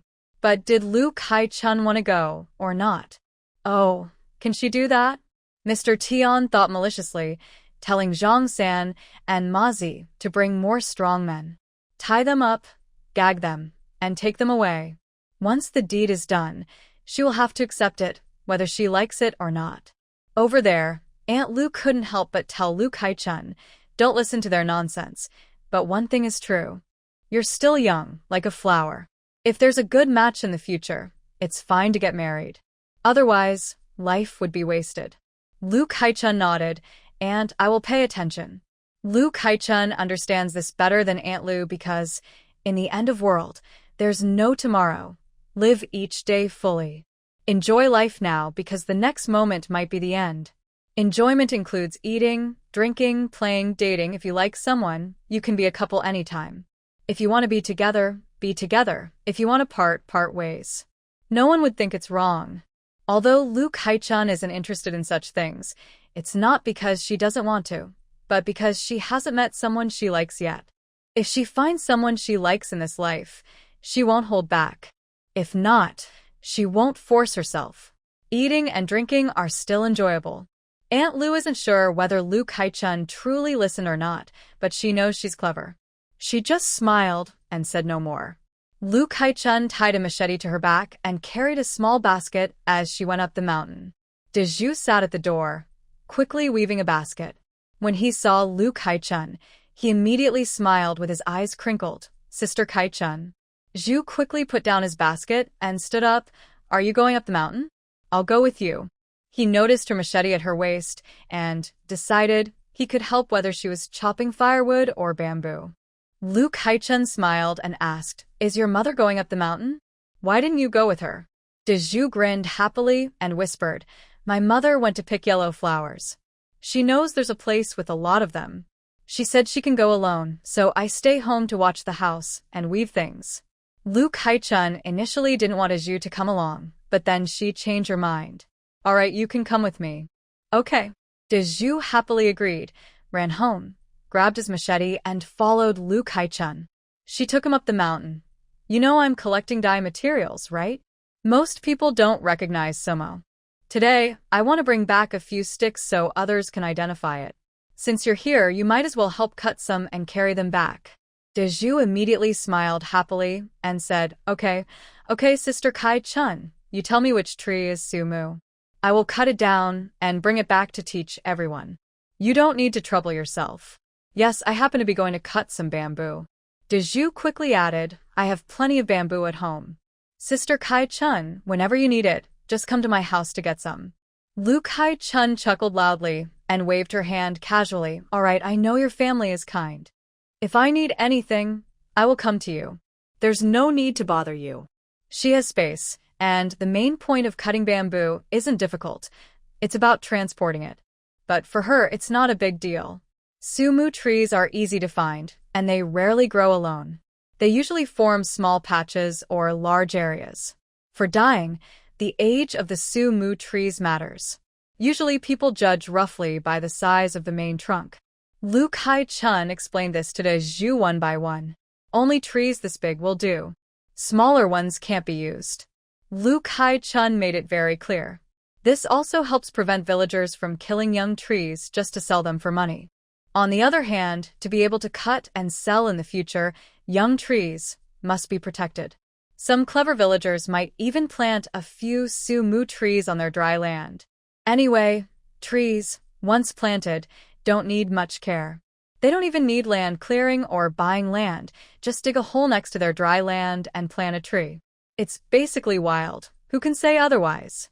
Lu Lijeng wouldn't bother to chase people for taxes over this. Zhu looked at the tall, straight sumu trees with a trunk about the size of a bowl, smiling so widely his mouth almost closed. He looked up and laughed. Such a big sumu tree. How much do you think it would sell for? Lu Kai-chun slightly curled her lips and said, 3 cents a pound, but only the core inside, not the bark. You can do the math yourself. Zhu still smiled happily. That's a lot. Yes, it is. This tree is over 6 meters tall, and even just taking the core would make a big profit. While Zhu was cutting sumu, Lu Kai-chun went nearby to find and cut bamboo. She also casually gathered dry firewood and tender pig grass into her space. Tasks that others find troublesome are no problem for her. Lu Kai-chun was lucky. She also found 2 clusters of chicken mushroom, a small patch of red mushroom, and several bamboo shoots. After half a day, the 2 of them headed back. Zhu hesitated and looked back longingly. Tomorrow, I'll ask Xiaoyu to come over. Lin Xiaoyu is the son of Lin Guang and his wife, about the same age as Zhu, and they get along well. Lu Kai-chun didn't interfere with children's friendships. She only reminded him, this place is quite far from the village. You should tell your parents. All right, Sister Kai-chun. When I got home, Aunt Lu was very happy and couldn't wait to tell you. Kai-chun, listen to this. Guess what? We found a mountain spring behind our house. I thought it was just a small spring that would dry up after a while, but no, the water keeps flowing and getting more. It's forming a little pond now, and the water is so clear and pure. Uncle En and the others washed their hands and took a sip, saying it's real mountain spring water. I also drank a little, and it's very sweet. Today, Uncle En and the others finished clearing the land, and they even dug a water channel to connect directly to our house. They also dug a pond to bring the water over, and made a small ditch to carry it outside our yard to the sunny ditch. From now on, we won't have to worry about water. This luck is unbelievable, ha! They're so jealous, haha. As she spoke, Aunt Lu pulled Kai-chun along. Come on, I'll show you. Okay, Aunt. Even though Kai-chun already knew about this, she was still happily excited because Aunt Lu's joy was contagious. Her face showed pure surprise. The mountain spring water had already reached the fence, just a few steps away. Aunt Lu proudly pointed. Look at this water, isn't it good? I wasn't lying to you, right? See how clear it is. Feel how cool and refreshing it is, authentic mountain spring water. Kai-chun giggled and nodded repeatedly, encouraging Aunt Lu. You're right. This water looks so nice. We're so lucky, others can't envy us, haha. Aunt Lu clapped her hands and smiled so broadly her eyes disappeared. That's what I said. With the drought coming, who knew our land would find mountain spring water? It just shows we're blessed, and Kai-chun, you're lucky too. Kai-chun modestly replied, It's not just me, Aunt, you're lucky too. Aunt Lu was very happy. Yes, I'm lucky too. Meeting you, that's where my good fortune comes from. Kai-chun spent a joyful day with Aunt Lu. That day, they used the mountain spring water directly. Aunt Lu walked with a spring in her step. Kai-chun secretly chuckled and felt proud. The ditches and ponds Uncle and dug were simple and rough, but the water was so good that it was very clean and clear after washing. Kai-chun decided to buy bricks tomorrow to build a proper wall. In the evening, each family brought back their harvest, and more people came to sell their goods. Aunt and brought Deju to help, and Mother Lu and her daughter and Chuer also arrived. The quiet little yard was lively again. Everyone was weighing and exchanging goods, while carefully guarding their own items and trying to find out about others. It seems the weather is really dry now. There are fewer mushrooms and bamboo shoots. After searching for a long time, I only found this much. That's right. I found even less than you. They don't look as fresh either, especially the mushrooms. They're shriveled. I wonder if we should pick them in spring. Oh well. Tomorrow, let's go look for that dye plant again. I think so too. Where do you plan to go? Take me along. Wow, second aunt, your yellow machine is really good. Which mountain did you pick it from? The madder plant is also growing well. I remember there's a large patch in a valley. Maybe that's where you got it? Yes, it was from that valley. As everyone chattered and talked, Lu Kai-chun and others kept weighing and counting, either using large burlap sacks or tall baskets to sort and pack the collected items. The mushrooms and bamboo shoots weren't very good. The signs of drought were obvious. These two are very sensitive to temperature and humidity, so it looks like a big drought is coming. As long as they weren't too shriveled, Lu Kai-chun didn't mind and accepted them all. Everyone had worked hard all day. Life in the countryside is tough, and earning a little extra money to help out isn't easy. She didn't mind making things easier for everyone. In the end, she could sell the goods at a lower price. If the shopkeeper didn't want to buy, she would keep them for her family to eat. All the dye plants looked good, and there were quite a few. A large branch of mulberry wood was stuck on the fence, and anyone passing by could take a look. Today, besides Deju bringing back over 30 jean of mulberry wood and earning nearly 70 coins, others still didn't recognize what mulberry wood was. After seeing it, everyone suddenly understood. This is mulberry wood. There are quite a few in the mountains. Everyone's eyes lit up, and they started to get excited. You should know that madder, knotweed blue, turmeric, and even the flowering sephora, which is blooming now, all require many stems, leaves, flowers, or small fruits to accumulate enough weight. Mulberry wood is different. It's wood.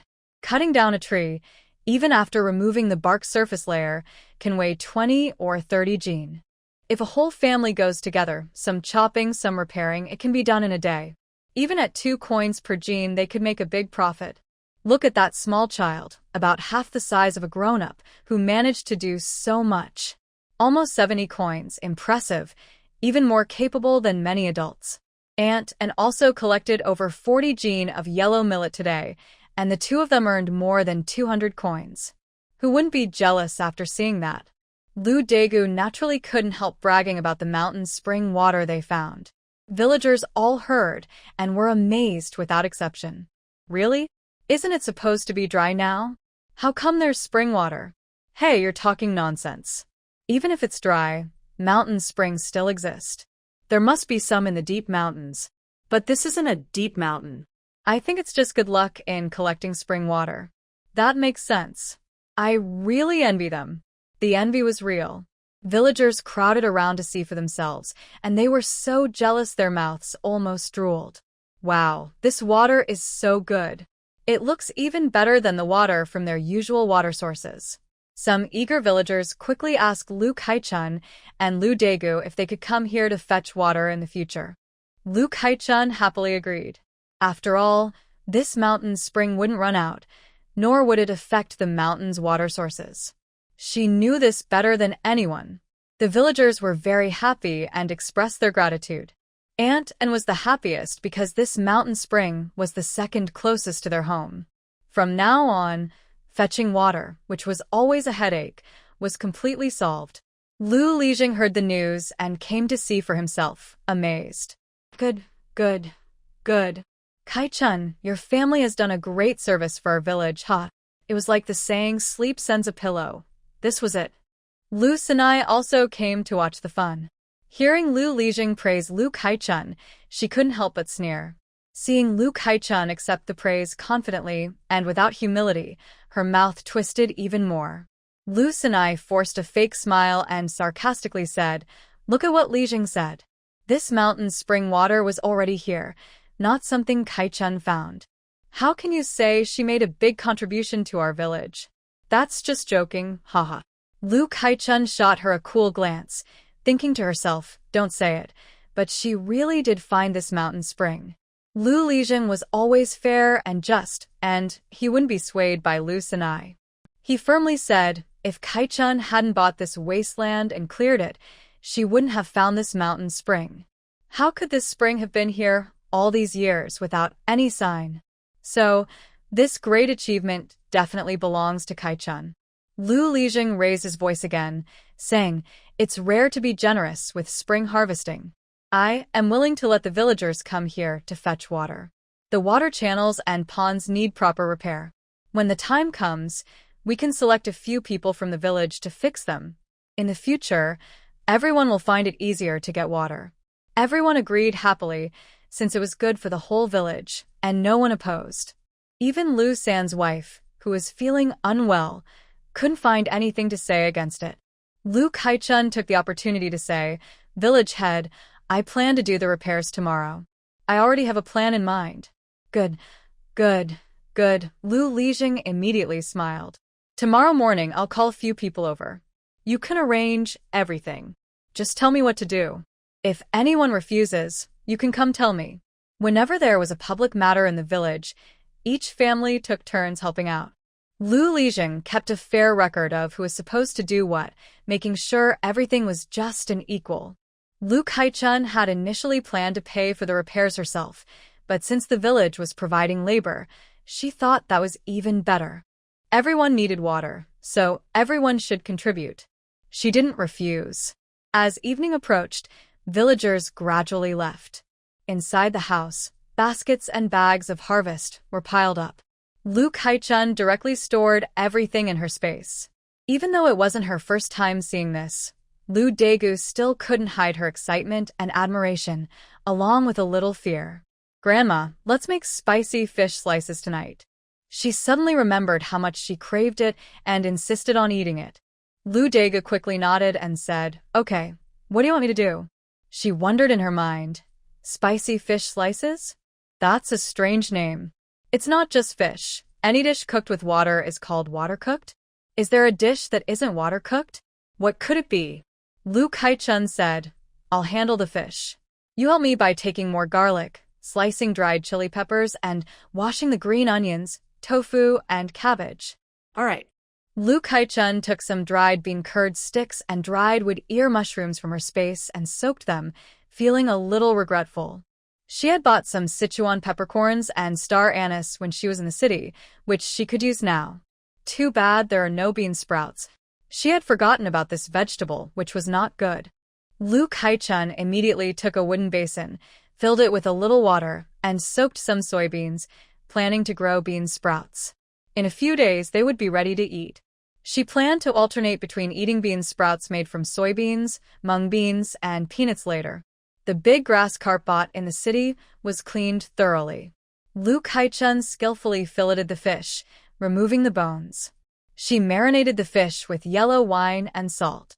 Then she fried chili, garlic, and other ingredients in hot oil, filling the air with a spicy, garlicky aroma that made her sneeze several times. She added a spoonful of soybean paste, poured in water, and boiled the fish bones and head to make soup. After the water boils, first cook vegetables and tofu until done, then remove and set aside as a base. Next, add fish slices. The fish slices are as white as jade. Once cooked, place them in a large bowl. Sprinkle with dried chili powder, minced garlic, Sichuan peppercorns, star anise, and chopped green onions. Heat oil in a pan, then pour a large spoonful over the fish. The hot oil reacts with the spices, bubbling and releasing a strong, fragrant aroma. The white fish slices are coated with a bright, glossy sauce, making them look very appealing. Although this bowl of water-boiled fish is not as authentic as the traditional version, it still looks quite tempting. Aunt Lu's eyes widened in surprise. Is this called water-boiled fish? My goodness. She patted her thigh, feeling distressed. I think this should be called oil-boiled fish. Spending so much oil, that girl really doesn't know how to live frugally. Lu Kai-chun chuckled happily. Don't worry, Aunt. Making money isn't that hard. If we earn money, we should enjoy good food and drinks, right? Aunt Lu thought about her skills, and her worried, trembling heart gradually calmed down. She let out an ambiguous sigh. Sigh. Aunt, serve the rice. Let's eat. Okay. Aunt Lu's spirits lifted. She had never seen or even imagined such a oil-consuming dish. But it smelled so good, and since she had already made it, she definitely wanted to taste it properly. She quickly served the rice. The aunt and nephew sat facing each other. Lu Kai-chun, as usual, picked a few pieces of fish to mix with rice and fed the rural dog that never complained. They started eating. The spicy, fragrant, tender fish slices made them unable to stop. They kept eating until the big bowl was finished. It was another day of feeling slightly full from eating so much. The next day, Aunt Lu planned to have breakfast and then go up the mountain to gather sappy wood or pick saffora flowers or locust blossoms. But Lu Kai-chun stopped her. Aunt, stay at home and help me. We still haven't planted all the potatoes and cassava on our 10 acres of land. I can't do it alone. You shouldn't always work for free. The money we earn should include your share. How about I give you a monthly allowance? Aunt Lu was stunned and quickly waved her hands. No, no. If it weren't for you, I'd still be struggling in the fire pit. I'm enjoying the good life with you, no worries. Eating so well. I can't take your money. That's not right. Lu Kai-chun replied, Aunt, I understand. You've helped me so much. Without you, I wouldn't have earned so much or lived so comfortably. I'd feel guilty if I didn't give you something. So, how about 300 coins a month as your pocket money? The cost of new clothes, extra quilts, and household items will be separate. This don't refuse, Aunt. Aunt Lu's eyes were almost moist, and she nodded with a smile. All right, 300 coins is too much. 100 is enough. Lu Kai-chun smiled. Aunt, I don't need that much. Aunt Lu also smiled. You're so kind. Forget it, just consider it as her helping her keep the money. Honestly, she really doesn't have many places to spend money now. Lu Kai-chun went to Aunt En and Aunt Lu's houses again, telling them about asking them to help collect and weigh items every day, paying 10 coins a day. Aunt En and Uncle Zhu would earn 20 coins, and Aunt Lu and Shuer would also earn 20 coins. She also said that if they ever needed help in the future, they could ask these two families first if they were willing. Of course, both families refused the wages at first, but in the end, they couldn't refuse Lu Kai-chun and accepted gratefully. Aunt Lu sighed. Kai-chun is so polite. We already make good money selling things every day. Helping for a little while in the evening is fine, and she even pays us for helping. Our family is so poor, and if a big drought comes, the crops will fail completely, and we'll have no way out. But now, with the savings, We can get through it. It's all thanks to Kai-chun.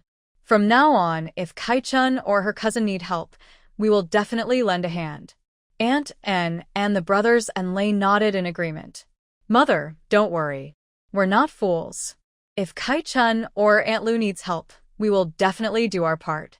Aunt Lu looked at her children with love and smiled happily. Her family was poor, but she had raised them well through good words and patience.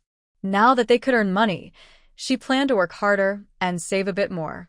Once she had over 10 taels of silver, she could do many things. All of this was thanks to Kai-chun. Lu Kai-chun told Lu Lijing about the plan to bring water from the spring. Lu Lijing looked a bit stunned. How much green bricks will that take? That's such a waste. Just thinking about it made him wince. Kai-chun chuckled.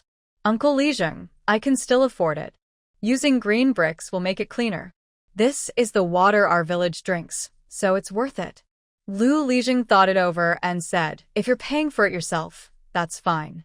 But if the village pays, it's not appropriate. Absolutely not, Kai-chun said lazily. I don't want to argue later. I really don't lack those few coins. If the village uses the money that way, many people might have opinions and you might get criticized behind your back. That wouldn't be good. Maybe someone will even say that I deliberately caused trouble and spend village money unnecessarily. I'm worried that if I argue with someone, it might make things worse and damage the peace. Lu Lijing. He was speechless because Lu Kai-chun was telling the truth. If she really did that, the villagers wouldn't blame her. They would definitely blame Lu Kai-chun, especially the troublemakers who like to stir up chaos and spread rumors. Although most villagers now earn a lot of money thanks to Lu Kai-chun and are generally kind and polite to her, there are still a few troublemakers. Why should she be unfairly blamed? More importantly, the girl isn't willing to suffer quietly. If things get worse, she might cause trouble. Lu Lijing felt overwhelmed. All right, you pay for the bricks, and in the future, I will make it up to you somewhere else. You won't lose out, don't worry. Lu Kai-chun trusted Lu Lijing and nodded with a smile. The village head then asked Lu Sheng to buy bricks. He brought back 2 full carts of blue bricks. Lu Kai-chun directed Lu Lijing to call the young men working there to dig a trench. They built 4 sides with the blue bricks, creating a smooth water channel that looked like a small tunnel. The bricks on the ground formed a small path. They dug a wide, over 1-meter diameter pond at the source of the water channel, surrounded by bricks to prevent pollution. The water channel led outside her fence, where they dug a deep pond about 1.5 meters in diameter for easy water drawing. They also dug a drainage ditch outside the outlet, sealed with bricks and covered with a thin layer of earth so movement wouldn't be affected. The water flowed over a flat area, then down into an existing ditch.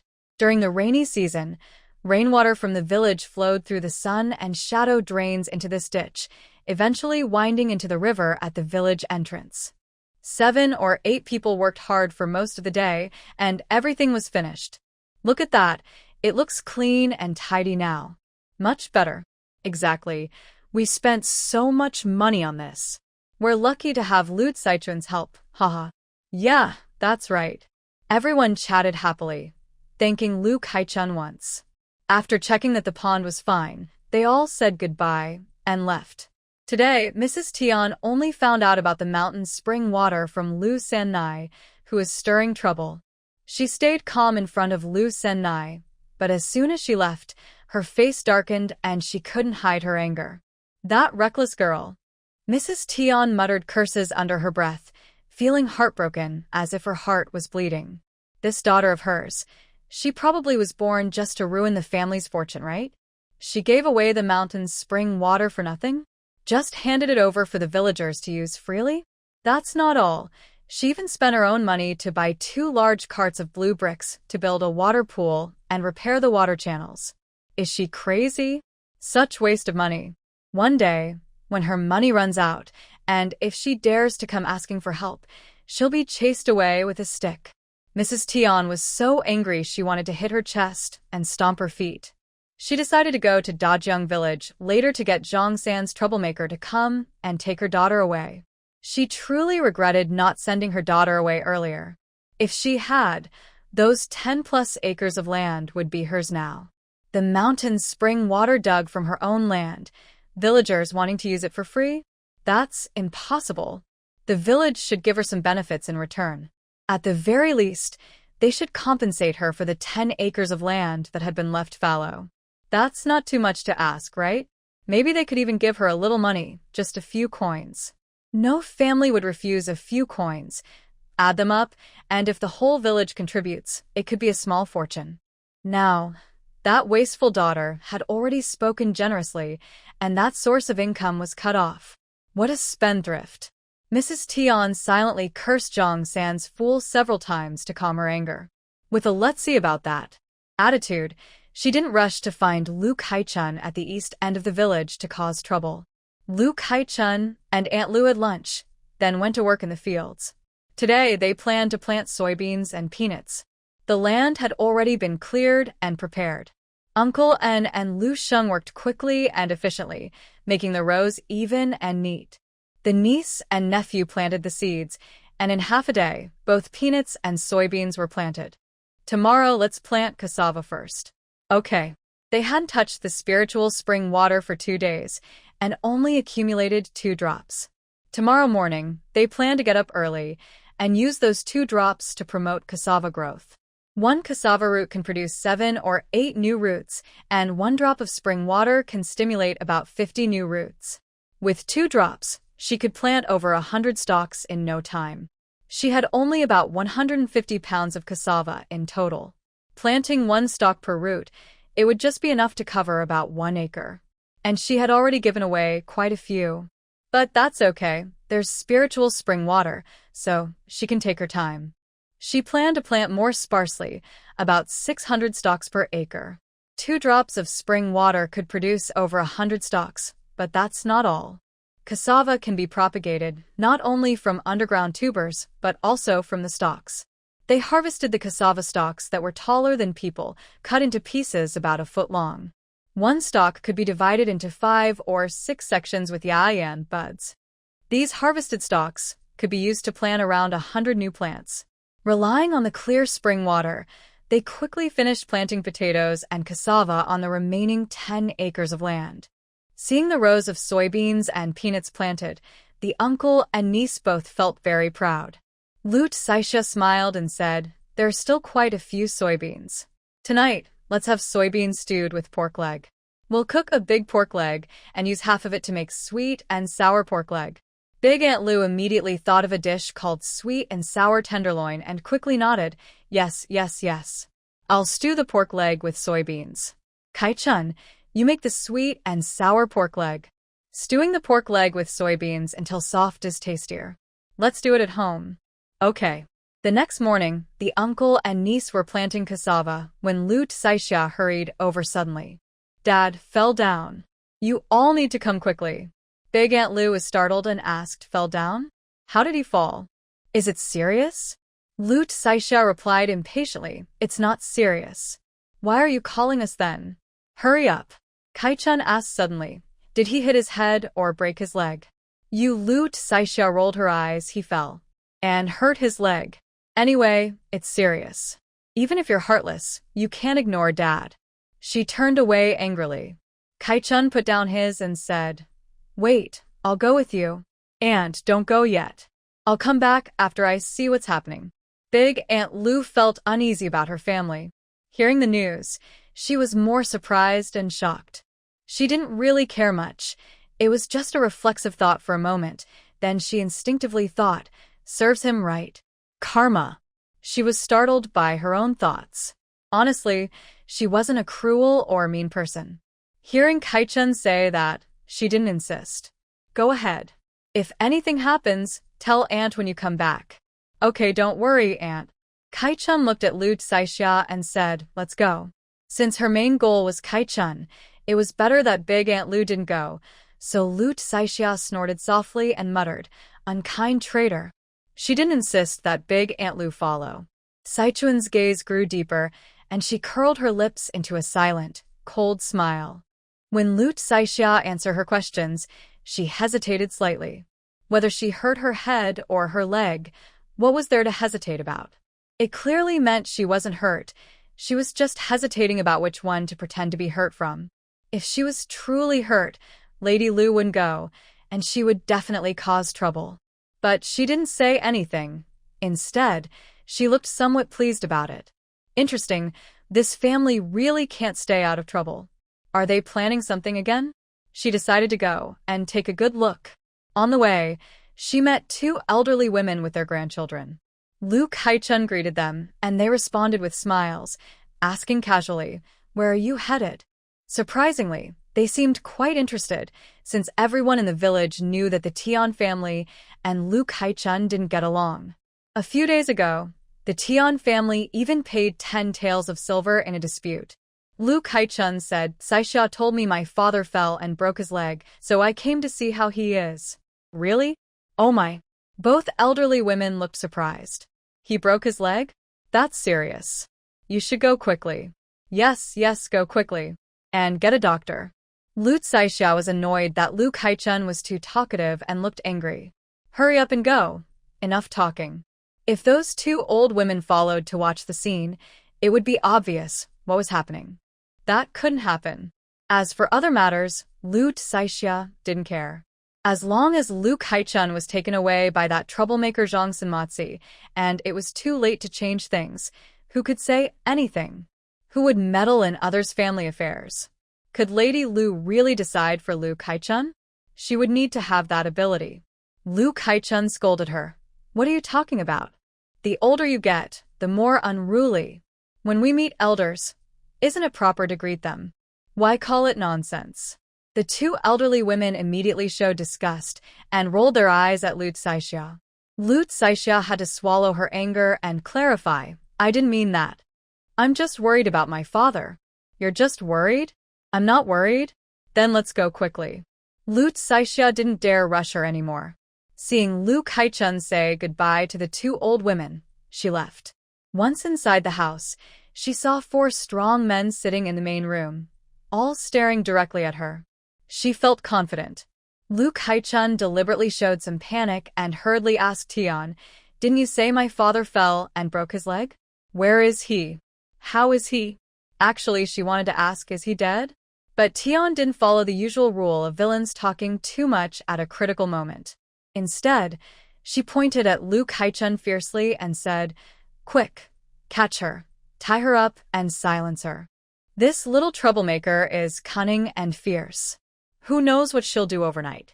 Zhang Sanmatsi and the others looked at each other and burst into laughter, their attitude casual and their laughter mocking. Clearly, they didn't see Luke Haichun as important, for people still stood up. 2 of them went behind Luke Haichun, guarding the door and blocking her escape. They crossed their arms, adopting a like pose with one shoulder higher than the other, and wore lecherous smiles. The other 2 stood opposite Luke Haichun, also looking malicious. One of them had a face longer than a donkey's, thick lips, a flat nose, and messy, dull hair like dried grass. Most noticeably, he had visible pimples all over his face, like sesame seeds scattered randomly. Luke Haichun instantly remembered the Zhang San pimples mentioned earlier by the Tian couple. It was definitely him. The reason for their appearance here was obvious. She couldn't help but admire the Tian family. They paid enough attention to her. After all, someone as ugly as Zhang San pimples was not easy to find. Luke Haichun pretended to be timid. Who are you? What do you want? Did you break my father's leg?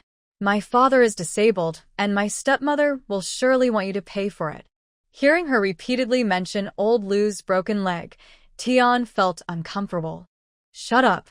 Zhang San pimples, and the others all laughed loudly. Zhang San pimples looked at her greedily. Haichun, don't worry. Your father is fine, and your stepmother won't ask us for compensation. You don't need to worry about me. Do you know who I am? I am your man. Your father and stepmother married you to me. Come with me. Rest assured, our family is doing very well. You will have enough to eat, warm clothes, and a house. But you need to take good care of my mother, our 2 children, and me. If you take good care of us, in a few years, when my children are a bit older, I promise you can have one of your own. Luke Haichun sneered coldly. It seems my good stepmother didn't tell you I registered as a female head of household. In other words, I am also the head of a household, officially registered with the government. Try to lay a finger on me. Zhang Sanpimple's face changed slightly. He frowned and looked at Tian. Marriage of children is usually decided by parents. Although it's said that remarriage is up to oneself, only very bold and fierce women can do that. Most women who are divorced and sent back to their parents still have to follow their parents' arrangements for remarriage. However, if Lu Kaichun is the head of a household, it's a different matter. If he forcibly married her, he would be reported to the authorities and face jail. Tian absolutely didn't want to let her slip away. She was determined not to let her efforts fail. Stop spreading nonsense.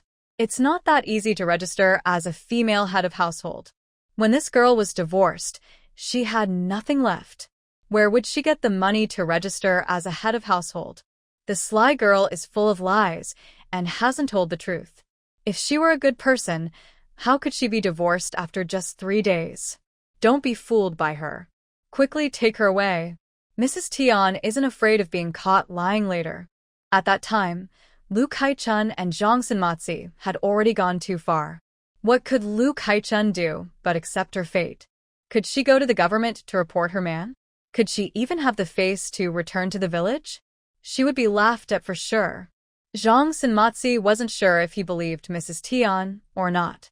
He looked at her deeply, then followed her advice. Since this cheap mother-in-law said so, he decided to believe her. He didn't know anything else.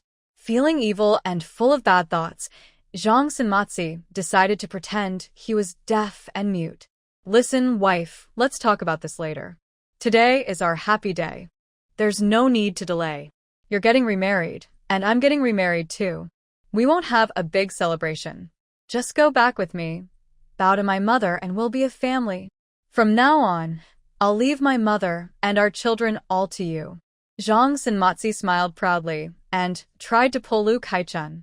She kicked him with a loud bang, and he was pushed out, hitting the wall hard and falling heavily, crying out in pain. The other 3 people looked shocked and started shouting and rushing to catch Lu Kaichun. They didn't see her as a weak woman. Plus, forcing someone to marry against their will isn't honorable. Zhang Sanmatsi didn't bring many people either. He was doomed to fail and pay the price. Lu Kaichun was quick and fierce. The 3 men, though strong, were just ordinary villagers. They relied on numbers and their natural strength, but their fighting skills were poor. Lu Kaichun easily beat them down.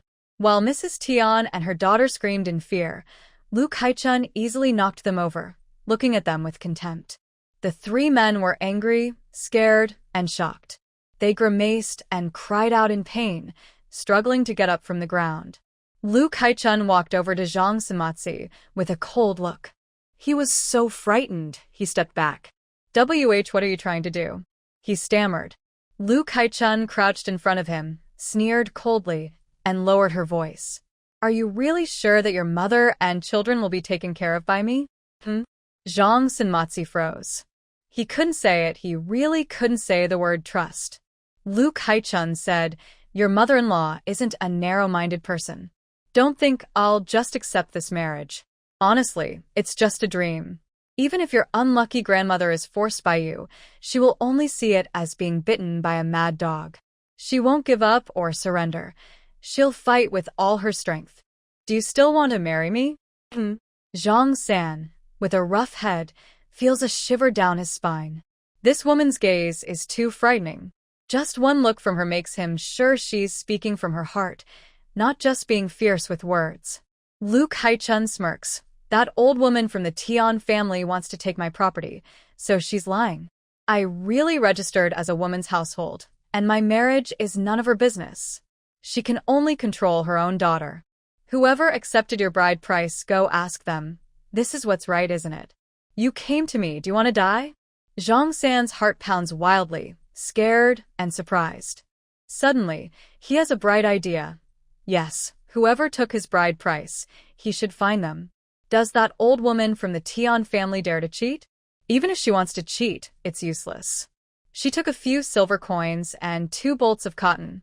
Who dares say that's not a bride price? Seeing that he understood her words, Lu Kaichun smiles silently, then stands up and leaves without even glancing at Tion's mother and daughter. Tion's mother is anxious, opens her mouth to call out, but before she can speak, Lu Kaichun has already gone out.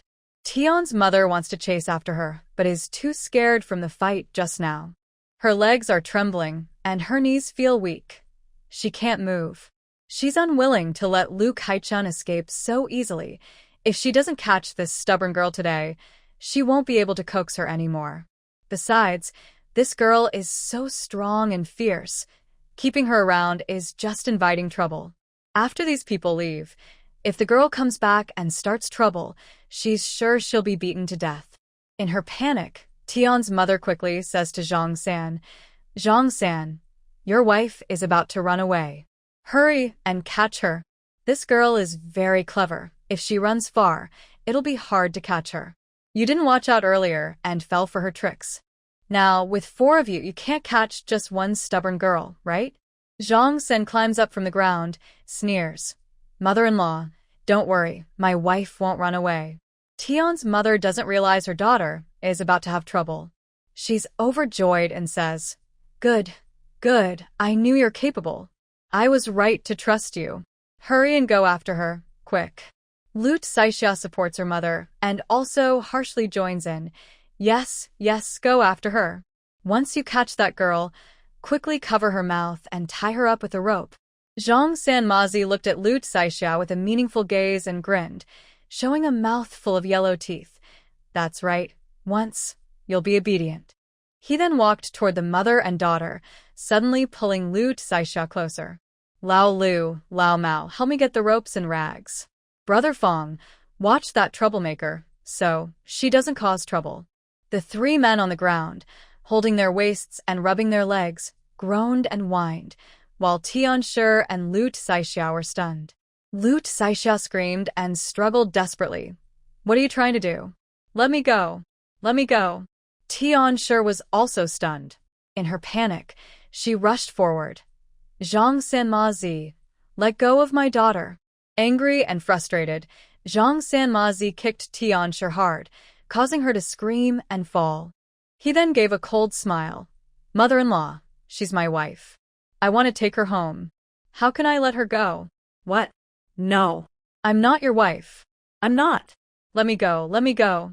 Tian Shi was in pain, furious, and anxious. Her vision blurred, and she almost fainted. Lut Saixia was even more terrified, screaming and struggling desperately. Zhang Sanmazi, unable to overpower Lut Saixia, raised his hand and slapped her twice. The slaps made her head tilt left and right, dizzy and in pain, unable to scream. She ignored the burning pain on her face and her buzzing head, wide-eyed with fear, staring at Zhang Sanmazi. Zhang Sanmazi was a coward who bullied the weak. Earlier, Lu Kaichun had suppressed him, making him angry, resentful, and in pain. Now he was taking revenge, feeling much better. He sneered coldly, "Be good, or I'll beat you to death if you dare to cause trouble again." Lao Mao and the others cheered up quickly, climbing up to grab the ropes and rags. They owed thanks to Lu Kaichun for showing mercy. Otherwise, none of them would have been able to get up now. Lut Saixia screamed and struggled wildly. "Help! Help! Let me go! Let me go! Mother, mother! Please save me. Please help me. Mother!" Zhang Sanmazi, annoyed by her noise, roughly stuffed a dirty rag into Lut Saixia's mouth. "Shut up," he said. Lut Saixia made muffled crying sounds, tears streaming down her frightened face. All she could think was, she deserved it.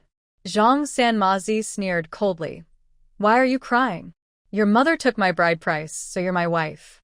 I don't mind your roughness. Don't you like me?" Lut Saixia was so angry she nearly fainted. Bride price? Just a few silver coins and 2 pieces of cloth are called a betrothal gift? That's the price for selling Lut Saichun's daughter. Without at least 10 taels of silver as a gift, she won't agree. And she dares to call her rude?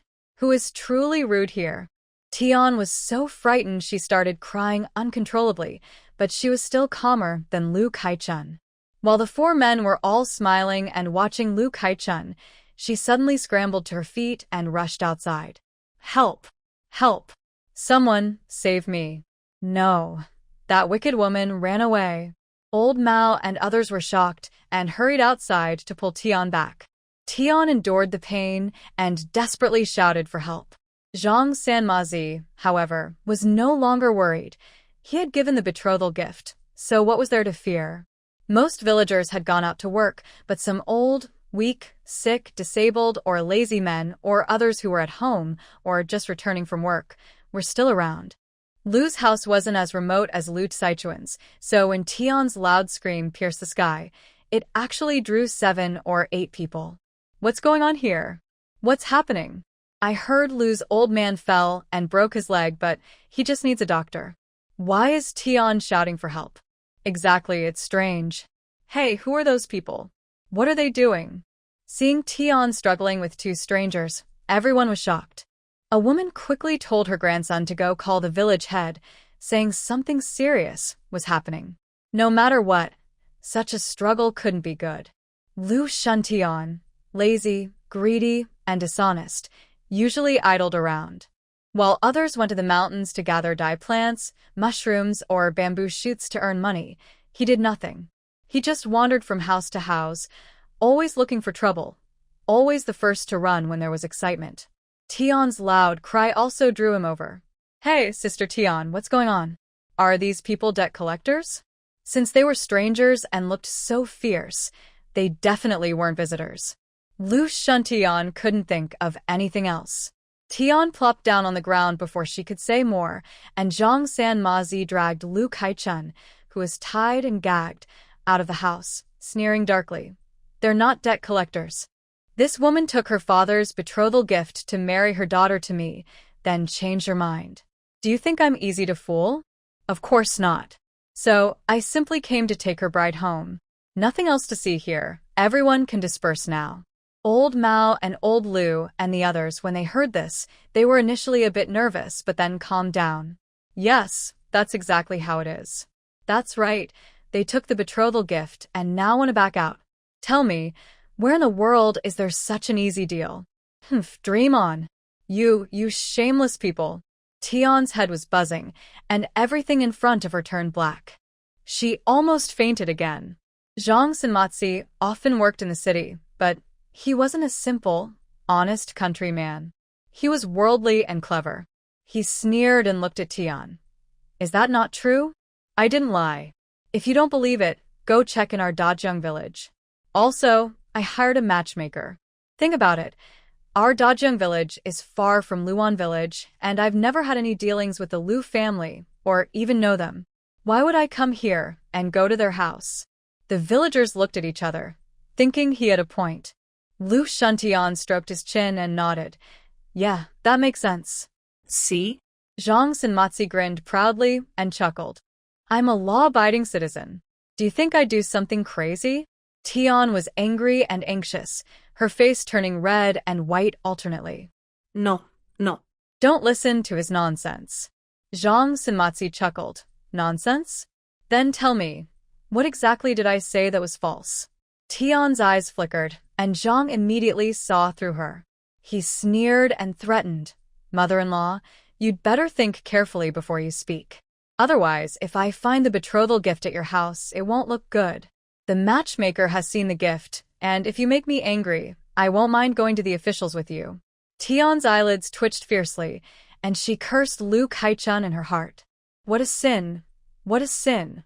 This marriage is definitely not going to happen. No, what marriage? Zhang Sanmatsi wants his daughter away, and that can never happen. Kaixia is also unfortunate, suffering again and again. This matter must be stopped, so Zhang Sanmatsi can't talk. Tian clenched her teeth and painfully said, There's a misunderstanding. The matchmaker said you wanted to marry our Kaixia. I thought she was a widow and still young, and if someone was willing to marry her, that would be good, so I agreed. Stepmother. What are you talking about? I don't know. Everyone in the village knows I registered as a woman at the government office. My marriage can only be decided by me. How could you agree on it for me? You're not taking the government rules seriously. How bold of you. What are you talking nonsense? Ha, isn't that right? I am the head of the household, the master of the family.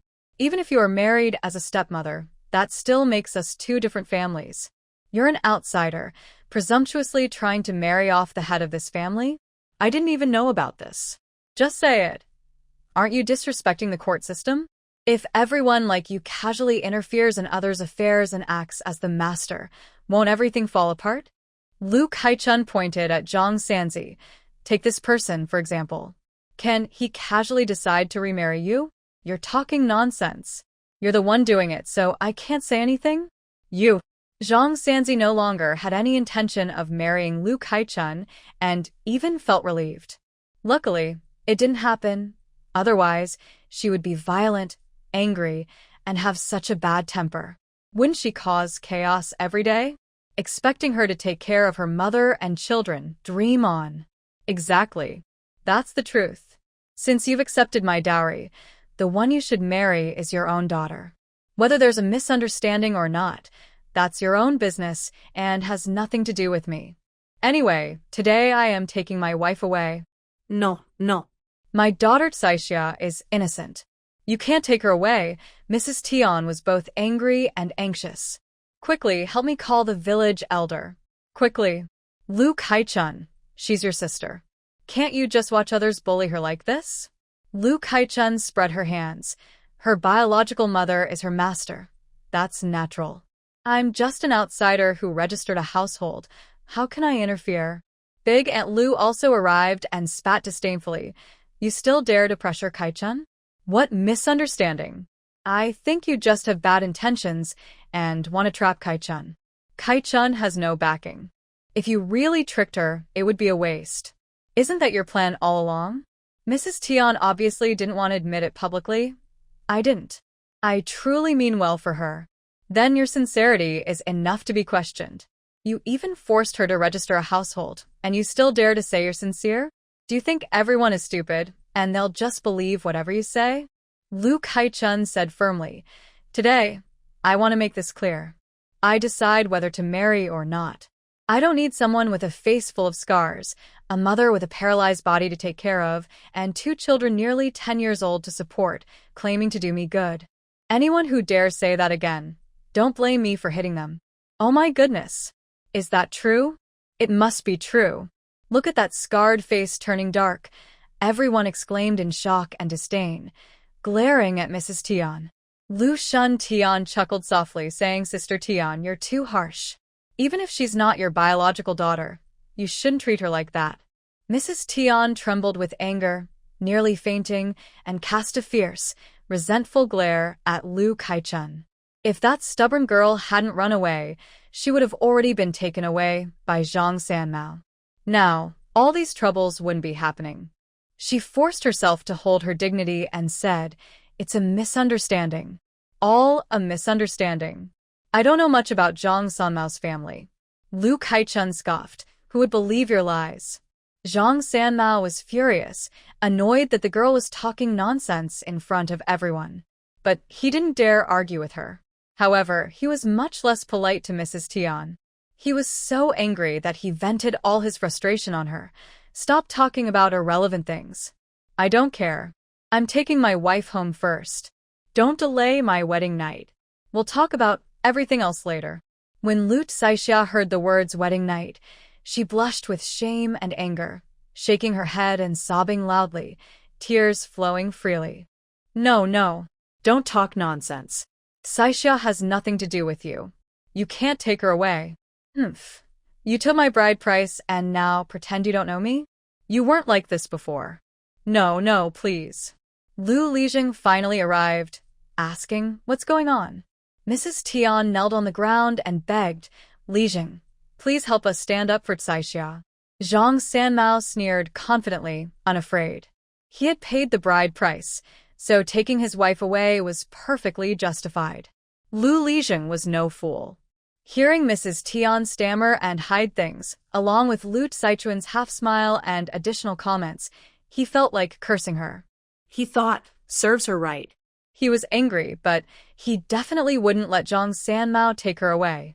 Zhang Sanmao knew his reasons weren't strong enough. Since the marriage wasn't finalized, he couldn't take her away. Naturally, he wanted to get some benefits in return. After some bargaining, Zhang Sanmao finally got his bride price back and forced Mrs. Tian to pay 2 taels of silver as compensation. Reluctantly and unhappily, he left. Before leaving, he muttered about how he had suffered losses and felt wronged, almost making Mrs. Tian furious. Lu Lijin coldly said, "Mrs. Tian, Kai-chun has officially become a girl of the household. She can make her own decisions now. If you dare interfere again, you'll be facing jail." Lu Lijin truly thought this was a frustrating situation. Initially, the couple looked down on Kai-chun and hurriedly drove her out of the house, effectively leaving her with nothing. As parents, their actions were quite harsh. Now that Kai-chun has established her own household, she refuses to rely on or seek help from them. She manages her life independently, yet they still have the nerve to cause trouble. Mrs. Tian was flustered by Lu Lijing's words, her face turning red and white. She deliberately pretended to be naive. Since she has her own household, isn't she still my daughter? I care about her, so I spoke up for her. Who knew that San Matsi misunderstood and came to our Kai-xia, causing trouble. You, Liu Kai-chun not? Stepmother, do you understand now? I have my own household, and I make my own decisions. You heard what Uncle Lijing said, right? If there's a next time, don't blame me for being cold-hearted. Lu Lijing nodded, exactly. Just then, Lu Lao and Lu Dajiang, father and son, returned from work. Seeing the lively scene in their yard, they were startled. What's going on here? Lu Kai-chun was excited and exclaimed, eyes wide. Dad, are your legs okay? Kai-xia said you broke your leg after falling. Lu Lao almost fainted from anger. What are you talking about? Are you cursing me? Do you have a conscience? Lu Kai-chun innocently replied, it was Kai-xia who said that. I didn't know she was cursing you. Lu Lao glared at her, suspicious and uncomfortable, then looked at Kai-xia. Mrs. Tian suddenly remembered that Kai-xia was still and had her mouth blocked, lying on the ground. She had been so focused on talking that she forgot about her. This made Mrs. Tian feel heartbroken. She hurriedly untied the ropes and tore at the cloth to free her. Kai-xia felt humiliated, as if her dignity had been lost at her grandmother's house. Once free, she glared fiercely at Lu Kai-chun and screamed, "It's her. It's all her fault. Dad, you have to stand up for me. I was almost kidnapped by San Matsi." Wah. Kai-xia hit Liu Kai-chun deeply. If this wicked girl hadn't run away, how could she have been by San Matsi? That man was old, ugly, and disgusting. He even touched her face and body and shamelessly kissed her. Thinking about it now made her feel sick and want to. She got goosebumps from the disgust. It was all so disgusting. All of this should have been Lu Kai-chun's fault. Lu Lao's face darkened. He looked at Lu Kai-chun angrily. San Matsi? What did you do? Didn't you say you didn't want to get married? So this girl was two-faced? She said she didn't want to marry, but later she went to find him herself? But if she wanted to find someone, she just did. This daughter is disobedient and insists on making her own decisions. That's fine, but what does this have to do with Kai-xia? Also, why does he keep saying his leg is broken? Who said that? He only went out to work as usual. Why, after he came back, did these people say things he couldn't understand? Lu Kai-chun got so angry it made her furious. I didn't do anything.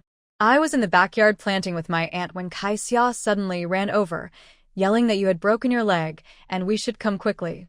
I told my aunt to wait, I would go first. But when I arrived, I saw. Enough. Tian sure couldn't take it anymore and shouted angrily. She felt guilty and embarrassed. She had failed and lost face. She didn't want Lu Kai-chun to bring this up in front of so many people again.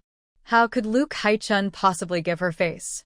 Who knew when I got there, I saw Zhang Senmatsi with 3 strong, broad-shouldered men with fierce faces sitting inside with their daughters, not knowing what they were talking about. I asked where my father was. Wasn't he supposed to have broken his leg? Everyone in the house was laughing. Oh, I felt something was wrong. I was afraid they might do something bad, so I ran away quickly. What happened after that, I don't know. Now I understand. Tian sure called Zhang Sanmatsi, trying to kidnap me, so she lied about my father breaking his leg to lure me over. But it turns out Zhang Sanmatsi liked Kai Xia and wanted to take her away. Lu Kai Xia screamed in anger, if you hadn't run away, how could Zhang Sanmatsi have kidnapped me? It's all your fault. It's all your fault. Thinking about that man touching her inappropriately and kissing her with his foul, yellow teeth made Lu Kai Xia almost break down. All of this was caused by Lu Kai-chun. Lu Dagu, very angry, sneered. Lu Kai Xia, what nonsense are you talking? If your mother hadn't invited that ugly, rough-looking widower into our home, none of this would have happened. What? You look down on that kind of person and insist on giving her to Kai-chun? If you want to blame someone, blame your scheming mother. What does that have to do with Kai-chun? Tian, sure, you really raised a good daughter. Is she a princess or some high goddess? Oh, if Kai-chun doesn't obediently follow your wishes, it's her fault. She's the one causing trouble, right? Lu Kai Xia's face turned red with anger. She's just a girl who was sent back to the village. My mother is willing to find someone for her because she thinks highly of her. Why shouldn't she accept it?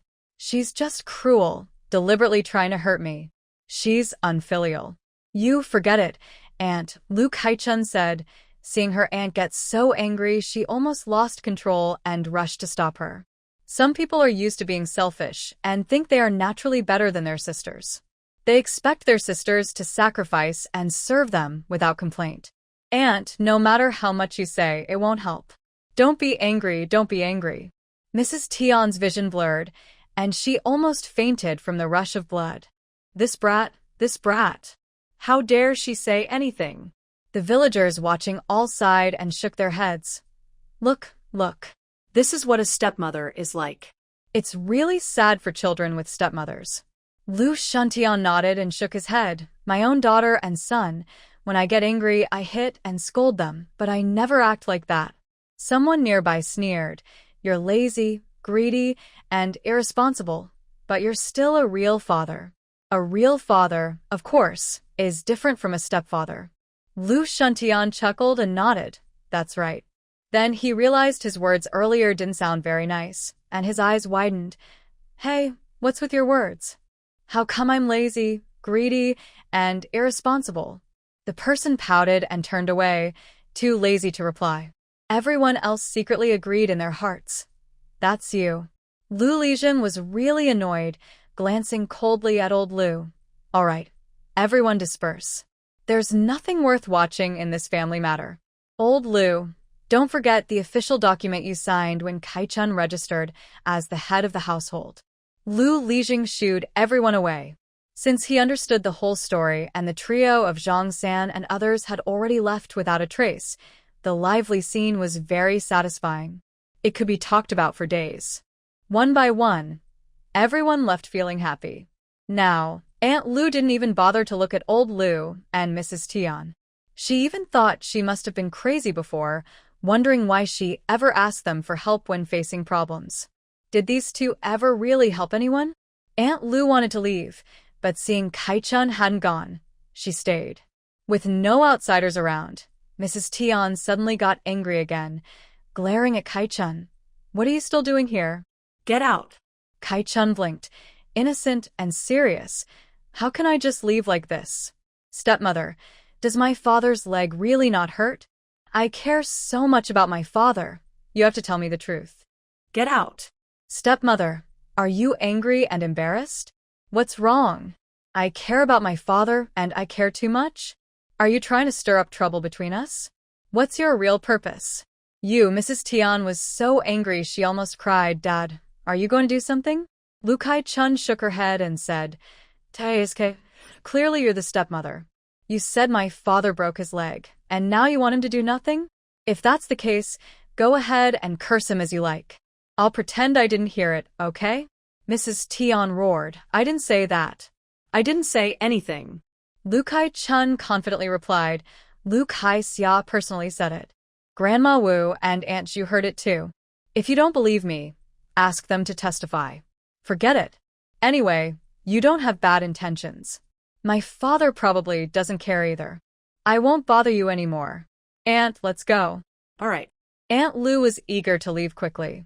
Lu Kai-xia was furious and shouted, "You're not allowed to leave. Lu Kai-chun, you caused me so much trouble. Why do you get to go?" Lu Kai-chun stopped and turned to look at Mrs. Tian. "Just a friendly reminder, stepmother. Even though you returned a few coins and some cloth to Zhang Sanmazi and paid him extra, that kind of person might not just let it go.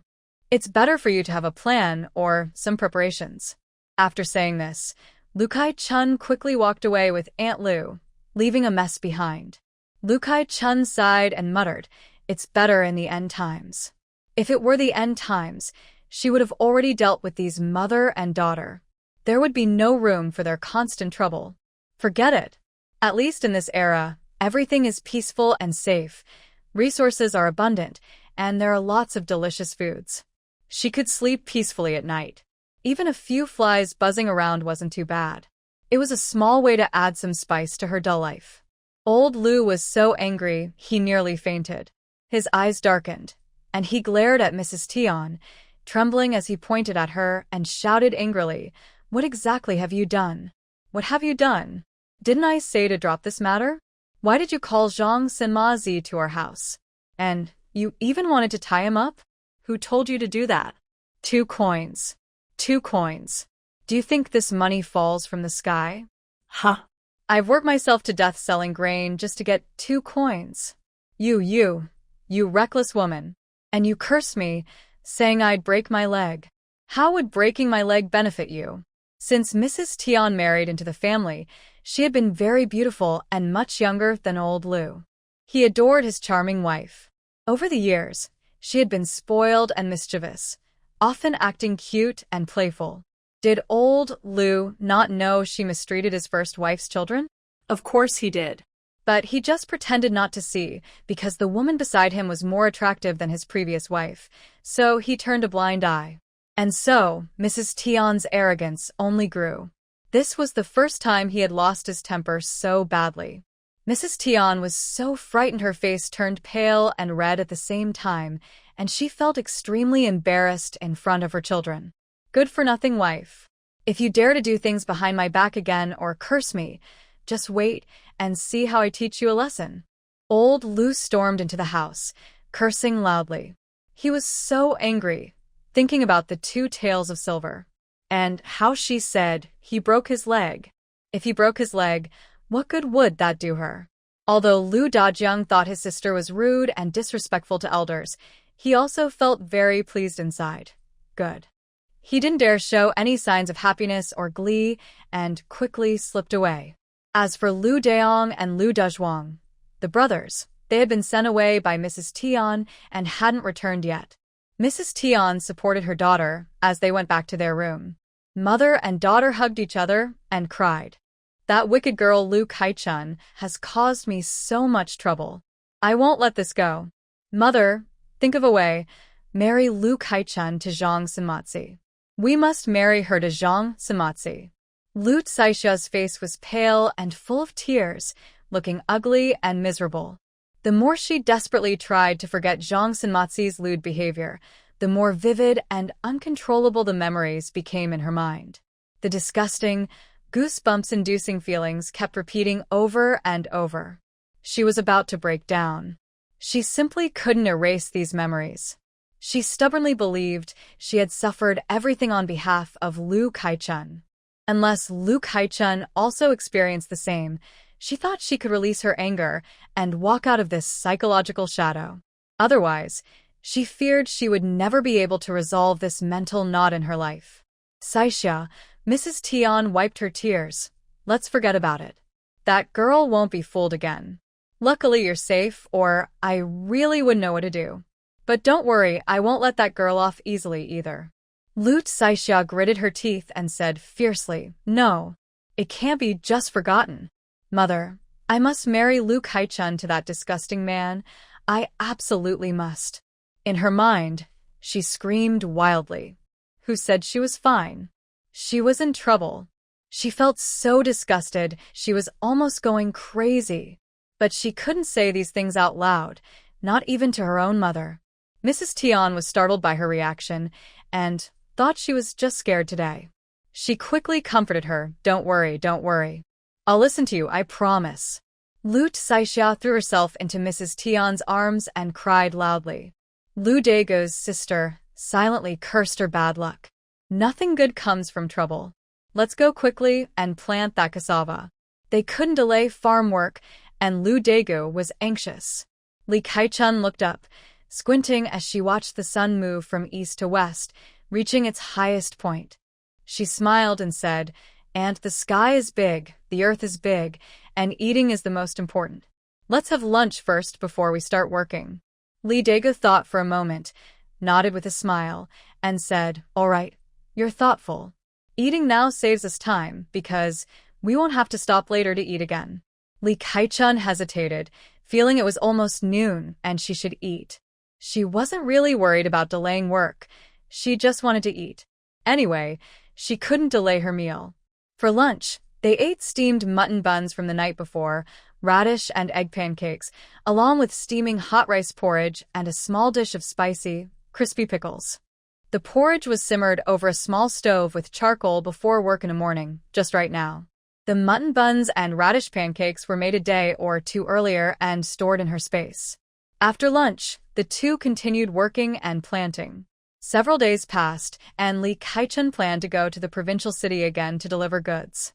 Now, mushrooms could no longer be harvested because of the severe drought. They simply stopped appearing. There was also little bamboo shoots left. Even the few that appeared were shriveled and lacked moisture, looking unappealing. Li Kaichun had promised Tang's shopkeeper from Sihai shop that she wouldn't sell these, so she refused to take them. Fortunately, the dye materials sold very well, especially sumo and huai rice. Li Kaichun didn't expect that her mountain forest was so rich in sumo. Huai rice refers to locust flowers, which bloom abundantly during their flowering season. Bringing these to the provincial city meant a big profit. The weather was getting drier, and the water level in the village river was noticeably lower. Although it hadn't dried up completely, many areas revealed large patches of gravel. Water plants that grew in the water also surfaced, and after a few years, they withered and died. In some sunny areas, soybeans and peanuts planted in the dry land looked wilted and unhealthy, with some leaves turning brown or falling off.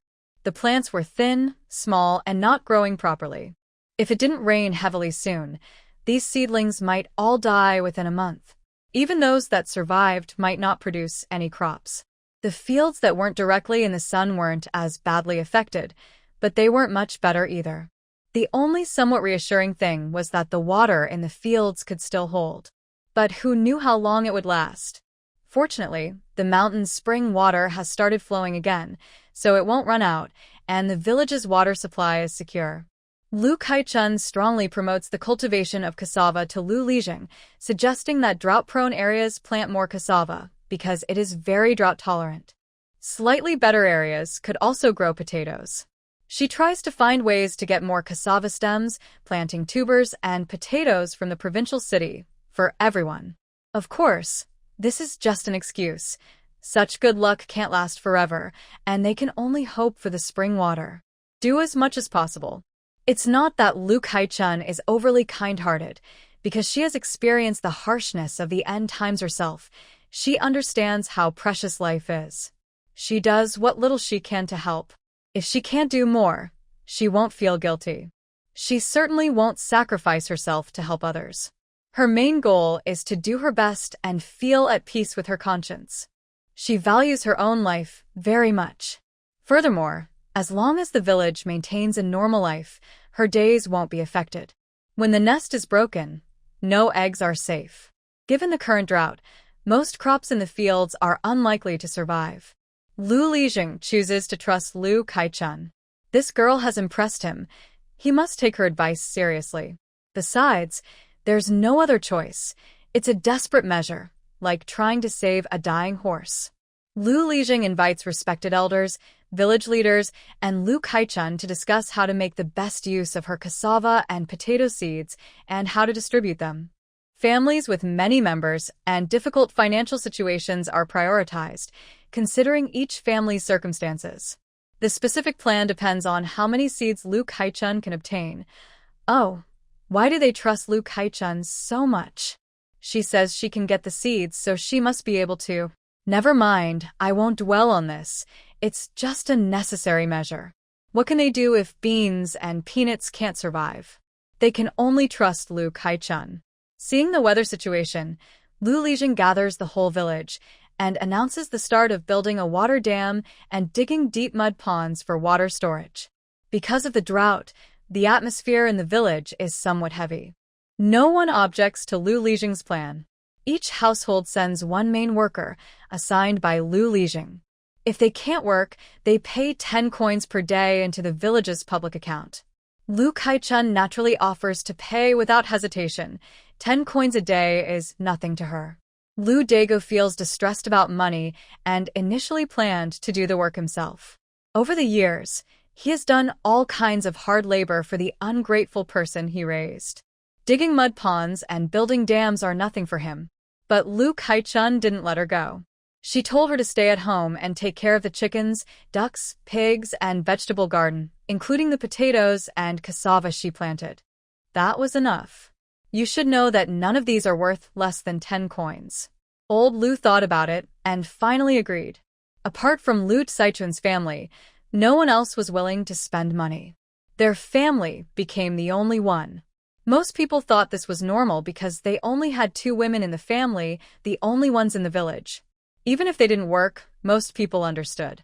A few people had opinions, but it was no use to argue. Actually, the village chief wanted to waive the 10 coins for Lu Saichun's family. He asked his grandson to invite Lu Kaichun to talk, saying he could discuss with the village elders and clan elders. He thought they wouldn't disagree. After all, Lu Kaichun was the one who brought in the potatoes and cassava. She was the first to remind everyone about the drought. Lu Kaichun politely refused. She didn't lack the 10 coins. The village chief meant well, but why make trouble? Next time I buy land, the village chief can give me a little extra, Lu Kaichun said with a smile. The village chief sighed helplessly and gave up. Forget it. This girl had bought so many goods. She probably earned a lot. 10 coins were really nothing to her. Tion's family was originally happily waiting to see the aunt and nephew's fuss, but unexpectedly, Lu Kaichun shamelessly used money to solve the problem. Tion's family was disappointed that they couldn't enjoy the show and jealous that Lu Kaichun had money. They couldn't help but stir trouble in front of old Lu. That girl doesn't know how to be filial even though she has money. She just watches her brother work every day and doesn't feel sorry for him. But she spends money freely. Old Lu was still worried about the 2 silver coins Tion's family had caused him to lose, and about his broken leg. The constant mention of father's broken leg by Lu Kaichun was like a nagging tune that was hard to forget. Hearing this, he scowled and angrily scolded, "Can she and Lu Mei do this kind of work? This isn't something that happens in a day or 2. Whether she takes money or not, it's none of your business if she doesn't ask you for it." Tion's family was furious, but chose to endure and stay silent. Lu Kaichun finished her chores at home and went to the provincial city early the next morning. Getting familiar with it was easier the second time. The next day, she rented a remote warehouse outside the city. After securing the place, she took various dyes, mushroom samples, and bamboo shoots to the 4 C's shop. Shopkeeper Tang and the head clerk Ah Huan had a deep impression of Lu Kaichun and were very happy to see her. "Miss Lu finally came. We were just talking about you yesterday. Let's see what good items you've brought. Wow, there are mushrooms and bamboo shoots too, and they look really nice. The dyes, suma, locust bean, madder root, are all quite good. Are all these items of such high quality and appearance?" Shopkeeper Tang is very happy as he looks at the samples brought by Lu Kaichun and praises them highly. "The dyes are fine, but this year has been dry. Surprisingly, even now they still received such good mushrooms and bamboo shoots.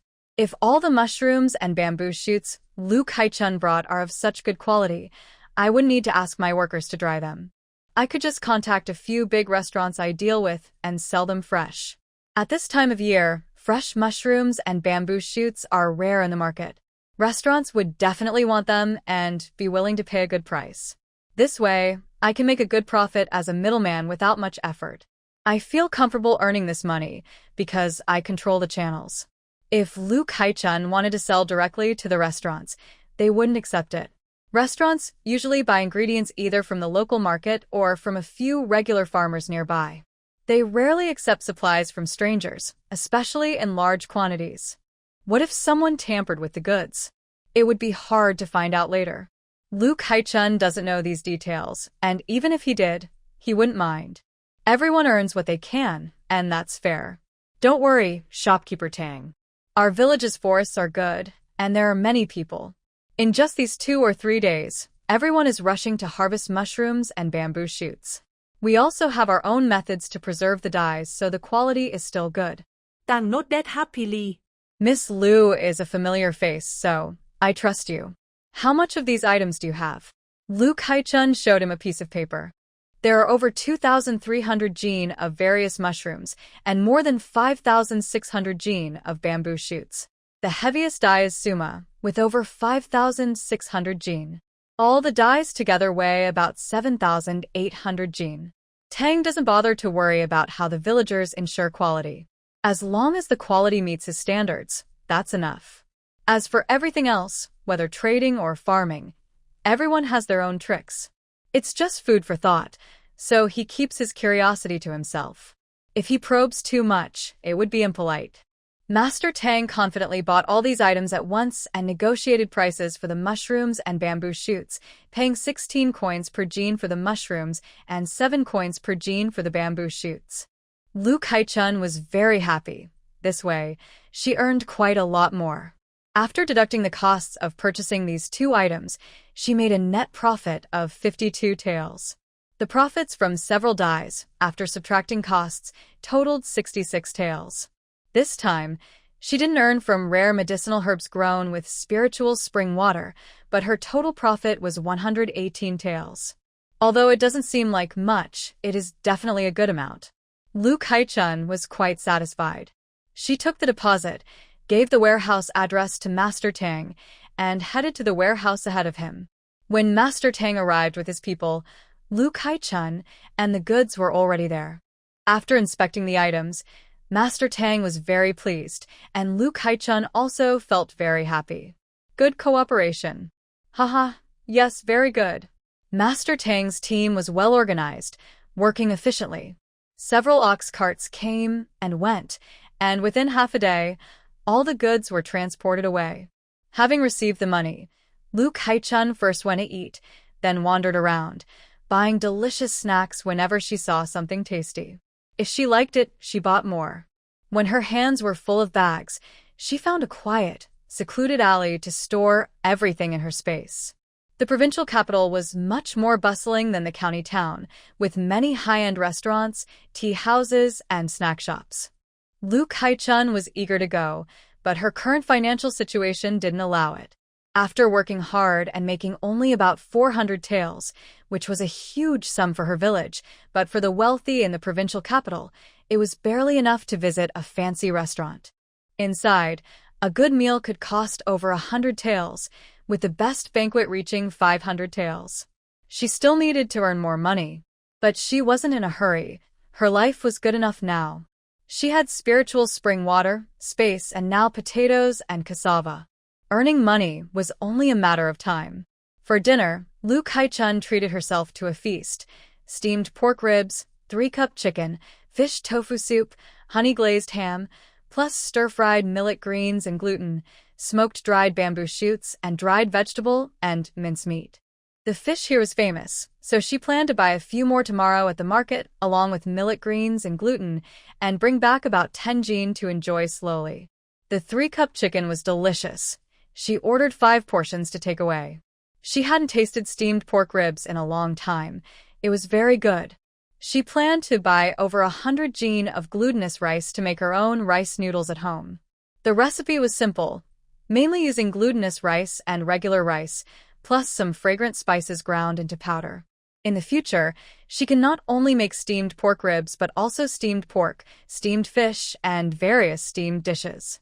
Lu Kai-chun had a sudden idea. She decided to buy more rice and flour to store for future use. She acted quickly and went to the grain shop the next day, ordering 1,000 jin of rice, 500 jin of flour, 200 jin of glutinous rice, and 200 jin each of millet, peanuts, soybeans, and red beans. Buying so much at once made the shopkeeper smile happily, almost arranging someone to give her a massage. After bargaining, she paid 3.5 won per jin of rice, 6 fun for flour, 10 fun for the most expensive glutinous rice, and surprisingly, millet, peanuts, and soybeans were all 2 fun per jin. In total, she spent 10 taels and 100 won. Thinking about it, her money felt quite valuable. 10 taels of silver could buy so many things. She asked the grain shop to deliver the goods to her storage room. Soon after they left, she stored everything in her space. It was a safe move. While casually wandering around, she saw baskets of bright red peppers.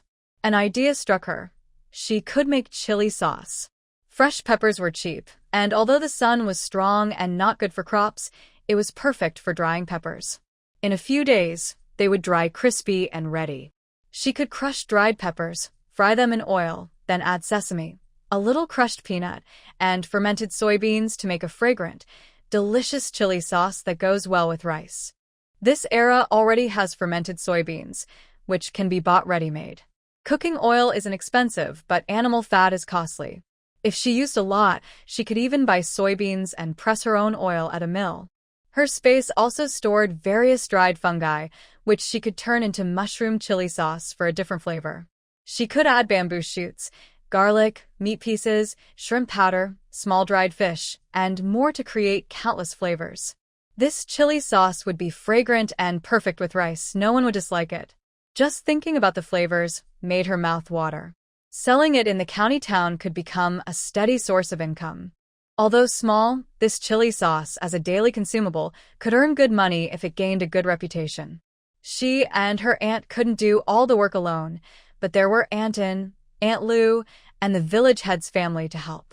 Many villagers would be willing to work. Right now, there were plenty of fresh red peppers, and they were very cheap, perfect for making this. Anyway, the fresh peppers stored in her space wouldn't spoil.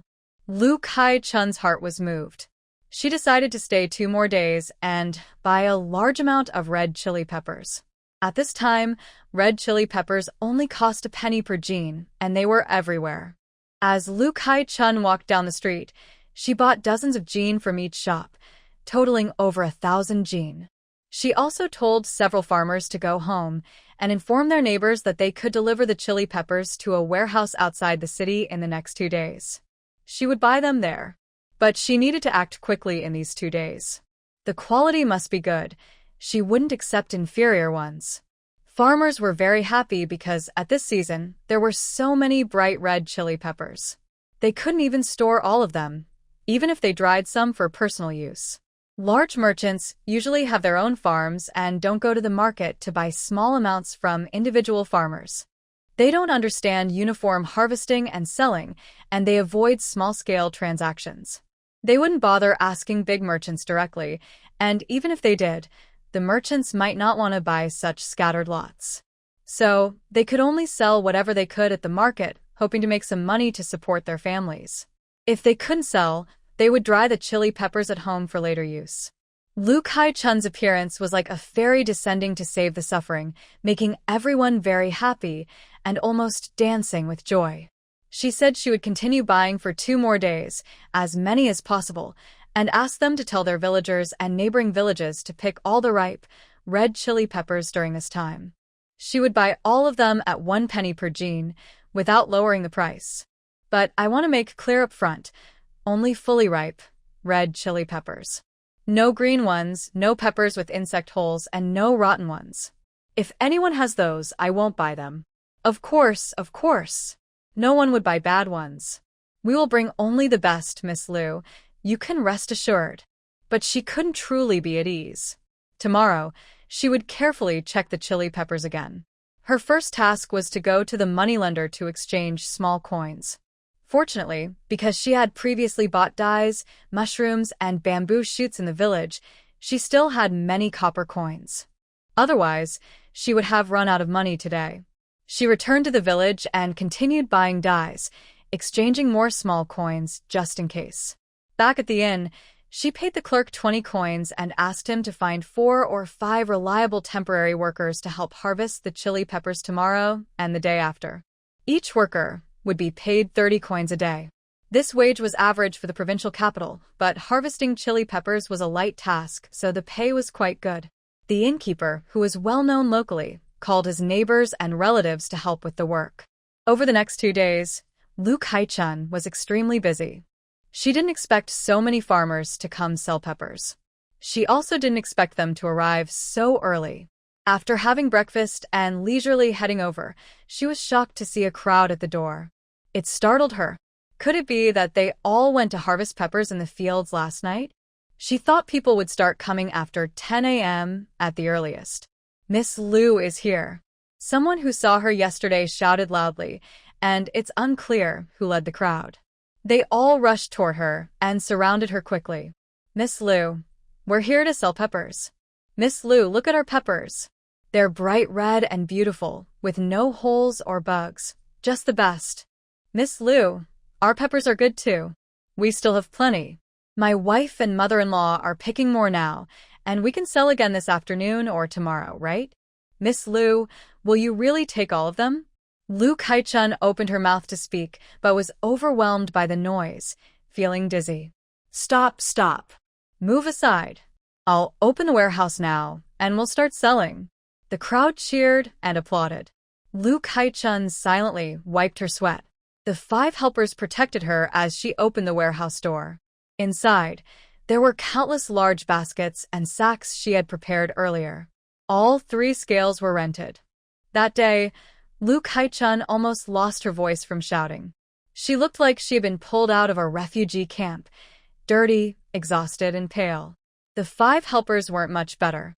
She paid each of them 5 more cents. Most farmers had no sense of order.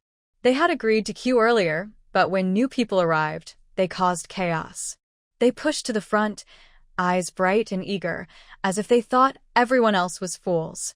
They rushed to the scales, as if it was their turn the moment they reached the front.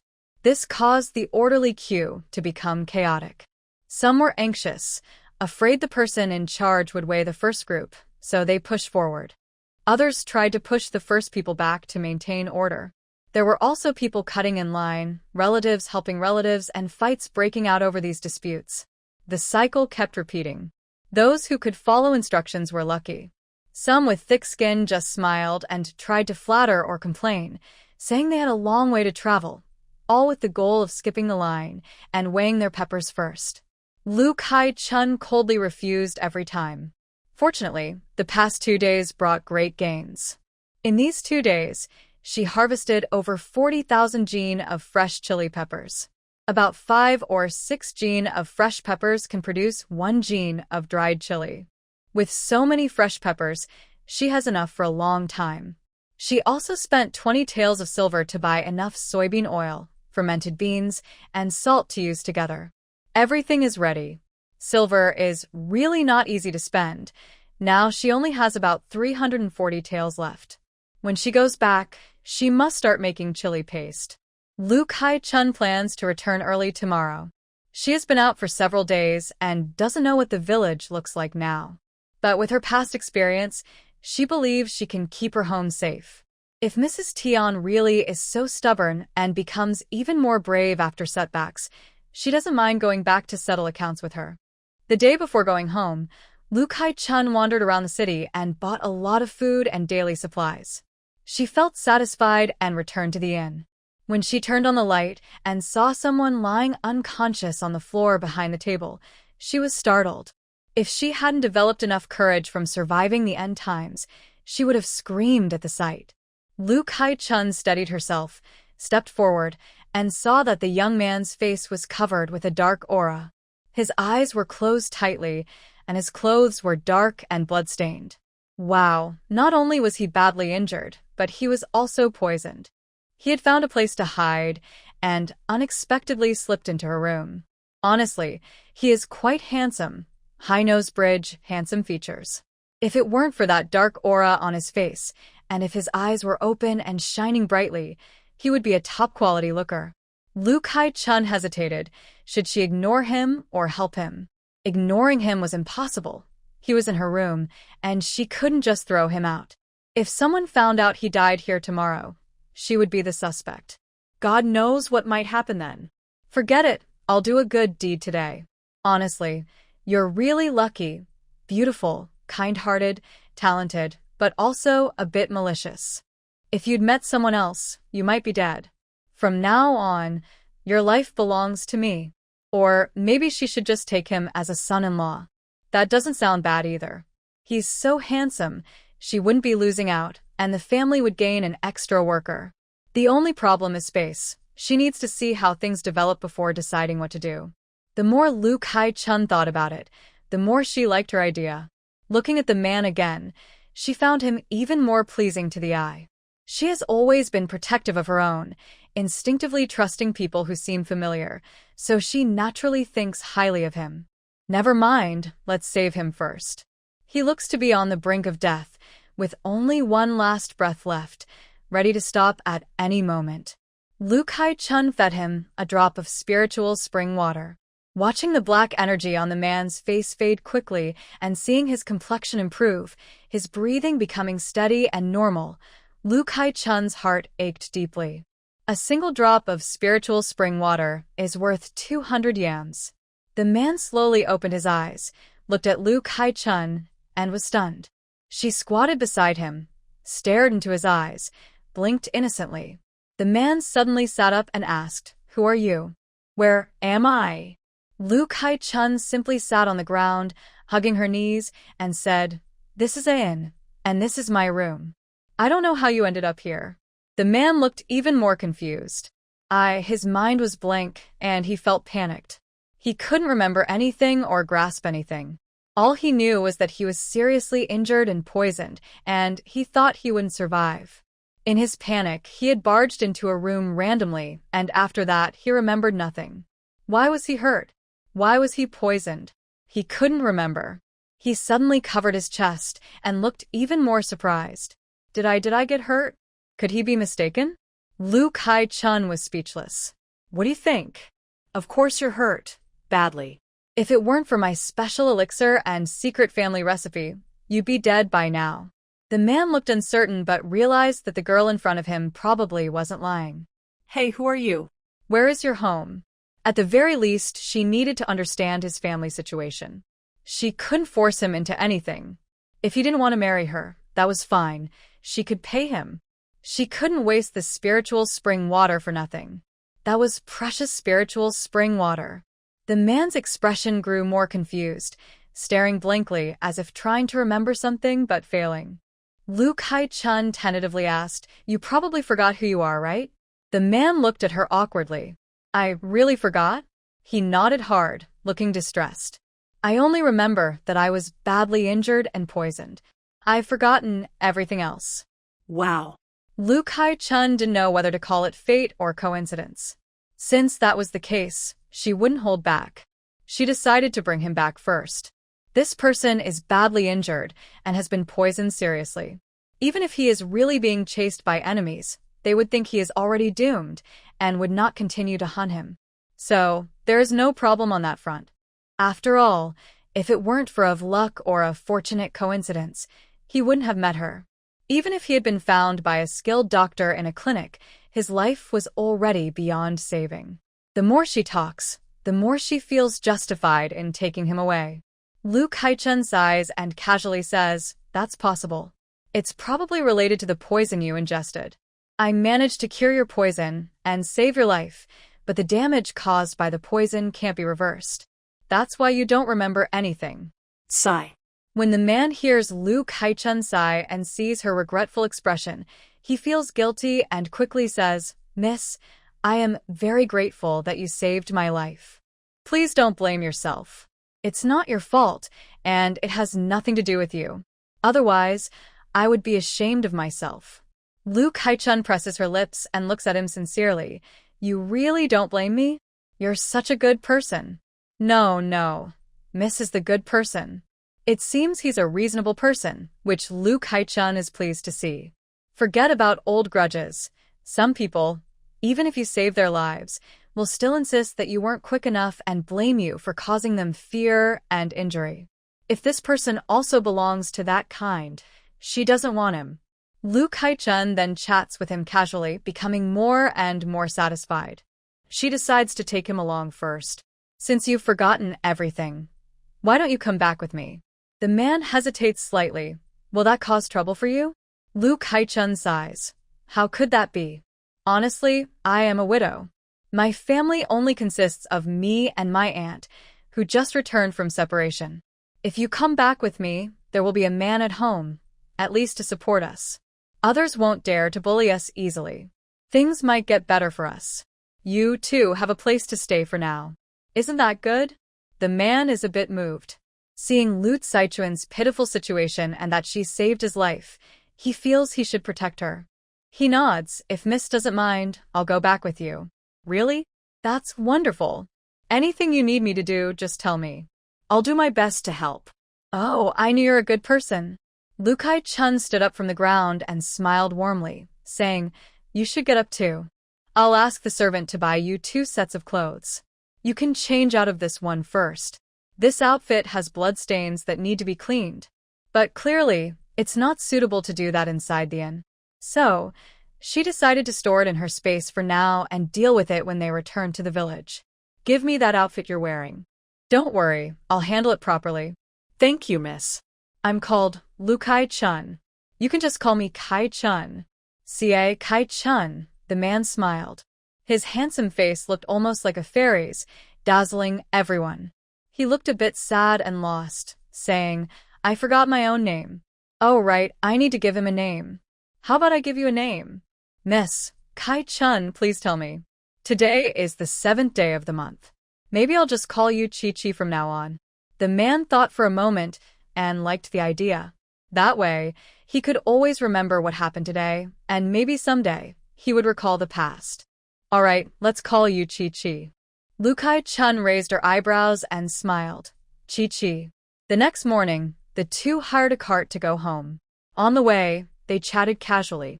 Now, Chi-Chi was officially Luke Hai-chun's son-in-law, but of course, she told him this was just a name.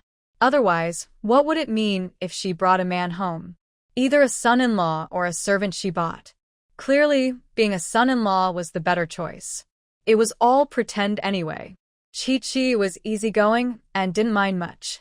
Whether they would truly become a couple in the future, they'd see how things went. Luke Hai-chun liked his looks, but he shouldn't have bad habits or a bad temper, or she wouldn't like him. Luke Hai-chun made up a sad story about a poor family where her cruel older brother took her inheritance and kicked her out. She was sick and found herself in a broken temple where she was saved by herself. Feeling sympathetic, they decided to become a family and brought him home. When they arrived at Luan village, it was already dusk. Liu Dagu saw her niece bringing home a young, handsome man and was surprised. What is, aunt? This is my husband. Luke Hai-chun smiled happily. They had already discussed this on the way, so saying it now was natural. Liu Dagu's mouth, which could fit a chicken egg, opened wide. Huh. Had her ears gone bad? What did her niece say? This man was her husband? Husband? She went out for a trip and came back with a husband. Liu Dagu was stunned. Luke Hai-chun looked at her aunt with some sympathy. It's not her fault. This news really was shocking to the old people. But what does it matter? She is the head of the household. Having a son-in-law is natural and right. Who can argue with that? Aunt, you are the elder. We are about to get married.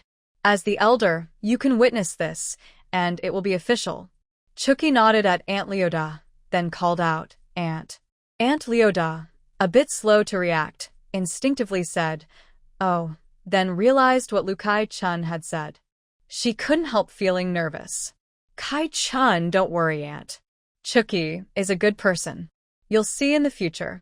Now that we have a man in the family, others will be a bit more cautious around us. That's a good thing. Aunt Leodas secretly smiled bitterly, thinking, you've already brought him home. What else can I do?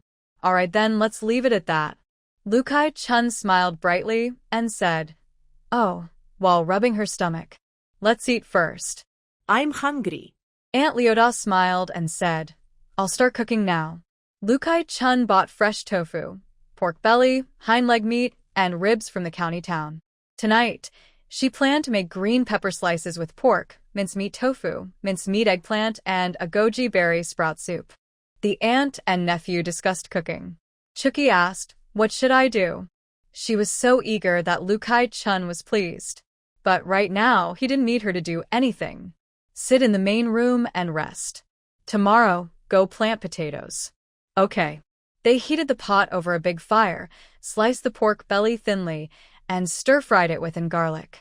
When the meat curled and turned slightly charred, the aroma filled the air. They continued to stir-fry the chopped green peppers, adding salt, soy sauce, a little water. When done, they sprinkled some fresh garlic sprouts on top. The house was small, and the delicious smell dominated every corner, making everyone drool. Chuki sniffed the rich, strong aroma and couldn't help swallowing hard. It smelled so good. In the kitchen, the aunt and nephew were talking softly, occasional laughter heard. Chuki's eyes gradually softened. He loved this warm, lively atmosphere filled with the scent of home cooking. Soon, several dishes were ready, steaming hot, placed on the table. The 2 bowls of rice turned into 3. Eat. Aunt Leodas sighed, Kai-chun, your cooking is so good. I just can't make it taste like this. Chuki nodded respectfully. It's really delicious. He felt he must have eaten many good things before, but now, the food on the table truly deserved the word delicious. Lu Kai-chun smiled and said, my cooking skills are top-notch. Eat more if you like. It's okay, there will be plenty of chances to eat in the future. Chu-chi smiled and replied yes. Aunt Lu looked on silently. Is this son-in-law really settled now? After dinner, Aunt Lu casually washed the dishes, suddenly letting out a sharp ah sound. She quickly finished and went to find Lu Kai-chun. Aunt Lu hesitated and asked, Kai-chun, tonight and in the future, how will we sleep? There are 3 rooms in the house, but only 1 bedroom. Since they are a young couple, of course, they should sleep together. Aunt Lu suddenly felt unnecessary. Lu Kai-chun responded casually, oh, I forgot to tell you. We will sleep the same way as before. There's a recliner in the room. Just move it to the main hall for him to sleep. Is that okay? It felt like she was separating the young couple, breaking their happiness. She felt even more guilty. Lu Kai-chun whispered with a smile, Aunt, I forgot to tell you. We are acting as a married couple, so when we close the door, we do what we normally do. What? This, just don't tell anyone else. Aunt Lu's mouth opened wide like an egg. No need to remind her. Truly, how much face does she have to tell others about this? Her niece not only brought home a son-in-law, but it turned out they were pretending to be a married couple. At this moment, Aunt Lu deeply doubted herself. Is she getting old? Is she losing touch with young people? Is he willing to? Lu Kai-chun smiled warmly. He's really homeless, so of course he's willing. Aunt Lu sighed. She really was getting old. All right, I understand. Forget it, don't think too much. Whatever her niece said, that's what they'll do. The next morning, Lu Kai-chun and Aunt Lu took Chu-chi to visit Lu Zheng's house. Since there was an extra person, a son-in-law who was living with them, they had to say hello to Lu Zheng. Chu-chi's looks were very good, and he was calm and steady, seeming reliable and polite. His gaze was honest and sincere. Lu Lizheng was momentarily surprised, but seeing Lu Kai-chun and Aunt Lu both looking serious, even the young man Chu-chi didn't oppose. Lu Lizheng instead felt happy for Lu Kai-chun and smiled warmly, nodding. Good. This is also a good thing. Now you truly have a home. Congratulations. Lu Kai-chun and Chu-chi stood up to thank him. Thank you, Uncle Lizheng. You're welcome. This is a happy event after all. Do you want to set up a couple of tables? I'll ask your mother-in-law and the sisters-in-law to help organize. And the household registration needs to be sorted out too. Getting household registration in this era is relatively easy. According to Lu Kai-chun, Chu-chi ran away from his brother-in-law's house, so he naturally couldn't go back to check his household registration documents. As long as Lu Lijing guarantees and Lu Kai-chun agrees by stamping her fingerprint to accept him, the matter can be settled. However, it's better to keep things simple. Lu Kai-chun isn't planning to lock the household registration permanently, and there's no need to hold a wedding banquet right now. She found an excuse to decline and then brought up another matter. Uncle Lijing, I've saved some silver now. I want to rebuild my house, make it bigger and more convenient. The small broken house and the makeshift yard are fine temporarily, but they won't do for long-term living. Food supplies are already settled, so living conditions must be improved. Moreover, with the drought there might be more theft and sneaking around. The village chief, Lu Lijing, enforces strict rules, and since everyone is earning quite a bit from selling mushrooms, bamboo shoots, and dye, they are relatively well off compared to other villages. But that's not guaranteed elsewhere. They have a woman's household, and even with a son-in-law, outsiders still see them as weak, like little lambs. If chaos breaks out, their family might be among the first targeted. A tall, sturdy wall and a solid gate can help reduce trouble. Most importantly, the new house should be convenient for their own living. Lu Lijing didn't know all the thoughts in Lu Saichuan's mind but strongly agreed with building a new house. You're right. Building a house is a top priority. If you have enough money, go ahead. Just tell me if you need help. Lu Kai-chun smiled. Yes, I do need help. Uncle Lijing, you know we can't afford workers. I'll pay for them. About 25 won per day. I want to hire around 20 people. Lu Kai-chun took the opportunity to mention a few people and asked whether Lu Lijing thought it was appropriate. Building a house is also a craft that requires skilled people to plan and oversee. They know how to dig foundations, lay bricks, install windows and doors, put on beams, and tile the roof, all with careful techniques. Not just anyone can build a wall easily. This skill is usually passed down from father to son over generations. Not every village has such skilled workers, but neighboring villages definitely do. These workers usually work like other farmers, planting and harvesting. When someone asks them to build a house, they will go. Their prices are not just 25 coins a day, it's at least 50 coins. Also, the other workers hired for different tasks are usually people they specifically choose. Lu Kai-chun thought this was normal. The people they pick are more familiar with them and better at following instructions.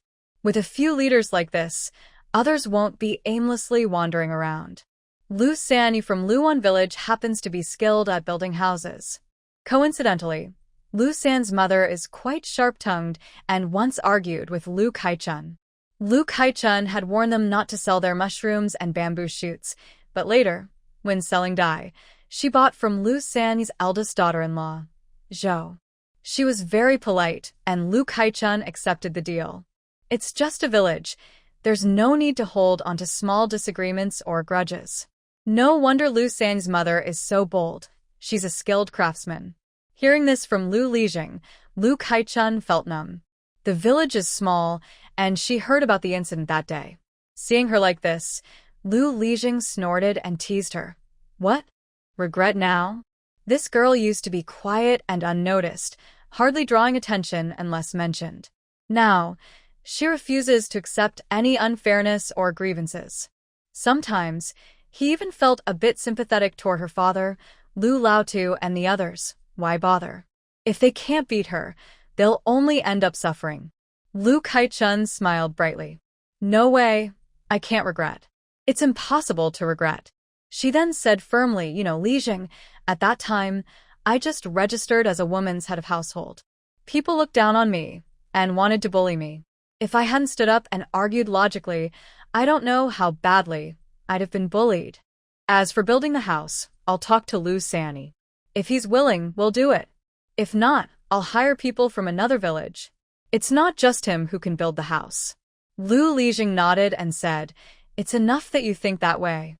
Fine, I will go with you to Uncle San's house. Then it's you, Lijing Bo. It's better to ask villagers to do the work rather than giving the chance to outsiders. It doesn't feel right to let outsiders earn money from our village. Lu Dega said, Chucky and I won't go.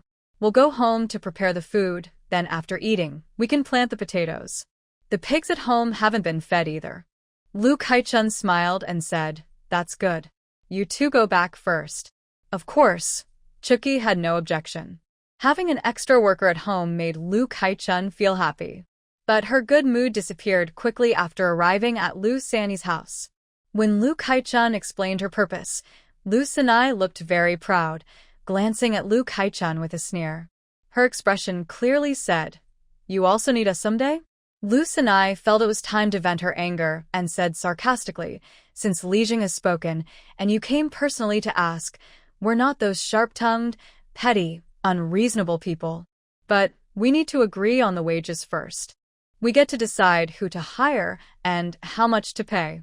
Lu Sanyi thought to herself that this stubborn girl probably made a lot of money buying and selling. It was rare to have a chance to take her down a notch.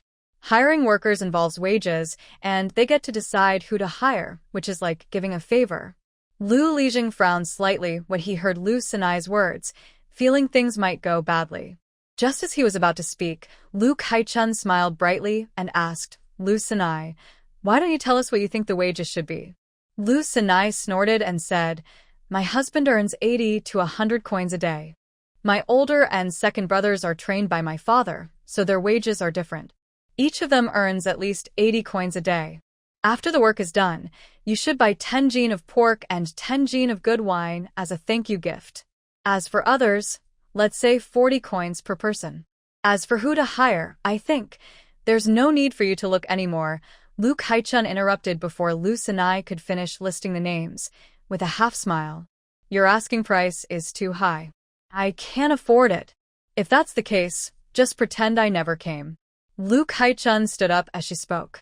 Lu Sanyi and Lu Sanyi, who had been silent and pretending to be clueless, were both a bit stunned.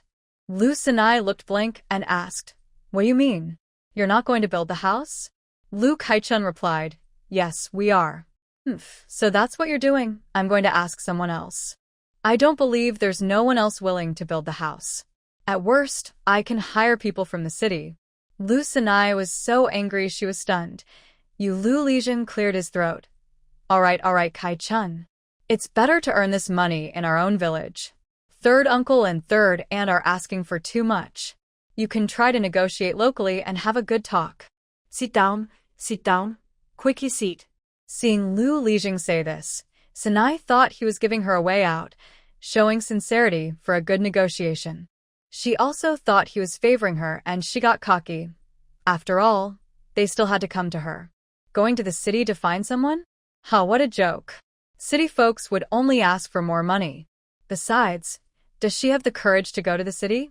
She was just bragging. Our old man is too old to work hard. 100 coins for labor isn't expensive. Our eldest and second son were raised by him. They know everything about building houses. Without them leading, this wouldn't be possible. Shouldn't 80 coins a day be fair? As for others, you make a good point. Kaichun smiled sweetly. After all, you are the sellers. You can set whatever price you want. Sanyi thought Kaichun was giving in and felt even more proud. Of course, it's good that you understand. No matter how stubborn she was, she would obediently soften. She had said it herself. She hoped she wouldn't need her someday. Look at this. Karma is coming back to bite her. I understand. Kaichun's smile grew brighter. You are the sellers. You decide whether to sell or not. I am the buyer. I decide whether to buy or not. And now I decide not to buy. Old Lijing, I worked hard from dawn to dusk to earn a little money. I don't want to be the fool who gets cheated. Let's forget about this. Thank you for coming with me. Lu Sanyi and Lu Sanyi can negotiate the price with others. I won't bother. Sanyi hesitated. You've been talking all this time. Are you playing with us? Say you won't do it and just walk away? I want to see who dares to take this job. Lu Lijing warned in a deep voice. Third aunt, what are you saying? You heard it too. She's clearly playing us. How can it be so cheap? Kaichun sneered. Really? How about this? We tell everyone in the village and see who's talking nonsense. What prices do you charge for other jobs? What price do you tell me? I don't want to be seen as a bloodsucker, and now it's my fault. This is a huge joke.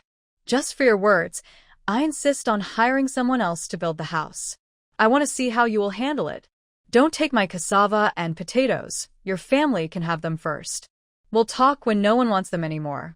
Old Master Lu was furious and embarrassed. Kai-chun, you're young, but don't be too reckless in your actions. Kai-chun smiled. That's something you should leave to your own family. You're getting old, so don't be too impulsive. What did you say? All right. Because of what you said, I won't build your house anymore. You can hire someone else. I was already planning to do that. How could I trust you to build the house? If you try to cheat me, I wouldn't know what to do. Old Master Lu felt humiliated and angry. Get out of here. You think I want to come here? Kai-chun turned around without hesitation and left. When she turned, she felt relieved. She didn't trust them to do the work, but now she could officially hire someone else. Thanks a lot. Old Madame Lu was still angry and couldn't help but scold her nephew. Look at your Kai-chun, isn't she annoying? Why did you bring her here? Lu Lijing wanted to roll his eyes and sighed lightly. Auntie, you're right. It was my mistake to bring her. Don't be upset anymore. It's not worth it. I'll leave now, goodbye. Old Master Lu hurriedly scolded his sister-in-law and smiled. Don't take it to heart, nephew. Your auntie doesn't mean anything bad. Haha, uncle, please don't say that. I understand. I'm not that petty. If you say so, I'd feel guilty. I'll leave now. Hey, nephew. Lu Lijing quickly ran away, ignoring everything. He was foolish to give old Master Lu a chance to speak. He knew exactly what his uncle wanted to say. No one would go against money. He didn't expect Kai-chun to leave like that, and he didn't think he could persuade her to come back. He's not her servant. Whether he makes money or not doesn't matter to him. It was foolish to do such a thankless job. You all are just showing off. Old Master Lu was stunned and scolded his sister-in-law angrily. Look at what you've done.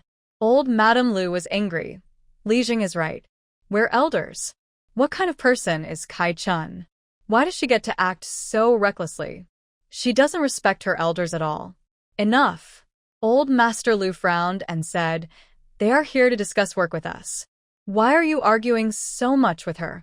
Grandmother Lu pouted and said, That stubborn girl is very fiery. She asks for help but doesn't show any gratitude. If we don't teach her a lesson, she might keep finding faults once we take the job. Don't worry, I'll ask the eldest daughter-in-law to talk to her again and invite her to come back. We can discuss it slowly then. Seeing her husband glare at her, she quickly promised, I won't mention her next time. Old Master Lu huffed and then stopped arguing. As for Lu Saichun's idea of hiring city workers to build the house, they didn't take it seriously. How could that be? Not only would it be more expensive, but she also didn't know anyone there. It wouldn't be easy to find workers. When Lu Kai-chun returned home, her eldest sister-in-law asked eagerly, How did it go? Lu Kai-chun chuckled lightly and summarized the situation simply. Her sister-in-law was so angry she almost jumped. That stubborn old woman is so greedy for money. She really thinks you're a fool. Normally, someone like old Master Lu could hire workers for only 40 coins a day. Their 2 sons would be paid at most 35 coins a day, and others around 20 coins. Most of the time, they don't pay money at all, just exchange labor. Even after the house is built, they should give old Master Lu a gift, maybe some meat and wine. That would be enough. That stubborn old woman is too mean. 7-year-old Chu was a bit stunned. Is old Master Lu and that grandmother really so unreasonable? Lu Kai-chun smiled and said, That's why I deliberately stirred up trouble and argued with her. That way, I can refuse to hire them openly. If I really asked them to work, I'd feel so uncomfortable. It was obvious that old Master Lu would find excuses and keep making demands, and his wife was not easy to deal with either. She would probably cause trouble every few days. Her sister-in-law finally felt happy and praised, You thought everything through well. After hearing this, Chu was speechless. I've learned a lot. The 3 of them finished breakfast. Grandmother Lu and Chu went to plant potatoes, while Lu Kai-chun went to Aunt Anne's house next door. She told Aunt Anne about wanting to build a house and asked if they could stay there for about 10 days. She would try to hire as many workers as possible, aiming to finish the work and move in within half a month. It shouldn't be too difficult, as long as the money was ready. Aunt Anne agreed happily, saying, "That's great. Your days are really getting better. The house should be built now. Just come and stay at my place first." "When will you come?" "I am giving you 2 rooms, one for living and one for storing things." "Thank you so much, Auntie Anne," Lu Kai-chun said with a smile, then dropped a heavy bombshell. "By the way, I have a son-in-law who lives with us. In the future, I might need to trouble Auntie Anne's family too." Auntie Anne widened her eyes. Her mind went blank, and she muttered in disbelief. "What did you say? You have a what?" Lu Kai-chun replied, "A son-in-law who lives with us." "A son-in-law who lives with you?" Auntie Anne exclaimed in surprise. "When did you get a son-in-law?" "This is so sudden." She was too shocked to speak. Lu Kai-chun then explained the story she had prepared with Chi-chi. In short, she now had a son-in-law. Auntie Anne took a moment to recover, then sighed in relief and couldn't help but feel happy for Lu Kai-chun. "That's great. Now you'll have a husband." Some people still talk nonsense and want to bully others. Lu Kai-chun smiled. Exactly. She decided to act immediately. That morning, she went to the city to find someone to build a house. She wanted to build a big brick house with tiles, with a large yard in front. The house would be 2 stories high, with a backyard connected to a chicken coop, duck pen, and pigsty. The living area and the animal pens would be separated by a low wall about a meter high, with a gate connecting them. The entire yard, including the enclosures for poultry and livestock, would be built with blue bricks about 2.5 meters high. It was a big project. Money was coming in. The foreman was very happy and immediately took on the job, promising to do a good job and that they could move in within half a month. Could they start tomorrow? Of course. Then it's settled. Lu Kai-chun was very satisfied, and the foreman was also very pleased. The foreman charged 50 coins a day, 2 workers earned 30 coins a day each, and the others earned 25 coins a day. Anyway, Lu Kai-chun thought it was very cost-effective. It was much easier than hiring Lu Sanya's whole family. After returning, Lu Kai-chun continued to buy dye. By evening, more and more people came to sell. Chi-chi, as Lu Saichuan's son-in-law, made his first official appearance in front of the villagers. "Kai-chun, who is this?" "My son-in-law." "What? Your son-in-law?" With a loud voice from a certain aunt, everyone was stunned. "Son-in-law? When did you get a son-in-law?" "Yeah, I've never heard about this. Where does this young man come from? What's his name?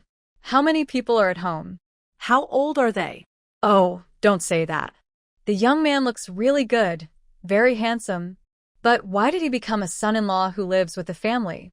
"A son-in-law who lives with the family is quite rare. It's understandable that everyone is curious." Lu Kai-chun gently nodded to Xiao-Qi to show him to stay calm, then smiled and briefly introduced the situation to everyone. Everyone listened with sympathy and felt sorry for Xiao-Qi. It turns out Xiao-Qi has had a tough life. His brother and sister-in-law are really unkind.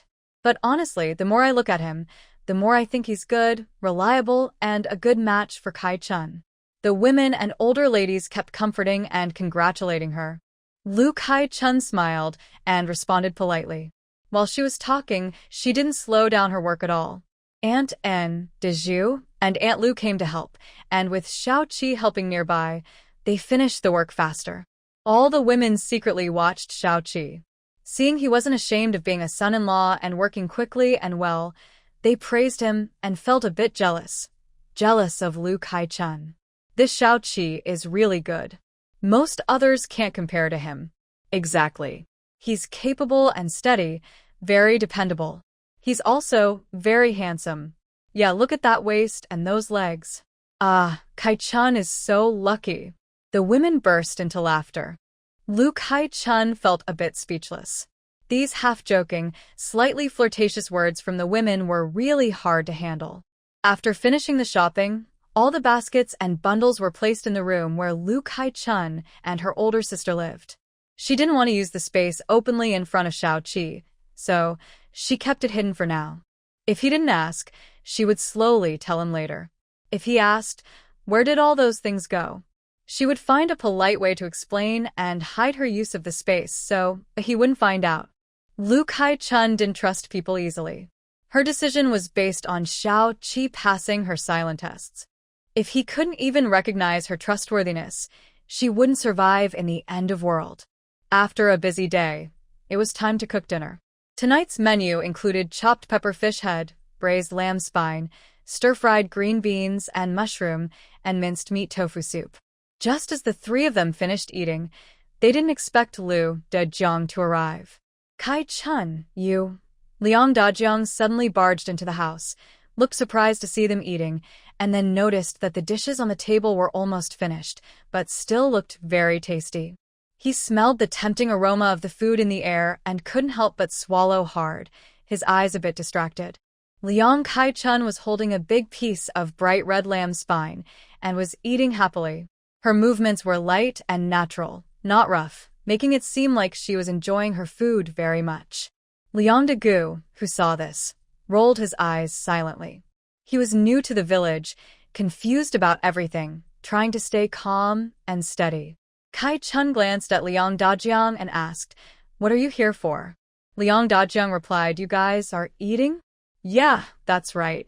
He waited a moment but didn't hear her ask if he had eaten or if he wanted to join. He felt a little annoyed. No wonder his stepmother always called her ungrateful and heartless. Although his stepmother was not good at all, those words weren't wrong. He was her real brother, standing right in front of her, and she was still eating happily. She wasn't unaware of what he had gone through in that home. Liang Dajiang felt both angry and sour. "You're living quite well, but you're also too wasteful. Don't just think about now, you should consider the future. What's your problem? Say what you need to say. If not, go back." He was already upset that she didn't invite him to eat, and now he finally found a reason to get angry. "Is this how you treat your brother? What's your attitude? I'm your real brother." Kai-chun put down the lamb spine, took a nearby cloth to wipe her hands, and gave a slight cold smile. "I'm a woman with my own household. I don't need a brother who isn't part of my family to tell me what to do." Liang Dagu couldn't stand it anymore. "Liang Dajiang, aren't you tired? Kai-chun isn't bothering you, but you keep bothering her. Even her real brother protects her. What are you protecting?" Kai-chun smiled. "Aunt, when I said I wanted to establish my own household, I even asked if he wanted to come with me.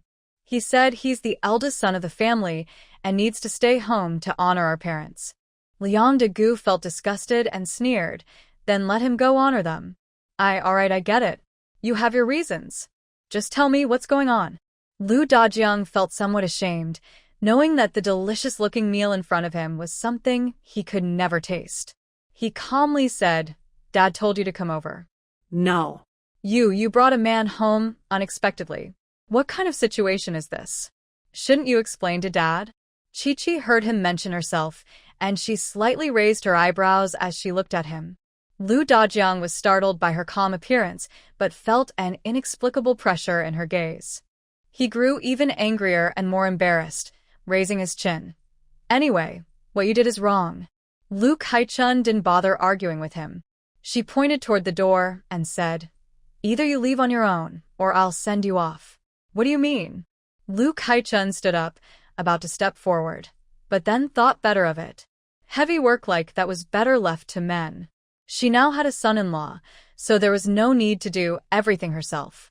"Chi-Chi, kick him out." "Okay." Liu Dajiang was shocked and angry. You dare." Chi-Chi only saw Lu Kai-chun as her savior and wife, and she was so kind to her. So if she didn't listen to her, she wouldn't listen to someone who was always against her? That would make her very sad. How could she let her savior be hurt? Chi-Chi had a blank expression, walking steadily. Before Liu Dajiang could threaten further, he suddenly let out a loud scream, and with a loud bang, he fell heavily into the yard. Lu Kai-chun chuckled softly. "Liu Dajiang, if you keep acting up in front of me, I'll have Chi-Chi teach you a lesson next time." Lu Dajiang's face turned red with anger. He got up and ran away. Lu Dagu shook his head. That family really is something. Lu Kaichun thought that after Lu Dajiang went back, her untrustworthy father and Tianshi would come over again, but surprisingly, there was no movement. That's good. They often tried to stir trouble just to feel important, but she didn't care. It's not that she didn't want to cut ties, but she already registered as a household head, and her freedom was quite high. Usually, they had no reason to interfere in her affairs. Only they insisted on meddling out of self-righteousness. As for cutting ties, it's not that easy. The next morning, after hurriedly eating breakfast, she started packing and moving. Aunt In and Daju also came to help. This home was just a makeshift place, and since they hadn't lived there long, they didn't have many belongings. The 5 of them quickly finished moving everything. Lu Kaichun had already taken 10 large bags filled with red chili peppers from her space and stacked them in the room, then moved everything to Aunt Anne's house. Chi-Chi only glanced at it quietly, obediently helping to carry things calm and silent, without saying much. Actually, he knew that his savior had some special abilities. Although he couldn't remember the past, he was sure that the poison inside him was incurable. But he didn't die. His savior saved him and brought him back to life. After everything was settled, Lu Kaichun, along with Aunt Lu and Aunt In, laid out bamboo mats for drying rice in the autumn harvest season in Aunt Anne's yard. They spread 2 mats and poured all the bright red chili peppers on top to dry. Once these chilies are dry, I want to make a delicious dish to sell in the city. I can't do it alone with just me and my aunt, so I'll need help from Aunt In and Aunt Shui. When we start selling, we'll also ask Daju to help. It's not for nothing. We'll pay him for his work. Aunt In smiled and said, "What kind of payment? You're being too polite. Just lend a hand, isn't that enough?" Lu Kaichun replied, "No, that won't do. This will be a long-term thing, and it's not just about helping out." Daju was very happy and said, "Kaichun, just tell me what to do. I can do anything."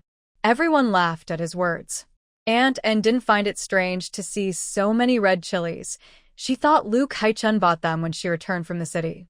Lu Kaichun looked at the blazing sun in the sky. With such a hot day, the chilies would be dry in just 3 days.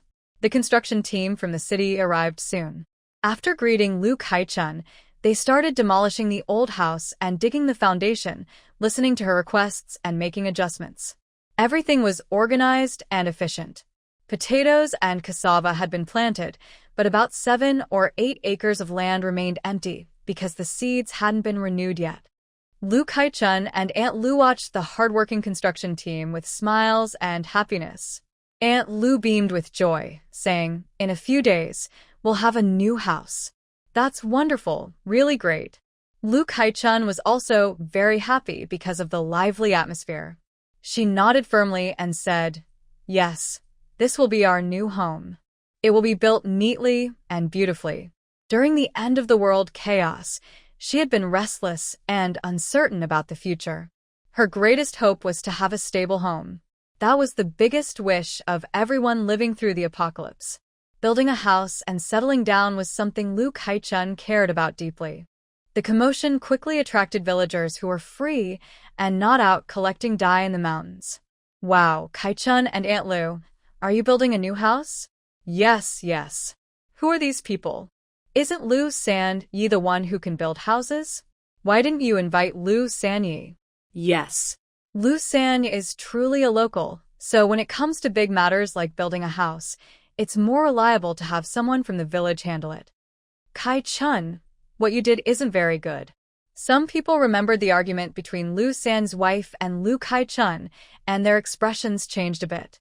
They thought Kaichun was a bit petty. Usually people argue and then forget about it. Who would hold a grudge over such small things? But later, when Lu's eldest wife, Zhou, came to sell dye, Kaichun also bought some. So why now?